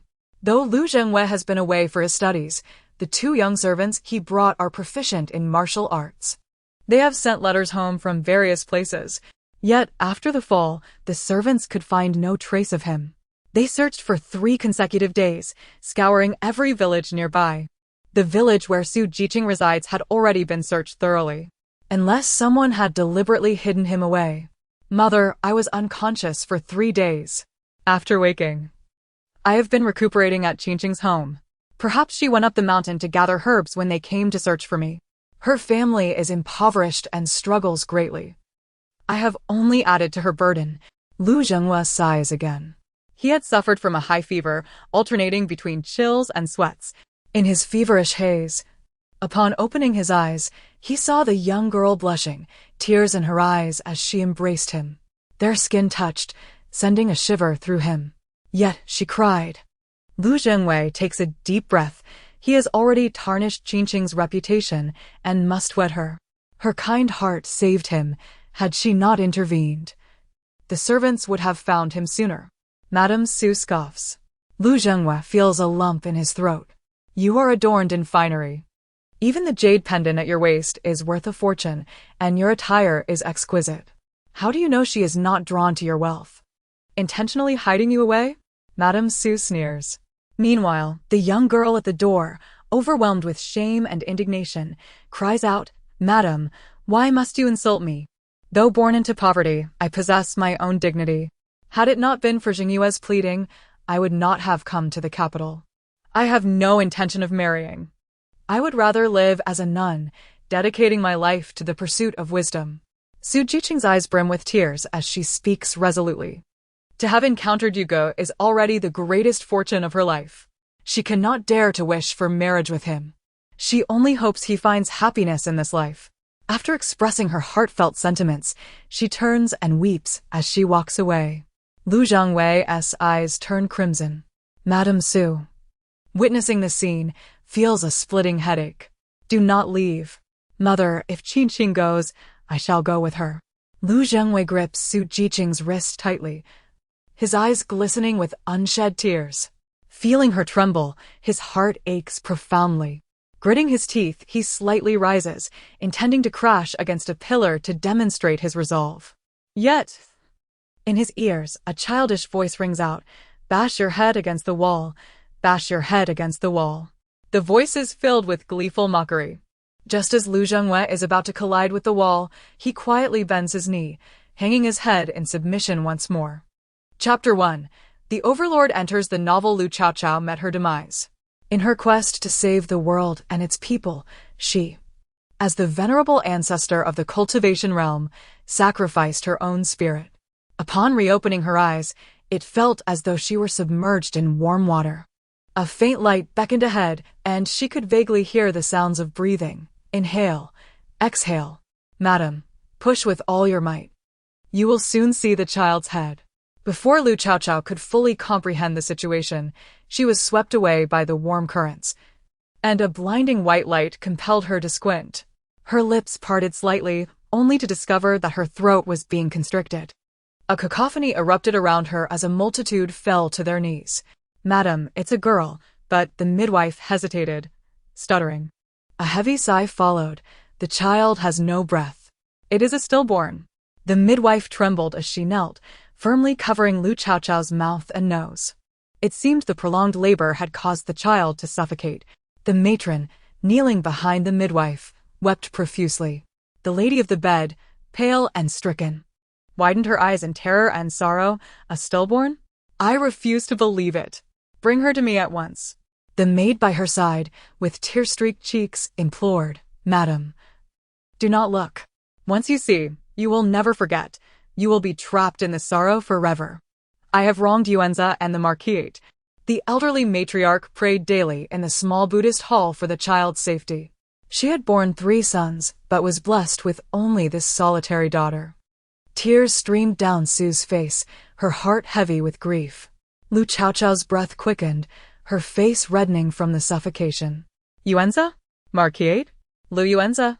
Wasn't he this the character from the novels she indulged in during her leisure time? In the tales, the loyal and valiant Ho family had 3 sons and 1 daughter, the youngest of whom tragically passed away. The Marquis's wife believed herself to be in a blissful marriage with a harmonious relationship with her mother-in-law, unaware that it was, from the very beginning, a grand deception. She had been deceived throughout her life. The Marquis had loved his cousin since childhood, but her humble lineage offered no advantage to his career. Consequently, he never took her as his wife, but instead relegated her to obscurity. He publicly married Sue, a daughter from a prestigious family, and fathered 3 sons and a daughter. After their marriage, the entire family manipulated her, leveraging Sue's family's influence to ascend socially while severing her ties with her own family. The youngest daughter was drowned at birth, and the Marquis took a concubine, raising the illegitimate daughter as his own. After nurturing the adopted daughter with great care, she framed Sue for treason, leading to the execution of more than 100 members of the Sue family. In contrast, the loyal and valiant Ho family remained unscathed due to their denunciation. Ultimately, the Marquis married his cousin, legitimizing his illegitimate children as proper heirs. The adopted daughter inherited all of Sue's possessions and married the male lead, living in love and harmony. Lu Chaochao thought, oh, I am that unfortunate stillborn. To be born is to be doomed. Madam, the stillborn cannot be buried in the ancestral grave. Let me take care of it, lest you be further saddened, the matron said softly, slowly retreating towards the door. Lu Chaochao attempted to struggle, but her entire body was ensnared by those hands, turning a faint shade of purple, rendering her utterly immobile. Her breath grew weaker, her cheeks taking on a bluish hue. A stillborn? You are the stillborn. Your entire family is. I am still breathing. Mother. The faint sound of an infant's voice startled the Marquis's wife from her stupor. Had she imagined it? Was there truly a child in this room? Suddenly, her gaze fell upon the only infant present. Oh, dear mother, I still have a chance. They are trying to suffocate me. Lu Chaochao was on the verge of being taken from the delivery room. Wait, she exclaimed as her ungrateful mother suddenly spoke. Bring the child to me at once. Sue straightened up, her tears unheeded, her expression turning stern. The matron and midwife exchanged a glance, frozen in place. Madam, a stillborn is inauspicious and will bring calamity upon you. They knelt before her. Dimji, quickly bring the child here. Sue felt her heart race, a sense of foreboding washing over her as if she were on the brink of losing something precious. In her haste, she descended from the birthing bed. Weakened, she nearly collapsed to the ground.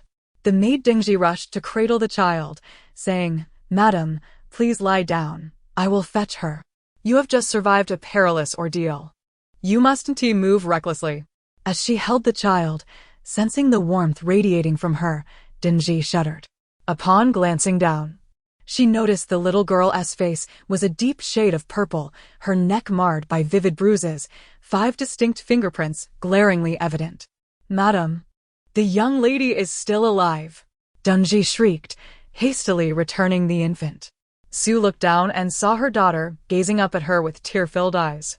The venerable ancestor of the cultivation realm coughed and wept. What a miserable fate! Oh, how cruel is my destiny! To be born only to be throttled. Cough, cough. The little one began to cough. The real horror was not merely the choking, it was the annihilation of her entire family.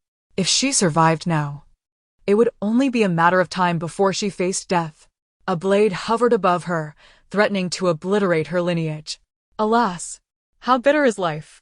It seemed she had been reborn, and gradually, her essence returned to its origin, truly resembling an innocent infant. Sue's hands trembled, her body stiffened. A mixture of shock and dread overwhelming her. Who dares lay a hand on my child? Sue, weakened to the brink, could not restrain herself from kicking the matron in the chest. Take her away for interrogation. We must uncover who sent that wretched woman. My daughter has suffered unwarranted calamity since birth.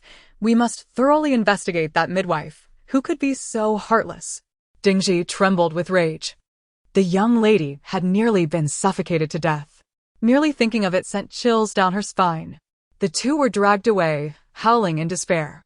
Sue gazed down at her daughter, reflecting on the 3 children she had birthed. None were as pure and exquisite as the one in her arms. The child's large, watery eyes met her own, and upon noticing her gaze, the infant beamed a toothless smile, her gums showing, her eyes curving in delight. Her child had nearly perished right before her eyes. Mother is truly a beauty, so lovely. Let us embrace. Was that voice merely an illusion? It was intermittent, unclear, somewhat indistinct. At times audible, at others a mere whisper. She observed the maid's expressions closely. It seemed only she could hear it. Thank goodness Mother saved me, or you would have had to raise the daughter of your foe. And then, I would have been driven to the brink of despair. Lu Chaochao blew a bubble. In the original tale, she had given birth to a stillborn, which led her to suffer from a mental illness. The Marquis had then brought the female lead home, raising her as his own. The evidence of treason was also fabricated by the female lead against the Sue family. It was she who plunged the deepest knife into Sue's heart. Sue could only vaguely hear of the daughter of her rival, who had been driven to death in anguish, nearly causing her to drop the child. Straining to listen further, she found that silence had returned. Sue raised her head, asking, "Where is the master? Why has he not returned?" Several maids brought in soup, while others prepared a bath for Lu Chaochao. Yet, Sue remained anxious, forbidding anyone from taking the child far from her sight, insisting on bathing her in a small tub within the room. Dingji smiled, saying, "We sent for the master as soon as the labor began. He cherishes you dearly, madam. He is likely delayed by matters of state. In this capital, who does not envy the loyal and valiant Ho family? The venerable lord passed away in battle at an early age, leaving the elderly matriarch to raise several children single-handedly. The once illustrious marquisate had become but a hollow shell. However, Lu Yuanjia proved to be a source of pride, achieving great success and inheriting the title. The only unforeseen circumstance was the arrival of a distant cousin from the Lu family, who reportedly harbored affections for Lu Yuanjia for quite some time, even going so far as to collide with a pillar, declaring that she would marry no one else. At that time, Lu Yuanjia was already betrothed to a member of the Sue family and consequently sent that cousin far away. This incident soon became a topic of casual conversation. The Sue family, being of noble lineage, flourished after marrying into the loyal and brave marquisate, bolstered by the support of the Yu family. Lu Yuanjia and Sue were renowned in the capital as a loving couple, their harmony striking a melodious chord. As for Sue, due to Lu Yuanjia's indifference, she gradually drifted apart from her own family. At this moment, Sue smiled and nodded slightly. What you say is true. My husband may be occupied with pressing matters. There was not a trace of doubt in her demeanor. Our young miss is indeed destined for a life of luxury in the Lu household. The Marquis and his wife share an abundance of affection, and there is a harmonious relationship between mother-in-law and daughter-in-law. Even the proud young lady of the Lu family treats the mistress with genuine respect. Dengji thought to herself that her lady was likely the most envied woman in the entire capital. Lu Chaochao finished her bath, her little hands flailing about. She babbled in an agitated tone, "Deceiver, deceiver. Daddy is a deceiver. He had been deceiving her mother all along. Mother is so pitiful." She lamented in a small, tearful voice. "Daddy is a bad man. He is waiting for his mistress to have a child in the corner courtyard of Qingyu Lane." Sue's heart momentarily faltered. Qingyu Lane? Waiting for a mistress to give birth. After enduring years of affection in her marriage, She felt as though a chasm had opened up. His beloved is giving birth to his child. Chapter 2. The family's disarray. Sue's heart was in turmoil, teetering on the edge of confusion. She yearned to listen closely to the affairs of the concubine, yet her daughter's tender age made her sentiments elusive, and with her erratic thoughts, Sue could only strive to extract something of value from them. Today had nearly overturned all her preconceived notions. The moment her daughter was born, she could hear her heart's voice. Moreover, her husband was waiting for the concubine to give birth. Panic surged within Sue. After years of marriage, she had never once clashed with the Lu family nor exchanged a single harsh word. She had believed herself wed to the finest man in the world. Yet now, the shocking revelation of his extramarital affair prompted a visceral sense of rejection. Was her husband, who had always cherished her, merely deceiving her? "Madam, what troubles you? Are you feeling cold? You are trembling all over," Deng Ji remarked, glancing around, for the windows and doors were tightly shut, allowing no draft. Sue's lips quivered, and she fought to suppress her emotions, instructing, "Summon the wet nurse to feed the child." 3 wet nurses had been prepared in advance. Strangely, the moment the child opened her eyes, she promptly vomited. The sight of the spitting and coughing frightened the wet nurses to their knees. "Madam, the young miss refuses to drink the milk," one wet nurse exclaimed, her forehead dripping with cold sweat. Not only did the child resist the milk, but she even rejected any liquid that accidentally entered her mouth. "Wah! Cough, cough. I don't want human milk," Lu Chaochao wailed, her eyes devoid of tears. Sue tentatively suggested, "What if we try goat's milk or cow's milk? The household keeps goat's milk, and it tastes quite pleasant after the gamey flavor is gone." Deng Ji immediately ordered the servants to prepare it. A short while later, the child was brought into the partition. The maid returned with the report. The young miss drank several spoonfuls, and while eating, she dozed off. "She has fallen asleep now." Sue let out a slight sigh of relief. The child was brought back to her chamber, and she dared not let her out of her sight. Lu Chaochao yawned. Being just an infant and having endured such turmoil, she was utterly exhausted. Bubbling and murmuring softly, she soon fell into a deep slumber. "Deng Ji, you are the only one I can trust," Sue thought, sitting at the foot of her bed, her expression a mixture of perplexity and concern.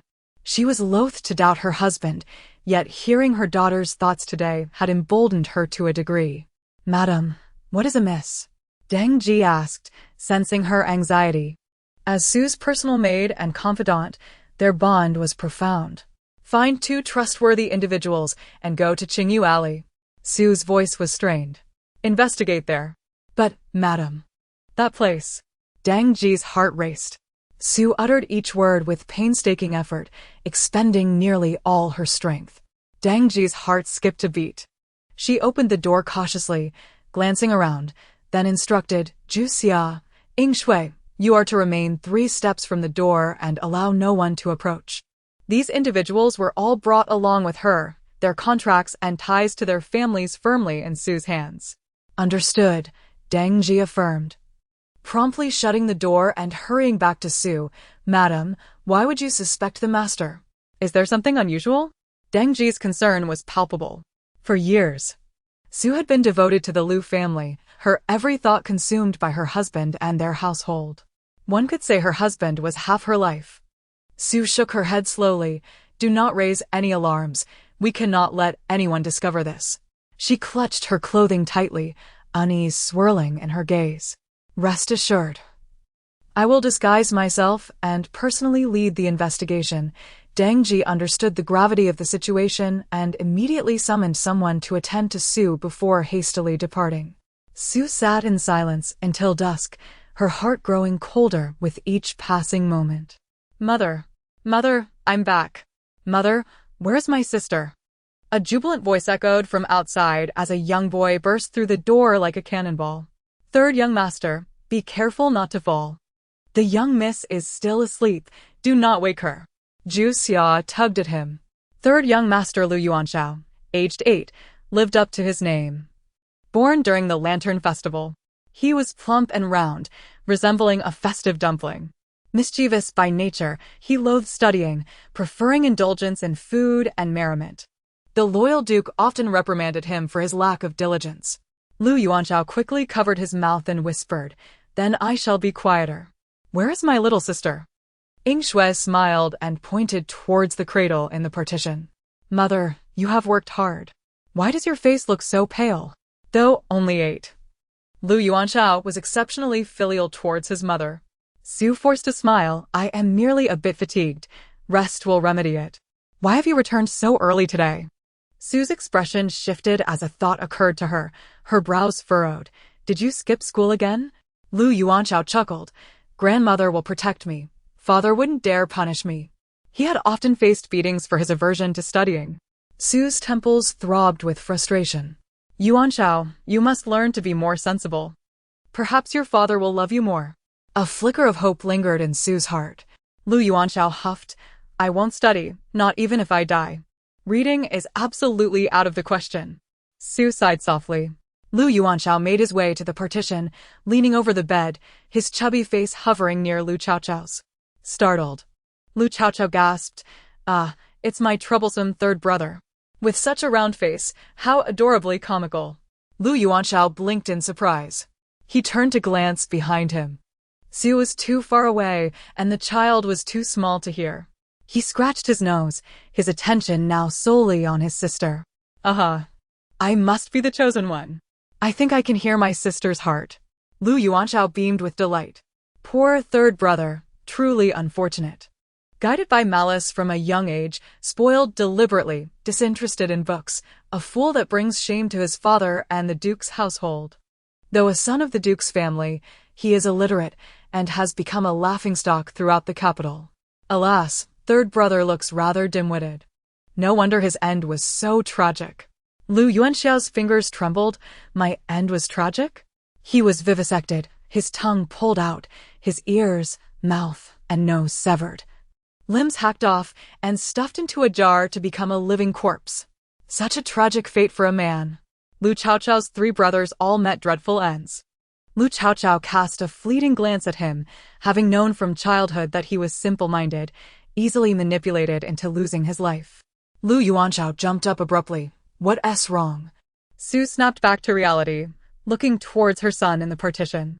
Lu Yuanchao opened his mouth, stammering, I want to go back to my room." In Su's bewildered gaze, tears welled in his eyes, and his chubby hands clenched into fists. "I want to go back to study. I will read until my books are worn out." Wailing, he dashed out, crying loudly. Chapter 3 He has 2 homes. Madame Su was momentarily taken aback. Zhu Xia smiled and said, "Madam, our young master has become quite sensible. The master will surely be pleased to know. The affection between you and the master runs deep. Yet the only lament is that the 3 children are not as accomplished." A hint of bitterness crept into Madame Su's smile. Ying Shui shot a glare at Zhu Xia. Knowing that the madam had sat in silence all day without the master's return, and her heart ached. Just as she was about to speak, they heard a voice from outside. "Madam, Miss Dingji has returned." Madame Su sat up straight. Dingji entered with a sullen expression, commanding, "You two, step outside and guard the door." The 2 second-class maidservants complied and exited. As the door shut, Madame Su's countenance darkened. Dingji knelt with a loud thud, her eyes red and body trembling, nearly gritting her teeth as she spoke. "Madam, your foresight is remarkable." In Qingyu Alley, with tears brimming, Dingji recounted a harrowing scene that almost drove her mad. "When I left, the master was assisting a woman, heavily wrapped, onto a carriage, cradling a newborn in her arms." Dingji was on the brink of tears. "Oh dear, it seems I was not silenced. 2 old hags were caught. Fearing unforeseen events, they have relocated." This she had heard clearly.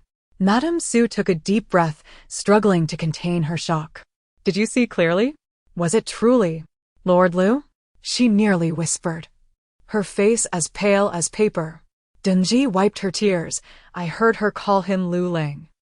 I pretended to be a tenant and overheard the neighbors say they have lived here for years, referring to each other as husband and wife." She paused to wipe her tears. "The 2 of them are incredibly affectionate. Lord Lu was concerned for her well-being and personally delivered gifts to the families, asking them to look after her. Everyone holds them in high regard. Madame Su felt as though her heart had been ruthlessly carved open. Madam. Dingji glanced at her, knowing she was struck as if by lightning, let alone the madam. Dear mother, do not cry for a scoundrel. Let not your tears fall for him, it pains me to see you so, the little one babbled, such a beautiful mother, how could that scoundrel be so blind? What is that girl's surname? After a long pause, Madame Su asked, her tone laced with despair. I only heard her surname is Pei, usually. Lord Lu calls her Jiao Jiao, perhaps it is her pet name. The last glimmer of hope in Madame Su's eyes crumbled. Jiao Jiao? During the Mid-Autumn Festival a few years ago, when the family was reunited, I heard Lord Lu call out in his sleep for Jiao Jiao. A wave of bitterness washed over her, as years of affection and trust collapsed in an instant. Leaning against the headboard, tears streamed down her face. Before she could collect her thoughts, the soft, tender voice of the child broke through. Mother, please do not cry. Beneath the crooked neck tree at your family home lies the 8 characters of the current emperor. Little Lu Chaochao lamented her inability to articulate thoughts. The Su family was searched, and the scandalous items discovered under the crooked neck tree led to her uncle taking the blame, resulting in his execution for all to see. This was the beginning of the Su family's downfall. Madame Su felt a wave of numbness wash over her at the mention of the 8 characters. When Lord Lu sought her hand in marriage, her family had opposed, yet she had insisted on the union. Over the years, fearing Lord Lu's displeasure, she distanced herself from her family, never wishing for them to face calamity. She sat up straight, yearning to hear more, but the child fell silent. The current emperor despised witchcraft, if anything were to be found in the Su family. Madame Su hastily gestured for Dingji to approach and whispered in her ear. Tell them I wish to have my mother's ginseng soup during my confinement. You must secretly dig it out. Do not let anyone see. As she spoke, a flicker of struggle crossed Madame Su's eyes. No, wait. She struggled to rise from the bed. In the chill of October, she was drenched in cold sweat. From the highest cabinet, she retrieved a Buddhist scripture she had personally transcribed, originally intended as a gift for her mother-in-law's birthday. Now, biting her finger, she wrote fervently upon it.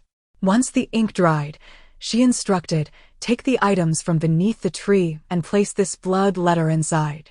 Ensure no one discovers any traces. Once retrieved, return home immediately.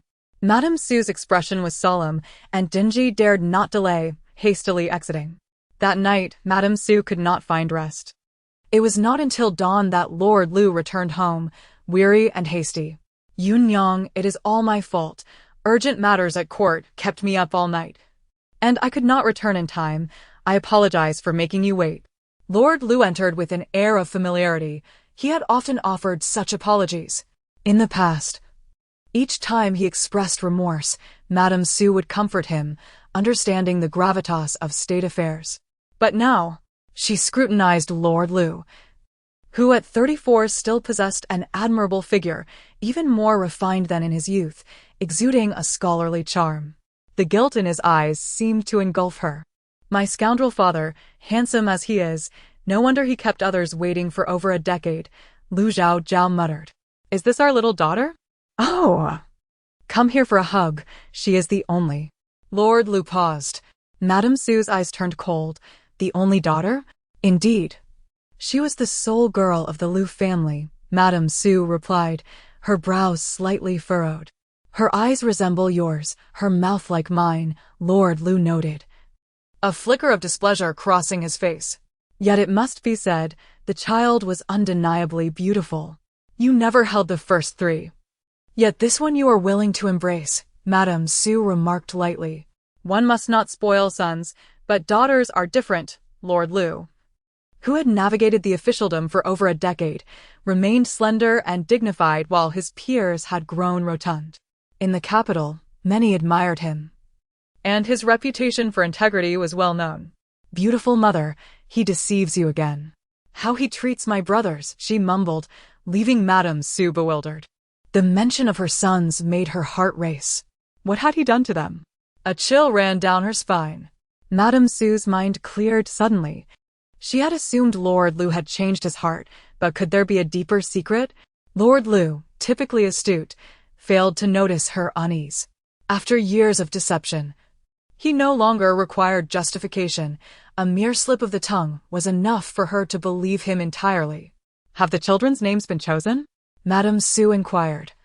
Looking at him, Lord Lu was momentarily stunned. In that moment of distraction, one of his servants chimed in. The master is quite concerned about Madame during this pregnancy. Even before the child is born, he has been pondering names late into the night. The servant continued, he has gone through the book of songs entirely. Speak no more. Lord Lu's expression darkened, sharply reprimanding the servant. The servant, startled, glanced up to see Lord Lu's face contorted with displeasure, as though a storm was brewing. The servant wondered privately why Lord Lu had been deliberating names for 3 days. Seeing that he had frightened Madame Su, Lord Lu shook his head. I intended to surprise you, but this fool has spoiled it. Chapter 4. Altering Uncle's fate. She is the daughter the Lu family has long awaited, born in the morning. Let us name her Lu Chaochao. Zhao signifies dawn, a symbol of hope. Su's head hung slightly, her eyes reddened. Upon hearing the name, she grasped the embroidered quilt tightly, her fingers turning pale. Her heart felt as if it were being tightly squeezed. She had once visited Lu Yuanzha's study, where a thick stack of white paper lay, filled with names. Lu Jingao, Gaoshan Jingxing, Yaoqi Tree, each name evoked an ethereal beauty and extraordinary intelligence, deserving of boundless affection. Lu Ziyuan, well-versed and courteous, soaring like a kite. Each name was meticulously chosen, imbued with all his hopes and blessings. Yet, her daughter was merely given a name that meant morning sun. Years ago, she had been dissatisfied with the names given to their 3 children, and now she did not wish to impose any grievances upon her daughter. Just as she was contemplating this, joyous babbling filled the air. Yaya, I want to be called Zhao Wao. I love being called Zhao Wao. Mother, mother. I want to be Lu Zhao Wao. The little one exerted all her strength, reaching out her small hand and calling out cheerfully. Su let out a soft sigh and smiled at her name. Observing her delight, she decided to go with Zhao Zhao. She playfully pinched her daughter's little nose, and the tiny girl grasped her mother's finger with all her might. 5 tiny fingers barely wrapped around her index finger, which the child then pressed against her plump cheek. Mother, don't cry. Mother, don't be afraid. Zhao Wao will protect you. The little one boasted, Zhao Wao is super powerful. Su's eyes still held a hint of tears. Upon hearing these words, she couldn't help but smile, her heart warming. Yun Yang, you have worked hard these days. There are many matters in the court. I shall likely be quite busy this month. Lu Yuanzha's expression was rarely tinged with guilt. Whenever he displayed such emotions, Su would advise him to consider the bigger picture and not be bound by parental affection. Who would have thought he would devote all his time to his concubine instead? Her virtue had inadvertently become her own dagger. We are one as husband and wife, how could I blame you? It is Zhao Zhao who suffers. Su gently caressed her daughter, her expression somewhat forlorn. Lu Yuanzha glanced at the swaddled Lu Zhao, inevitably comparing her to Lu Jingao. Remarkably, both were born on the same day, just yesterday. Jingao emerged rosy and wrinkled, resembling a tiny kitten with her cries. In contrast, Zhao Wao was chubby and fair, her skin as white as snow, with long, thick eyebrows and eyelashes. Her bright eyes sparkled with curiosity, unafraid of strangers, truly an enchanting sight, akin to a maiden under Guanin's gaze. Lu Yuanzha averted his gaze, for his Jingao is unique. A flicker of warmth ignited within him. I owe an apology to our Zhao Ao. Father will make amends. He decided to gift her the hot spring villa as a form of atonement. Now, thank your father. The hot spring villa comes with hundreds of acres of land. This is no small gift. All for you, my little one. Su's words prompted a slight furrow in Lu Yuanzha's brow. He had only intended to give the villa. However, seeing Su's earnestness, he refrained from arguing. Yet it was originally meant for Jingao. It seemed he would have to select a different gift. Wow! This doting father is so wealthy. Lu Yuanjia was momentarily lost in thought when he felt a sudden warmth. His expression stiffened, eyes widening as he looked down at the baby in his arms, who grinned at him with her toothless smile. Oh dear, she's wet. The nurse hurriedly stepped forward to take the child.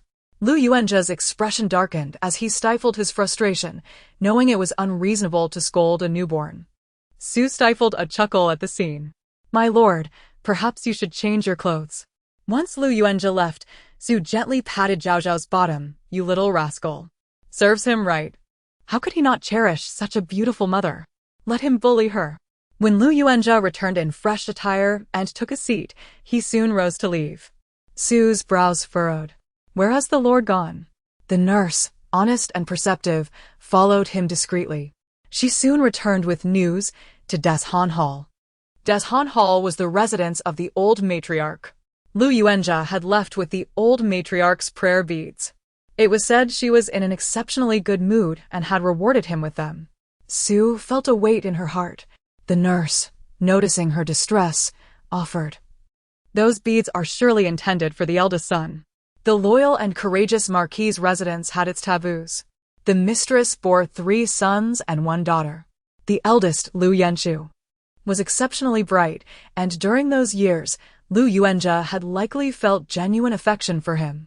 But at the age of 9, the eldest drowned and became a simpleton, now confined within the estate, unable to care for himself, a taboo and a sore spot within the household.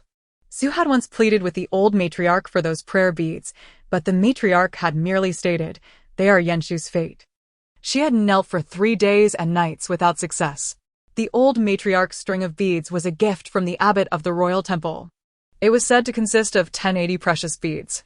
The royal temple was held in high esteem throughout the capital, and with the status of the loyal and courageous Marquis's residence, obtaining such a rare treasure was nearly impossible.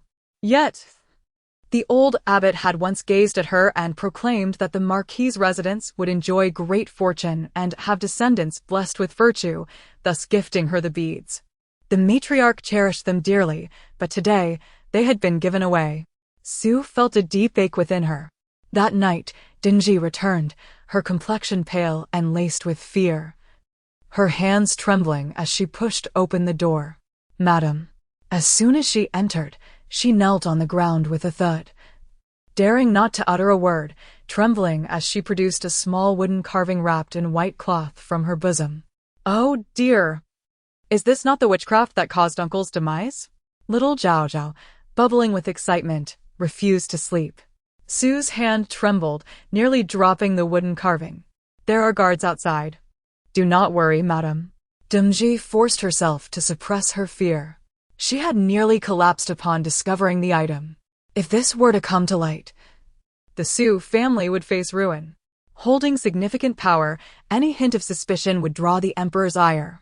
The head of the Su family had been the current grand tutor. Fearing the emperor's jealousy, he had chosen to retire peacefully.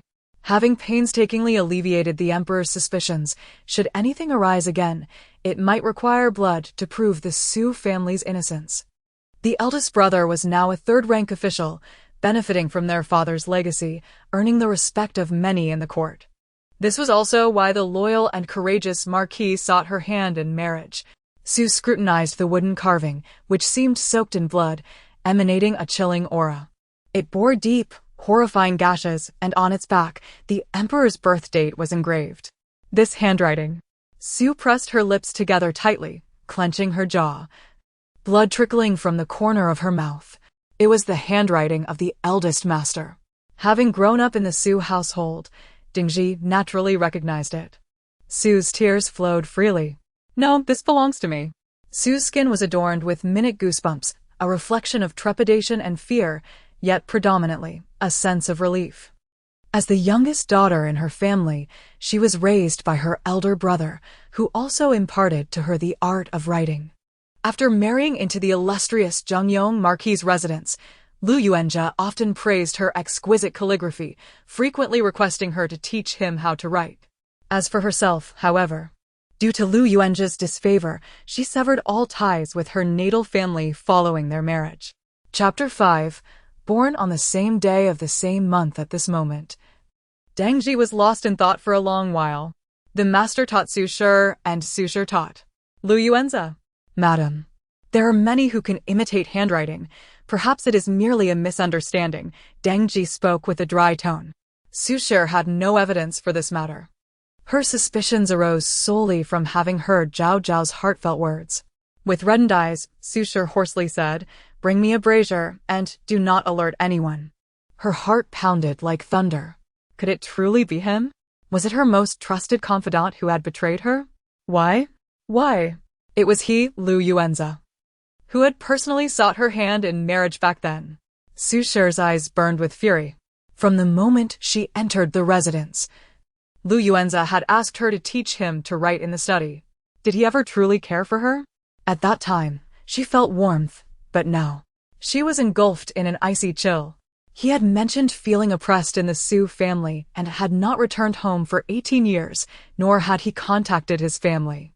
She had not even opened the various festival gifts sent by her family. Even when she experienced morning sickness during her pregnancy, she had dared not accept the sour plums her mother sent. Su Shi felt ensnared in a dense web, suffocating her heart. It was as if she were trapped in a realm of lies. One misstep could lead to her utter ruin. Beautiful mother, do not be afraid. Zhao Zhao will help you. Zhao Zhao loves you, Mua. Su Shi looked down and saw her little daughter staring up with bright, watery eyes, pouting as if to kiss her. I will raise a banner for my mother. Let no one dare to oppose her. Charge forth, mother. A sense of relief washed over Su Shi. How magnificent it was to have such a treasure. Unable to restrain herself, she lifted Lu Chaochao and planted a kiss on her cheek. Wiping away her tears, Su Shi set the child down. She poured lamp oil over the wooden carving, ignited it, and placed it in the brazier. Watching the carving burn to ash, she gradually exhaled a sigh of relief. Madam, you should wash up. You are still in confinement and have been crying often, drenched in cold sweat. Dang Ji felt pity for the madam. These past days had overturned everything. Su Shi felt utterly drained, as if her body had fallen apart. She knew her health could not endure much longer. Have someone check on the inkstone. Do not let anyone bully it. Su Shi insisted on visiting her eldest son daily, but having been bedridden for 2 days, she had finally paused. The servants have checked on the household daily. You need not worry. Su Shi sighed, her brow furrowed with lingering worries. Mother, you must not falter now. If you do, we shall be doomed. Woo-woo. Su Shi understood well. She had to endure her emotions and take care of herself during this confinement. Lu Yuanzha had never returned home, and her heart grew colder. Has the date for the full moon banquet been confirmed? After a period of recovery, Su Shi finally regained some strength. It has been set. We have already informed de Shantang and the Marquis. However, the old lady seems to be frowning. Wanting to change the date, Ying Shui replied. After the full moon, the little miss has grown quite beautiful. I have never seen a child as lovely as her. Ying Shui couldn't help but exclaim. Heaven truly favored the little miss, Su Shi thought fondly, caressing her daughter's face. The old lady and the master had not visited her since her confinement. Did the old lady know about the illegitimate child? Had they gone to see that wretched offspring? They cherished that child like a precious gem, while ignoring her Zhao Zhao. They only sent a wet nurse with some congratulatory gifts, which were hardly worth her attention. Fortunately, she would give her daughter her undivided love. Just then, news came from outside that Nurse Lin, who served the old lady, had arrived. Dang Ji personally welcomed her in. Nurse Lin wore a smile, appearing to be a kind-hearted person. Madam, the old lady has not been well lately, and the Marquis is busy in court. Would it not be better to change the date for the full moon banquet? Perhaps we could wait until the 100th day? Nurse Lin said with certainty, knowing that the madam's benevolence would lead her to agree. Deceitful. Father wants to attend Lu Jingyao's full moon banquet. Do not let mother be deceived. Su Shi's breath hitched. Did the old lady know all this? Please inform my mother. I have only Zhao Zhao as my daughter. I absolutely cannot let her be slighted. In the past few days, she had already invited the Grand Princess to bless the child, fearing it would be hard to refuse later. Nurse Lin was taken aback. It was the first time the madam had rejected her. She felt somewhat unaccustomed. However, upon hearing about the Grand Princess, her eyes brightened. The Grand Princess was the only sister of the Emperor who had not borne children for many years, and the Emperor had always felt pity for her. If the Marquis of Zhongyong could forge a connection with the Grand Princess, it would undoubtedly bring benefits. I shall return to report to the old lady. I believe she will endure, Nurse Lin thought, guessing that the old lady would agree. However, the old lady and the Marquis had already promised to attend elsewhere. They would likely have to go back on their word. She glanced at the baby in the cradle and was taken aback. The plump little one, with arms like lotus roots and rosy lips and white teeth, was sure to bring joy to anyone who beheld her, even more so than that child outside. Nurse Lin returned within half an hour, and soon after, a messenger came back.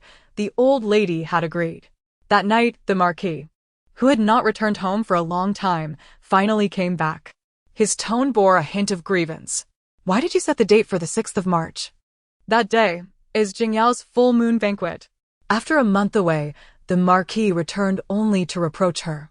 Yun Nyang merely wished to plan for her husband and specially invited the Grand Princess. How has this become a bad thing? Su Shi dabbed her tears with a handkerchief. We are a united couple. We only wish to support the Marquis. After all these years, do you not know who I am? Even while enduring illness, I have been dutiful to my mother-in-law and cared for my sister-in-law. Have I ever caused trouble in this household during these 10 years? Lu Yuanza looked somewhat awkward. His cousin might be gentle, but her family background was not as esteemed as Su Shi's. Yun Yang, I harbor no grievances against you.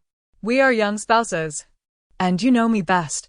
You are the most considerate of me, Lu Yuanza soothed her. On the 6th of March, you must return my husband. My brother may also rush back to the capital. Su Shi nestled in his embrace, inhaling the faint scent that did not belong to her. Her heart aching like a dagger. For these years, she had severed ties with her family and seldom mentioned her elder brother. Lu Yuanza immediately agreed. Alas, the Su family will be searched for witchcraft on the 6th of March. Oh dear, I must destroy these wicked things. Lu Chaochao gaped with her toothless grin. Will my brother be promoted when he returns this time? Lu Yuanza asked in a low voice, a flicker of disdain in his eyes. Su Shi smiled gently. As a mere woman, how would I know such matters? My brother serves at the border, where there is much strife. Every promotion he earns is with his life. Our Zhao Zhao is truly blessed. I heard it has been drought-stricken in the north for years. It was raining the day she was born. Su Shi felt a surge of joy, recalling the celebrations held at the Marquis' residence that day. Lu Yuanza's brow furrowed slightly as he responded softly. Yet, his gaze drifted toward the door, lost in thought. Chapter 6. The celebration of the female lead's full moon, the 6th day of the 3rd month, soon arrived. Lu Chaochao, having been born for over a month, was thriving, eating and sleeping well, her chubby little face exuding a certain charm. Anyone who laid eyes on her couldn't resist the urge to hold her. Early in the morning, the residence of the loyal and brave Marquis was bustling with activity. It seemed that Miss Chaochao was aware that today was a special day for her, as she appeared exceptionally joyful. Yingxue was particularly fond of holding her, her eyes sparkling with delight every time she saw the little one. Let us steal the show at the female lead's full moon banquet. Little Chaochao waved her chubby hands, babbling with glee. Su Shi cast a glance at her, realizing that the child, being so young, sometimes voiced her innermost thoughts, while at other times, they remained elusive. Su Shi did not press the matter. There would be plenty of time in the future, and even a glimpse into what was to come was already a significant blessing. However, a sense of unease lingered in her heart, akin to a sword hanging over her. With many guests expected today, she instructed everyone to keep a close watch on Chaochao. Yes, my lady, came the reply. My lady, guests have arrived in the front courtyard. The old lady wishes for you to come forth, Dingji reported from outside the door. It must be noted that although the loyal and brave Marquis held a title to inherit, It was entirely reliant on the old marquis's contributions alongside the founding emperor. The Lu family, originally humble, found themselves ill-fitting among the noble families of the capital, even after being granted a title. The Lu family's alliance with Su Shi, a woman of great talent and social grace, had gradually elevated the standing of the marquis. In pursuit of Su Shi's hand in marriage, Lu Yuanjia had once knelt outside the Su residence for 3 days and nights, pleading for a virtuous wife. The old lady had yet to pay a visit to see Chaochao, who had now reached her full moon. Jiuxia pouted, feeling quite disgruntled by this lack of attention. Enough. Such talk must not be uttered outside the Fengfeng courtyard, Su Shi admonished sharply, casting a stern glance at her. Jiuxia lowered her head in acquiescence. Su Shi proceeded towards the front courtyard, where numerous guests had already gathered, including the Grand Princess. Lu Yuanjia's elder sister, Lu Wani, had been eagerly waiting at the entrance. Su Shi paused for a moment. Sister-in-law, you have finally emerged from confinement. Wani has missed you dearly. Even during your confinement, Wani could not return, and it weighs heavily on my heart, Lu Wani expressed. Having recently returned to the capital after a month at the Qingxi family estate, Wani affectionately linked her arm with Su Shi's, remarking on the rarity of such closeness between aunt and niece. The Grand Princess and Su Shi had been close friends for many years. Lu Wani smiled. When my elder sister-in-law entered the family, I was but 2 years old. It would not be an exaggeration to say that she has been like a mother to me. The warmth in Wani's demeanor was evident. Su Shi felt a sense of relief. At least Wani remained genuinely fond of her. Lu Wani was the old lady's cherished granddaughter, having been raised under Su Shi's guidance. Over the years, Su Shi had invested significant effort into her education. She patted Wani's hand, only to hear her inquire, "Where's my elder brother? Today is my niece's full moon banquet. If he is late, I shall not forgive him." Wani's lips curved with a hint of displeasure. Su Shi merely smiled and said nothing as she led the guests into the hall to greet the old lady. Though the old lady had resided in the capital for decades, her demeanor lacked the innate grace of those born into noble families. Mother, Su Shi inhaled deeply, lowering her brow as she kneeled before the matriarch. Clad in a dark robe, the old lady sat regally at the front. Help your sister-in-law up. My health is quite poor. During your confinement, I did not dare visit, fearing I might bring illness to you. The old lady affectionately pulled Su Shi closer. Why have you lost so much weight? Is it because the servants have not attended to you properly? The old lady shot a glance at Dengji, who immediately knelt in response. Su Shi discreetly withdrew her hand, smiling as she replied, Mother, please do not frighten these girls. They have been diligent. Yunyao herself cannot eat well, what with her husband attending to his own affairs outside. A chorus of admiration arose from the guests, praising Su Shi for having married well and for the marquisite's treatment of her as if she were their own. As the auspicious hour approaches, we must not delay Chaochao. Why has the marquis not returned yet? The Grand Princess inquired, her brow furrowing with concern. I must speak with my brother upon my return to the palace. Such an important occasion must not hinder little Chaochao's auspicious time. The Grand Princess's discontent was palpable. The old lady's brow twitched as she exchanged a glance with a nearby nurse, who discreetly withdrew. Before long, the Marquis hurried back to the residence, beads of cold sweat dotting his forehead in the chilly weather. Su Shi smiled, though the mirth did not reach her eyes. It was likely he had been occupied with the celebration for the outside child. I apologize for keeping you waiting. My daughter's full moon banquet required me to procure a South Sea luminous pearl, which delayed my return, Lu Yuanjia explained, his gaze filled with remorse. A South Sea luminous pearl? Such a treasure! The Grand Princess exclaimed, recalling how her brother had gifted a pearl to the Crown Prince as a nightlight 2 years prior. It cannot compare to your Majesty's pearl, Lu Yuanjia responded with a bow toward the Grand Princess. The distance from the capital to the South Sea spans thousands of kilometers, and the pearls are rare due to the deep sea conditions needed for their harvest, making them exceedingly precious. Quickly, let us present the young miss. Su Shi waved her hand, her irritation toward Lu Yuanjia diminishing slightly. Shortly thereafter, Yingxue emerged, cradling little Chaochao. The Grand Princess, taken aback, instinctively reached out to receive the child from Yingxue. Yingxue glanced at Su Shi, who nodded before she handed the baby over. Oh my, this child is even more beautiful than the previous three. Her skin is as white as snow, her hair as dark as ink, and she is delightfully plump with sparkling eyes. The Grand Princess was enchanted. Having been childless for many years, she found herself deeply enamored with Lu Chaochao, the very daughter she had longed for in her dreams. Look, my dear. This luminous pearl is a gift from your father. Do you like it? Lu Yuanjia smiled as he presented the pearl, which the infant could barely grasp with her tiny hands. Lu Chaochao gazed intently at the luminous pearl. A luminous pearl. He gifted 12 pearls to Lu Jingao for her adornments, and I receive a mere scrap. If it is unwanted by others, I too shall decline. Su Shi, overhearing her unspoken thoughts, felt her smile falter. The flicker of hope that had risen within her extinguished once more. Was her daughter truly only deserving of what others discarded? An ache pierced Su Shi's heart, each breath tinged with sharp pain. Anger surged within her. Little Chaochao flashed a grin at the Grand Princess and, with a gleeful toss, let the pearl drop to the ground with a resounding thud. Lu Yuanjia's expression shifted as though he had been slapped, his face fluctuating between shades of green and white.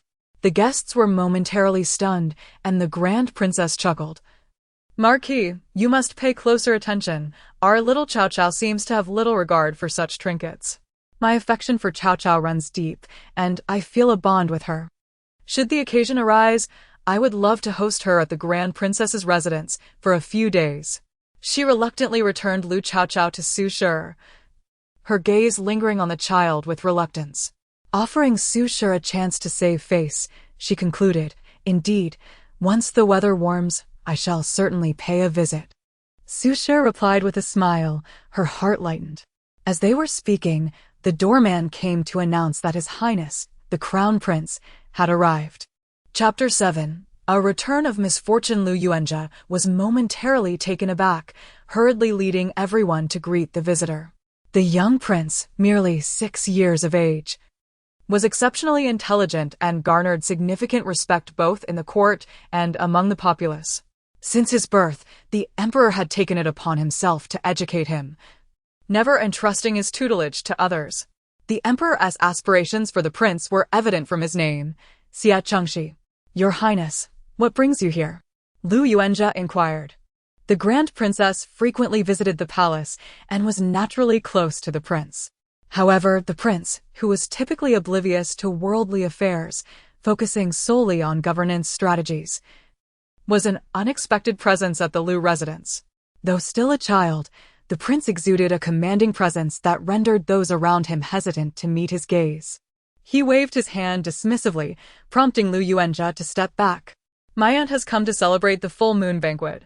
I happened to leave the palace and thought I would stop by, the prince stated nonchalantly, his eyes drifting to the swaddled infant. Lu Yuanjia felt a spark of hope.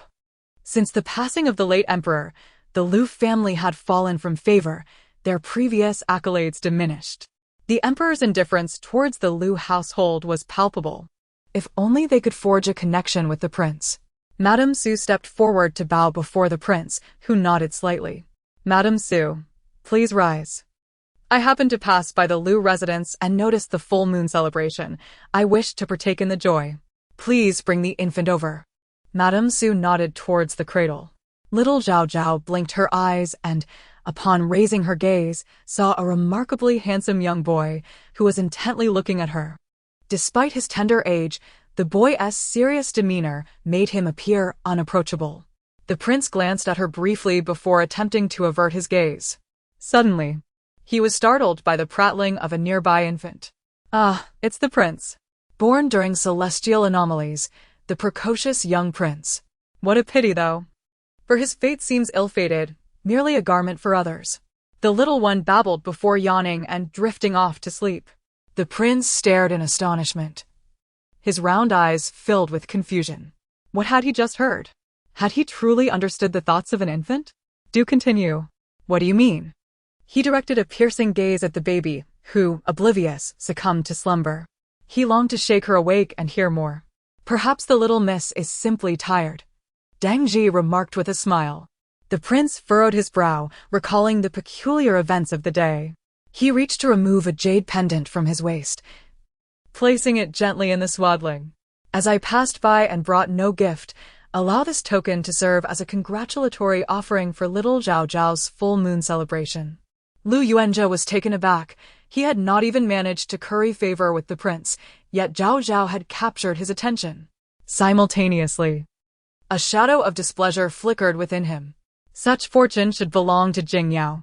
Please convey my gratitude to His Highness, Madame Su said as she bowed, feeling a sense of reassurance. With the prince's favor, they would not dare to act against Zhao Zhao. The prince did not linger long, and Lu Yuanjia, who had hoped to ingratiate himself further, personally escorted him to the door. The full moon banquet for Zhao Zhao was exceedingly grand, and Madame Su had even offered kanji for 3 days to pray for her well-being. As night fell and guests departed, Lu Yuanjia suppressed his anxiety. Zhao Zhao is but a month old. Such extravagance may bring misfortune upon her. A hint of worry shadowed his brow. Why do you speak so, my lord? Madame Su retorted, her expression darkening. Zhao Zhao is the sole legitimate daughter of the loyal and valiant Marquis, the only granddaughter of the Su family. What is wrong with holding a magnificent celebration for a legitimate daughter rather than a filthy illegitimate child? Her words struck Lu Yuanjia's heart like daggers. Madame Su knew she should not provoke him, yet the urge to irritate him was overwhelming. Lu Yuanjia had to stifle his anger. The guests were all respectable figures from the capital, and even the elderly ministers who usually treated him with indifference had shown him a more amiable demeanor today. Yun Yang. I bear you no ill will. I merely fear that our display may attract the emperor's displeasure. The sight of the lavish banquet reminded him of his other daughter, Lu Jingao, who had been forced to hide in a small residence, too fearful to hold a celebration of her own. It seemed unfair to his daughter. The 3 elder brothers had simple celebrations, while only Zhao Zhao's was extravagant. Madame Su smiled, but remained silent, harboring deep resentment. It was no wonder the celebrations for her 3 sons had been modest. She suspected that the woman outside was not pleased. After lingering in the courtyard for a short while, Lu Yuanjia excused himself, claiming there were government matters to attend to, and retreated to his study. Late that night, Madame. The Marquis has left, Dang Ji reported, having kept a watchful eye on the front courtyard. Upon hearing the news, Madame Su's eyes turned slightly red. She had sat by the window for a long time, feeling a chill in both her body and heart. Had he remained away all day to comfort another? Gently rocking the cradle, she felt a profound sense of desolation. Did you ever truly care for me? After more than a decade of marriage, appearing to be a loving couple in the eyes of others, it seemed all had been a FAA. Madam, the Marquis may have urgent matters to attend to, Dang Ji suggested cautiously. Madame Su chuckled lightly. Dang Ji looked at her with concern. Madame Su waved her hand, preparing to rest, when a cacophony of noise erupted from outside. What is happening? Why the commotion at such an hour? Dang Ji stepped out to admonish the source of the disturbance. Madam, something terrible has happened. A young maid stumbled into the courtyard, panting with fear. What has transpired? Be careful not to disturb the young miss. The maid's face was pale with dread. The Su residence is in peril. Just now, the commander of the Imperial Guard arrived with men and surrounded the house, claiming that the Su family harbors malicious intentions and possesses treasonous items. They are currently enforcing strict surveillance, and no one is allowed in or out. The room fell into stunned silence. Madame Su swayed slightly. The words of her daughter had come to fruition. A wave of despair washed over her, mingled with trepidation. Chapter 8. The broken engagement in the dead of night. Mrs. Su remained sleepless, standing at the entrance and gazing longingly at the Su residence, which was several streets away. Flames leapt high into the sky, and she could faintly hear the sounds of wailing drifting through the air. Madam, fear not, Dingji grasped her hand, noticing its icy chill and the tremors coursing through her body. Mrs. Su's lips turned a deep shade of purple, her form quivering slightly, and it took her a moment to muster a few words from her throat. It was so close, just a hair's breadth away. The Su family nearly met its end. Thankfully, she had heard the heart's voice of her beloved Chaochao. Her Chaochao was indeed a treasure bestowed upon her by heaven. As the dawn approached, Mrs. Su's body moved stiffly. Dengji hurried to support her. Has the Marquis returned? Mrs. Su's complexion was pallid, her strength waning. Dengji shook her head. The Marquis has not returned all night. Mrs. Su clutched Dingji's hand, shutting her eyes to suppress the terror and doubt lurking beneath. She dared not ponder whether this matter bore the Marquis's influence. Madam, I have gathered some information. Last night, the Imperial Guard turned the Su residence upside down and unearthed a blood letter beneath the crooked tree outside your chamber. Master Su is currently kneeling outside the Imperial study for questioning. Yingxiue rushed in, having braved the night to gather news. Both Yingxiue and Jiuexia, her maidservants, wore expressions of concern. Upon seeing a slight relaxation on Mrs. Su's face, they exchanged glances, yet Mrs. Su still furrowed her brow. Perhaps they had misjudged. Mrs. Su pressed her lips together, falling silent. Throughout the day, she felt as if she were sitting on pins and needles. Ever since marrying Lu Yuanjia, she had gradually lost her sense of agency, becoming reliant upon him. She bore him children, prepared his meals, and had long since lost the brilliance of the talented young woman she once was in the capital.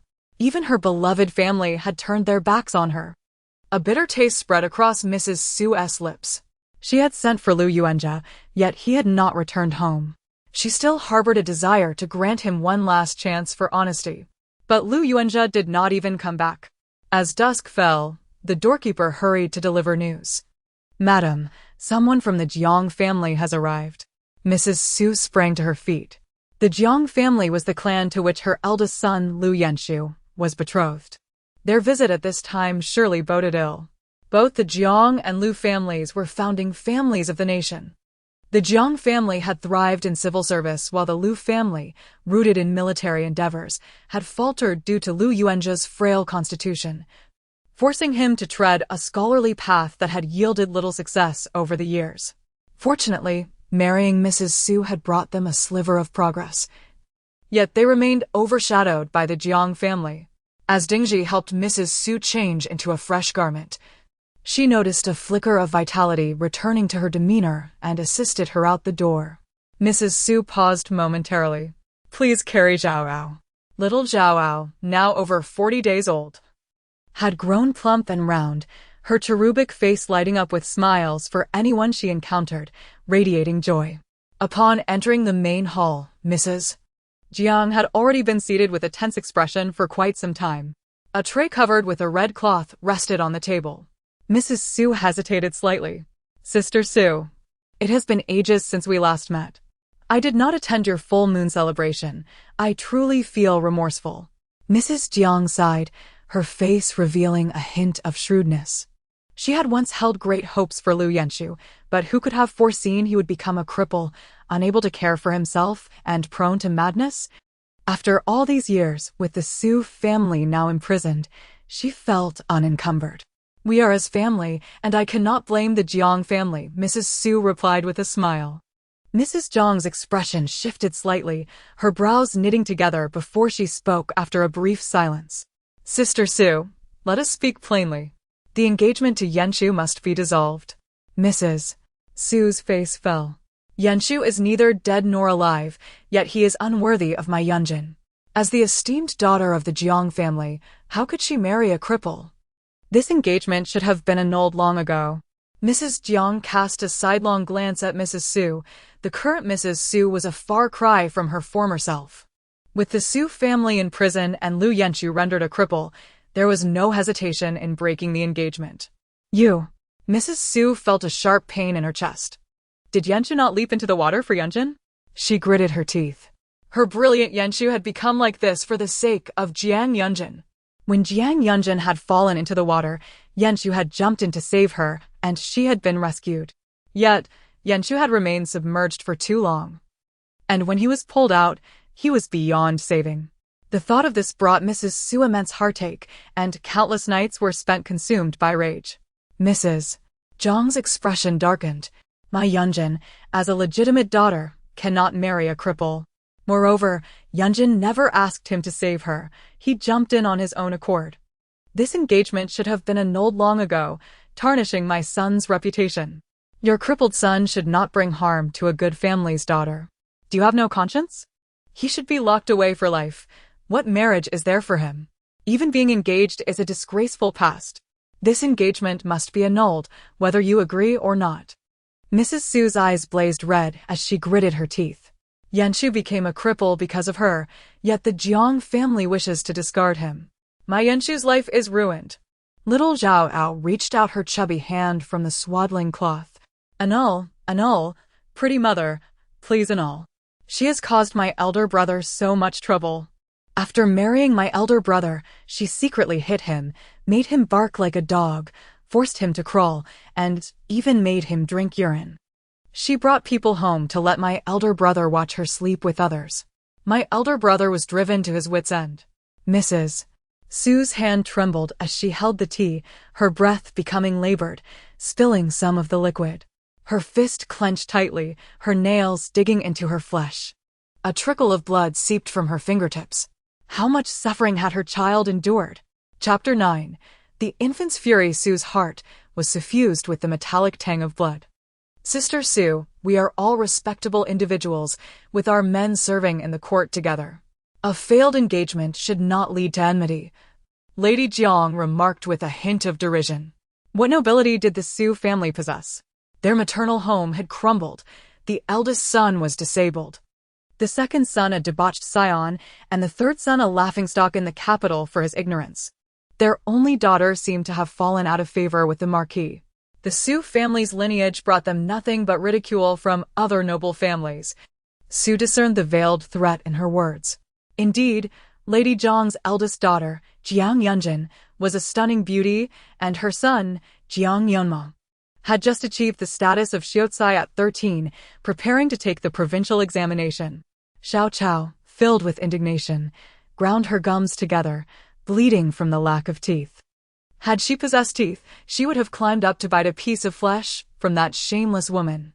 Her elder brother was an accomplished Xiaocai at 8 years old, and in past years, he had trampled the Jiang family into the mud. Su maintained a stoic expression as her anger boiled. Zhu Xia, red-eyed with fury, approached with a tray. The engagement is off, but it is not you, Jiang family, who will cast aside my Yan Shu. It is Yan Shu who will withdraw from the engagement with Jiang Yunjin. My son, Yan Shu, is worthy before heaven and any man. He sacrificed his life to save Jiang Yunjin, and he bears no shame. The Jiang family has humiliated my son and taken advantage of him. They are unworthy of marrying him.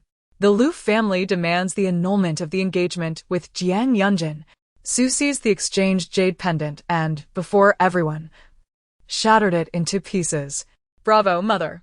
The Jiang family will face retribution. Chaochao stomped her short legs in excitement, nearly tumbling from her cradle, which startled Yingxue, who broke into a cold sweat. The shards of jade flew past Lady Jiang's brow, drawing a thin line of blood. Lady Jiang's heart raced, overwhelmed by a sense of foreboding. She had not anticipated the usually timid Su to be so resolute. However, the Jiang family was indeed at fault, and she did not wish her daughter to bear the stain of ingratitude. Yet, above all, the annulment of the engagement was paramount. Only then could there be room for choice. Bring forth the marriage contract from years past, Lady Jiang commanded, her face pale with anger. The two women tore the contract before one another, and Lady Jiang rose, reclaiming the Jiang family's token with a haughty demeanor. Su Shiyun, you may remain with your disabled son. My Yunjin is unworthy of Lu Yanshu. With a mocking laugh, Lady Jiang departed from the Su residence, leaving Su with reddened eyes, tears streaming down her face. She had already sent word to Lu Yuanjia about this matter. Just then, a servant reported, "Madam, the Marquis says." The servant hesitated, his eyes darting nervously, reluctant to speak the words. The Marquis says that since he saved Miss Jiang, he should not be burdened by gratitude. This is Yanshu's fate. It is not to be blamed on anyone else. Upon hearing this, Su coughed up a mouthful of blood, leaving her maid in shock. Su raised her hand to silence the maid's call for a doctor, her expression a mixture of laughter and tears. How infuriating! That worthless father uses my brother's future to bolster his own reputation. He deserves to be struck down. Chaochao furrowed her brow, her smooth face contorting in rage, blood seeping from her gums as she clenched her teeth. Strike him down! Strike him down! Suddenly, the sky outside turned ominous. In an instant, a fierce wind whipped up, making it difficult to keep one's eyes open while leaves swirled violently into the air. A thunderclap echoed across the sky. A sharp bolt of white light, trailing a long tail, streaked across the heavens, heading straight for a small courtyard in the capital. Su's heart raced as she collected her thoughts. Feeling as though the moment Chaochao's words left her lips, the thunder struck. "Madam, there's a fire in the north of the city," a maid outside exclaimed. Su blinked in disbelief, momentarily forgetting her tears. Wiping the blood from her lips, she felt the heavy burden on her heart lift with the thunder's roar. Pausing, she glanced at the furious infant shaking her tiny fist. "Go find out who was struck," Su instructed, sensing something peculiar about the lightning, almost as if it had been summoned by her daughter. Surely it could not have struck that unfortunate soul. Ju Xia promptly complied and hurried outside to inquire. The Jiang family was indeed ungrateful. After all, it was Su's eldest son who had saved Jiang Yunjin from drowning, and now they sought to break the engagement. If not for him, she would have perished. How heartless they were, taking advantage of Su's misfortune. Yingxue, cradling Chaochao, vented her wrath in a tirade. Su coughed up blood again, her anger dissipating slightly, replaced by worry. The world was merely driven by self-interest. What she truly resented was Lu Yuanzhi's remark that it was Yanshu's fate. Why is the young lady waking up only to doze off again? Yingxue remarked in surprise. Upon invoking the thunder, Chaochao felt intensely fatigued, her eyelids heavy. She promptly fell into a deep slumber. That night, Dang Ji returned home, utterly exhausted. "Madam, everything has been arranged in prison." The old lady was a bit startled, but the maid delivered medicine. "She is not gravely harmed. The master asks you not to worry. He is well aware of the situation. Spending a few days in prison may even be beneficial for the Su family." Hearing that the old lady and her sisters were moved to tears upon learning of her arrangements, Su felt a weight lift from her heart, but also a pang of guilt towards her maternal family. She had severed ties with them for Lu Yuanzhi, not having contacted them for over a decade. Pondering this, she resolved that once this matter passed, irrespective of Lu Yuanzhi's feelings, she would return to visit her maternal home. Su finally enjoyed a rare, peaceful night's sleep, while Chaochao slept for an entire day and night. She dozed from evening until noon the next day. The doctor visited several times, each time shrugging in exasperation. "The young lady is perfectly fine. She merely sleeps too deeply." But why was she not waking up? Normally, she would wake every couple of hours, yet this time she had slept for an entire day and night. Su's lips became chapped from worry. Perhaps it was sheer exhaustion? The doctor slapped himself in disbelief. A 40-day-old infant, how could she possibly be so tired? She can't walk or crawl. How could she be worn out? Su paused, recalling the thunder from the previous day, and pressed her lips together. "I'm so hungry, so hungry, so hungry." Su heard the faint murmurs in her ears. Chaochao had awakened. "Quick, bring the milk." Su felt as though a heavy stone had been lifted from her heart. She suspected that yesterday's thunder had drained her daughter's energy. She couldn't help but wonder if she had given birth to a little fairy. Chaochao yawned, and as soon as she opened her mouth, she was met with the delightful taste of sweet, fragrant milk. Thank the heavens, our little lady has finally awakened. This slumber felt eternal, Yingxue teased. She slept as if she had lost her breath. Chaochao felt tears welling up. She had merely fainted from hunger. Who knew that this spiritual energy would deplete her milk supply? Sue's affectionate embrace lifted her, planting a gentle kiss upon her cheek. The sweet and tender daughter nearly filled her entire heart, rescuing her from the web of deceit in which she found herself ensnared. Madam, it seems the thunder has indeed struck a person. Ju Xia burst through the door, her face alight with curiosity. Chapter 10. The thunder strikes the scoundrel father. Madam, it is true that someone has been struck by lightning. It occurred at a residence in Ping'an Alley, north of the city. They say the male head of the household was the one who met this fate. A month prior, someone extravagantly purchased the property. The lady of the house, possessing a delicate and alluring beauty, seemed as though she had just emerged from confinement. Their daughter is merely 40 days old, born on the same day as our young miss. Additionally, there is an elder son, reputed to be exceptionally gifted in his studies, well known in the capital. Clang! The teacup in Madame Sue's hand fell to the ground, shattering upon impact. Madame Jiuexia was startled and quickly fetched cool water for her to soak her scalded hand. Yet, Sue showed no awareness. An elder son? How old is he?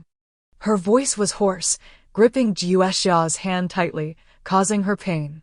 Jiuexia, bewildered, noticed the gravity etched on the madame's face and hurriedly replied, "The eldest son is 17. He shares the same age as young Master Yanshu. This year, he too turns 17. Curiously enough, that young gentleman shares the surname Lu." Sue felt as though she had been struck by lightning. 17? Her lips parted, yet no words emerged, as if her throat had been constricted. Dingji shot a glance at Jiuexia, hastily stepping forward to soothe the madam. "Madam, it may not necessarily be the Marquis. It may not necessarily be the Marquis." Even she felt a twinge of uncertainty in her own words. Jiuexia and Dingxue exchanged glances, their expressions shifting drastically. Jiuexia, paling further, thought of that youth, Lu Jinghuai. Sue inhaled deeply, her lower lip biting down until it drew blood. Why? Why must he treat me so? For him, I severed ties with my family, gave up my past life, respected my mother-in-law, and cared for his siblings. Why must he repay me with such betrayal? She dared not contemplate the possibility that this had been a ruse from the very beginning. His illegitimate child was already 17. Merely contemplating this sent a chill through Sue's heart. She had abandoned everything for this man, only to discover he had another family outside. Madam, this is not your fault. He has betrayed you. There is no need to harm your own health in anger. Dunji and several maidservants, with reddened eyes, offered their consolation. Little Lu Chaochao sighed softly. Her mother had been manipulated for over a decade, truly pitiful. Madam, even heaven cannot bear to witness this. Just yesterday, it is likely the Marquis was struck.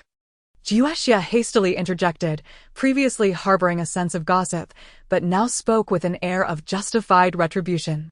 Heaven has opened its eyes. It knows the grievances within your heart. This is bending for you. The strike of lightning was remarkably well-timed. That vixen had just recovered from confinement and was eager to seduce men. In broad daylight, they were caught together in bed. When neighbors entered, the seductress screamed, covering her face. Sue's eyes widened in disbelief. Such a coincidence? Jiuexia nodded. They have truly suffered a great loss. Sue wiped her tears, letting out a cold snort. They deserve it. Yet the unwillingness and grievance in her eyes could not be suppressed. Does she hate him? Yes, she does. How could she not? Yet since her coming of age, her heart had only harbored thoughts of him. She severed her familial ties solely to be with him. How could she bear to cut that connection? Madam, the Marquis has returned to the estate. He has gone to Dashan Hall. Please come with me. A young maid outside reported softly.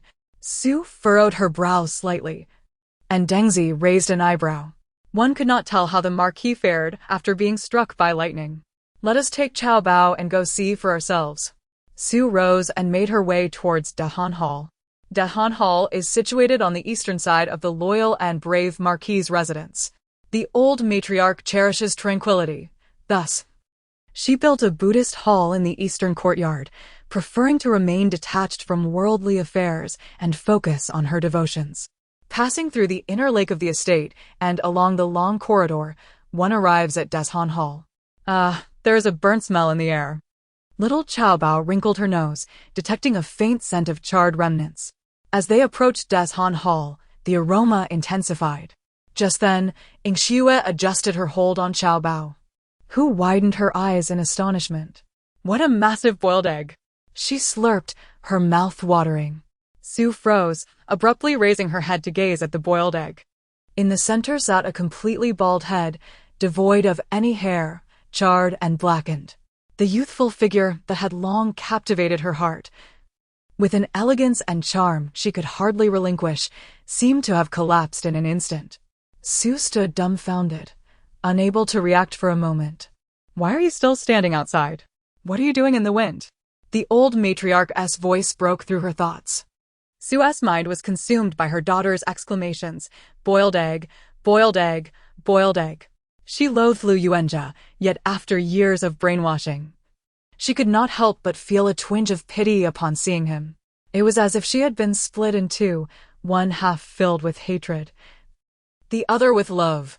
But now, the pain had dissipated, leaving only the lingering image of the boiled egg. Her eyelids trembled as she entered, exclaiming, "What has happened to the Marquis? Where is your hair? Did you encounter a ghost who shaved your head?" My mother truly knows how to strike at the heart. Lu Yuanjia's lips tightened. There was a fire in Ping'an Alley. I entered to save someone and lost my hair in the process. It is nothing serious. I have submitted a memorial to His Majesty. I shall rest at home for a while.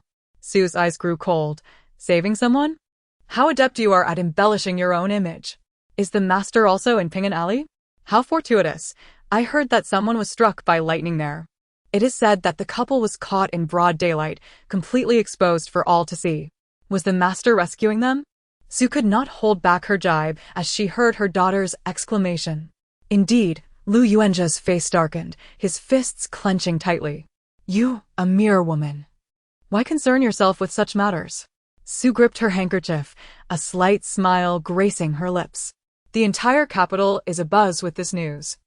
I am merely enjoying a little humor.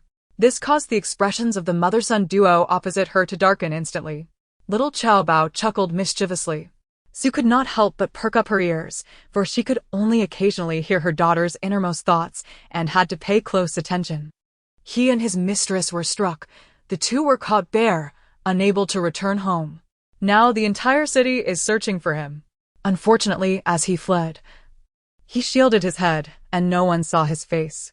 Su frowned tightly, feeling this had sullied her daughter's ears.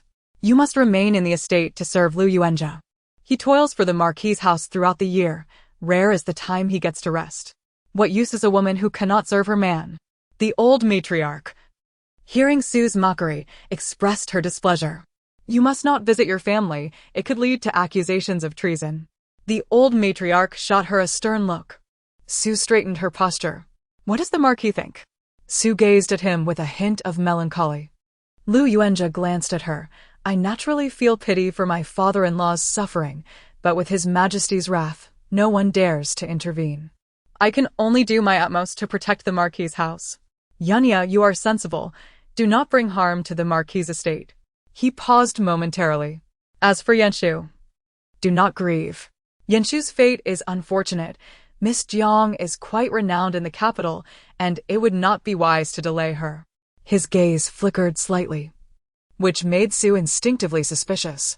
A broken engagement, what benefit would that bring him? After all, he is Yanshu's father. Is he not the one being humiliated? Chapter 11. The gambling of the third brother. Su's heart could not contain her resentment. Delayed? A soft laugh escaped her lips as she set down her teacup. Years ago, in a bid to save her, Yanshu had succumbed to exhaustion and fallen into the water. After being rescued, she had fled into the rockery, thus delaying Yanshu's rescue. By the time he was pulled from the water, he had lost consciousness, and although he was saved, he suffered brain damage, rendering him disabled. My lord, how could you utter such words about Yanshu, such a remarkably intelligent child? He was once hailed as a prodigy, admired throughout the capital. Su felt only indignation for her son. The young girl had not intended to fall into the water. She had merely been frightened. The fate of Yanshu was sealed. Could they truly allow this incident to create discord among colleagues? Yun Yang, I struggle to navigate the court. I wish you would consider my plight. After their marriage, Su sensed Lu Yuanjia's growing indifference and began to pressure Yan Shu into studying relentlessly. At merely a few years of age, Yan Shu felt sympathy for his mother. Staying up late into the night poring over books, his eyes bloodshot, all to bring her honor in front of his father. Su's lips drooped. No one had the right to speak of forgiveness on Yan Shu's behalf. Whoever spoke of forgiveness should experience the same plight as my son, drowning in the same waters. Su's tone was devoid of warmth. Lu Yuanjia furrowed his brow, sensing that the gentle and virtuous lady had changed. She no longer held him in the highest regard. It seemed that her recent neglect had stirred resentment within her, a deliberate attempt to attract his attention. Observing his irate mother, Lu Yuanjia shook his head gently. Very well, if Yin Yang chooses not to forgive, then so be it. He lightly patted Su's hand. Shortly thereafter, Su excused herself under the pretense of attending to her nursing duties. As she departed, she overheard a soft voice from within. Must you make such a scene? Have you frightened our dear grandson? The old lady's words dripped with affection yet bore an undercurrent of dissatisfaction. Su paused, and Deng Ji, who had also heard the remark, felt her eyes redden with anger. The eldest son was still lying in the residence, and yet they were concerned about external matters. Mind your words. Su cast a glance around her, and Deng Ji, sulking, fell silent. Where is the young master? Su inquired, pinching the corner of her eyes. The attendant stepped forward to report that the young master was likely in Tinglan Garden studying. Su gathered a few people and headed there. Outside the gate stood a young servant, who, upon spotting the approaching group, hurried into the house. The young servant is going to report. My dear brother is engaged in good deeds. Lu Chaochao waved her tiny hands, excitement radiating from her. Su quickened her pace. Stop that servant. No sooner had she spoken than someone rushed forward, knocking the young servant to the ground and pinning him down. Why do you flee in such a panic upon seeing the lady? Deng Ji shouted angrily. The young servant trembled, his face filled with anxiety. Su remained silent. Striding directly inside. Standing outside, they could already hear muffled sounds of distress. Open up. Open up. Open up. The captive young servant's face turned ashen, his legs quaking. Deng Ji attempted to knock on the door, but Su raised her hand to stop her, disregarding any semblance of the dignity of a noble lady. She was now merely a furious mother. With a swift kick, she forced the door open. You will frighten the young master. You will regret this. Who seeks death? Be careful, young master. Lu Yuanjiao clutched dice in one hand and money in the other, his eyes bloodshot, clearly embodying the demeanor of a gambler. Upon lifting his gaze, he met Su's cold, disapproving stare. The dice clattered to the ground. Lu Yuanjiao, once consumed by the thrill of gambling, suddenly regained his composure upon seeing Su, a chill running through him, rendering him pale. His knees buckled, and he collapsed to the ground, trembling slightly. Surrounded by kneeling young servants, Su gasped for air, feeling as though the very breath had been ripped from her, as if someone had grasped her throat. You. A wave of dizziness washed over her. If not for Chaochao, how long would she have been kept in the dark? Madam. Deng Ji gasped. Young master, you have made a grave mistake. Even Ing Shui was astonished. The 8-year-old child had become entrapped in gambling. How long has this been going on? Su's voice trembled as Deng Ji supported her, allowing her to sit down. Lu Yuanjiao had never witnessed his mother in such a state. The disappointment and shock reflected in her eyes made him feel utterly exposed. With a quivering voice, he spoke. Mother, I was wrong. I have only learned for 3 days. The once rosy-cheeked boy now had dark circles under his eyes, his lips chapped and peeling, and even his usually tidy hair appeared dull and lifeless. You are indulging in foolishness. You are incorrigible. As your mother, I have never held your youth against you. But how can you, at such a tender age, engage in gambling? This harmful vice, how dare you? Su's words were nearly a growl. Who taught you this? She felt a surge of anger, her heart racing. The 2 young servants and 2 scholars by his side had been meticulously chosen for his upbringing. In a corner, a bound young scholar whimpered, his mouth gagged with a cloth. Zhu Xia promptly stepped forward to untie him. The disheveled young scholar knelt on the ground. "Madam." It was Qing Yu and Qing Yan. That day, the young master returned with great enthusiasm for his studies and remained until late into the night, appearing somewhat fatigued. Qing Yu suggested gambling as a means of relaxation, while Qing Yan claimed that small bets were harmless and merely for fun. They coaxed the young master. And I was bound. Lu Chaochao had 2 young scholars and 2 young servants. Qing Yu and Qing Yan were articulate and literate, chosen to assist him in his studies. The 2 young servants, Qing Feng and Qing Shu, managed his daily affairs and attended to him closely. These 2 scholars had been gifted by the matriarch. Bring these treacherous individuals to be punished severely, as a warning to others. Let all the servants witness the consequence. Su had never expressed such fury before. The 2 scholars, their mouths gagged, were dragged away, their eyes pleading for Lu Chaochao's mercy.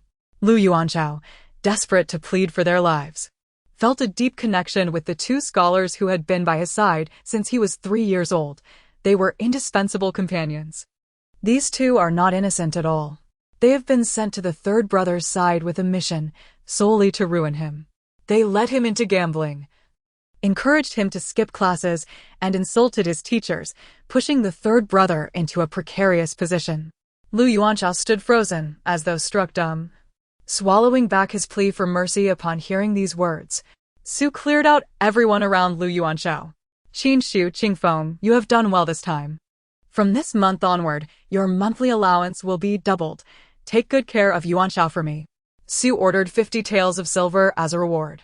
Lu Chaochao, in a daze, received not a single glance from Su. Have all the servants gather outside Deshan Hall to witness the punishment. Su's gaze turned icy. Chapter 12. Striking down the elderly lady. As the servants gathered outside Deshan Hall, the old matron was savoring her meal. What a ruckus outside! How does Madame Su manage the household?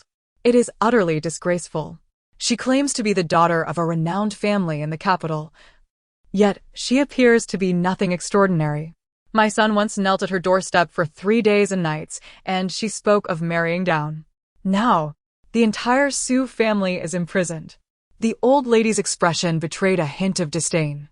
The recent incident of the lightning strike had become the talk of the city, and she harbored a sense of satisfaction in her heart, particularly at the downfall of the Su family. At that moment, Mama Lin returned to report, "Madam, it is said that the young master's attendant has committed an error. This will lead to punishment for all in the courtyard to witness." Mama Lin paused. "I recall those 2 young servants. They seem to have just come from Deshan Hall." The old lady's expression darkened. Was this not a slap in the face to Deshan Hall? Mama Lin assisted her to rise and headed directly for the door. Outside, the young servants had gathered, their faces showing signs of panic as they looked at the 2 attendants bound in the center. What nonsense is this? What crime have they committed that warrants such punishment?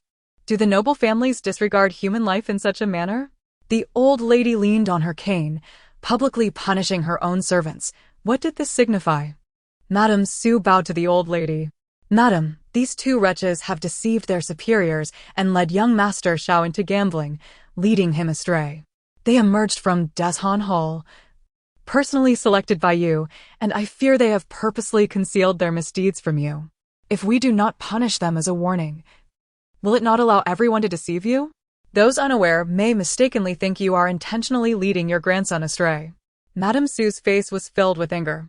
Upon hearing of the gambling, the old lady's brows knitted tightly. She glanced at the 2 attendants, who were filled with fear and desperation. "Help me, madam. Help me." The 2 matrons beside the old lady swiftly covered the mouths of the attendants. The old lady's eyelids twitched violently. These 2 attendants were sent by Pei Jiao Jiao, Lu Yuanza's concubine. Madame Su shot her a glance, her fists gradually tightening. "Today, let everyone watch closely. Let them see the fate of those who betray their masters." With a wave of her hand, the courtyard echoed with the sound of thuds, the harsh strikes resonating against flesh. The 2 attendants were bound to a long bench. their mouths forcefully silenced, sweat beading on their foreheads, their gazes fixed on the old lady.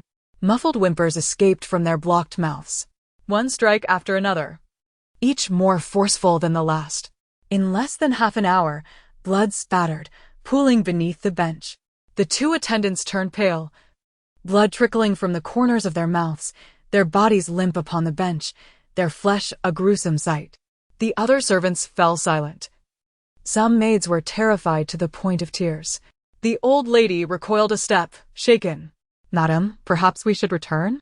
Mama Lin whispered, sensing the old lady's trembling form. Upon closing her eyes, the old lady envisioned the two attendants lying bloodied on the ground, a scene drenched in crimson. This punishment was not solely inflicted upon the attendants. It felt as though it struck her as well. She became immobilized, half supported and half carried by Mama Lin back inside. "You eat my food, yet you shatter my bowl. If you wish to perish, I shall not hinder you." Madame Su, known for her virtuous reputation, had never before punished her servants in such a manner. The entire household was filled with trepidation. Madame Su struck one servant, then publicly commended Lu Chaochao's attendant, delivering a harsh reprimand before allowing the latter to return. Mother is formidable. Mother is impressive. Madame Su felt a heavy weight in her heart and did not cast a glance at Lu Chaochao. He followed closely behind her, tears brimming in his eyes. "Mother, I understand my mistake." At that moment, he realized how perilous his situation truly was. Over the past 3 days, he had completely lost himself. Had it not been for his mother's intervention, he feared he would have lost all chance of redemption. "Mother, please do not ignore me. It was I who strayed from the path and caused you distress." Lu Chaochao knelt upright on the ground as they entered the room. He discreetly wiped away his tears, contemplating the implications of his father's infidelity, the existence of half-siblings, and the secrets that surrounded his mother. The 3 children were either inept or wayward, and their mother's circumstances were dire. Who could truly comprehend her plight? Madame Su's eyes reddened as she approached her son, lifting him gently. "It is I who paid too little attention to you, allowing others to take advantage." Her son, once obedient and discerning before the age of 3, had transformed into this wayward soul. The frustration and injustice in her heart had no outlet, nor could she confide in anyone. Madame Su had personally selected all of his attendants, only to discover that few were trustworthy. A sense of dread filled her heart. "Alas, my father kept a concubine, and the offspring of that union are clever and astute, while my own children are either flawed or frivolous, lacking ambition, and one has even been jilted. How shall they survive? They have become a stark contrast." The little one sighed deeply. "Brother is truly disappointing." Lu Chaochao's sobbing form froze suddenly. What was he nurturing? His father's infidelity? He abruptly lifted his head. It was not his mother's fault. It was Chaochao's lack of resolve, his indulgence in play. He had taken advantage of his parents' affection to an intolerable extent. He paused, discreetly assessing his mother. She had grown markedly haggard, and it seemed a smile had long evaded her face. Father dotes on mother. They are renowned as a loving couple in the capital. Who does not envy mother? Surely she can rely on father? Lu Chaochao remarked intentionally. Madame Su stroked his face, her form slightly swaying. "Father." Madame Su remained silent. Lu Chaochao bit his lip, a sense of unease creeping into his heart.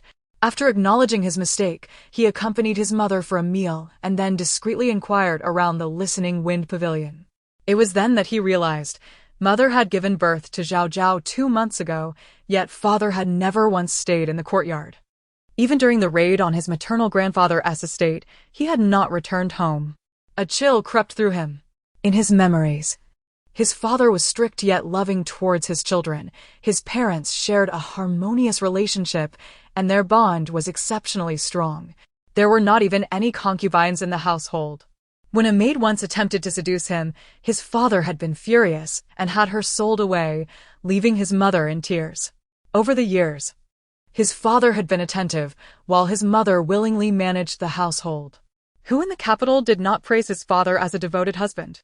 But now, Upon learning of his father's infidelity and the existence of illegitimate children, he felt a chilling dread envelop him. Once, the attendants had coaxed him into skipping school, into insulting his tutor, into gambling. Now he felt nothing but fear. He was his mother's right-hand man, and if he were to be severed from her support, how would she endure? That night, Lu Chaochao dusted off the 4 books and 5 classics, positioning himself by the window and studying earnestly. Chapter 13. A Fortuitous Opportunity, Madam. I have observed that the third young master has indeed improved his studies. He diligently reviewed his books after returning home yesterday, and this morning he came to the courtyard to pay his respects before heading off to the academy. You can rest assured now. Dengji gently massaged her temples. Su Shi remained silent. Last night, Lu Yuanjia had returned for a visit. The old madam, shaken after the trial, fell into a high fever during the night. Lu Yuanjia, filled with indignation, came to demand an explanation. Unable to contain herself, Su Shi questioned him about whether the Lantern Festival mishap was more important than maintaining the old madam's dignity. In a fit of anger, Lu Yuanjia stripped her of her authority over household management and chastised her for her disrespect towards her mother-in-law, confining her to a wall in the courtyard for contemplation. She was grounded. This morning, Lu Wani came crying, insisting that she did not want the management rights and that her elder brother was being unreasonable. Su Shi had to soothe her back. Not long into her reflection, a eunuch from the palace arrived. Madam, someone from the palace has come to summon you. Lu Yuanjia hurriedly came to invite her. Dengji scoffed. How amusing. Just half a day of confinement, and the Lord personally comes to invite the madam. Lu Yuanjia's expression was also grim, yet he maintained his composure. Yunyang, what is the purpose of your visit to the palace? He inquired, having learned that the eunuch had merely cast a sidelong glance at him and refused to divulge anything. Su Shi calmly replied, I am still under confinement. You may go. Lu Yuanjia's face stiffened. At this moment, the eunuch was waiting outside, and he could only sigh, lowering his tone, Yunyang, I do not blame you. My mother, due to her advanced age, was frightened upon witnessing the death of the young servant sent away. She believes you are reprimanding her, which has terrified her. In my father's youth, he fought valiantly on the battlefield, while my mother raised us with great hardship. After my father passed, she single-handedly bore the weight of this family. Cannot you understand her plight? Yunyang, you are a compassionate woman. How can you be so unfilial? You and I are one. I regard you as family. I spoke thoughtlessly yesterday. I hope you will not hold it against me. Lu Yuanjia's handsome features softened as he spoke earnestly, his eyes reflecting a depth of feeling that seemed to be directed solely at her. In the past, Su Shi was particularly susceptible to such appeals.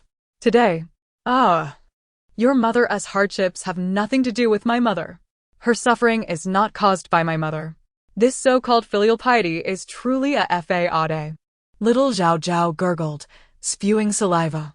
Just as she was being manipulated, Su Shi was suddenly awakened. What a fitting term, filial piety fade. Was it not true? Back when the old madam was gravely ill, she had tirelessly cared for her, yet the accolades were all bestowed upon Lu Yuanjia. Her parents toiled to raise her. And now, with the entire family imprisoned, the Lord expects her to sever ties. What kind of filial duty is that? Unable to restrain herself, Su Shi retorted. Lu Yuanjia's brow furrowed slightly, his gaze scrutinizing her. Su Shi seemed different.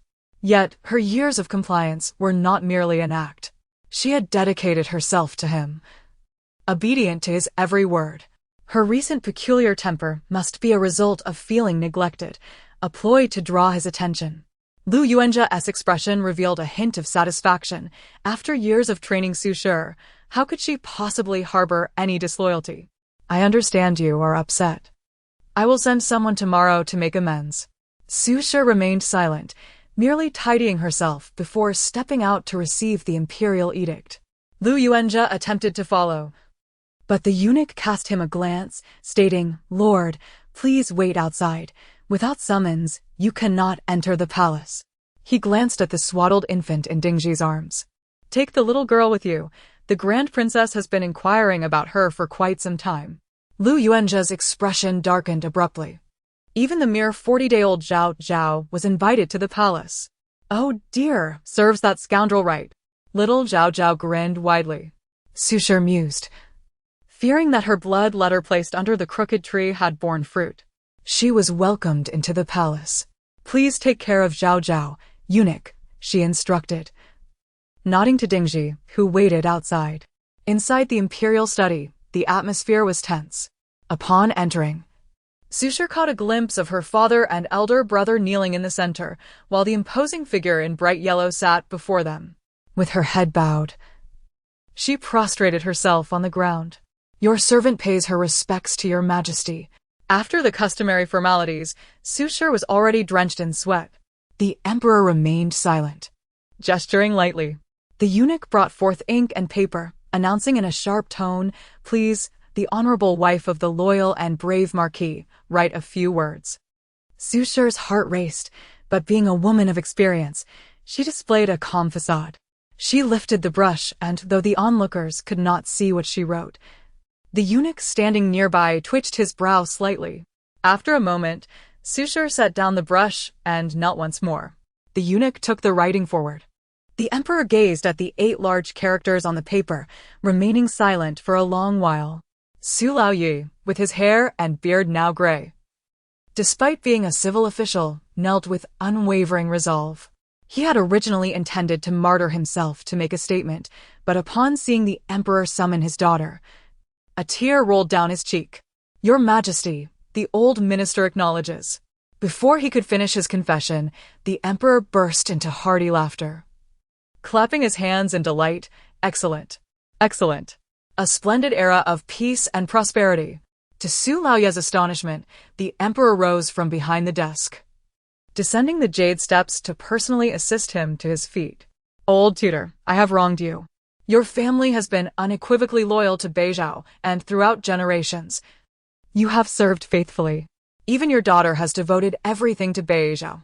The emperor expressed with deep feeling. The accuser of the Su family truly harbored malicious intent. A hint of ire flickered across the emperor's features. Behind him, a eunuch presented a blood letter. This is what we extracted from the Su family. Su Laoyi trembled as he rose, staring at the words that seemed to bleed with anguish. The letter contained blood-written scriptures demonstrating profound piety, along with the line, I offer 30 years of my life for the peace and stability of Beizhou, wishing your majesty health and longevity.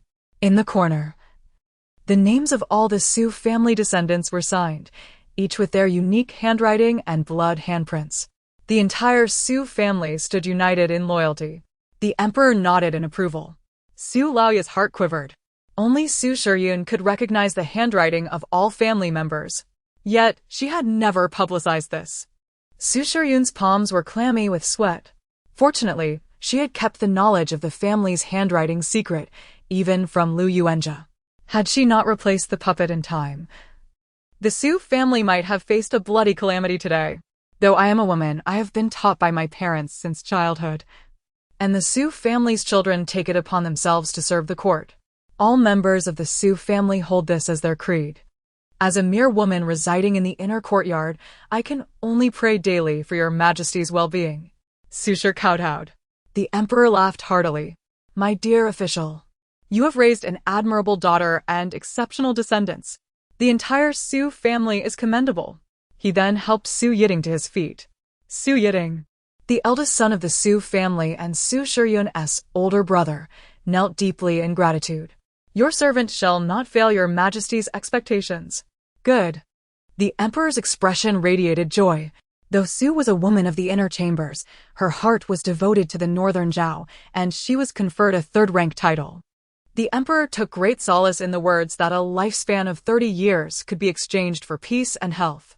Outside, Lu Chaochao eavesdropped with great anticipation, reflecting on how his father had squandered 36 years, relying solely on the remnants of ancestral favor to secure a fourth-rank position. My mother holds a third-rank title. It would surely infuriate my father. Within the imperial study, Su Yiting looked on with an unusual sense of bewilderment. Had he begun to hear illusions? Chapter 14. Clinging to the golden thigh, the Su family exited the imperial study. Su Shiying bit her lip fiercely, struggling to suppress her tears. Father, elder brother, you have suffered. With red-rimmed eyes, she could barely bring herself to meet their gaze. 18 years, she had turned her back on her maternal family for 18 long years. Su Yiding had not shed a tear when wrongfully accused, nor when the entire family was imprisoned. Yet, at the sight of his sister hanging her head and calling for him, he nearly succumbed to tears. He raised his hand, his voice hoarse. Do not weep. You have just emerged from confinement, and crying will only cause your eyes to ache. They sought a secluded spot, refraining from mentioning the Su family's wrongful accusations. Is this Chaochao? Su Yiding had secretly climbed the wall to observe her and found her truly beautiful. This is the daughter I envisioned. The Su family quickly wiped away their tears. Yes, father, elder brother, this is Chaochao, born just 40 days ago. She is still a mere infant. Grandfather, uncle. The slightly childish voices exploded in their ears, causing the old grandfather to stagger slightly, almost losing his balance. Indeed, he was aging. Had he begun to hallucinate? Su Taizai had once been the imperial teacher, a position of utmost authority, and now, after retiring, the Su family relied on Su Yiding's influence in the court. At the age of 40, Su Yiding had ascended to the second rank, becoming a figure of great desirability in the capital. Initially, he believed he had to risk his life to protect the Su family, but unexpectedly, he had soared to prominence and secured a high-ranking position. At this moment, both men fixed their gaze intently on the swaddled infant. Lu Chaochao, ever obliging, grinned widely, revealing her toothless gums. The fated conclusion: grandfather will perish in the imperial study, and uncle will bear the family's sins alone, publicly executed. How wonderful it is that grandfather is alive, and uncle too. Uncle has even been promoted. The two men felt a twitch in their eyelids. The old grandfather had planned to make a statement with his death, confiding in no one. Su Yiding intended to shoulder the blame alone, also without sharing his thoughts with anyone. Their gazes fell upon the infant. Alas, my grandmother is nearing death. Already frail. Her time in prison has taken a toll. She is constantly anxious, and I fear she cannot hold on much longer. Su Shi jumped. Before she could respond, her father and brother spoke. Your mother and the elders of the clan remain imprisoned. I will first bring them out. Sister, I shall visit tomorrow. Today. The princess wishes to meet Chaochao, so you need not accompany me to fetch our mother. Su Shi wiped her tears, feeling how foolish it was to sever ties with Lu Yuanjia and her maternal family. I brought a doctor with me. You should take him along. Su Yiding regarded her deeply, sensing that his sister had come prepared today. Yet, there was no time to delve deeper. Glancing at Chaochao, he hurriedly departed with their old father. Su Shi found a young eunuch, offered him some silver, and sought a place to freshen up before heading to Koanning Palace with the matron. During her time in the inner chambers, she had developed a rapport with the princess and was somewhat familiar in Koanning Palace. Madam Su, I hope you can persuade the princess a little more. The matron sighed. Having been married to the prince for over a decade without bearing children, it was suggested that he take a concubine or a secondary wife, raising a child to ensure a lineage. Even a princess without children suffers greatly. Little Chaochao recalled the gentlewoman from her full moon celebration. Indeed, her fate was one of childlessness. Su Shi remained silent, knowing how much the princess longed for a child of her own. Upon entering the palace, the princess's sobs gradually subsided. Hurry, bring the child here. I have missed her for 3 days since returning. Let me see how beautiful this girl truly is. Just as Su Shi bowed, the Empress Dowager spoke, granting her a seat. Upon seeing the princess in tears, she intentionally shifted the topic. However, when Lu Chaochao was brought forth, the Empress Dowager was momentarily taken aback. The child had a red mark on her forehead. Was it a cosmetic stain? She gently touched the small red on Lu Chaochao's brow. Su Shi, after completing her greetings, smiled lightly and replied to the Empress Dowager, Your Majesty, this child, just a month old, cannot have been adorned with color. This mark is natural. I too was quite astonished upon seeing it. The mark, giving her a somewhat pitiful appearance, only added to her beauty. The Empress Dowager, unable to resist, removed her long robe and reached out to Lu Chaochao. The plump child, well-fed and round, was adorned with festive attire, making anyone who beheld her feel delighted. Lu Chaochao waved her chubby hands and lunged forward. "Oh dear, be careful, Your Majesty." Susher gasped at the child's sudden movement. The little one was not light. Just as the Empress Dowager was greeted with the scent of milk, the child pecked her cheek affectionately. Susher's face turned pale, and she fell to her knees with a thud.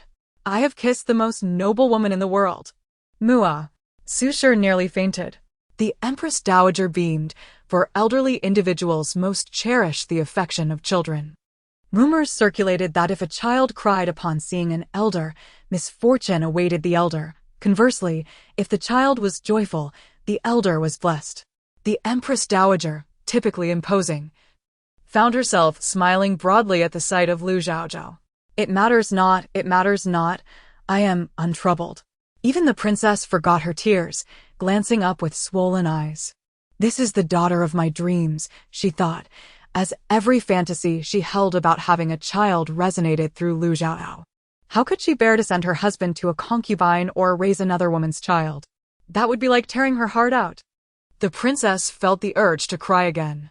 "Rest assured, if you bear a child, raise him by your side as if he were your own.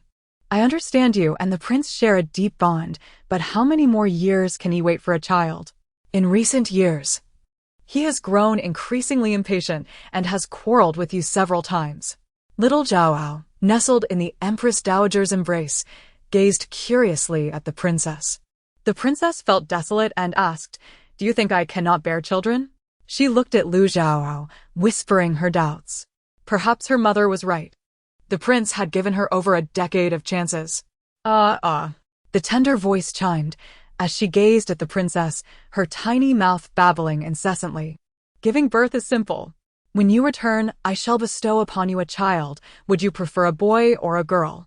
She pouted, as though she had endless words to share. Susher's eyelids twitched uncontrollably. Her daughter, capable of wielding thunder when angry, could also grant the gift of a child? She wished to intervene, but the princess asked, "You think I cannot bear children?" No sooner had the words left her lips than the little one, hands on her hips, puffed up her rosy cheeks and sprayed saliva in response. Her tongue rolled about and drool flew everywhere. The princess was astonished and cautiously inquired, "Do you think your aunt can bear children?" Had she lost her mind, asking a 2-month-old infant?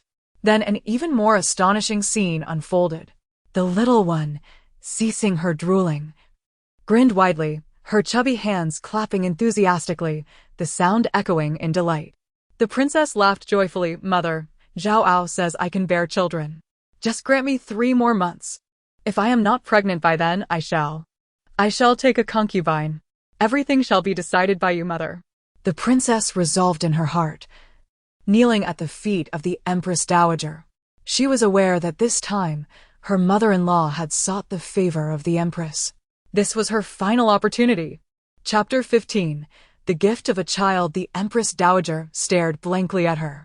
The dialogue between the two was remarkably smooth, leaving her bewildered as to how the infant could engage in such conversation. Yet, witnessing her usually proud daughter humbled to the ground, she could only nod in agreement. "As you wish, but 3 months hence, there shall be no excuses." The princess wiped away her tears and rose from the floor.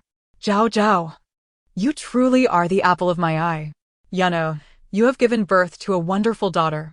The princess gazed longingly, for this was the child of her dreams. "Give me 10 or 8 more," exclaimed the little one, waving her chubby hand. Sue's eyelids twitched, and she hurriedly took her daughter back. "Your Highness, Chaochao is still just a child and knows nothing. This cannot be taken seriously." The princess had been married for over a decade, consulting countless physicians without ever conceiving. What if she did not become pregnant within 3 months? How could they blame Chaochao? The princess smiled, pressing her lips together. "Rest assured, I understand. Sue, yearning for her daughter. Sensed the inexplicable trust the princess had in Zhao Zhao. Prepare the meal. The Empress Dowager intended to keep Su in the palace for dinner to accompany her eldest daughter. The palace banquet was intricate, filled with numerous protocols, yet the delicacies from the imperial kitchen were indeed delectable. Nanny held Lu Chaochao, who, upon catching a whiff of the aroma, brightened her dark eyes. Meat. Meat. I want to eat meat. Give me a piece. Let me have a taste. Little Zhao Zhao opened her mouth, her tender voice incessantly calling out. If not, just let me lick the plate. Su was drenched in cold sweat. Quick. Bring her to me. The princess instructed the nanny to hand the child over. Are you hungry? You don't even have teeth yet. Wait until your 100 days when you can have a taste of meat. The princess grew increasingly fond of her, as she truly was the embodiment of her heart's desire. Why couldn't she have specified to give birth to such a child? Rarely, the princess held her with one hand while using chopsticks with the other, disregarding royal etiquette. Just as she raised her silver chopsticks to take a bite, a short, plump little paw darted out from her embrace, swiftly grabbing the chopsticks. Seizing a piece of tender meat, the child forcefully stuffed it into her mouth. Su was struck with cold sweat and rushed forward to seize her hand. Quick, someone! Su had been attentive ever since she heard Zhao Zhao's thoughts, nearly allowing her to succeed. At not even 2 months, with no teeth, what if she choked? The Empress Dowager was dumbfounded. Goodness, this little one is remarkably quick. I didn't even react. Though the princess had not raised children, she possessed common sense and was drenched with cold sweat. Both were fearful of hurting her, and they had to gently pry open her small fist to retrieve the meat. Lu Chaochao, teary-eyed, cried out, "Meat, my meat." She wailed in Su's mind. Su was both amused and exasperated. When you have teeth, I will make you meat every day. Let go, you cannot eat this. Through coaxing and deceiving, she finally managed to remove the meat from the child's hand. However, the greasy remnants were resolutely left unwashed, tightly clenched into a small fist. Occasionally, she would stuff her fingers into her mouth, savoring the taste. With a delicate, fair face, she appeared quite satisfied. Lu Chaochao sighed softly, for in this new life, while her strength remained, her temperament and thoughts were gradually transforming into those of a child. This was the constraint of destiny. Sucking in the remnants of the meat, she relished the flavor. Indeed, the speed of an infant's hand is unparalleled. The princess was utterly astonished. The child was so quick that she couldn't catch her. To prevent her from reaching for the bowl, she had to hold Lu Chaochao at a distance, waiting until Su finished her lunch before taking her out of the palace. This child was delightful, and as it was her first time in the palace, the Empress Dowager felt compelled to bestow gifts. With a grand wave of her hand, she awarded numerous jewels and adornments. The little one's favorite was a golden apple symbolizing peace and health, which she clutched and refused to let go. The princess, wishing to subtly hint to the Duke of Loyal Courage, presented him with a large luminous pearl. Yana, I heard, the Duke originally acquired 18 luminous pearls. She paused, fully aware of how deeply her friend adored the Duke of Loyal Courage, loving him to the point of losing herself, considering him her life. Yet, only 1 luminous pearl had been delivered to Zhao Zhao's hands. She said no more, as her friend did not appreciate disparaging remarks about the Duke, so she merely hinted at it. Su remained silent, her head bowed. The princess sighed as they made their way out of the palace. We've struck gold, haven't we? Is this gold real? Little Zhao Zhao, cradling the golden apple, gnawed at it, saliva dripping from her mouth. Su inhaled sharply. How did she end up with such a money-obsessed child? Little did she know that, in the realm of cultivation, the sword cultivators were the poorest. Lu Chaochao was indeed a revered sword cultivator. In this lifetime, she had never possessed wealth. Upon returning home, Su instructed someone to inquire about her mother's well-being. By the time Su reached the Duke of Loyal Courage's residence, the lanterns were just beginning to glow. As she entered, Lu Yuanjia rushed out, having received news. His brows were glistening with sweat, and he appeared unusually anxious. Yanu, How did your father's family get released from prison? After speaking, sensing the inappropriateness of his tone, he quickly added, Yanu, this afternoon I joined several officials to plead for your father. The petition has not yet been submitted. How did he return home? Clutching the petition tightly in his hand, his urgency was palpable. Su furrowed her brows slightly, her demeanor weary. The emperor misunderstood the Su family, promoting my brother. A smile played upon her lips, and upon closer inspection, she noticed a flicker of disdain in Lu Yuanzhe's eyes. It was unclear who had reported them. But under the crooked old willow tree of the Su family, there were supposedly witchcraft items. There is no sorcery, only the Su family's patriotism, she teased. Lu Yuanzhe's heart raced. What is buried?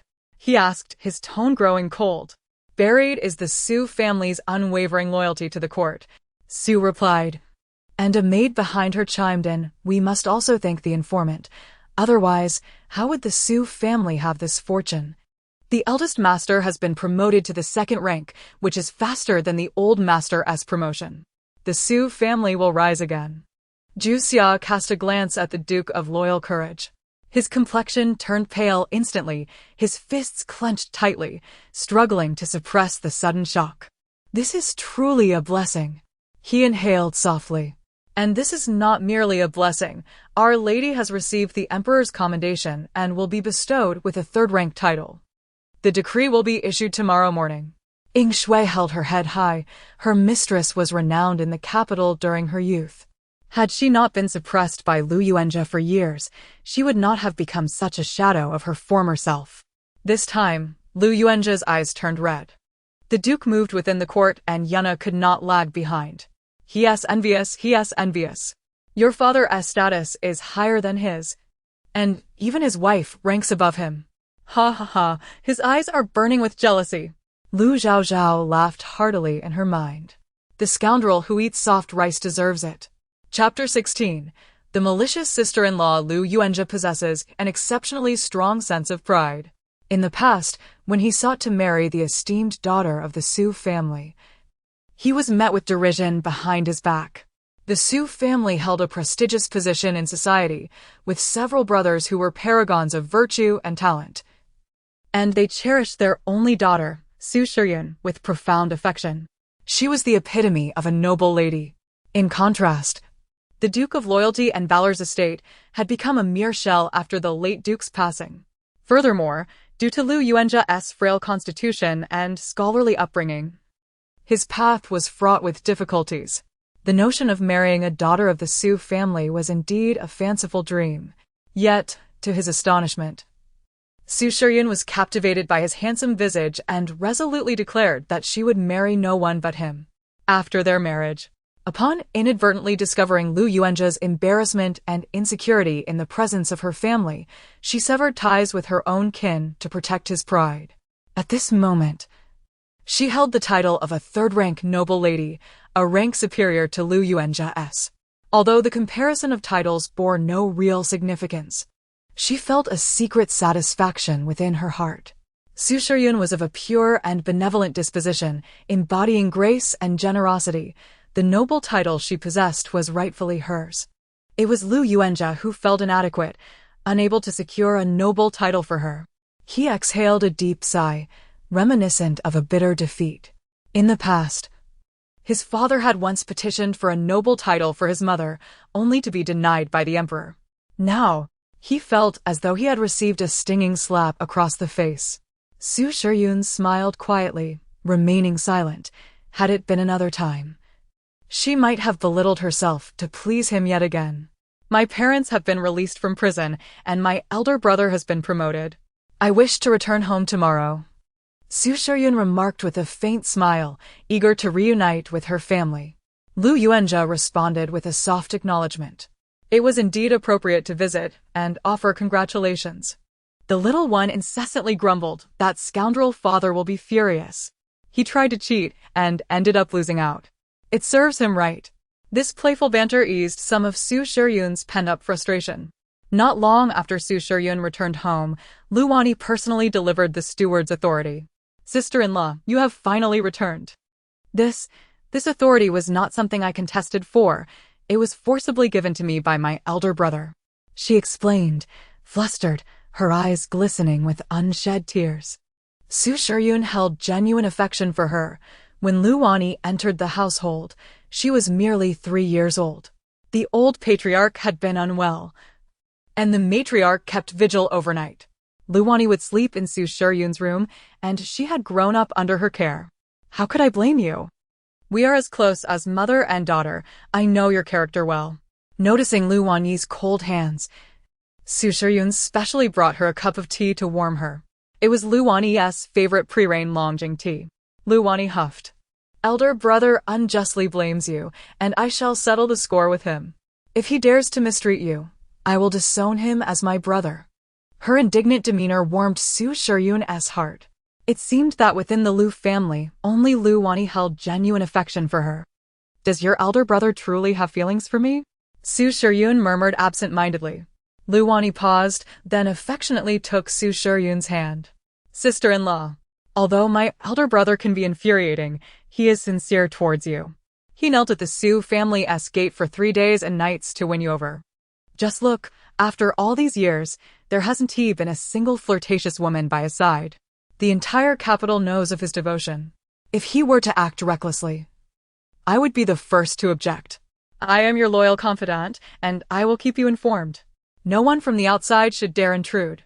Lu Wani laughed and leaned affectionately against Su Shiryun's shoulder. Su Shiryun felt an immense sense of comfort. Just then, Lu Chaochao woke up, smacking her lips. Little confidant, no. I am the one who will always be by mother's side. She's not fit. Before mother gave birth, she didn't return to the old residence for an entire month. She went to serve in the other chamber. No one can take my place as little confidant. Humph. Just wait until I can speak. I will scold you thoroughly. Su Shiryun's grip on Lu Wani gradually stiffened. Her fingertips trembled slightly. What's the matter, sister-in-law? Lu Wani asked with a bright smile, appearing innocent. The matriarch had been quite advanced in age when she gave birth to her, making Lu Wani a late-life daughter. Because of the matriarch's age, Su Shiryun had raised her.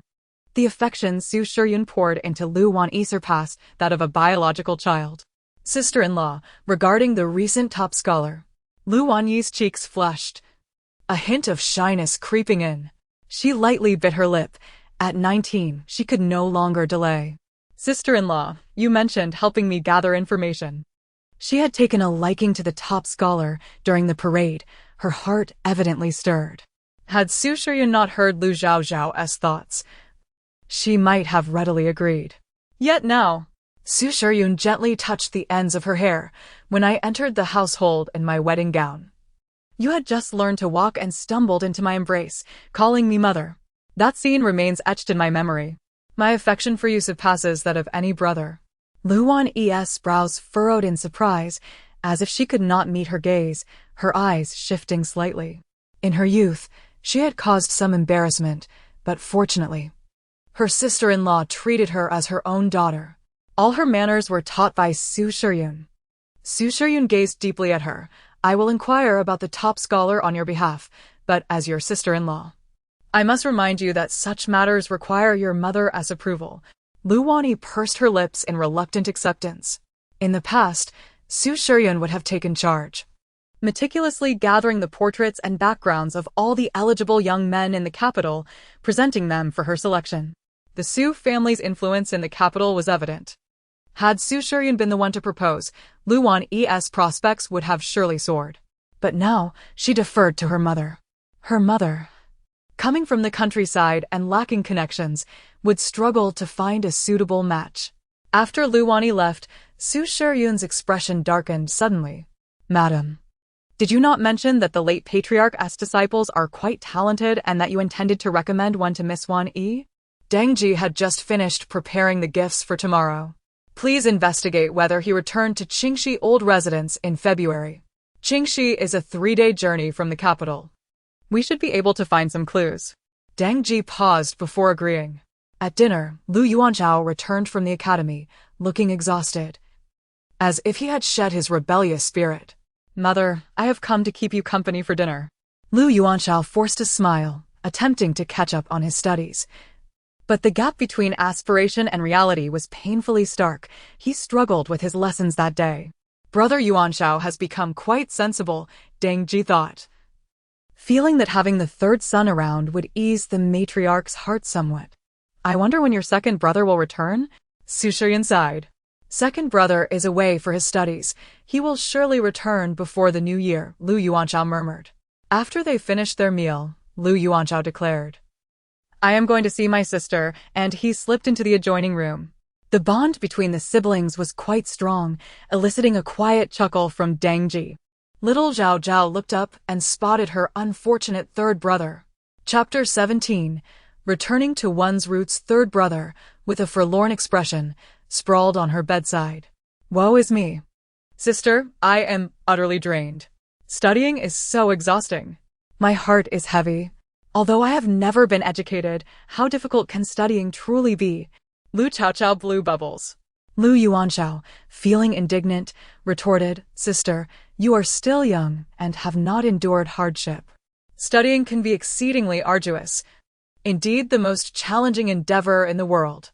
Allow me to recite a few lines for you. I assure you shall soon find yourself dozing off. Lu Yuanshao, with a mischievous glint in his eye, pulled out a book of 3-character classic, which he had failed to finish even after 3 years of study. Sitting cross-legged before the cradle, he muttered softly, The greatest suffering in the world is studying. At the beginning, human nature is inherently good. Although human natures are similar, habits differ. The little chubby one stumbled through a few lines before reading directly from the book. Filial piety among fathers and sons, harmony among husband and wife. The 12 branches, from Z to High. The chubby one scratched his head. Just as he set the book down, he heard a tiny voice in his mind chattering away. At the beginning, human nature is inherently good. Filial piety among fathers and sons. Harmony among husband and wife.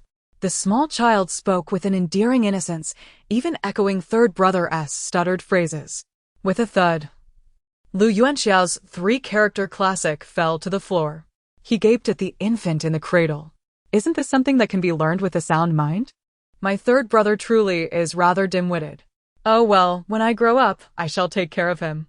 Having him as a good luck charm would suffice. Lu Chaochao sighed wistfully. Can it really be learned with a sound mind? Lu Yuanshao let out a wail, clutching the book, and dashed out, overwhelmed with emotion. He was utterly devastated, feeling inferior even to his 2-month-old sister. Madame Su furrowed her brow, perplexed. Quickly, go see what has happened to Yuanshao. He was fine just moments ago. Why is he suddenly in such a state of despair, as if the entire world has collapsed? He had never been so distraught even during a gambling loss. Lu Chaochao looked on in exasperation, thinking her third brother as foolish as a pig and temperamentally unstable. The heart of a man is as elusive as a needle in the ocean. I shall not seek it. I desire the whole ocean. Lu Chaochao, feeling drowsy, soon drifted into slumber. That night, Lu Chaochao lay sprawled on her small bed, her fair, round belly exposed. Under the dim glow of the yellow oil lamp, Madame Su adjusted her quilt. Yet, Lu Chaochao, in a state between wakefulness and dreams, was drawn into a surreal reverie. In this dream, a vast whiteness enveloped her. And she felt a call. Someone was praying for her.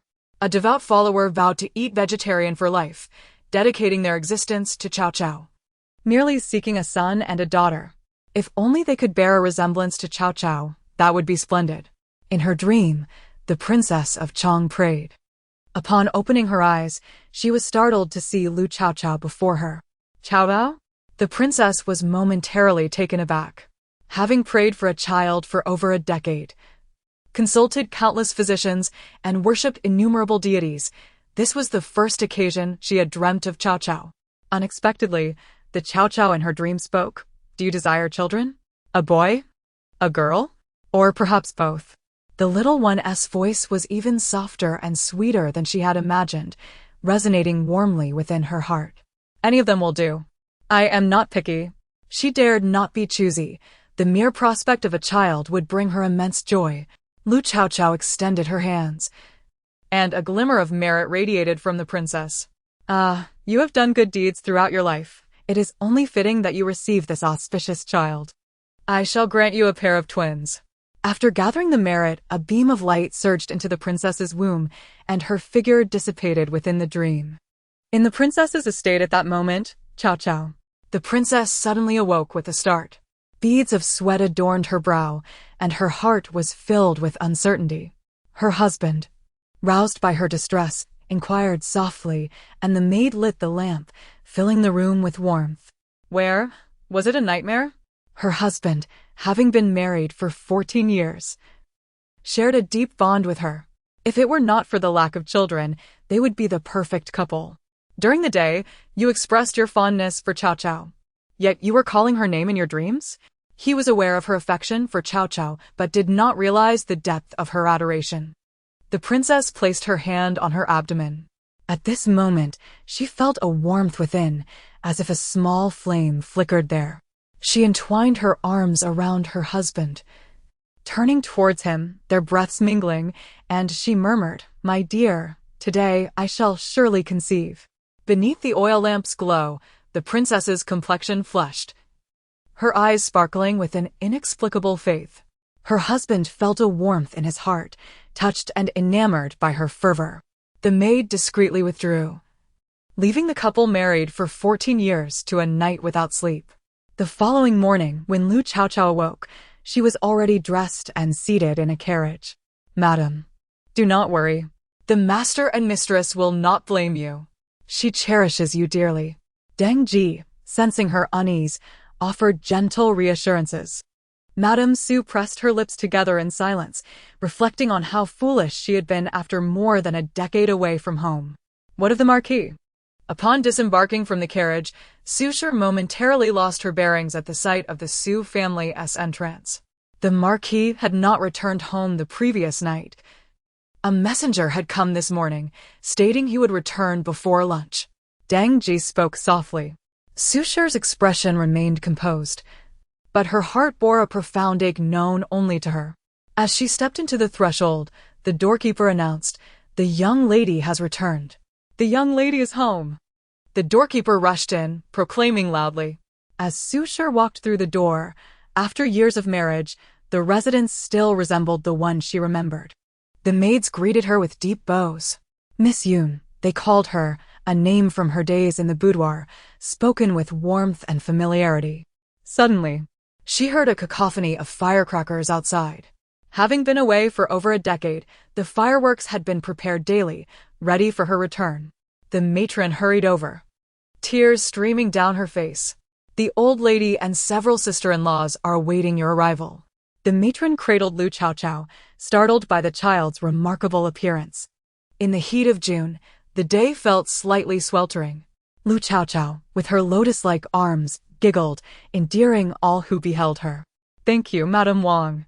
Su Shi's eyes glistened with tears as she stood at the doorway, feeling somewhat apprehensive. With a creak, the heavy door swung open. The elderly matriarch, having spent days in confinement, summoned all her strength to peer outside. The moment Su Shi and her mother locked eyes, tears cascaded down.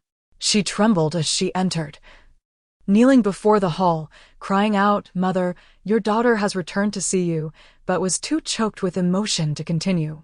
"You heartless child. You nearly drove your mother to despair."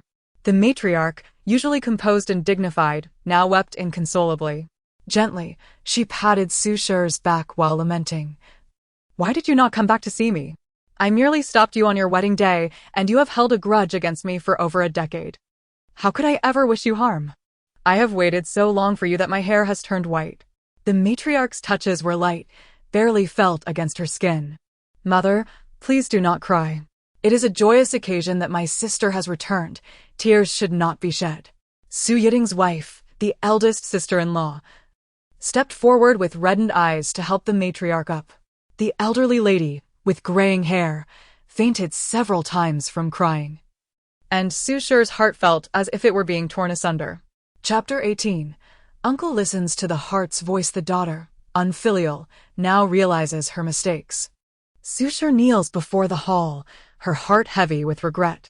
The three sisters-in-law of the Su family urge her, "Yun Yang, Please rise. Your mother cares for you the most. She thinks of you every day.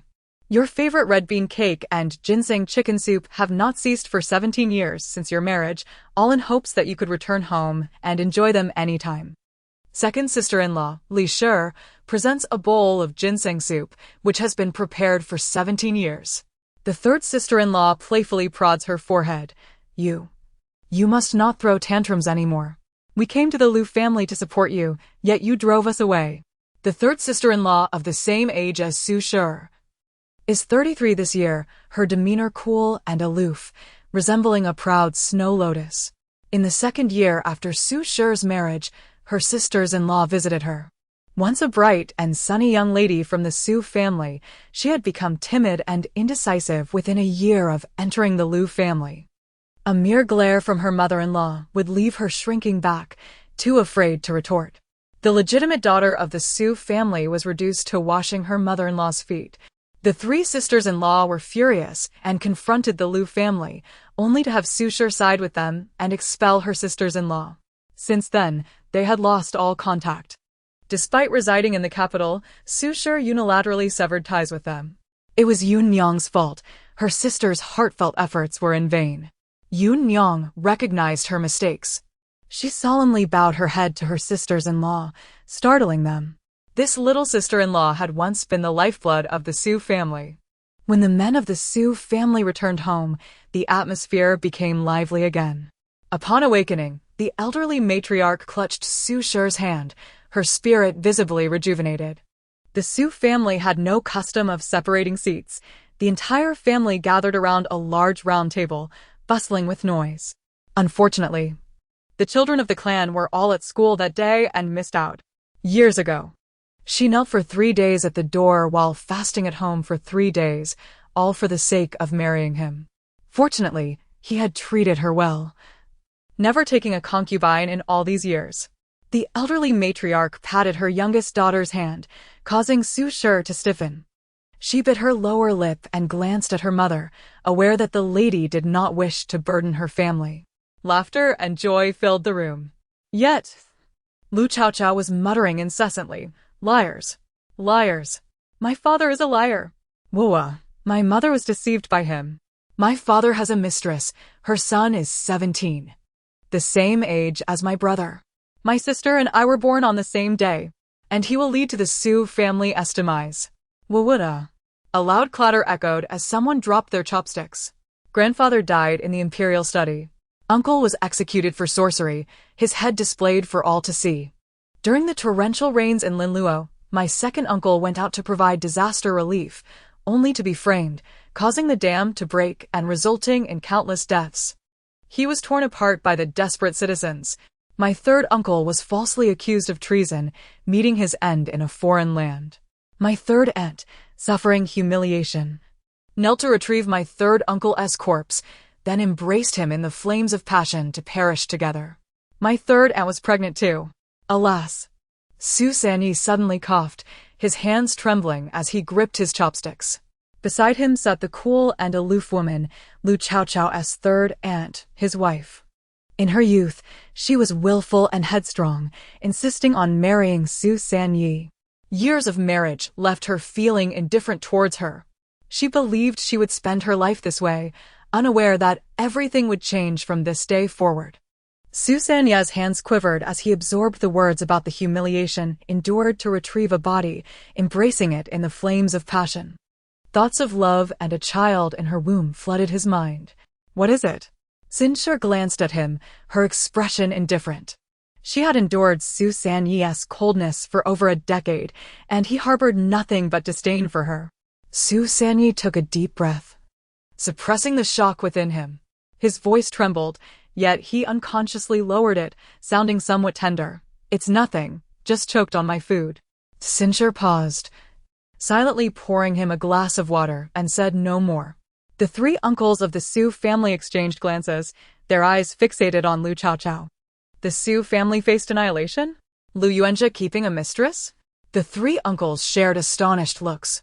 Su Yiding said nothing, merely shaking his head gently, his fists clenched tightly. After dinner, without a moment's pause, the brothers headed to the old tutor's study.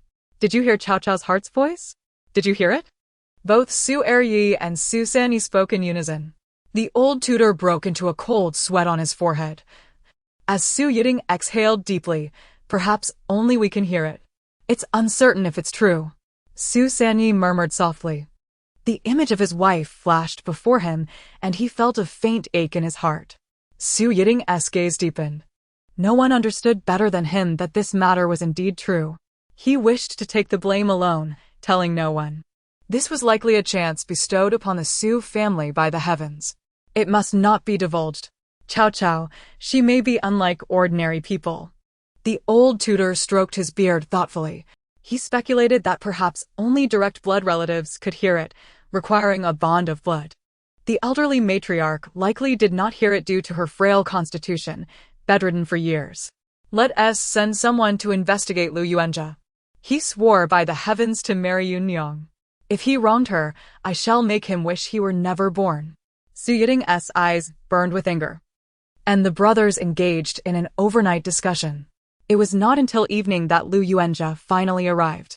Based on his years of understanding Su Shi, she had surely prepared an excuse. She always found ways to absolve herself. However, upon arriving, the son-in-law was met with the ire of the old tutor, who rarely displayed anger. 18 years of marriage, and your Yunyang doesn't dare return home. Lu Yuanjia appeared quite respectful.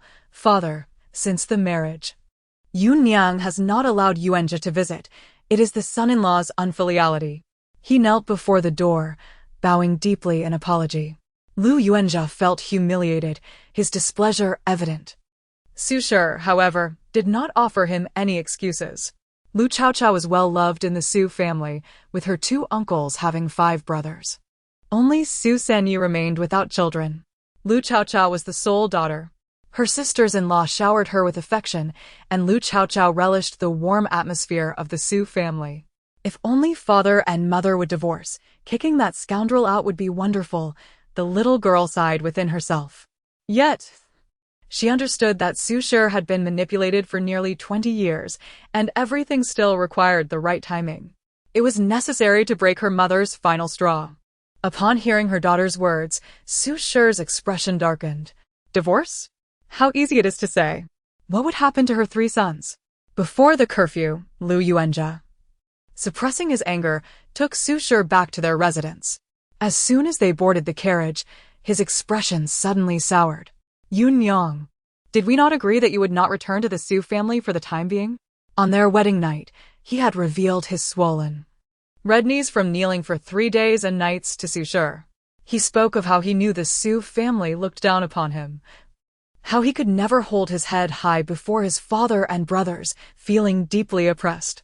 Thus, he coaxed Su Shi further away from her family. Mother, he's going to brainwash you again. Lu Chaochao shouted in anger. And at this moment, Chapter 19, into the abyss of marriage for 17 years. I have refrained from returning home due to a single utterance of inferiority regarding you, my beloved. Father grows frail, and mother's hair has turned as white as snow. Lu Lang, I have done enough for you. Su Shi, cradling Lu Chaochao, playfully pinched her daughter's cheek. Moreover, Lu Lang, your ascent is arduous. Why not seek assistance from your elder brother and father? They would undoubtedly lend you their support. Su Shi's words stirred a tempest within Lu Yuanjia, whose countenance turned ashen. While he valued her family connections, he was loath to demean himself to accept their aid. Su Shi, however, endeavored to coax him into accepting the Su family's assistance. It was indeed a case of soft rice being hard to swallow. A man of iron and grit should never seek favors. After all, am I not striving to enhance your reputation? Lu Yuanjia suppressed his ire, holding on to Yunyang's hand with a look of profound affection. Su Shi felt an uncomfortable shiver run through her, instinctively withdrawing her hand. My father is the emperor's tutor, my elder brother holds a 2nd-rank title, and I myself possess a 3rd-rank commendation. Lu Lang, I lack for nothing in terms of reputation. I genuinely wish for you to endure less hardship. Su Shi's words mercilessly trampled upon Lu Yuanjia's pride. He trembled all over, sensing a change in Su Shi.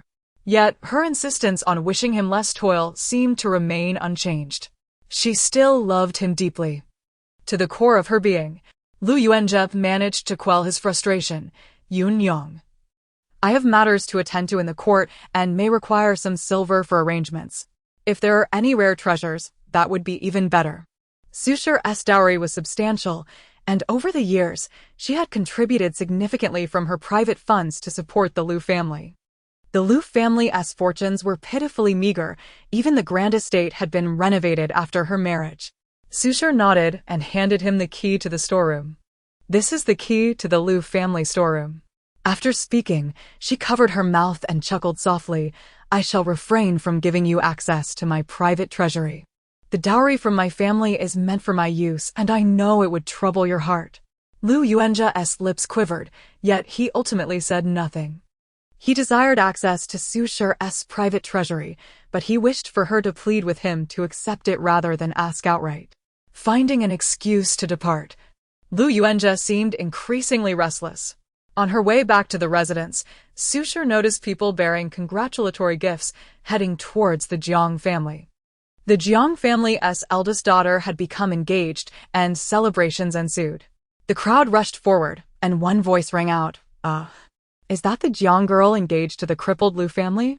A maid brought out a large basket, smiling as she announced, today, our young lady has secured a fine match and is blessed with a promising husband. Congratulations to our esteemed miss, and there are red envelopes to be received. With that, she produced a handful of copper coins, prompting the crowd to cheer. How could the crippled Lu family be worthy of the Jiang girl? Withdraw, withdraw, the crowd applauded. Sushir's eyes brimmed with tears, her chest heaving in agitation. Jiang Yunjin, which young master have you engaged? Sushir gritted her teeth. Even Lu Chaochao opened her eyes wide.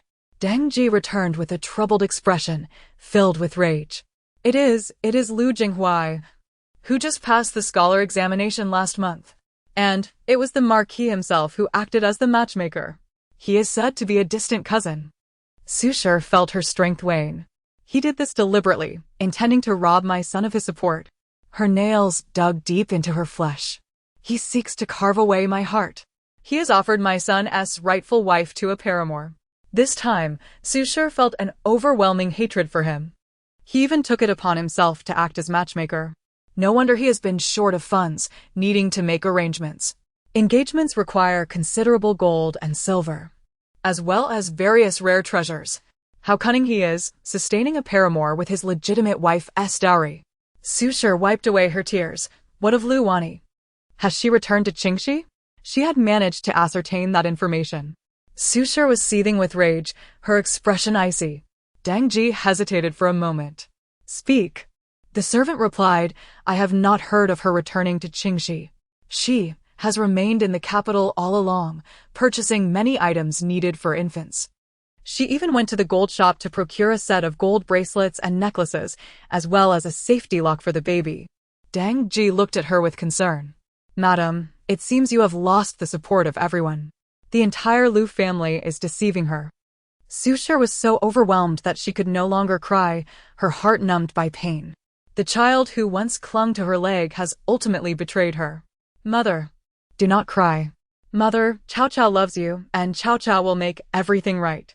Chaochao is so powerful, Chaochao is amazing, isn't she?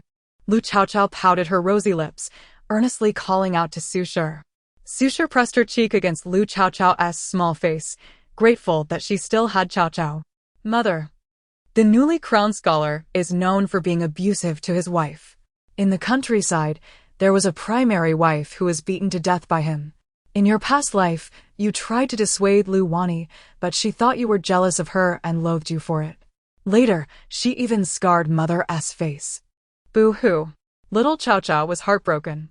Sushir wished to hear more, but was left with only these few words. Just as she returned to the residence, Lu Wani timidly approached. Sister-in-law, have you found out the truth? Lu Wani's face was flushed. That day, she had taken a liking to the scholar. Sushir dismissed the servants before speaking. Wani, have you developed feelings? Lu Wani shyly stole a glance at her sister-in-law. Sister-in-law. She stamped her foot.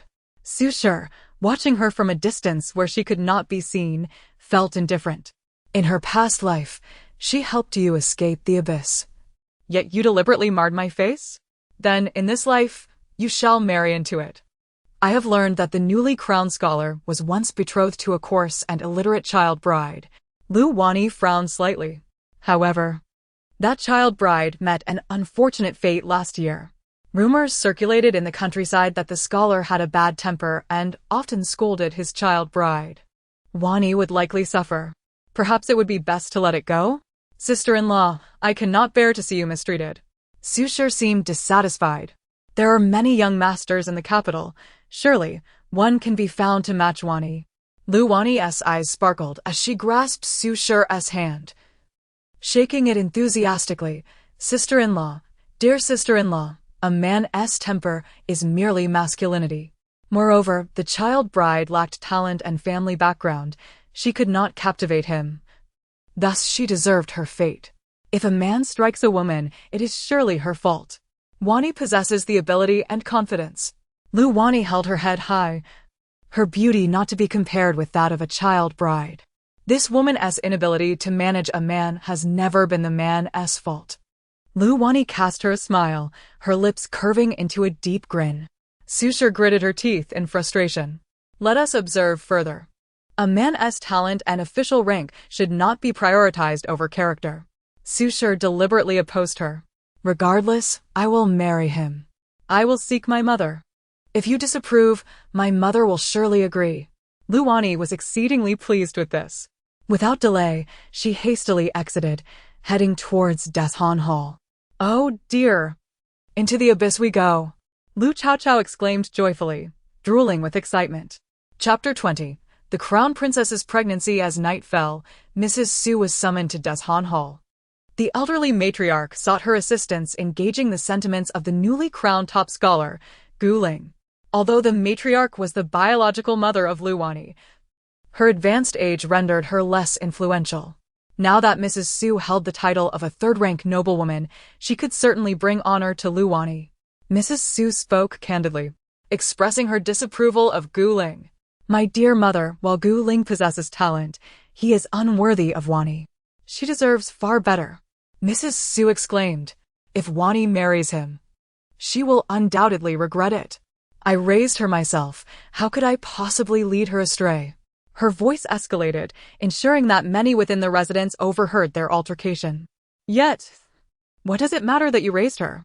Wani did not emerge from your womb.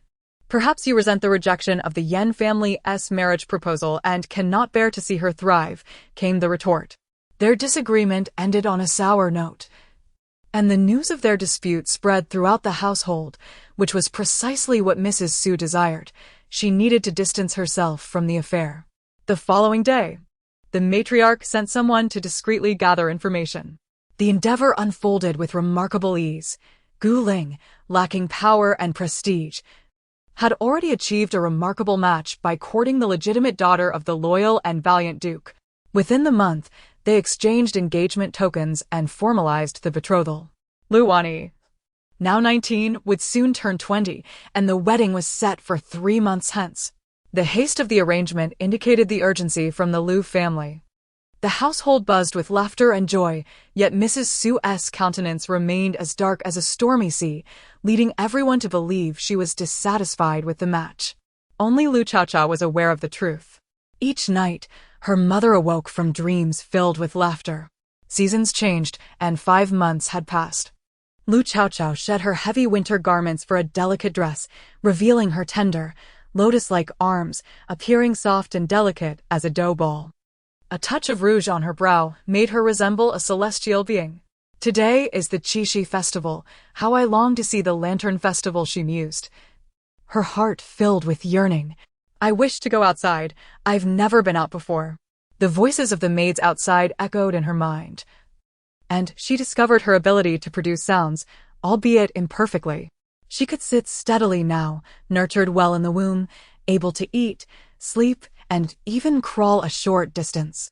Madam, the crown princess has come to deliver news. She is pregnant. Deng Ji rushed in, her face alight with joy. Mrs. Su sprang upright from her couch. Is it true? Upon hearing the news, she clasped her hands in prayer. May the Bodhisattva bless us. Yuer has devoted herself to charity for years. And after 14 years of marriage, she is finally with child. Mrs. Su wept tears of joy.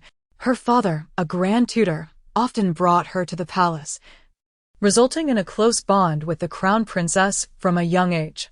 Quickly, let us send congratulatory gifts. Have we informed the palace? Mrs. Su's face was radiant with happiness. Yes, we have. The crown princess is just 3 months along. And we were the first to deliver the news before anyone else in the palace. Dang Ji, intrigued, noted the crown princess seemed particularly fond of Mrs. Su. Why did the crown princess choose to inform you first about her pregnancy? Mrs. Su felt a pang of unease. She was inexplicably reluctant to let Chaochao's name be revealed. At least not now.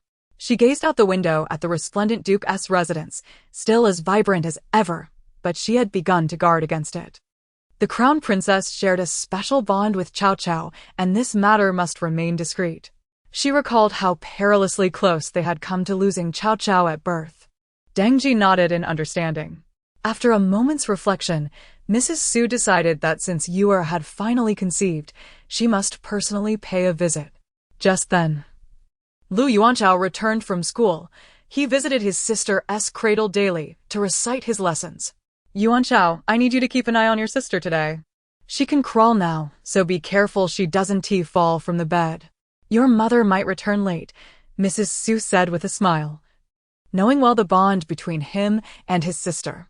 Lu Chaochao's eyes sparkled. Don't worry, mother. I will take good care of her. He puffed out his chest, feeling proud.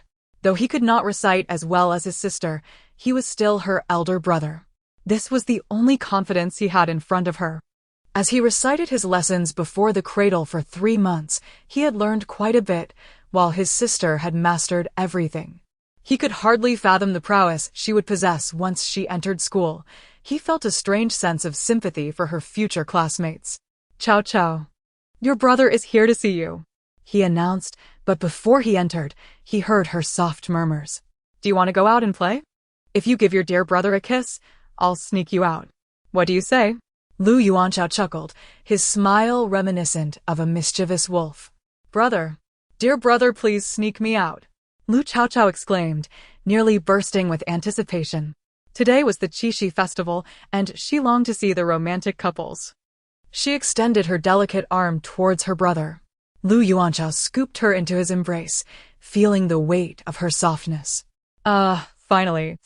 My efforts in nurturing this body have found purpose, he thought, cherishing the delightful warmth of his sister. Lu Chaochao planted a kiss on her brother's cheek, leaving a trail of saliva. He smiled broadly, enchanted by her sweetness. That's not enough. Coax me a little more, dear sister, he teased. Lu Chaochao, with her fingers in her mouth, pondered for a moment before reluctantly withdrawing them, dripping with drool, and offered them to her brother. Here. I caught a bit of meat on my fingers at noon. I'll share it with you. Her big eyes protested against her brother, her face awash with reluctance. This was something she had coveted for so long. Lu Chaochao could hardly contain his laughter. Go ahead, eat it.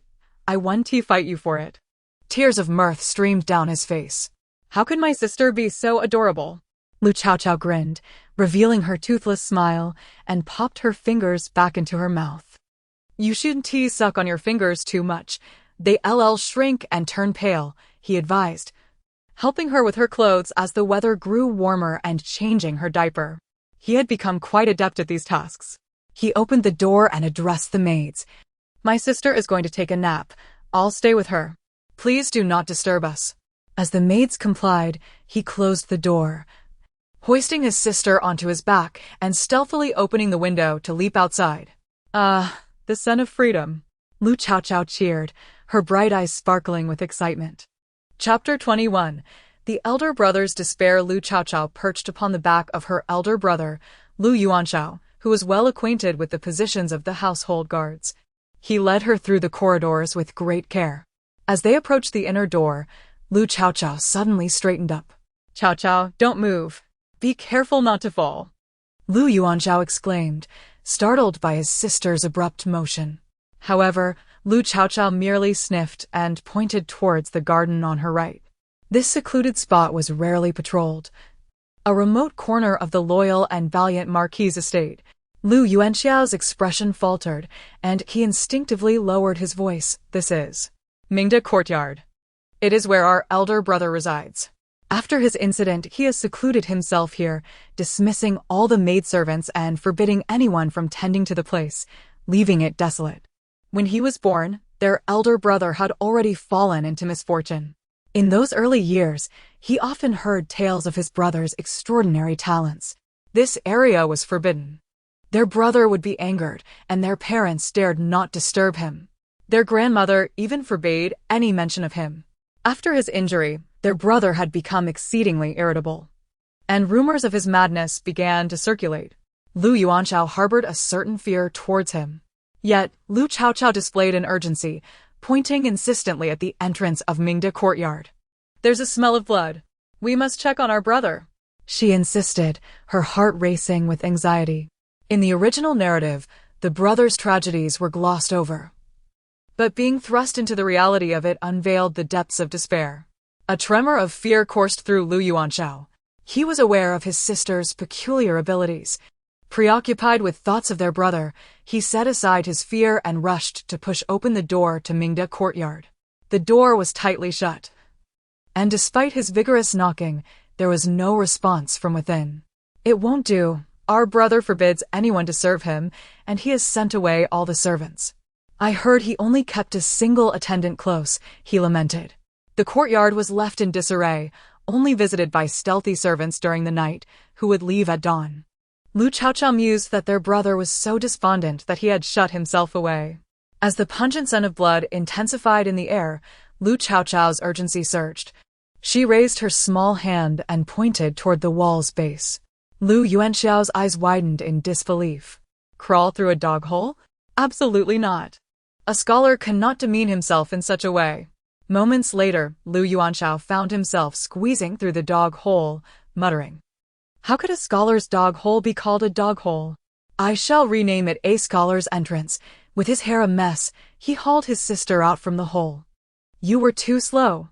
He scooped her into his arms and dashed towards the inner courtyard. The courtyard lay barren, a haunting silence enveloping it. Once a place of utmost privilege, it had now become a forbidden zone. As Lu Chaochao pointed left, Lu Yuanxiao sprinted without hesitation. The chubby boy was drenched in sweat. As they neared a door, even he could detect the overpowering scent of blood. His heart raced. How could Chaochao perceive the scent of blood from so far away? It was utterly absurd. With a crash, Lu Yuanxiao flung open the door, and a wave of blood-stained air hit him like a wall. He gagged at the revolting stench. Before him lay a scene that made his vision swim with red. "Brother!" A thick, crimson flow emanated from the man lying on the bed, pooling beneath him. Lu Yuanxiao's feet landed in the blood, leaving a trail of prints. The young boy trembled, his hands shaking as he carried Lu Chaochao. The man in blue on the bed lay with closed eyes, his wrist dangling over the edge, blood dripping steadily. "Brother has committed suicide." Lu Yuanxiao could scarcely utter a word, his body weakening as he staggered towards his brother. "Brother, brother, mother, father, someone, come quickly." He had never witnessed such a scene before and rushed over, reaching out to touch his brother. His body felt like ice, and he trembled uncontrollably. Even Lu Chaochao was profoundly affected by the sight. The youth on the bed, with features resembling a celestial being, was devoid of life in his expression. Though he was still breathing, his spirit had long since departed. The fall from grace was too great for anyone to bear. "Fool! Quickly! Grab a handkerchief and press it against his wrist." Lu Chaochao cried out in desperation. Lu Yuanxiao set her down on the bed, weeping and shaking as he hastily wrapped a cloth around the wrist. "Brother, please don't die. What will we do if you leave us? I'm so scared. Mother, please come back." He bound the wrist tightly, cursing the absent servant. His eyes were bloodshot. Their mother had feared that their brother might take his own life, leaving a devoted attendant by his side. In that moment, their brother clutched a shard of porcelain stained with blood. "Third brother, please don't die. If you go, who will help Mother? Who will help us?" Lu Yuanchao sobbed uncontrollably. Lu Chaochao stole a glance at him and bit down hard on her finger. She possessed great virtue and spiritual energy. Her blood could be deemed miraculous. But as she bit down, she stared at the saliva on her finger. Her face a picture of confusion. "Oh, I forgot I don't have teeth." Reluctantly, she dragged her finger across the porcelain shard, wincing in pain as a drop of blood emerged, shimmering with flecks of gold. She quickly pressed it into her brother's mouth, ensuring not a drop was wasted.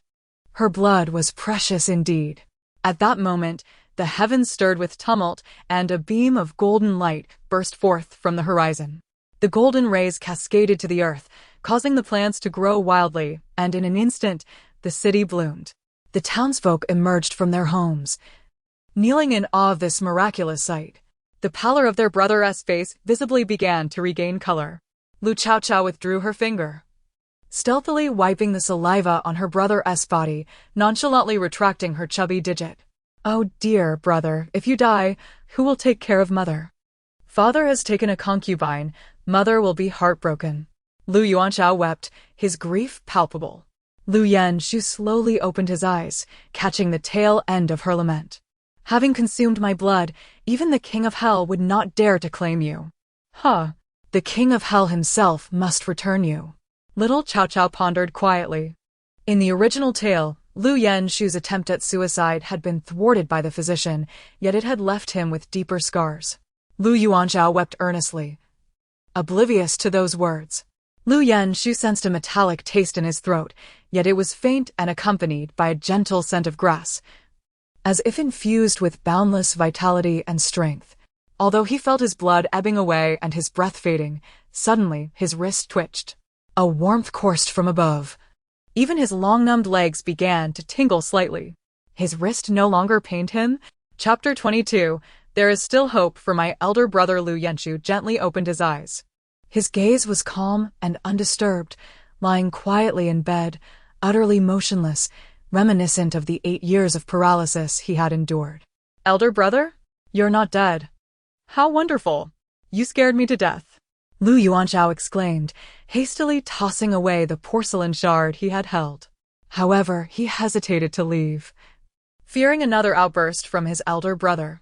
"Elder brother, look. It's me, Yuanchao. I'm your third brother. You used to hold me when I was little. I can hardly remember what you look like now." Lu Yuanchao leaned beside his elder brother, attempting to draw his attention. Years ago, his elder brother had drowned for too long, and when rescued, he had lost his breath. Even after the miraculous revival by a renowned physician using golden needles, he was left unable to move, confined to bed for days on end. Occasionally, a servant would push him in a wheelchair, but he resisted vehemently. His temper had become erratic and fiercely volatile, rendering him a figure of madness and brutality that no one dared approach. After 8 years of recovery, all he could manage was to clench his hands. The first time he did so, he had cut open his own wrist. Just thinking about it suffocated Lu Yuanchao. "Elder brother, let me fetch a physician, or go seek mother. Could you keep an eye on Zhao Zhao for me?" Zhao Zhao was our younger sister, the fourth sibling. She is so small, fragrant, and soft. You will surely adore her. Lu Yuanchao brought Lu Chaochao over. But Lu Yanshu did not even glance at her. "No." A hoarse and grating voice erupted, as if he had not spoken in ages. "No. No physician. No. Don't tell mother." Lu Yanshu had not spoken in a long time. Now his words were stammered and painfully raspy. Lu Yuanchao was taken aback.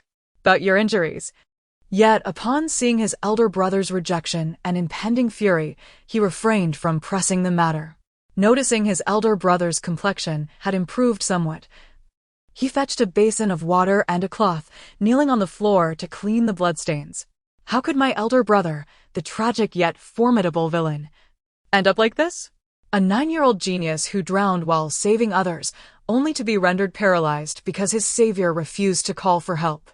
The most tragic fate of all is to witness his family perish before him, having narrowly escaped death himself, only to engage in a battle of wits with the protagonists, ultimately losing. Lu Chaochao blinked her innocent eyes, shaking her head and sighing. Lu Yanchu's lifeless eyes quivered. With all his strength, he turned his head, discovering his third brother laboriously scrubbing the floor. The room was filled only with a small child capable of sitting and crawling, yet unable to speak. Sensing his gaze, the baby grinned, revealing a row of gum-covered, toothless smiles. Wow, my elder brother is truly handsome, Lu Yanchu thought to himself, grappling with despair and fear. He was a cripple, paralyzed, requiring assistance even for the most basic needs. Suddenly, he trembled all over, overwhelmed by a surge of despair. Get out! He widened his eyes, clenching his teeth, veins bulging. While Lu Chaochao was mopping the floor, he heard his elder brother's sudden roar. Elder brother, I want to disturb you, he murmured weakly. But Lu Yanchu seemed engulfed in a frenzy. Get out! Get out! Get out of here! Leave me alone. I do not wish to see you. You repulse me. His voice was hoarse, fists clenched tightly, with veins popping out. Lu Chaochao was frightened. He cradled Lu Chaochao, his eyes reddening with unshed tears. And before he could exit, an unusual odor wafted through the air. The taut strings of Lu Yanchu's composure snapped. He laughed, a sound that was both weeping and joyous. How ridiculous. Once a prodigious youth, now a paralyzed being, reliant on others for sustenance. His pride trampled underfoot, rubbed raw. Lu Chaochao seemed to understand. He said nothing, gently placing his sister on a stool, whispering, Zhao Zhao, don't move. He filled a basin with clean water, fetched fresh clothes, and amidst Lu Yanchu's frenzied curses, began to clean his elder brother. Lu Yanchu scolded him, and eventually even pleaded for him to leave. Once he was clean again, Lu Yanchu fell into despair. Once, he had been a brilliant youth, adored by many, but now he had become a mere shell of himself. He dreaded the gaze of others, rejecting all assistance and intimacy, unwilling to allow anyone to witness his undignified state. It was utterly laughable, unable to control his own bodily functions. Elder brother, we are blood brothers. Lu Chaochao, a pampered young master, never harbored disdain for his elder brother. Lu Yanchu turned his head away, shutting his eyes to avoid looking at him. What a shame for such a good third brother, ultimately to be blinded, have his ears severed and limbs removed, encased in a jar to be displayed as a grotesque spectacle. Both brothers shuddered in unison. Lu Yanchu abruptly opened his eyes. Lu Chaochao was weary of hearing about his tragic future. He had grown tired of it. Elder brother, the room is now clean. Let me fetch your wheelchair. Shall we bask in the sun outside? Lu Chaochao cautiously inquired. The room, long sealed from light and air, was filled with a chilling aura. Lu Yanchu remained silent.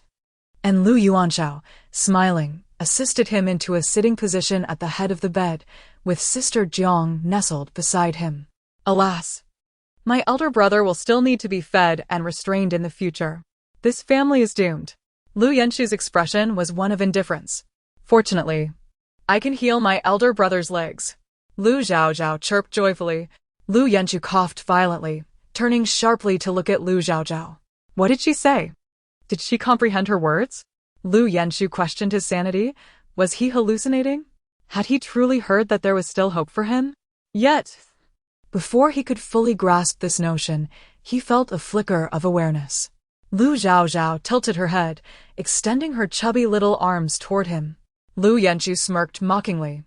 Unable to lift his own arm, even after 8 years of rehabilitation, he could only clench his fist. Hug, hug. The baby's muffled murmurs sent a shock through him. His fingertips trembled slightly as he endeavored to raise his arm. Exhausted and drenched in sweat, he managed to move it just an inch. Yet, for Lu Yanchu, it was nearly enough to bring him to tears. 8 years. He had not moved his arm in 8 years. Today, he could actually move it. Chapter 23. Cherishing her, Lu Yanchu inexplicably recalled a line from Zhao Zhao, even the king of hell would not dare collect my blood. Yet, Lu Chaochao was unwilling to wait any longer. Like a little ball, she clumsily crawled into her elder brother's embrace, nestling contentedly against him. Still unsatisfied, she tugged at his hand, encircling herself within it. However, her brother's hands were too weak and soon fell limp again, causing her to frown in dissatisfaction, her little mouth pouting high enough to hang an oil pot. With her fingertips, she gently tapped his brow, a warm breath flowing from his forehead into her. Her brother, weakened in body, could only provide a trickle of nourishment. Lu Chaochao was momentarily taken aback, feeling warmth envelop him, as though his parched body was receiving much-needed hydration. Lu Chaochao grasped his arm again, wrapping herself around him once more. This time, their fingers interlocked tightly, his arms no longer drooping. It seemed that there was a flicker of strength, albeit just a whisper of it. Even so, tears welled in Lu Chaochao's eyes. Embracing Chaochao felt as if he were embracing the whole world. "Little sister, you will crush your brother," Lu Chaochao exclaimed as he approached with a wheelchair, startling her. His primary concern was his brother's temper.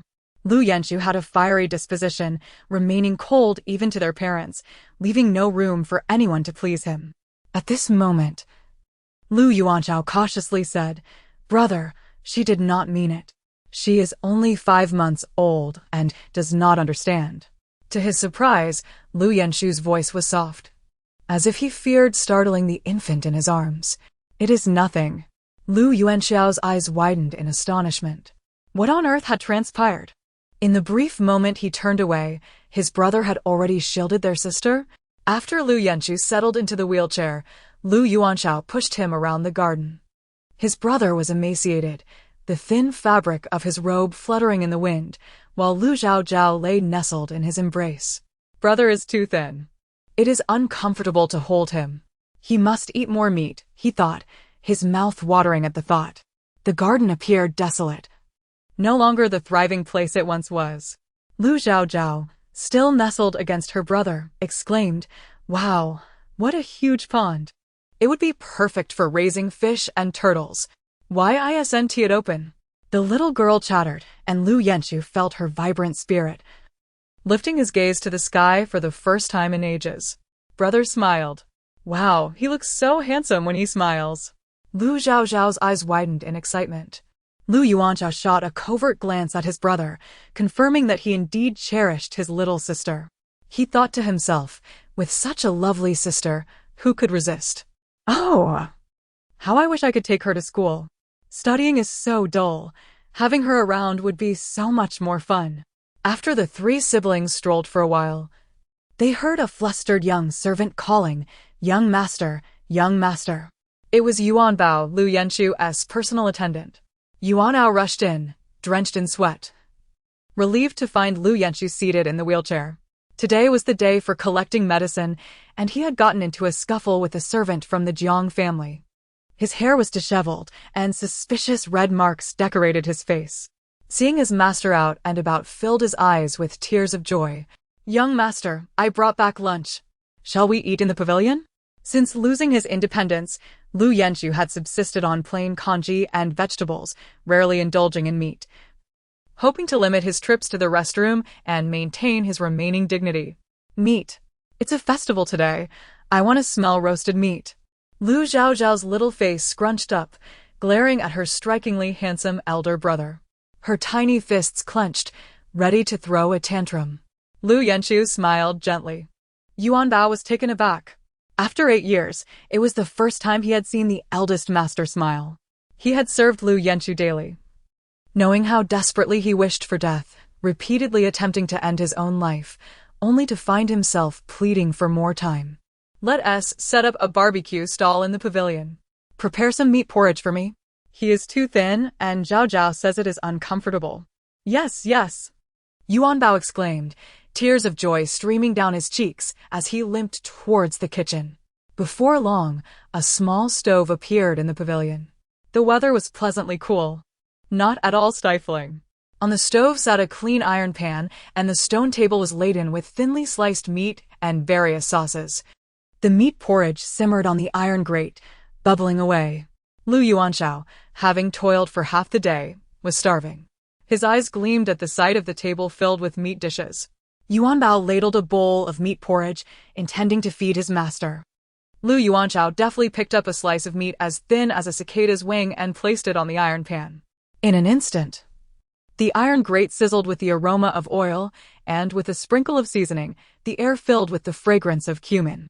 Wow, this meat is tender and fragrant, Lu Chaochao exclaimed, burning his mouth but unwilling to spit it out. Lu Chaochao inhaled deeply, her mouth watering uncontrollably. Zhao Zhao, drink your milk. Lu Chaochao had brought her milk when he left. Fuming, Lu Chaochao glared at the meat on the table, then pointed at her milk. Her face a picture of accusation. Her two brothers couldn't help but laugh. Though she couldn't speak, everyone understood her grievances and complaints. You don't have teeth yet. You're only 5 months old, so you can't eat meat. But you can smell it. Your brothers treat you well, right? I'll eat the meat and let you enjoy the aroma, Lu Chaochao shamelessly declared. The little girl's eyes were filled with indignation. Seeing the two siblings playfully bickering, Lu Chaochao felt a twinge of relief in his heart. Yuan Bao, go fetch a banana. Every day, Madame Su had fresh, ripe fruit sent over. And Yuan Bao quickly returned with one. Use a spoon to mash it into puree for your sister. At 5 months, she can have fruit puree. He had fed his younger brothers before his paralysis. Lu Chaochao cautiously scraped a spoonful, and Lu Chaochao's face lit up with joy as she tasted it. Wah! I'm finally alive again. So sweet, so delicious. Brother, I love you the most. Oh, and third brother is a bit foolish, but I love him dearly too. Lu Chaochao fed her 7 or 8 spoonfuls before stopping. We'll have more tomorrow.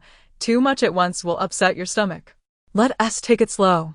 Afterward, he roasted a chicken leg on the stone table, pulling the meat off the bone and giving the bone to Lu Chaochao. She promptly climbed up to kiss him. Sitting in her brother's embrace, she gnawed on the bone with satisfaction, sighing, this life is worth it. The two brothers struggled to contain their laughter. Lu Chaochao, who usually consumed only a few bites of congee to sustain himself, finished the bowl of meat porridge completely, the light in his eyes shining as if he had been revived. As afternoon approached, Lu Chaochao began to tire. Lu Chaochao prepared to take his leave. Brother, do you need me to call a doctor? I won't tell anyone, I promise. Lu Chaochao remained concerned about the dreadful wound on his brother's wrist. Lu Chaochao traced his fingers, now more nimble than before. All of this was thanks to Zhao Zhao. Chapter 24, Encountering the Concubine Brother. There's no need to summon a doctor or inform mother. He cast a glance at his younger brother. From tomorrow onwards, after school each day, come to my courtyard. I shall tutor you. Since his paralysis, he had ordered the removal and incineration of all books from his chamber. After Yuan Bao escorted them away, Lu Chaochao sat in his wheelchair, fingers peeling back the bandage on his wrist. The wrist, unbeknownst to him, had regained its smoothness. The once gory wound had healed. The fingers, which had barely moved for 8 years, were now remarkably agile. His arm could lift an inch. 8 years. His hands felt the resurgence of strength. Lu Chaochao had not shed tears when he nearly drowned, nor when his fiancée hid behind a rock, leading to his paralysis. He did not weep when he was rejected or abandoned by his family. Yet this time, tears streamed down his face. When Yuan Bao returned, he whispered, "Bring me the gold needle to pierce my legs." Yuan Bao's lips quivered. In the early days of his paralysis, the young master had instructed him to tap his legs daily, even to prick them with needles, yet he remained entirely unresponsive. He had long ceased to seek sensation. Yuan Bao retrieved the gold needle from its case and gently inserted it into the young master's leg. As the needle pierced deeper, beads of cold sweat appeared on Lu Chaochao's forehead. The young master? Once, he felt nothing even with an entire needle inserted. But now, his legs tightened, a subtle pain radiating throughout his body. It seemed, perhaps, things were different this time. Previously, his legs had been limp. Now, Yuan Bao was taken aback by the sight of the young master drenched in sweat. Young master, do you feel something? Are you in pain? I shall summon a doctor and inform Lord and Lady Ho. Yuan Bao had endured 8 years of hardship. His master, once a paragon of privilege, had fallen into despair. And as his loyal servant, he too had tasted the bitterness of human indifference. No. Lu Chaochao's gaze was profound. Do not tell anyone. Not a soul. Do not summon a doctor. It is not a doctor who can save me. Yuan Bao, perplexed, nodded nonetheless. At this moment, Lu Chaochao, Lu Yuanchao stealthily climbed through the window, returning his sister to her rightful place. I shall return in 2 days to steal you away. The Su family had returned home, and Lu Yuanchao stayed for dinner. The following morning, Su was bustling about, eager to take Lu Chaochao out to procure jewelry, longevity locks, golden fingers, gold necklaces, and adornments for the young lady's future. She was determined to make extravagant purchases. She had come to a resolution. She would not. Lu Yuanza would provide for the concubine outside. Madam, as long as you are content, the maid said, relieved. She had feared that Madam would continue to draw from the private treasury to support them. Dang Ji secretly let out a sigh of relief. Whenever the Marquis's household faced financial strain, a mere furrow of the Marquis's brow would prompt Madam to offer assistance. Even pleading for him to accept it, a truly humbling state of affairs. Su's expression darkened. Yanshu's marriage, and he wishes to provide for that illegitimate child? He dares to use my money to support a concubine's family? How absurd. The carriage halted outside Jinpin Tower, coincidentally aligning with another carriage. Just as Su disembarked, she spotted a strikingly beautiful young lady emerging from the opposite carriage. The young lady, adorned with a veil and dressed in a flowing gauzy gown, exuded an air of delicate fragility. Behind her, a nurse held a child, approximately 5 or 6 months old, swaddled in a robe that bore Sanskrit, an artifact from the temple. As the young lady lifted her gaze, her eyes met Su's, prompting Su to furrow her brow as she sensed malice in the other's gaze. Despite having never encountered her before, ladies, please ascend to the upper floor. We have just received a new batch of children's items. The shopkeeper greeted them with a smile, recognizing them as valued customers. Eldest sister is older, she may go first. Her tone was sweet. Yet the emphasis on older was palpable. Su merely nodded in response. Meanwhile, Lu Chaochao rested her head on the maid's shoulder, her mind erupting with a frantic outcry. Ah! Ah! Ah! It's the illegitimate child. It's the illegitimate child. It's the female lead and her concubine mother. She's my father's mistress. Su's steps faltered, her body momentarily frozen. A surge of rage ignited within her, nearly overwhelming her senses. She bit her lip fiercely to suppress her fury. No wonder the emphasis on older had been so pronounced. How fortuitous that they share such a connection. Their daughters are nearly the same age, the shopkeeper remarked with a smile. Su's gaze fell upon the infant swaddled in the Sanskrit robe. Could this be the female lead who had, in a previous life, become the child of hers? The infant appeared somewhat frail, yet her eyes. Su felt an inexplicable aversion. Those eyes, though suitable for an adult, had no place on a child, creating an unsettling dissonance. In the infant's grasp was a string of prayer beads, 108 beads, which Su recognized as belonging to the matriarch. A treasure she held in utmost reverence and never allowed Su to touch. Su's breath quickened. The young lady even smiled provocatively. The shopkeeper, knowledgeable, noted the prayer beads with growing suspicion. It is said that the Temple of the Guardian has a string of sacred beads, 108 beads inscribed with Sanskrit, blessed by generations of abbots. The central bead contains a relic, beyond compare in value. Even the late emperor sought it, but could not attain it. The more he observed, the more he found the resemblance striking. The young lady pursed her lips, her voice melodious and enchanting, rivaling even that of a young maiden. The shopkeeper complimented her. "This is the sacred bead," she replied, revealing only her enchanting eyes and a smooth forehead. Pei Jiao reveled in the astonished glances of those around her. She regarded Su, knowing that the mess in the Marquis's household and the matriarch's declining health meant she had to manage affairs and attend to the elderly lady, visibly aged. A subtle smile graced her lips as she brushed her hair back. Dang Ji, however, frowned slightly, eyes drawn to the hairpin nestled in her hair. The abbot had once proclaimed that her child would carry great fortune. "These prayer beads are a gift for the young girl to play with," Pei Jiao said with a light laugh, unconcerned, provoking gasps of astonishment. This was a treasure that even the late emperor had failed to acquire. During Pei Jiao's pregnancy, she had accompanied the matriarch to offer incense, where they encountered an old Taoist priest.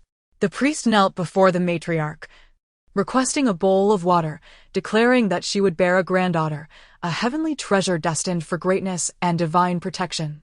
The old lady had been skeptical, but upon arriving at the temple of the guardian, even the abbots, whom the royal family could not easily meet, personally welcomed her, affirming that she would soon welcome a precious guest. The child was favored by the heavens. If treated well, the household would experience unparalleled fortune. The matriarch had been overcome with emotion. After leaving the temple, she grasped Pei Jiao's hand, solemnly promising, "Jiao, your fortune lies ahead." The greatness she spoke of was naturally that of her precious Jing Yao, while no one paid heed to Su's daughter. Chapter 25. The mother of a genius. This lady is indeed blessed with great fortune. The crowd could not help but compliment. This Buddhist rosary is an exceedingly precious item. Pei Jiao, having endured years of frustration, felt a surge of pride as her brows lifted slightly. My son excels in his studies at merely 10 years old. He attained the status of scholar, and now at 17, he is betrothed to Miss Jiang. Next year, he will participate in the provincial examination. Pei Jiao cast a sidelong glance at the pale-faced Mrs. Su, her heart brimming with satisfaction. Is she not the daughter of the Minister of Justice? I recently heard that she is engaged to a prodigious young man. Is he not the esteemed young master Lu Jinghuai? So he is indeed the son of the lady. Pei Jiao nodded slightly. Miss Jiang is truly fortunate. It is said that her previous engagement was to a man who, unfortunately, became disabled and bedridden, requiring constant care. Now she is engaged to a genius. Pei Jiao chuckled lightly, declaring, "A good girl must marry a good man. How could she possibly be matched with a cripple?"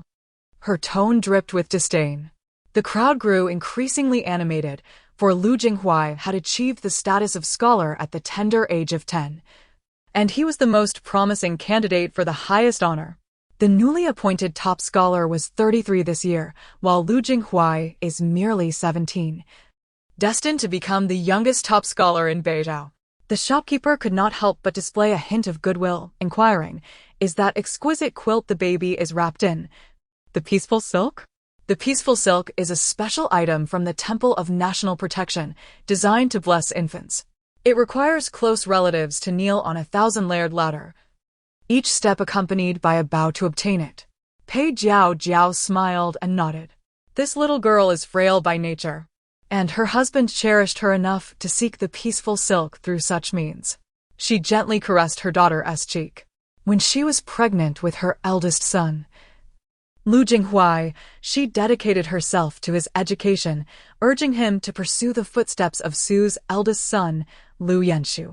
Yet Lu Yanshu was like a cloud in the sky, elusive and unattainable, a figure that mere mortals could only gaze upon from afar, never to be matched.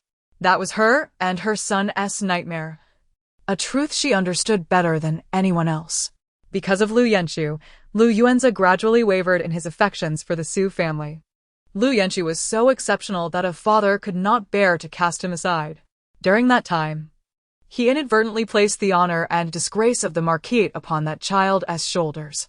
Her Jinghuai was forced to chase after Lu Yanshu, and he could not resist sneaking a glance at that extraordinary youth, which left him disheartened and ill, leading to a serious illness. Fortunately, Pei Jiao's lips curled slightly. Fortunately, that little wretch's fate was unfortunate.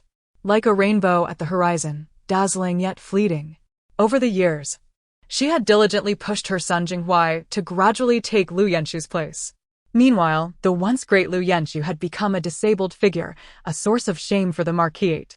With the birth of her daughter, her status soared to new heights. The old lady treasured her as if she were a jewel, while the marquis lavished her with affection.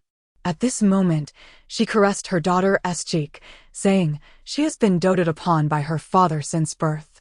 When I craved delicacies during my pregnancy, her father arranged for a basket of lychees to be sent from beyond the borders, exhausting 3 horses in the process." Mrs. Su's eyes dimmed slightly. She too had received a few lychees, brought to her eagerly by Lu Yuanza, which she cherished dearly. The lychee skin was dry, and the flesh had begun to sour. So it was merely the remnants of someone else's feast. You are indeed fortunate, madam, to have received the abbot's prophecy from the Temple of National Protection that this child is destined for great fortune. The crowd drew closer to gaze. Initially intending to compliment the child's beauty, they were suddenly struck by the sight of another delicate infant behind her, one who appeared like a heavenly being. In comparison, the child wrapped in the peaceful silk seemed almost monkey-like. The other seemed like a little celestial being beneath Guanin's seat, rendering compliments difficult to utter. Lu Chaochao rested her head on the maid's shoulder, sensing her mother trembling with anger, her small face scrunching up in distress. That blind old abbot. He ought to have his eyes taken from him. How blind can he be?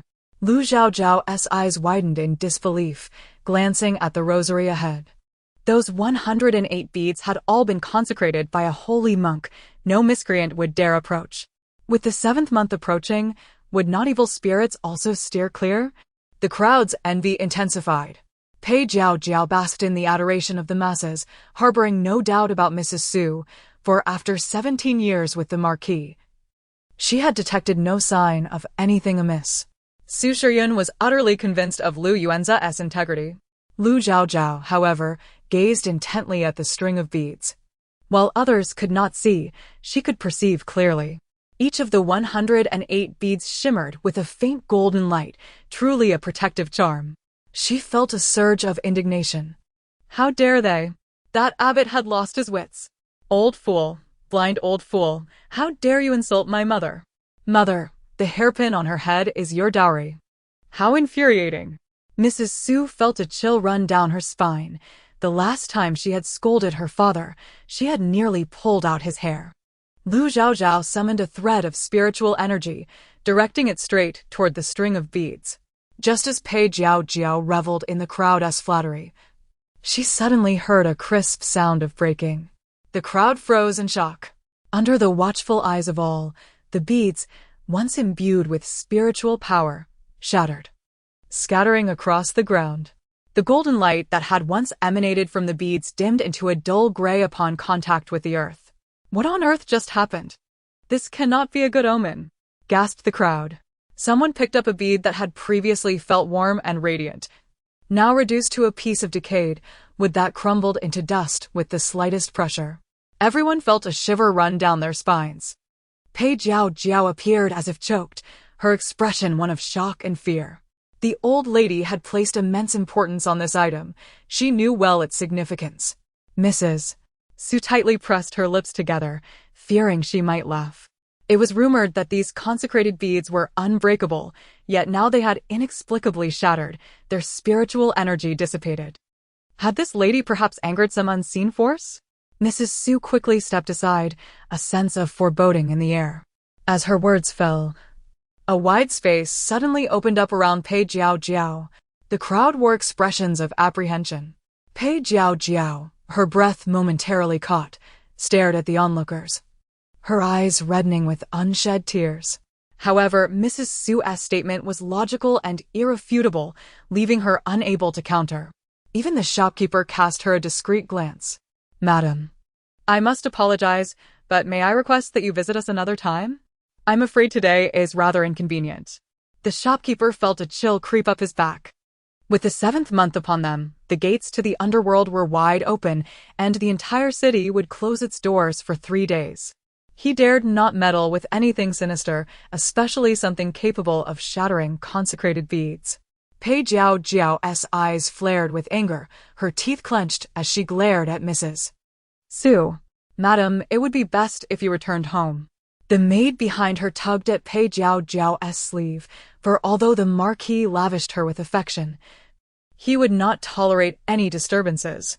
He held his reputation in high regard, otherwise he would not have kept her for 17 years or dared to bring her back to the estate. Pei Jiao turned to leave, but Mrs. Su raised her hand slightly. Chapter 26. The thief. Madam, please stay. Su's gaze was laden with meaning as she regarded her. What do you intend to do? Pei Jiao's tone was tinged with displeasure, her eyes casting a venomous glance at Su. Su shook her head. Your words are somewhat offensive. However, this matter concerns your dignity and reputation, compelling me to intervene. She pointed at the intricately carved hairpin adorning Pei Jiao's head. The delicate golden filigree rendered the hairpin vibrant and enchanting. A flicker of guilt crossed Pei's features, yet she quickly straightened her posture. It was a gift from my husband.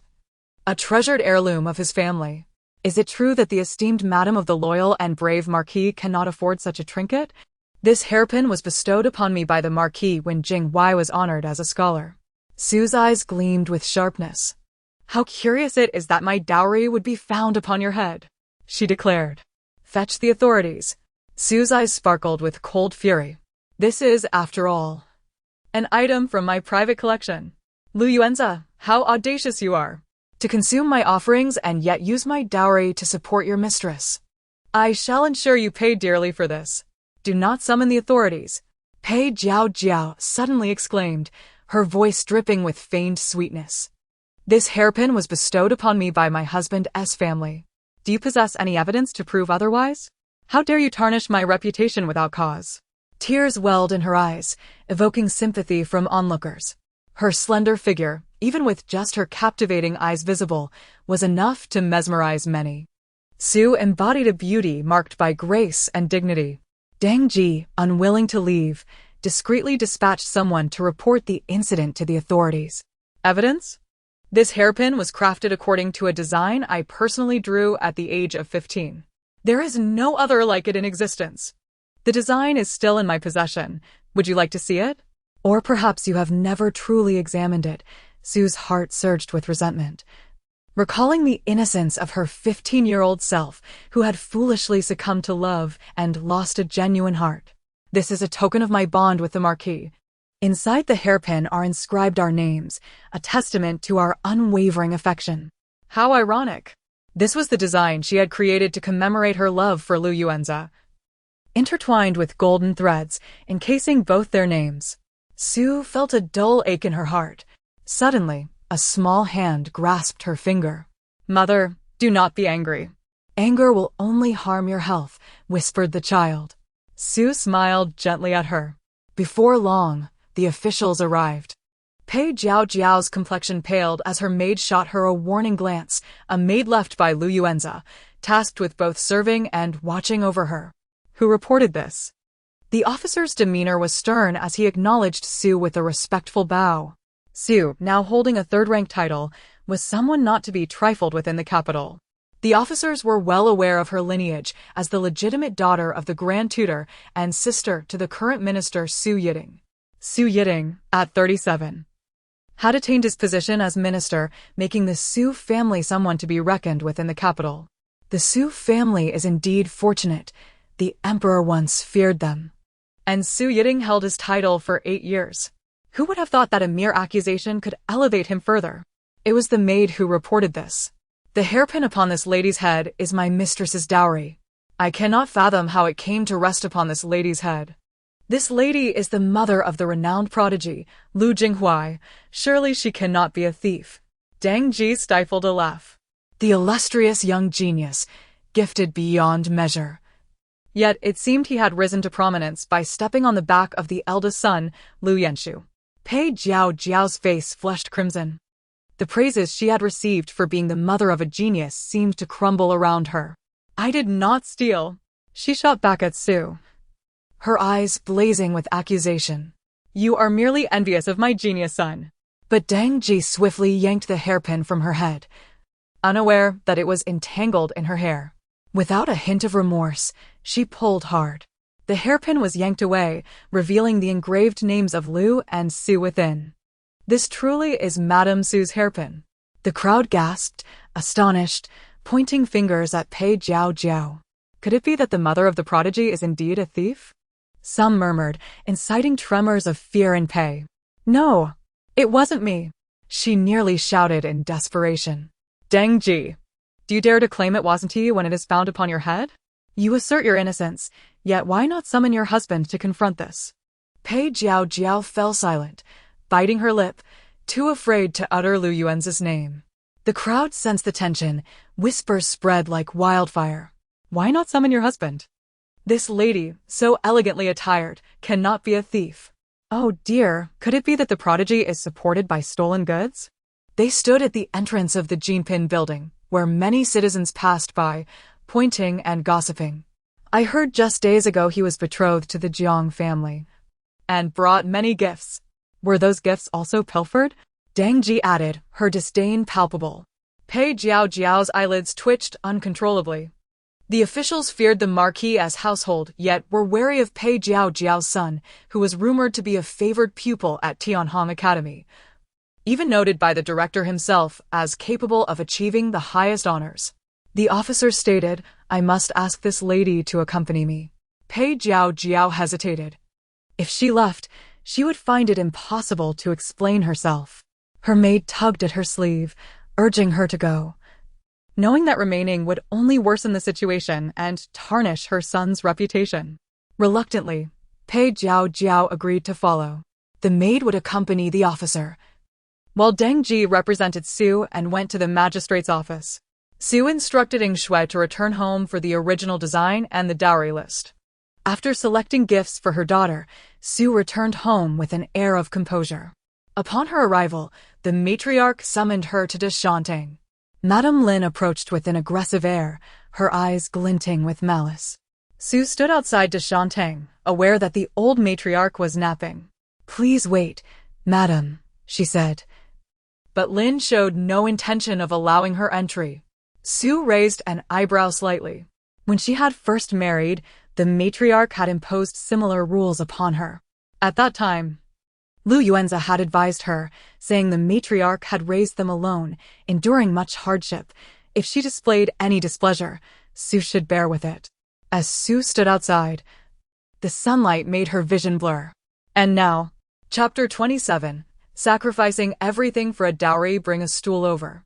She cast a glance at Zhu Xia, who promptly responded with a cheerful smile. Before long, the old lady had a small table and chair set up in front of her door. Su Shi reclined upon it, fanning herself lazily. Her leisurely demeanor pricked at Lin Momo's nerves, as well as those of the others in the room. In less than half an hour, the old lady stirred awake. Upon Su Shi's entrance, the old lady displayed no signs of fatigue, but rather a hint of irritation. Did you have a confrontation with someone outside today? The displeasure was palpable on the old lady's face. You are the daughter-in-law of the Ho family. You represent our family's honor. I heard you even imprisoned Lu Jinghui's mother? The old lady's breaths were heavy with indignation. After all, Lu Jinghui was her beloved grandson, her precious darling.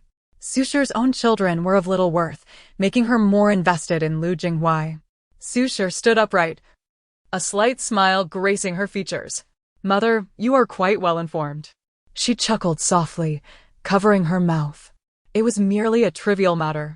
Who would disturb you with such news? Lin Momo's expression darkened. The room felt stifling. The old lady preferred tranquility and loathed the cold, refusing even to use an ice basin on such a day. Lu Jinghui is known as the most likely candidate to achieve top honors. By sending his mother to prison, are you not tarnishing a child's reputation? As a mother yourself, how can you be so heartless? The mere thought of it filled the old lady with rage. Su Shi's brow furrowed slightly. Mother, your reasoning is flawed. His mother wore my dowry as a crown. She is a thief. What wrong is there in sending a thief to prison? Moreover, who can say whether what he consumes and uses is not stolen? Upon uttering these words, the old lady trembled with fury, her eyes reddening, nearly gasping for breath. Her daughter-in-law had already instructed Deng Ji to retrieve the dowry list and deliver it to the county office, where it was rumored much had been lost. The old lady's complexion changed dramatically. Her dowry had once been priceless. To show sincerity upon entering the family, Su Shi had divided the keys to the dowry into 3, one for Lord Lu Yuanza, one for the old lady, and one for herself. Su Shi had been generous, while the old lady had secretly taken a considerable amount to give to Pei Jiao. This is madness. Such matters should be resolved privately. Why must you be so unforgiving? That child is a gem among men. Why provoke enemies? The old lady clenched her teeth, unwilling to let her beloved grandson bear such a stigma. His future would be ruined. She glared at Su Shi with venomous eyes, calling her a wicked woman. Mother, you do not understand the value of these items. My 3 brothers at that time emptied their own fortunes to support Yun Yang. This matter cannot be settled privately. If we make it public, there will be no problem, but if settled privately, my brothers are not easy to deal with, which would only harm young Master Lu in the future. The old lady hesitated momentarily. Suda, the new minister, held sway over the entire court. The Ho family was not to be trifled with. If this dowry were to be leaked, it would surely expose a thief within the household. A perfect opportunity to uncover the culprit. Su Shi's words sent a shiver down the old lady's spine. By evening, the old lady relayed a message, claiming they had caught the thief. When Su Shi arrived with her people, a glimmer of understanding crossed her eyes. She had anticipated that the culprit would be Lin Momo, who would be pushed forward to take the blame. The old lady's expression was grim, her eyes half closed. She has served me for 50 years, and she has disappointed me greatly. Your dowry was stolen and sold off piece by her. Lu Jinghuai's mother, it seems, was merely an unwitting buyer. She cast a threatening glance at Lin Momo. Lin Momo's offspring managed affairs within the household, being the old lady's trusted aides. To preserve Lu Jinghuai's reputation, the old lady preferred to sacrifice her own confidants. Su Shi felt a bitter pang in her heart, but merely stated, "Send her to the county office." Lin Momo's children are the offspring of a thief and cannot remain in the household. In the future, they might seek vengeance for their mother and become a source of trouble. Lin Momo's eyes widened in shock, but the old lady ordered her to be silenced. The lost dowry must be recovered in its entirety. Su Shi glanced at the old lady, feeling a profound sense of satisfaction. The old lady, nearly grinding her teeth, replied slowly, "It should be so." Once Su Shi departed, Dang Ji returned from the county office, her eyes bright with delight. She closed the door and whispered, "Madam, it seems the other party is prepared to sell everything they have. 17 years. They stole my dowry for 17 years, and now it is all being returned. They must be on the brink of losing their lives." The maid had inquired and discovered that Lu Jinghuai was shrouded in mystery. No one knew who his parents were. It was only known that he spent lavishly and believed that a hero's origin should remain unexamined, making friends with people from all walks of life. Many impoverished students were close friends with him. Su Shi smirked slightly. "With my money, he spends extravagantly. How noble indeed. As for his origins, what right does he have to question them? He is the child of a concubine, the most contemptible status. In her past life, he befriended impoverished scholars, achieved top honors, and gained considerable fame. Later, his biological sister, Lu Jingao, who was raised by their mother, reported Su's family and her mother for treason, leading to the execution of the entire Su family. This perfectly eliminated my uncle and mother, allowing him to marry into the Ho family without a hint of scandal. In her past life, our family was merely a sacrificial offering to the heavens." Listening to her daughter's thoughts, Su Shi felt her heart bleed. Very well, very well. Impoverished scholars? Who doesn't know that those from humble beginnings place great importance on reputation and character? If it were revealed that he is the child of a concubine, a bastard, how could he navigate society so easily? Su Shi murmured softly. That night, Su Shi slept soundly, while the entire Ho family remained wide awake. The old lady's private treasury was opened, one rare treasure after another being moved out. The old lady knelt before the small Buddha altar, nearly tearing her prayer beads apart. "Sell it all, sell it all. Quickly fill the void." Jiao Jiao was still in prison, and Jing Yao's eyes were swollen from crying. Jing Huai felt distressed as well. If this reputation could not be salvaged, the impact on him would be significant. Lu Yuan's expression was grim. His private treasury had been completely emptied, even his estate was put up for sale. In that moment, he could not help but resent Su Shiyun for putting him in such a dire and embarrassing situation, causing Jing Huai to be stained with infamy. She was truly a venomous woman. Chapter 28. Stealing my sister away before dawn broke. Lu Chaochao came to pay his respects to Madame Su, bearing the unmistakable signs of a sleepless night, his eyes marked by dark circles. "Mother," he complained. "It was so noisy last night, as if thieves were ransacking the house." He rubbed his eyes, appearing utterly dazed. Madame Su, in contrast, was alert and lively, fully aware of the reason behind her son's unrest. "Perhaps it was the commotion of mice in the house. But fret not, I have laid down poison for them." "It shall be peaceful tonight," she hinted. "Keep your voice down. Your sister did not sleep well last night and will likely need to catch up on her rest this morning." Madame Su accompanied her son for breakfast. Lu Chaochao hastily consumed a few bites before shouldering his satchel and declaring, "I'm going to check on my sister. I'll leave right after." Deng Ji couldn't help but chuckle, recalling how, during her pregnancy, he had wished for a son instead of a daughter, as she was delicate and prone to tears. Yet, here he was, visiting her daily after school. Truly delightful. At that moment, Lu Chaochao stealthily slipped into the room. "Sister, I'm here," he announced. "I've brought you a jug of milk, some diapers, and a change of clothes." "Yay! Big brother has come to steal me away," exclaimed Lu Chaochao, her eyes sparkling with joy. "And he brought my favorite bag to carry me in." With that, she reached out her tiny hands and was promptly tucked into the bag. "Hurry, hurry. If we don't go soon, Sister Xue will come to visit me." Lu Chaochao's little head peeked out from the bag. Lu Chaochao, akin to a thief, pushed open the window and leaped down with his sister on his back.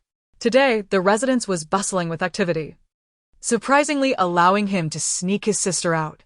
He secured the bag against his chest, while his sister poked her head out, revealing her exquisitely delicate face.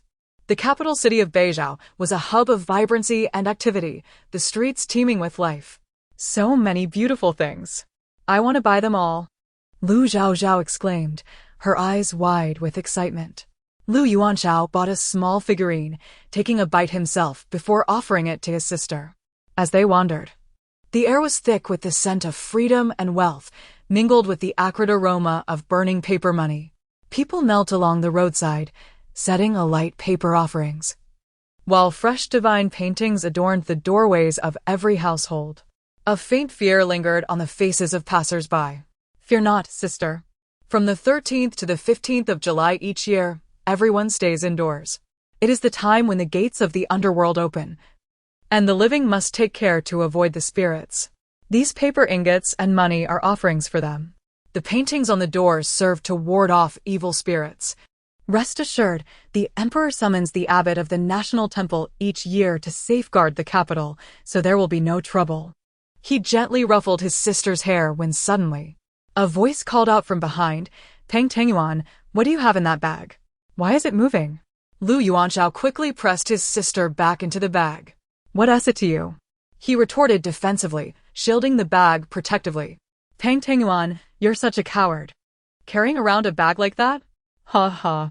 Is reading too hard for you, so you've decided to play the girl instead?" The words dripped with ridicule from Li Siki, the chubby grandson of the Duke of the State, flanked by two other young masters, Jiang Yunma, the legitimate son of the Jiang family, and a frail little monk, the emperor's fourth prince, who was but 6 years old, rumored to have been born with a weak constitution and a penchant for incessant crying. "You're the coward. Your whole family is filled with cowards." Lu Chaochao reached the academy gates, sticking out his tongue defiantly, refusing to engage further. "Then why are you carrying such a ridiculous bag?" Li Siki rolled his eyes. Jiang Yunma chimed in, "Exactly." Lu Chaochao had no intention of responding to them. The Jiang family was notorious for their treachery. "Open the bag and let me see," Li Siki demanded, just as the teacher entered with a ruler in hand, prompting him to sit down, albeit still casting a curious glance at Lu Chaochao's bag. This was the introductory class at the Imperial Academy, consisting of 12 students aged 7 to 8. Lu Chaochao hailed from a family of modest means and struggled academically, often facing discrimination due to Jiang Yunma's presence in class. His only good friend had fallen ill recently and had not returned to school.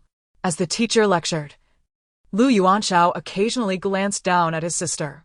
Li Siqi's curiosity grew, and he signaled to someone in the distance, diverting Lu Yuanchao's attention.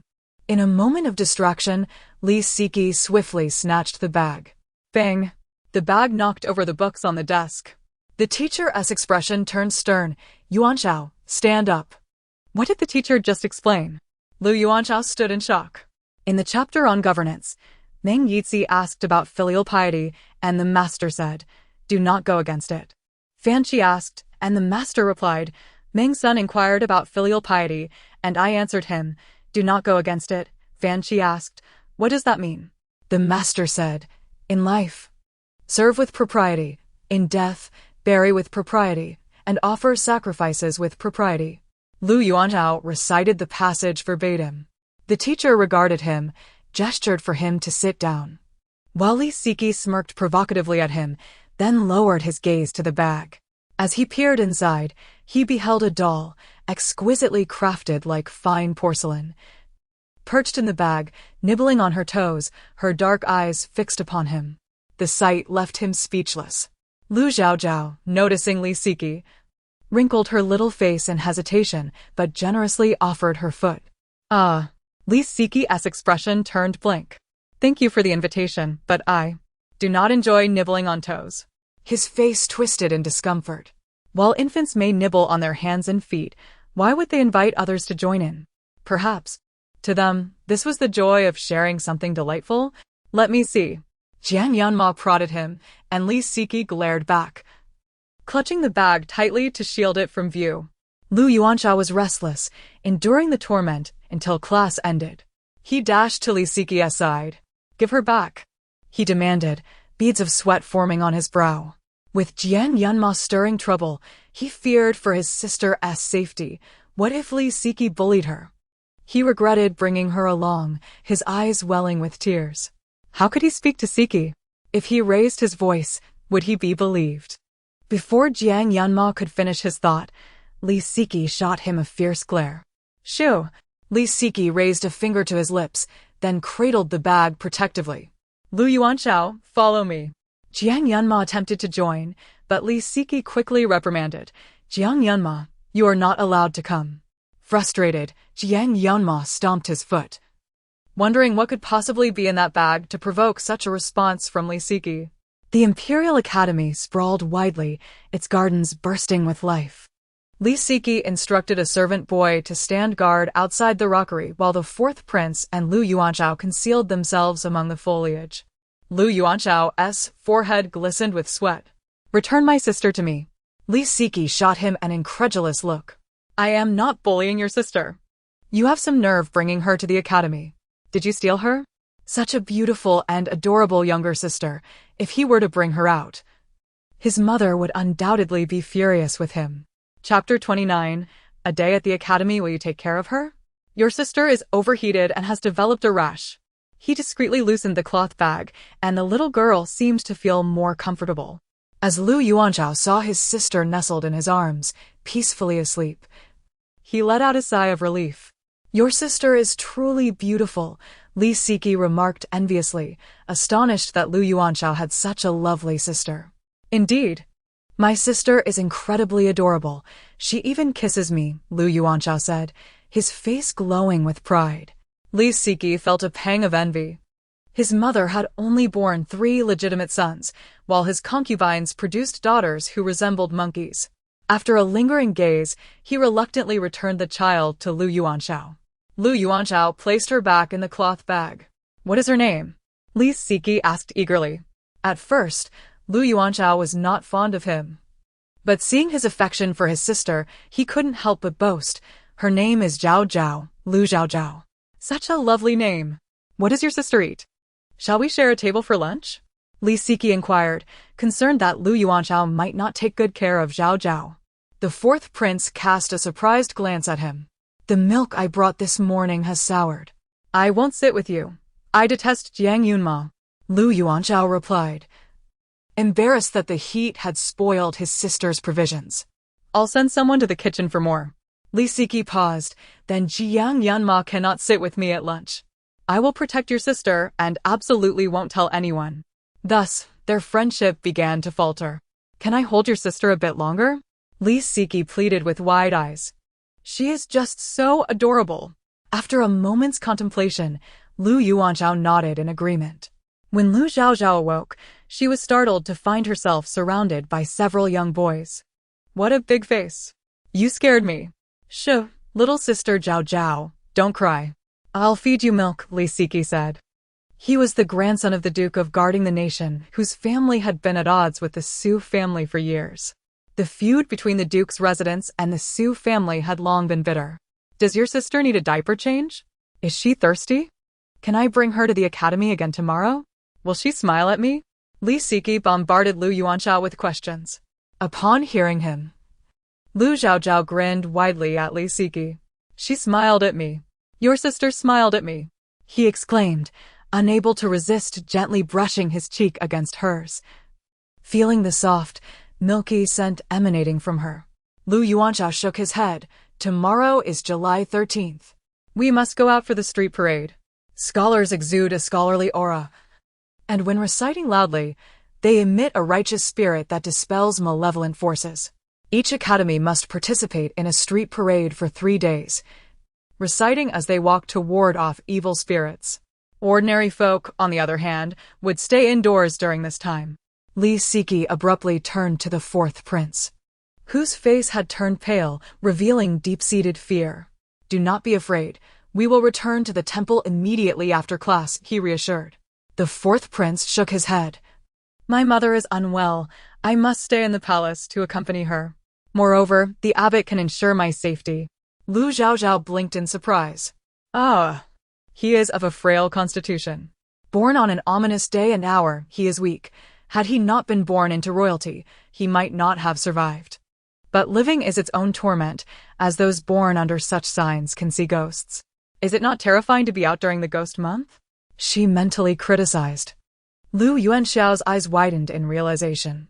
No wonder the fourth prince resided in the duke's temple for so long.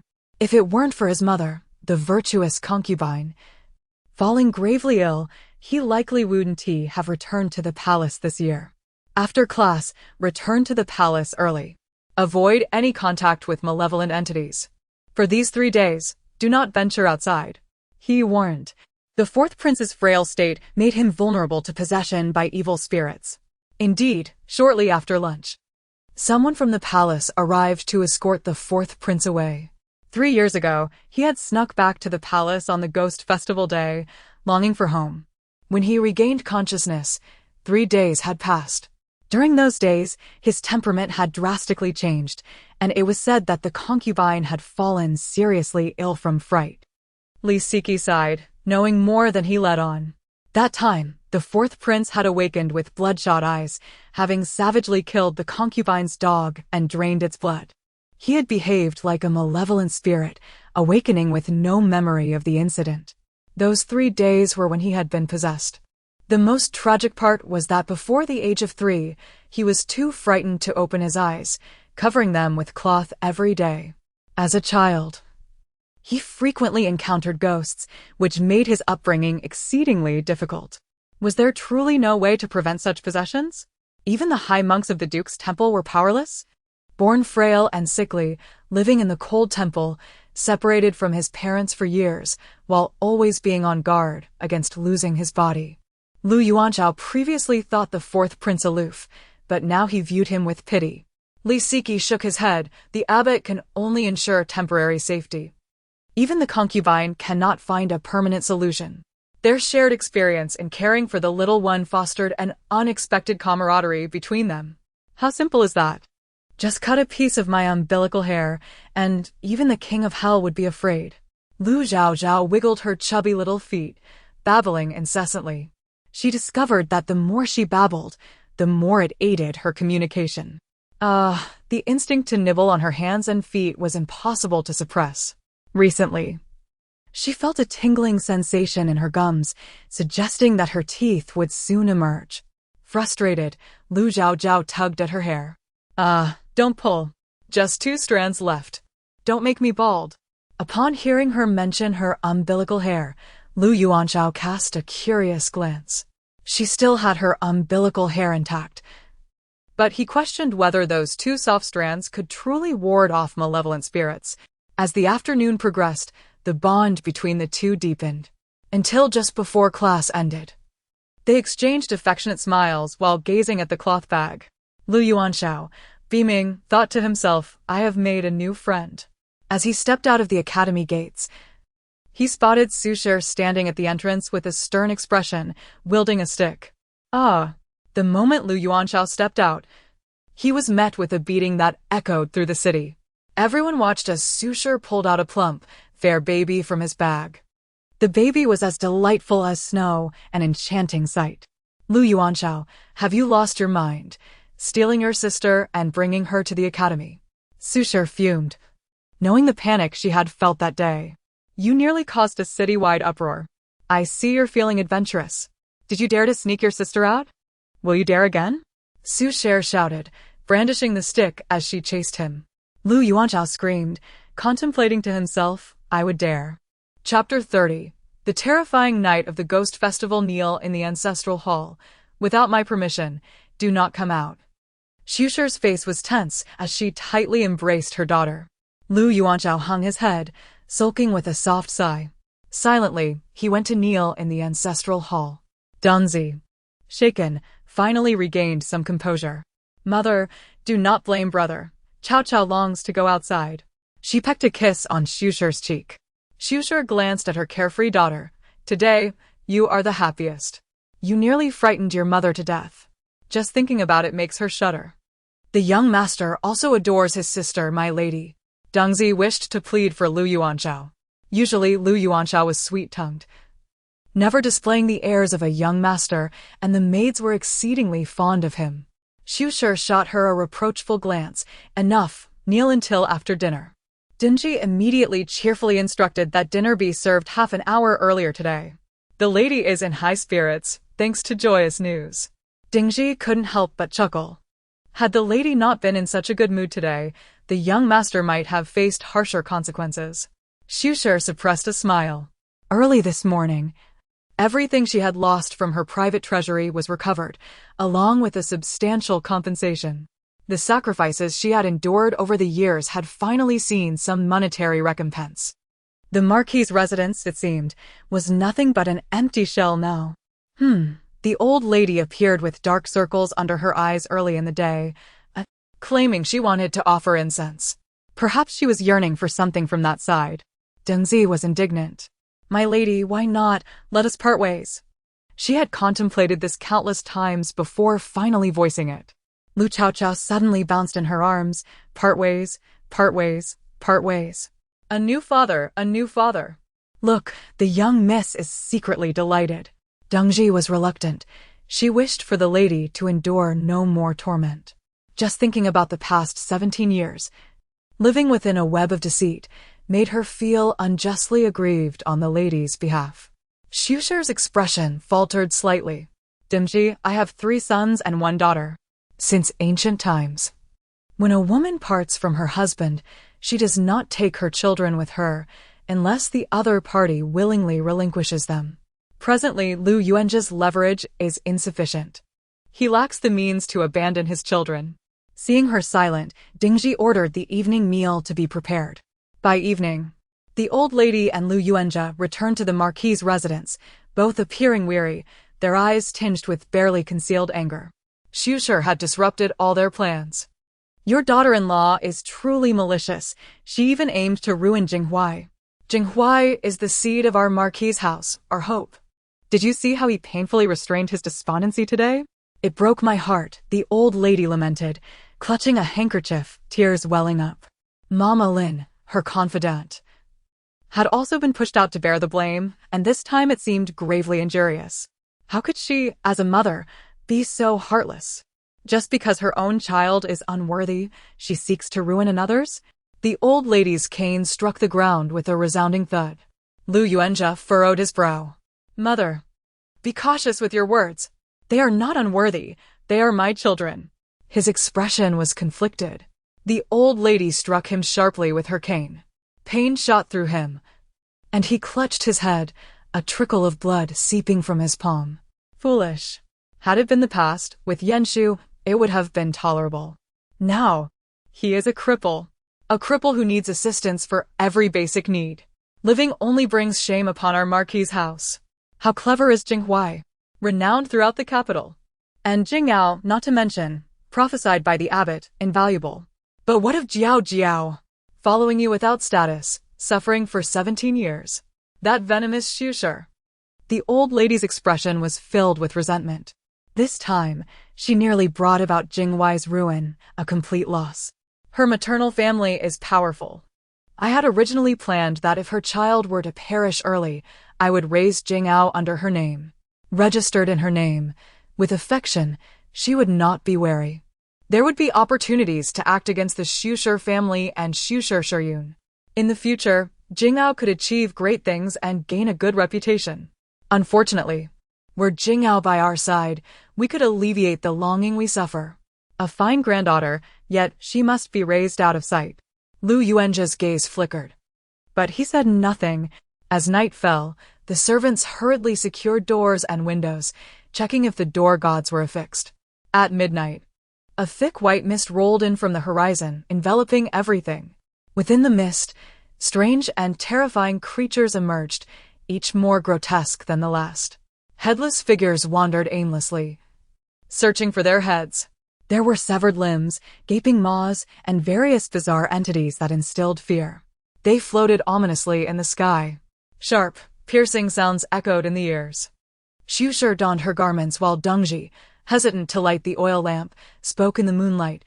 "My lady, rest assured, the door gods are posted everywhere." Black dog blood was sprinkled at the wall's base. All is well. Shusher glanced at the peacefully sleeping Lu Chaochao, who had kicked off her quilt, revealing her fair belly. Shusher tugged at Chaochao's clothing to cover her abdomen. Today, only Chaochao is sleeping soundly. Can Yuanxiao go out? Has he had his meal?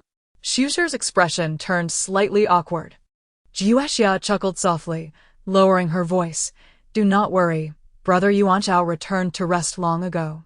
Before he left, the maid sent over some snacks. He should be parading the streets now." The wind howled outside, mingling with the cries of spirits, sending chills down the spine. Every year on the 15th of July, anxiety fills the air. Dongji sighed. Tonight seems more terrifying than in previous years. The mist is so thick one cannot see their own hand. In past years, closing the door allowed for some movement in the courtyard. But this year, the mist has even entered the residence. The mist's arrival seems to have brought forth many inexplicable things within the house. Have the servants retreated indoors? Shusher inquired. Clearly, it is midsummer, yet a bone-chilling cold pervades.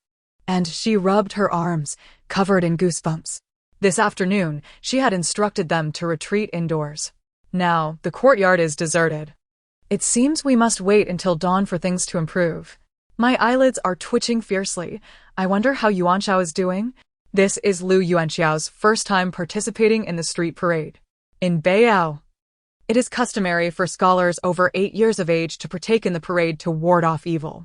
Participation is voluntary. Why have I not heard any recitation?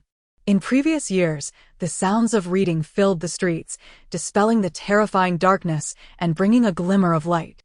Dinzi's brows were also furrowed with anxiety. Today is unlike any other year. It will be fine. There are accomplished monks present. We will surely be safe, she whispered, as Inxue and Jiuexia huddled together, trembling. Suddenly, a sharp, creaking sound pierced the air. It was painfully jarring to their eardrums. The group turned abruptly toward the door. They saw the door creaking ominously, as if something outside was desperately trying to force its way inside. Chapter 31. The filthy language of infants. The door banged violently, causing Deng Zhi's heart to race with trepidation as she noticed a slight crack forming. How could this happen?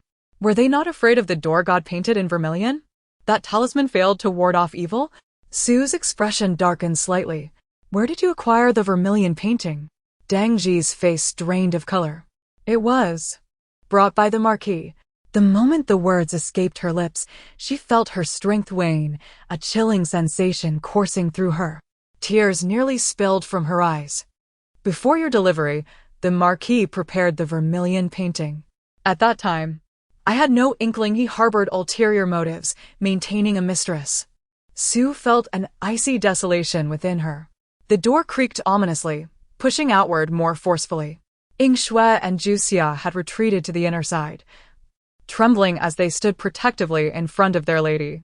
The eerie laughter echoed from all directions, nearly drowning them in its sinister undertone. The door teetered on the brink of collapse, and Su bit her lip, tasting the metallic tang of blood. Cold sweat trickled down her forehead. Why had the sound of reading not yet emerged? Ying Shui's voice quivered with a hint of sobs, and the collective anxiety deepened. Lu Chaochao raised her hands above her head, placing them on either side of her little round face, her legs spread apart like a small frog. Her chubby fingers and toes fidgeted restlessly. The cacophony of laughter irritated her from her dreams. She opened her eyes, her face reflecting the irritation of being woken in the dead of night, her displeasure heavier than that of a vengeful spirit. With a puffed-up cheek, she raised her tiny fist, glaring in indignation. Deng Ji, startled, rushed forward to cover her mouth. "Shoo!" She trembled, trying to soothe Lu Chaochao. But in an instant, the overwhelming clamor ceased. The malevolent forces, which had been battering the door, halted. The mocking laughter faded away, and even the wind seemed to still. Silence enveloped them, not a sound to be heard. Lu Chaochao, still fuming, brushed Deng Ji aside, raising her chubby finger to point at the door. Her mouth agape as she unleashed a torrent of curses. It was incomprehensible to anyone, yet her fury was palpable as she muttered a lengthy string of expletives. Only Su, bewildered and helpless, pressed her ears shut. "What is the young miss saying?" Ying Shui whispered to Zhu Xia. Zhu Xia scratched her head, finding Lu Chaochao's fierce demeanor both formidable and endearing. "Oh, my little ancestor, please do not curse. The evil spirits outside might be angered and seek to devour us." Deng Ji pleaded, coaxing and advising. Outside, silence reigned. Lu Chaochao yawned contentedly, glancing at the darkness beyond the door. A vast shadow lay prostrate, the rumored most terrifying evil, now trembling in fear. Should anyone witness this, they would likely kneel in awe, proclaiming it a miracle. Rubbing her eyes, she closed them again, drifting back into slumber, her breathing steady and calm. The white mist outside receded like a tide, retreating quietly. Deng Ji, gathering her courage, leaned against the door. "Madam, have they truly departed? Did the young miss frighten them away?" Su's eyelids twitched slightly. "What nonsense! Chaochao is merely dreaming. What could a 1.5-year-old child possibly comprehend?" Deng Ji chuckled foolishly. "That may indeed be the case." Having narrowly escaped calamity, a sense of relief washed over them. "I shall take a look at the situation outside," Su declared, donning her outer garment, ready to step out. "I will accompany you," Deng Ji insisted, knowing Su was worried about the third young master. The two dared not light a lamp, uncertain if it would attract further evil. The estate lay in eerie quiet, the only sound being the shattered vermilion painting in Su's chamber, torn apart by malevolent forces. "Madam," Deng Ji's eyes reddened, filled with unbridled rage. Su's expression remained impassive. "From now on, anything he sends must be stored separately. Lu Yuanza, you carried me into your household on a grand sedan chair. Yet I have devoted my life to the Marquis estate, while you enjoy the fruits of another's labor. I shall ensure your name is dragged through the mud, leaving you with nothing." In this moment, Su, unaware of Lu Yuanza's true malice, felt a consuming wrath. The courtyard remained silent, while outside, the wails of the damned echoed through the night. Su and Deng Ji crouched at the door, peering cautiously outside. "Odd, this street seems unusually quiet," Deng Ji remarked, puzzled. For they had previously heard the evil spirit's clamor. Now an unsettling calm enveloped them. "Perhaps it is due to the abbot's presence?" Su mused, recalling Zhao Zhao's voice. Deng Ji nodded in agreement, believing that to be the case. "Madam, I hear the sound of reading." Deng Ji's face lit up with joy.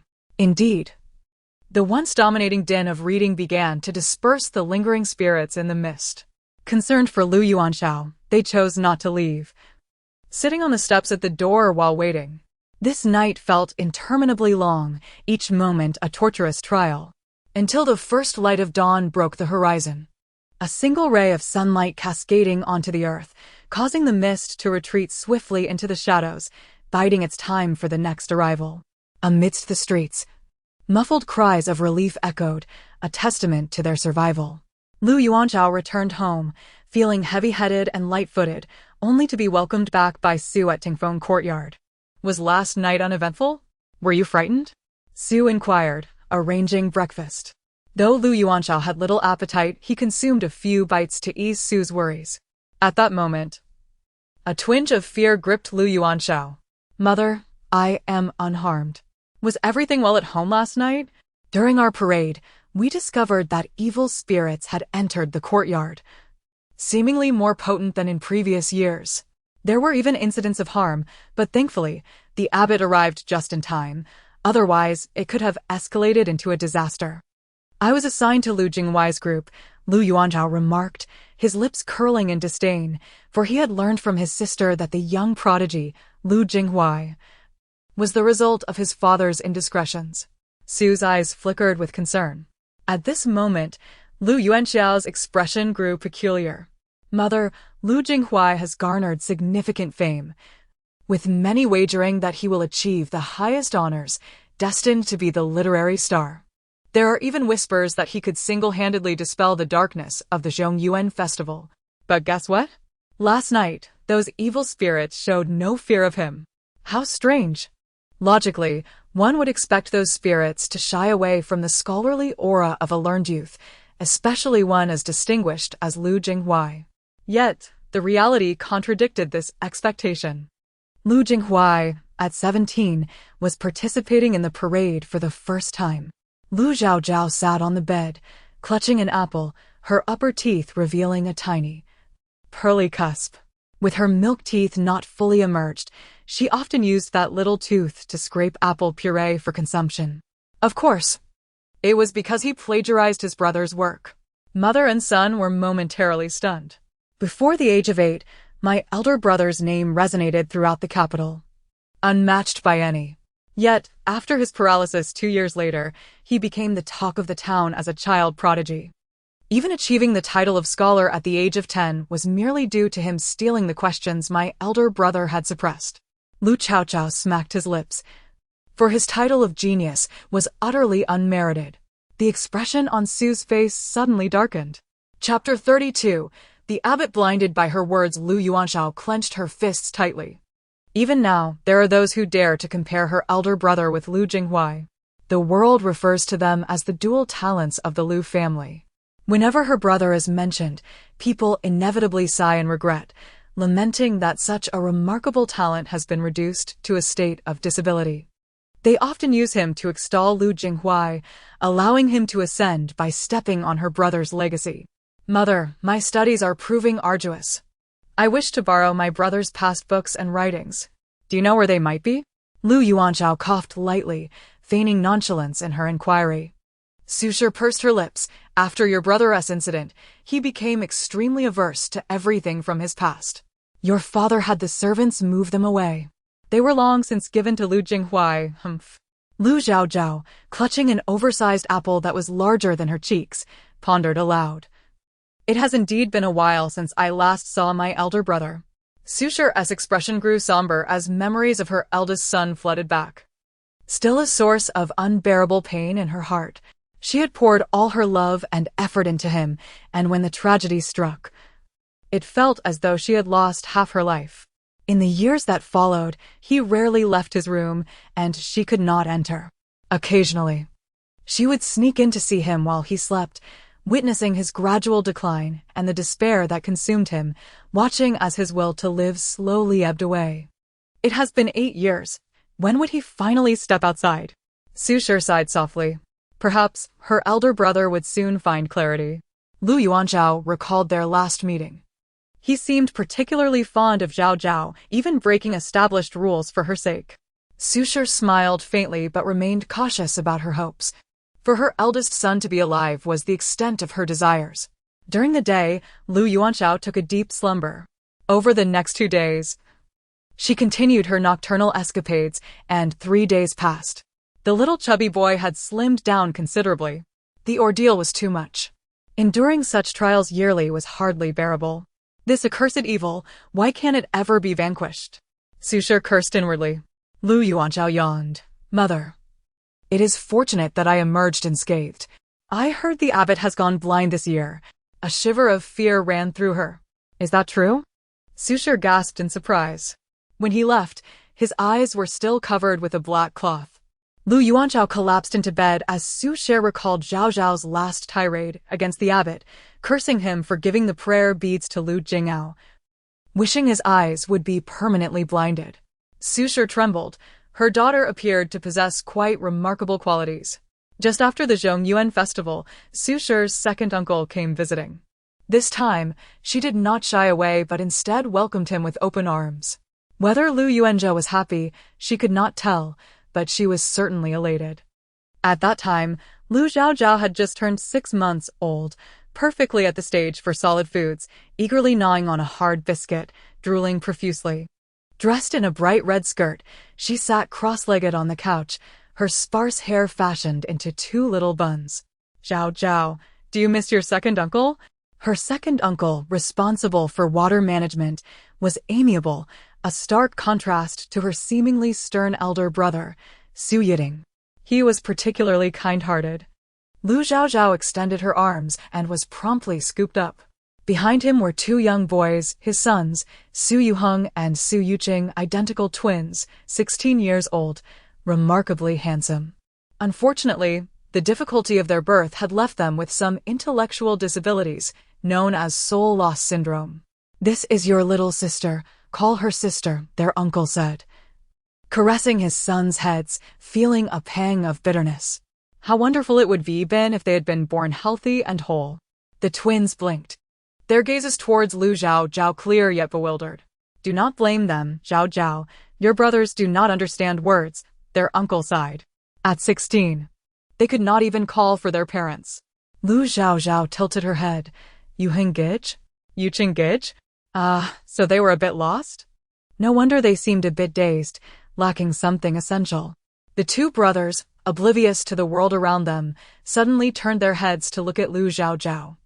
Their gazes piercingly focused on her. In their world, they had not heard or understood anything for 16 years, yet Lu Chaochao's heartfelt voice reached their souls. Wow! I have so many brothers, each one more handsome than the last brother. Hold me, Lu Chaochao, ever eager, reached out her hands towards Yuheng Gij. Her uncle panicked. Chaochao, your brother cannot understand. For 16 years, they had been unable to learn anything, unable to comprehend anything. But Lu Chaochao stubbornly continued to extend her hands. Brother, hold me. Her voice was sweetly soft, both persistent and adorable. Su Yuheng frowned slightly, as if his eyes could only perceive that small figure before him. Then, under his father's astonished gaze, he cautiously opened his arms and cradled the chubby baby girl in his embrace. With a kiss, Lu Chaochao generously planted a peck on him. Su Yuheng, in a flurry of confusion, clumsily held her tight. I am Chaochao's sister. You must call me sister. The little girl boldly presented her drool-soaked teething stick. Su Yuheng stared blankly at her for a moment, utterly dazed. Me sis. He finally managed to stammer out, his voice hoarse and unclear, leaving Su-er uncle in stunned silence, tears streaming down his face. Yuheng, you can speak, he exclaimed, overwhelmed with emotion. 16 years had passed, and his son had finally spoken, responding. Lu Chaochao once again stretched out her arms towards Yuqing Gij, receiving another embrace. Su-er and his wife wept tears of joy. Although their sons still did not respond to their calls, they reacted to Chaochao. This rekindled their hope, which had long been extinguished. Shiyun, you have given birth to a wonderful daughter. His second aunt wiped her tears. Her body had been harmed during the birth of the twins, and she had long since given up hope. Yet now, they had witnessed an improvement. Su Shi was equally astonished. Second brother, second sister-in-law, do not cry. Yuheng and Yuqing can come to our house to play often, allowing Chaochao to spend more time with them. Or I can bring Zhao Zhao back too. I am happy to assist second brother in any way. Second brother and sister-in-law wiped their tears and began chatting with Su Shi. Meanwhile, Lu Chaochao seized the opportunity to grasp her brother's fingers, attempting to solidify their spirits. This was her forte. She perked her ears to listen to their conversation. This time, His Majesty has sent me to Linluo for water management. I fear it will be after the new year before I can return. You must be cautious in the capital. Lu Yuanjia, Su heir uncle's brow furrowed slightly. His words were harsh, but it was imperative to exercise caution. Su Shi clenched her handkerchief, taking a deep breath. Second brother, your sister understands everything. You must take care. Su heir uncle, however, cast a furtive glance at Lu Chaochao, gnawing on her teething stick, straining to listen closely to her heart's whispers. Chapter 33. Marrying a scoundrel, the flood in Linluo?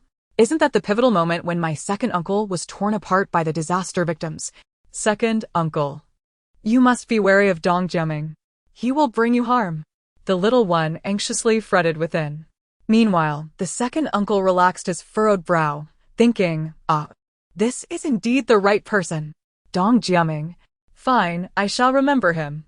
Su Shi pondered how to remind her second brother. Su Yi had not even dined and was in a hurry to leave after a brief stay. He had planned to have more interactions with Zhao Zhao's two sons. After his visit, he felt that the two children had become a tad more astute. That night, Lu Chaochao was in a drowsy slumber when she heard faint voices from outside. Su Shi donned her clothes and stepped in to report. Someone has come in a hurry to Deshantang, claiming someone is gravely ill. Lu Chaochao yawned and turned over to continue sleeping. The act of turning over was indeed blissful. Fortunes ebb and flow. In the original tale, the Su family was in decline, with Su Shi's three sons encountering mishaps, while the female protagonist's family thrived. Now, the Su family had risen to prominence. And she had not perished, nor had her third brother gone astray.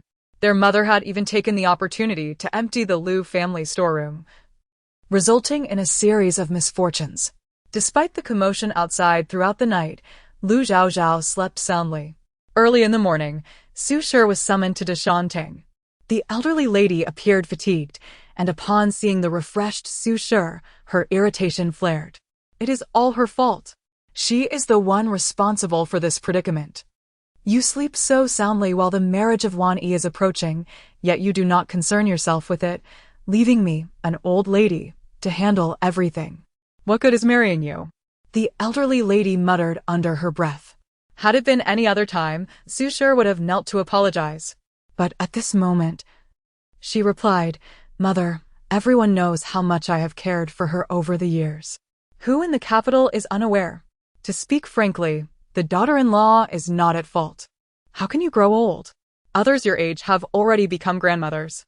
You can still bear a daughter, which means you are not old. Su Shi's tone was playful, laced with a smile. However, the elderly lady could not muster a smile. She felt that Su Shi was mocking her, yet she found no evidence to substantiate her feelings. This only made her more frustrated. After all, Wan Yi is your biological daughter. I can still show her some affection. But the matter of her marriage needs to be handled by her biological mother. To avoid criticism from outsiders, you see. Su Shi smiled knowingly. The entire capital was aware of her disapproval of Lu Wanyi's marriage, and naturally, she wished to remain uninvolved.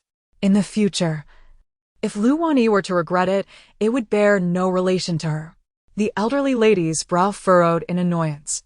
Pei Jiao's public embarrassment last time, where she was detained overnight at the government office, had resulted in a tumultuous night with Lu Yuanzhe. Whispers began to circulate in the capital, claiming that Lu Jingwei's mother was a thief, and some even suggested that the lightning strike had befallen their family. This had adversely affected Jingwei's reputation. After several such occurrences, the attention given to Lu Jingao had diminished. Last night, she suffered from a high fever, leaving her sleepless.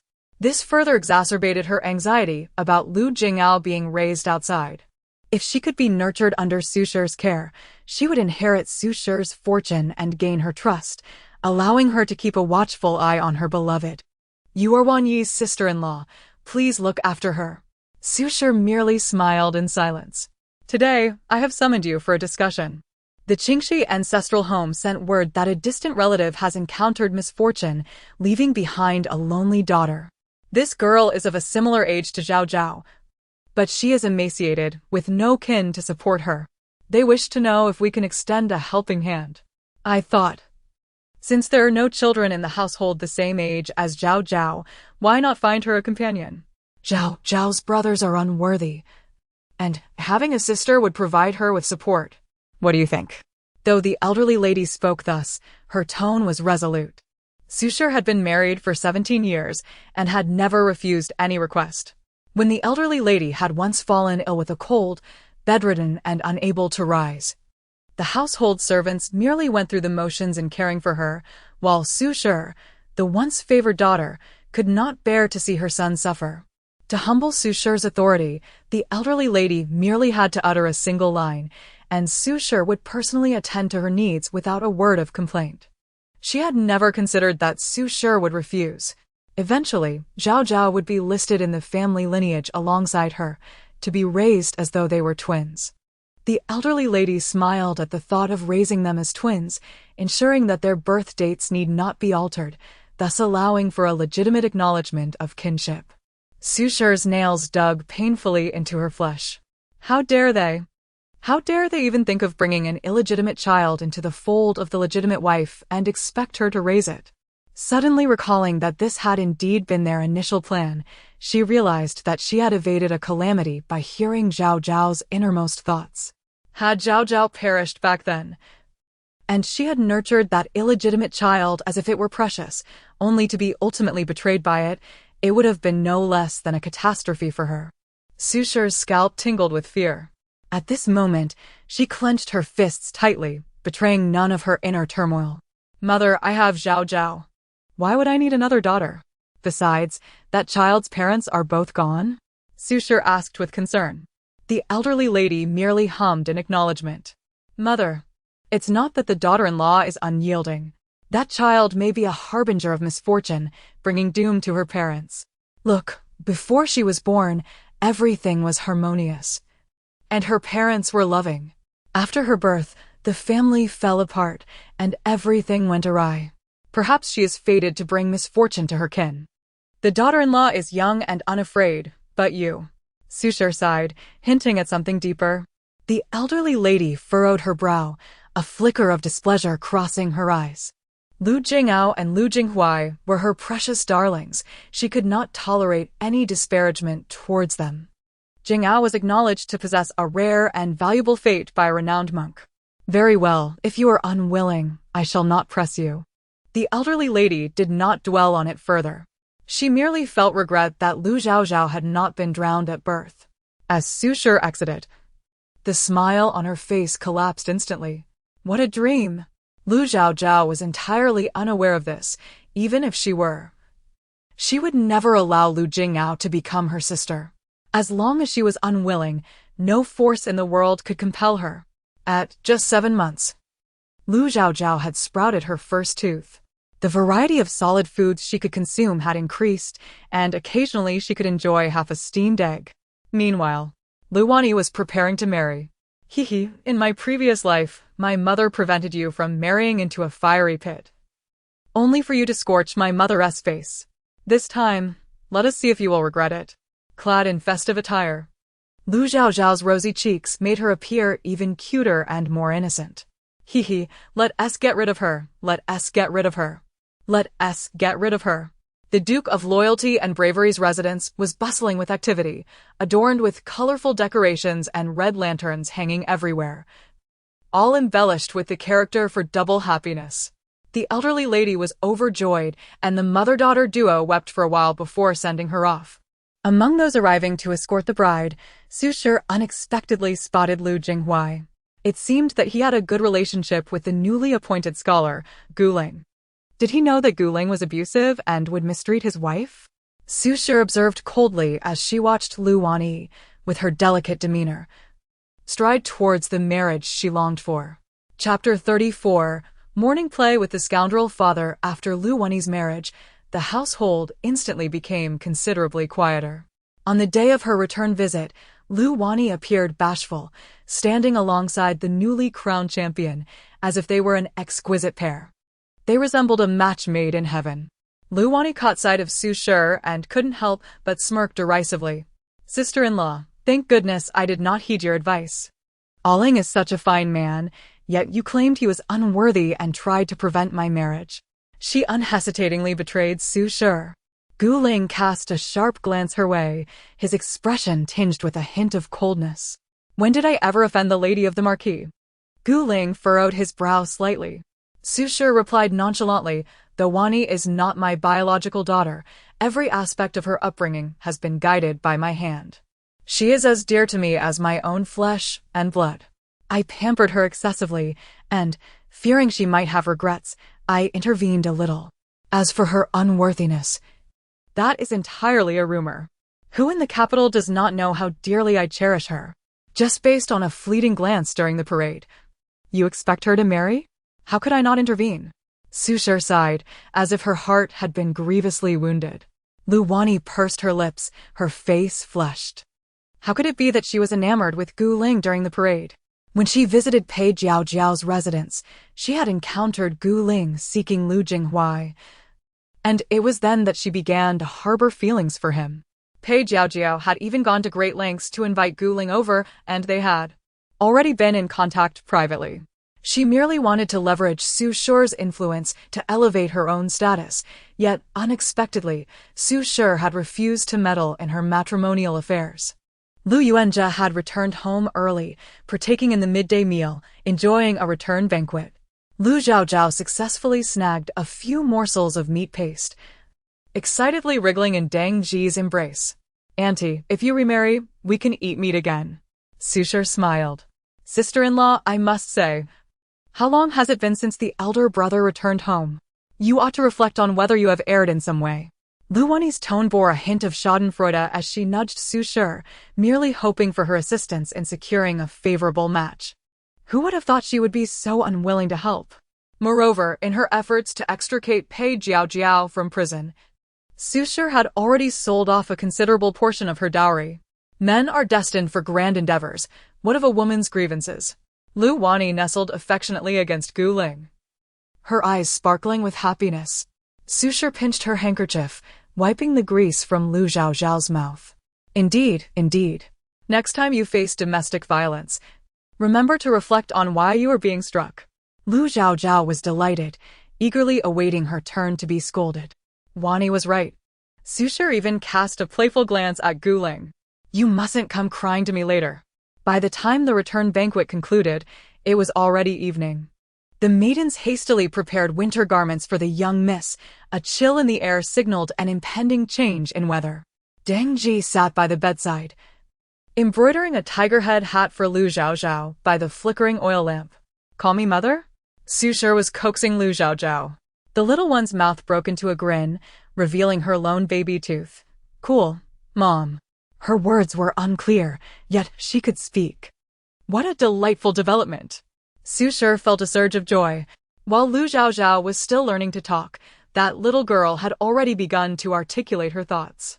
As Lu Yuanjia entered, he reflexively remarked, "Of course she can talk. She is a modern child, from 2,000 years in the future. If not for her using modern knowledge to assist that scoundrel father, how would our Su family be in such dire straits?" Su Shi inhaled sharply at the mention of 2,000 years in the future, her gaze lowering. "Which girl is that?" Lu Yuanjia, resting his fist against his lips, coughed lightly. "She is the daughter of a colleague. She could speak by 7 months, quite the clever one." He waved his hand, and Dang Ji paused, glancing at the lady. Su Shi nodded, and she withdrew. "Zhao Zhao, call your father, call your father." Lu Yuanjia's eyes held a glint of surprise. Zhao Zhao was far more charming than Jing Yao. "Call father, call father." Lu Yuanjia coaxed. Lu Chaochao blinked her innocent eyes. "Call father, call father."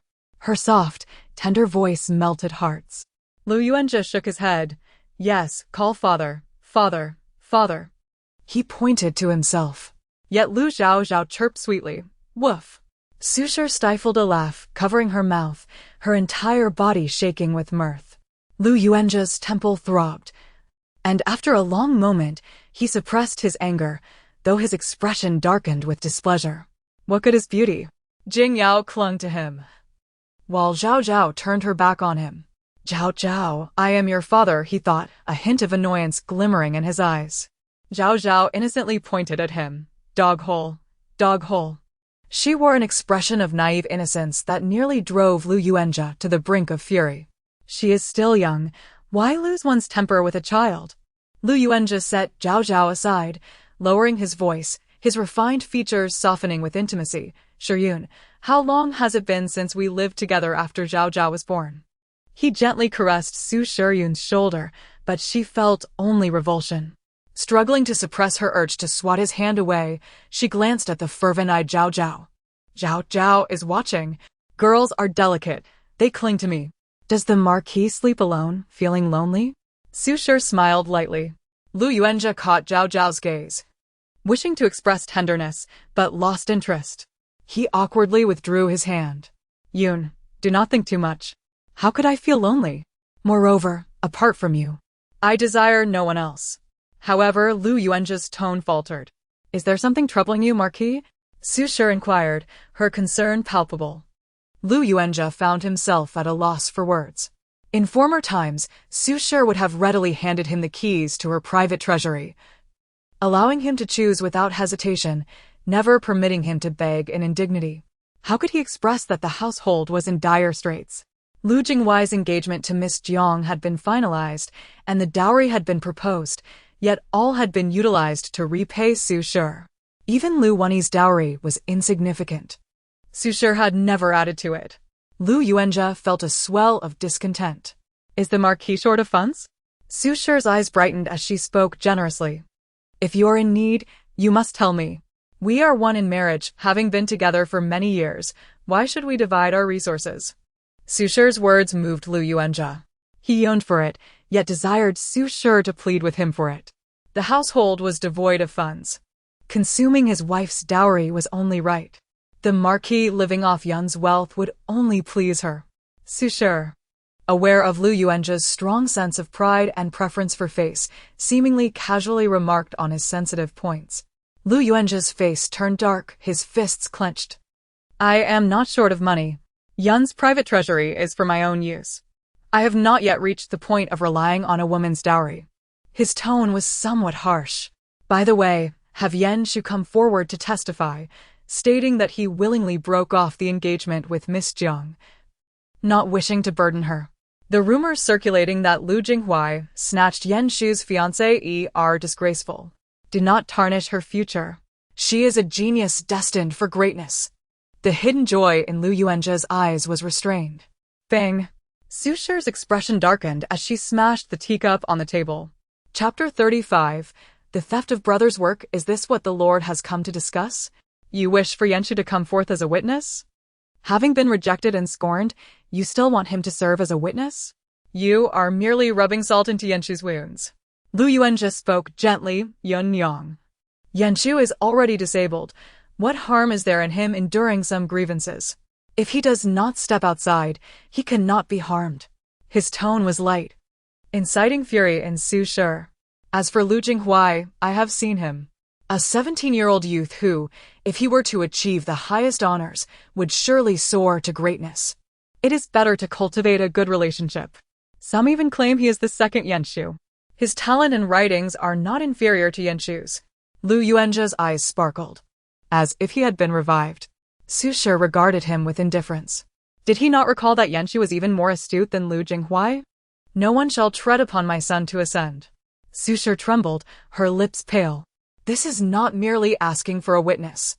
It is forcing Lu Yanshu to be a stepping stone for Lu Jinghuai's fame. Even if Yanshu is paralyzed, I will not allow him to become a mere tool. Lu Jinghuai had previously interacted with Jiang Yunjin before the engagement was broken. Who knows if their relationship was without entanglement, perhaps even with a past. A gifted youth? Achieving the highest honors? Merely a deceitful rogue. And you want my son to testify? Dream on. Su Shi clenched her teeth. Slap. Lu Yuanjia struck Su Shi across the face, a flicker of anger evident on his visage. What nonsense are you spouting? A hint of panic crossed Lu Yuanjia's face. Su Shi raised her hand to wipe the blood from her lip, her eyes brimming with hatred. I see you have gone mad. Yun Yang. How have you become so petty, so unable to tolerate others? You have lost all your former grace and virtue. After speaking, he swept away in indignation. Deng Ji barged in, noticing the swelling on the lady's face and the blood at the corner of her mouth, tears immediately streaming down her cheeks. My lord, how could you dare to strike her? Deng Ji hastily ordered someone to fetch water for a hot compress. Su Shi remained expressionless, allowing the maids to bustle about. Lu Chaochao sat upright on the couch, her expression grave, even her beloved apple rolling to the floor. A genius? Merely a name acquired by stealing my brother's work. Now he steals from my brother, and in the future, when the heroine matures, she will surely have the weight of 5,000 years of Chinese poetry and prose to assist him. Outside, the lights shone brightly while the atmosphere inside was heavy with gloom, Su Shi's hatred unabashedly apparent. As Su Shi's lips moved, her face contorted in pain. Go investigate the works that Lu Jinghuai has gained fame from over the years. Bring back the past writings as well. Su Shi recalled Chaochao's heartfelt words, her expression shifting slightly. Su Yiting had sent several reliable guards, whom Su Shi often tasked with errands. They were all trustworthy individuals. Lu Yuanjia had departed the mansion and had not returned for half a month. It seemed he intended to exert pressure on Su Shi to compel her to yield. Lu Wani even sent a message. This man would never strike a woman without reason. Surely the woman must have erred. Sister-in-law, consider carefully what you may have done wrong. If you must admit your fault, do so. It is nothing for a woman to lower her head like a man. How excessive! What a waste of the lady's teachings over the years. Deng Ji cursed angrily. Su Shi, however, smiled enigmatically. Does the old lady know of this message? Deng Ji replied curtly, how could she not? She sent word to the old lady before coming to Tingfeng courtyard. I fear the old lady harbors the intent to prompt your reflection. Lu Chaochao sat on the bed, her eyes sparkling with anticipation. It won't be long before Auntie gets a beating. Let the beating commence. She chanted, her little hands clapping joyfully. Su Shi pinched her plump little face. This child truly knew how to enjoy a spectacle. Very well, she too was rather eager to witness it. Tonight I truly wished to eat meat paste. If I could have meat paste, I would be the happiest child in the world. Meat paste, meat paste, meat paste. Lu Chaochao sat on the bed, grinning broadly, showcasing her single tooth, radiating cuteness. Today is the 15th of August. Let us steam some meat paste for Chaochao and prepare some small snacks she can digest. Su Shi gazed at her daughter, her heart melting. If not for Chaochao's arrival, she would have been facing utter despair. Su Shi furrowed her brow slightly. She wished to divorce and also to reclaim her 4 children. It was a daunting task. Yet with Chaochao all seemed hopeful. Yay! Mother is truly wonderful, amazing, the most beautiful and best mother in the world. Lu Chaochao exclaimed, planting a kiss on her. If I could go out tonight to admire the moon, that would be even better. Lu Chaochao mused quietly. Su Shi pretended not to hear. In the little kitchen, they stumbled upon a type of egg yolk bean that was said to melt in the mouth. About the size of a fingernail, perfect for the young lady. The servants would fetch some later. This morning, the kitchen had baked mooncakes, and everyone looked forward to admiring the moon tonight. It was said that outside there would be a moon-gazing event, where talented scholars and ladies would showcase their abilities. In previous years, the eldest princess would also host a grand event. Deng Ji massaged Su Shi's shoulders. Su Shi's brows carried a hint of a smile. This pregnancy is precious. How could I dare to host a lantern festival? Tonight, let us also release lanterns by the pond and prepare more food. Additionally, let us double the moon silver for everyone. Su Shi's words delighted Deng Ji, who bowed in gratitude. Su Shi glanced at Chaochao. To have Chaochao is my fortune. Taking out 10,000 taels of silver from the storeroom, she decided to use Chaochao's name to provide disaster relief. It was said that there had been floods in Linluo, and many disaster victims had settled outside the city. It would be a good deed. Madam is truly benevolent, Deng Ji said, bowing solemnly. She then turned to personally attend to the matter. By evening, Deng Ji returned to the manor. Tonight, the city had no curfew and red lanterns adorned every street. Madam, the disaster victims are indeed pitiful. They have settled in a small town 50 miles outside the city. In gratitude for the young lady's kindness, they have named the village they just established Chaoyang Village. Susher nodded, while Lu Chaochao munched on the egg yolk melt, her eyes sparkling. No wonder she felt a gentle golden light flowing into her body today.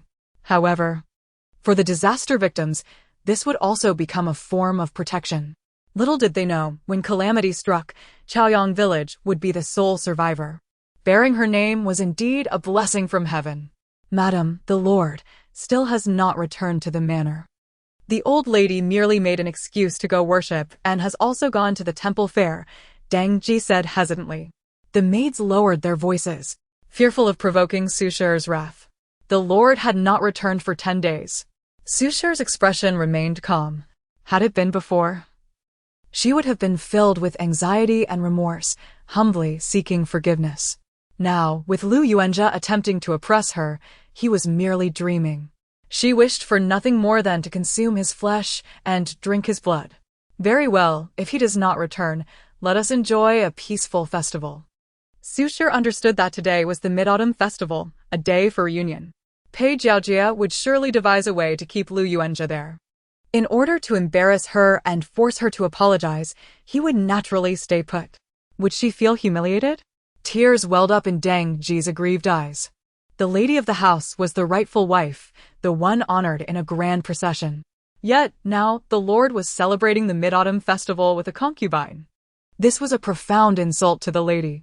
Deng Ji, you must comprehend that what I seek is no longer his genuine affection, but rather the means to withdraw with our children unscathed. The more brazen and reckless he becomes, the closer we draw him to his own downfall. Chapter 36. The fire at Mingda Courtyard on the night of the Mid-Autumn Festival. The residence was devoid of the lord and the matron. Yet a sense of ease enveloped the household. Mrs. Su even arranged for a table to be set up in the pavilion, laden with succulent crabs, steaming wine, and exquisite pastries. She had a fondness for crabs, but the old lady had long since shunned their taste, abstaining for 17 years. Every day after school, Lu Yuanchao would visit his elder brother's courtyard to study. At this moment, he cradled Zhao Zhao and sought out his brother. His elder brother, seated in a wheelchair, had gained a bit of weight in just 2 months, and a hint of his former elegance could still be discerned. His hand had begun to rise slowly, yet he shared this progress with no one. Zhao Zhao is here? Come, let your brother embrace you, Lu Yanchi said. Though he was not one to smile and often appeared aloof, the sight of Zhao Zhao always melted the icy demeanor he wore. Woo woo woo. I want to release lanterns. I want to set off calming lanterns. Let us play. Zhao Zhao lamented, nestled in her brother's arms. Lu Yuanhao scratched his head, recalling how their mother had grown increasingly strict since he had once taken his sister out without permission. Lu Yanchi shot him a glance, worried for their sister's safety. Your brother has prepared lanterns. Would you like to release them by the lake? Lu Yanchu asked with a warm smile, embodying the gentility of a refined gentleman. With his charming features, it was easy to see how he could attract the adoration of all the maidens in the city, if not for his wheelchair. Zhao Zhao nodded vigorously, her little mind racing with thoughts. The best brother in the world. It would be wonderful if you could draw a Guanyin Bodhisattva lantern for me. She mused. There are all kinds of calming lanterns in the sky. I want to release one that stands apart, a Bodhisattva lantern. How interesting that would be. After they finished releasing the lanterns, Lu Yanchu pulled out brushes, ink, paper, and an inkstone. It was the first time since his disability that he held a brush. He had once excelled in painting Buddhist figures, and today, he would create a portrait of a bodhisattva for Zhao Zhao. He dipped the brush and began to paint on the lantern. The servant's eyes glistened with tears of joy. The young master had come alive once more. However, Lu Yanchu could not hold the brush for long. The painting of the bodhisattva took until nightfall to complete. Once the colors were added, it was already dark. Zhao Zhao danced with joy, the bells on her chubby wrists jingling. Light, light, lantern, she chattered, her pronunciation unclear, only managing to utter a few syllables. Her eyes sparkled with awe as she gazed at her brother. How amazing! The bodhisattva he painted bore a kind expression, seemingly observing the world with a serene presence, as if it were a true bodhisattva. Sensing his sister's astonishment, Lu Yanchu couldn't help but smile softly. Lu Yuanchao lit the wick of the bodhisattva lantern with a candle.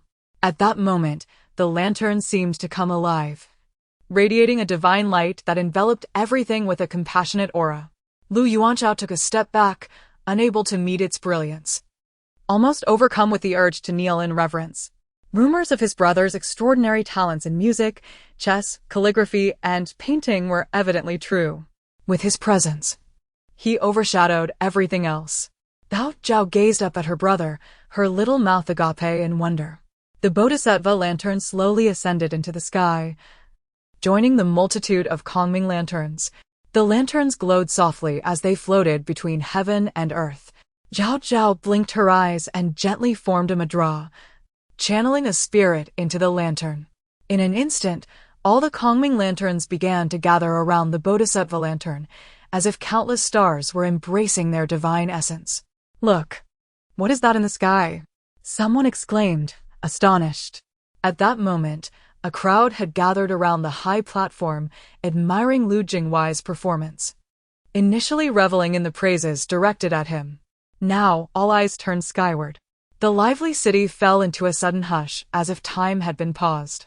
It's the Bodhisattva. The Bodhisattva has manifested.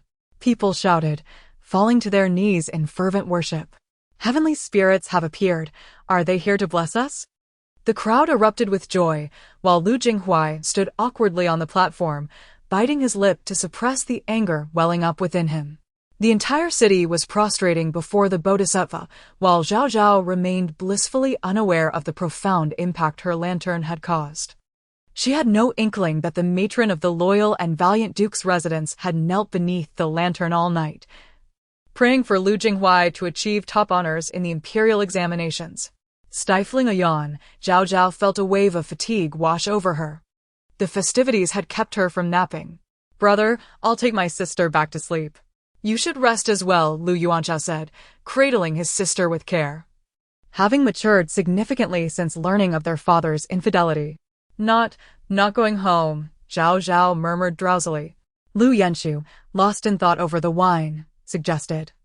Let Zhao Zhao rest in my room. Lu Yuanchao carried his sister inside, leaving 2 maidservants to guard the door as he quietly departed. That night, silence enveloped the world, the moonlight casting a serene glow. Suddenly, a thick plume of black smoke billowed from the residence, causing Dang Ji to wrinkle her nose in distress. Where's the water leak? She pondered, recalling how their mistress had indulged in drink the night prior and was still quite inebriated. She lifted her gaze toward the source of the smoke. In that instant, her pupils dilated in horror. Madam, Dang Ji's voice pierced the night, sharp and urgent. There's a leak. Quick, someone. There's a leak at Mingda courtyard. Dang Ji trembled as her piercing cries shattered the stillness. Mrs. Su jolted awake, her heart racing. Yanshu, my Yanshu. Zhao Zhao. Panic drained the color from her face as she staggered toward Mingda courtyard. Mrs. Su felt ice coursing through her veins, as if she had fallen into a frozen abyss. Overwhelmed with fear, she found herself unable to utter a single word. She dashed forward in a frenzy. At that moment, the entrance to Mingda courtyard was engulfed in thick smoke. Where is Zhao Zhao? Where is the young master? Dang Ji cried out. Servants rushed from all directions, frantically fetching water, but the raging inferno showed no signs of abating. The maidservants on guard trembled in fear. The young miss is inside with the young master. They are both in there. One maid wailed, collapsing to the ground in tears. I saw the 3rd young master carry her inside.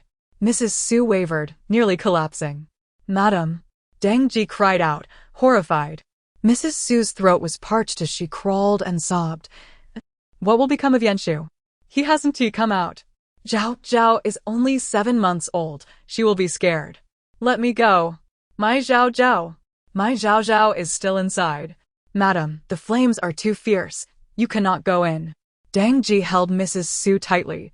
The matron wept, her heart breaking. What will happen to Yanxu? He hasn't emerged. Zhao Zhao is just a baby. She will be terrified. Let me go. My Zhao Zhao. My Zhao Zhao is still in there. Mrs. Su charged toward the flames, which roared and threatened to consume everything, painting the scene in a fiery red hue. My children. Mrs. Su was nearly mad with despair. Chapter 37. You have been warned. Su Shi collapsed before Mingda courtyard. Her expression fraught with terror as she stared blankly at the inferno that threatened to consume everything. The flames crackled and roared, as if eager to engulf all in their path. Struggling to rise, she was suddenly startled as a figure dashed into the blazing fire. Your Highness! The guards' faces paled in horror. Just then, a beam from the doorway fell, barricading them outside. The searing heat gradually eroded Xia Chengxi's skin, and the young man furrowed his brow. Lu Chaochao? He shouted loudly. As the crown prince plunged into the flames, the guards were left aghast. From all directions, guards rushed in to extinguish the fire. Xia Chengxi was oblivious to the location of the sleeping quarters, but he could vaguely hear fragmented thoughts. Damn it, they all deserve to die. Listening intently, he felt himself slipping into chaos. He raced toward the source of the voice. The intense heat was excruciating, yet he forcefully pushed open the door to the sleeping quarters. Amidst the firelight, he seemed to glimpse something. Lu Yanxu, the cripple of the Lu family, and Zhao Zhao. He thought he saw Lu Yanxu stagger to his feet, enveloped in a faint, ethereal glow that kept the raging flames at bay. Was he hallucinating at such a tender age? Though Lu Yanxu was at his last breath, he clung desperately to Zhao Zhao, refusing to let go. Xia Chengxi distinctly noticed the fury in the girl's eyes. Usually sweet and amiable, her expression was now somewhat chilling. Zhao Zhao, do not fear, I am coming. Xia Chengxi rushed to support Lu Yanxu, urging him to retreat to a corner, only to find him drenched in cold sweat, his complexion as pale as paper. At that moment, he quickly took Zhao Zhao into his arms. Do not be afraid, Zhao Zhao, Brother Qingxi is here. Do not fear. Gently stroking her hair, he attempted to soothe her. Was it merely his imagination, or did he sense that the scorching heat around him was gradually diminishing, even replaced by a hint of coolness? They huddled in the farthest corner of the sleeping quarters, with the inferno raging before them. Booming thunder echoed across the sky. Suddenly, a torrential downpour descended from the heavens, the heavy raindrops quickly extinguishing the flames. Outside, the townsfolk hurried home, exclaiming, "How strange."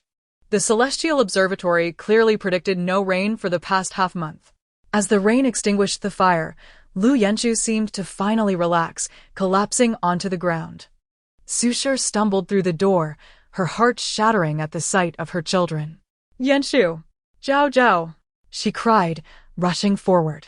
Your Highness, thank you, thank you. She sobbed uncontrollably. The physician had already rushed in search of the crown prince, who waved his hand, saying, First, examine the eldest son of the Lu family. The physician knelt down, a look of suspicion crossing his face. Strange, the eldest son was originally crippled, with dried-up veins. Now? He wanted to investigate further when Su Shi inquired about Yanxu. The physician withdrew his hand, saying, Madam, the eldest son is not severely injured, merely affected by smoke inhalation and fainted from stress. With proper care, he will recover. He was about to take another pulse when the crown prince interjected. Check the little girl. The young girl lay in Xia Chengxi's embrace, her fair face smeared with black soot. The child is unharmed, merely frightened. It appears her emotions are quite tumultuous, possibly angered. The physician pondered, considering the girl's fiery temperament. Upon hearing that both children were safe, Su Shi's tightly wound nerves snapped, and she collapsed. Where's the Marquis? The crown prince's brow furrowed. No one was in charge at the estate. The Marquis had yet to return. Dima wiped her tears and had the children carried to the neighboring courtyard. Xia Chengxi had no choice but to carry Zhao Zhao out. Do not fear, we are safe. Xia Chengxi recalled the look in the little one's eyes moments ago, a gaze that seemed to seek destruction, as if she was barely conscious. How could such a small child possess such a terrifying expression? Perhaps she was merely frightened. This little male lead is truly a good person. Zhao Zhao sighed softly. Such a good person, how did he end up being worn, becoming the servant beneath the female lead's skirt? How tragic. The young crown prince, so diligent, yet a counterfeit occupies his body, engaging in romance at the cost of the entire realm, bringing suffering to Bei Zhao. Xia Chengxi paused. Worn? What did that mean? Occupying his body? Engaging in romance at the expense of Bei Zhao? A chill surged through him as he realized someone had impersonated him, and his breath caught in his throat. He wanted to eavesdrop further, but at that moment, the little girl was utterly exhausted, yawning and falling asleep in his arms. When Lu Yuanza hurried back to the estate, Mingde courtyard had been reduced to ruins. Marquis! Marquis! The servants knelt in despair. Lu Yuanza's face fell, the towering flames visible from several streets away, instilling fear. Yanshu! Zhao Zhao, my Zhao Zhao. He stood amidst the debris of Mingde courtyard, his figure swaying, as though he had aged several years. Lu Yuanza's expression crumbled, filled with anguish. A young servant stiffened, saying, Marquis, the young lady was saved by the crown prince. The eldest son is unscathed, only Mingde courtyard has been destroyed. Lu Yuanza was momentarily stunned before suddenly dropping to his knees. Truly, the Bodhisattva has blessed us. The crown prince saved Yanshu and Zhao Zhao. He fervently bowed in gratitude. Xia Chengxi, however, cradled Zhao Zhao and said calmly, the eldest son and Zhao Zhao are both well. After 3 days of the Mid-Autumn Festival, the Marquis was so busy he had not returned to the estate. Had I arrived a moment later, I fear the Marquis's wife and children would have perished in the flames. Xia Chengxi's expression bore a hint of severity. The Marquis's eyes reddened, sighing softly. I thank you, Your Highness, for your life-saving grace. Lu Yuanza had dined with Jiao Jiao that day, unable to explain the situation clearly. Lord Lu, please take care of yourself. Though only 8, Xia Chengxi had been groomed as the crown prince since childhood, easily sensing Lu Yuanza's unease. The crown prince returned little Zhao Zhao to Dinner. With red-rimmed eyes, said, when Madame awakens, she will surely express her gratitude herself. The crown prince waved his hand. He had merely come to investigate who had bizarrely placed a bodhisattva lamp, prompting the entire city to bow in reverence. Little did he know he would encounter the Lu family fire and hear Zhao Zhao's thoughts. This trip was indeed worthwhile. When Su Shi opened her eyes, she immediately heard Zhao Zhao's murmurs. If I die in the fire, I can keep the little female lead under my mother's wing. How wicked. Humph. Wanting me to vacate my position? Dream on. Su Shi's eyes brimmed with tears as she sat up and embraced Zhao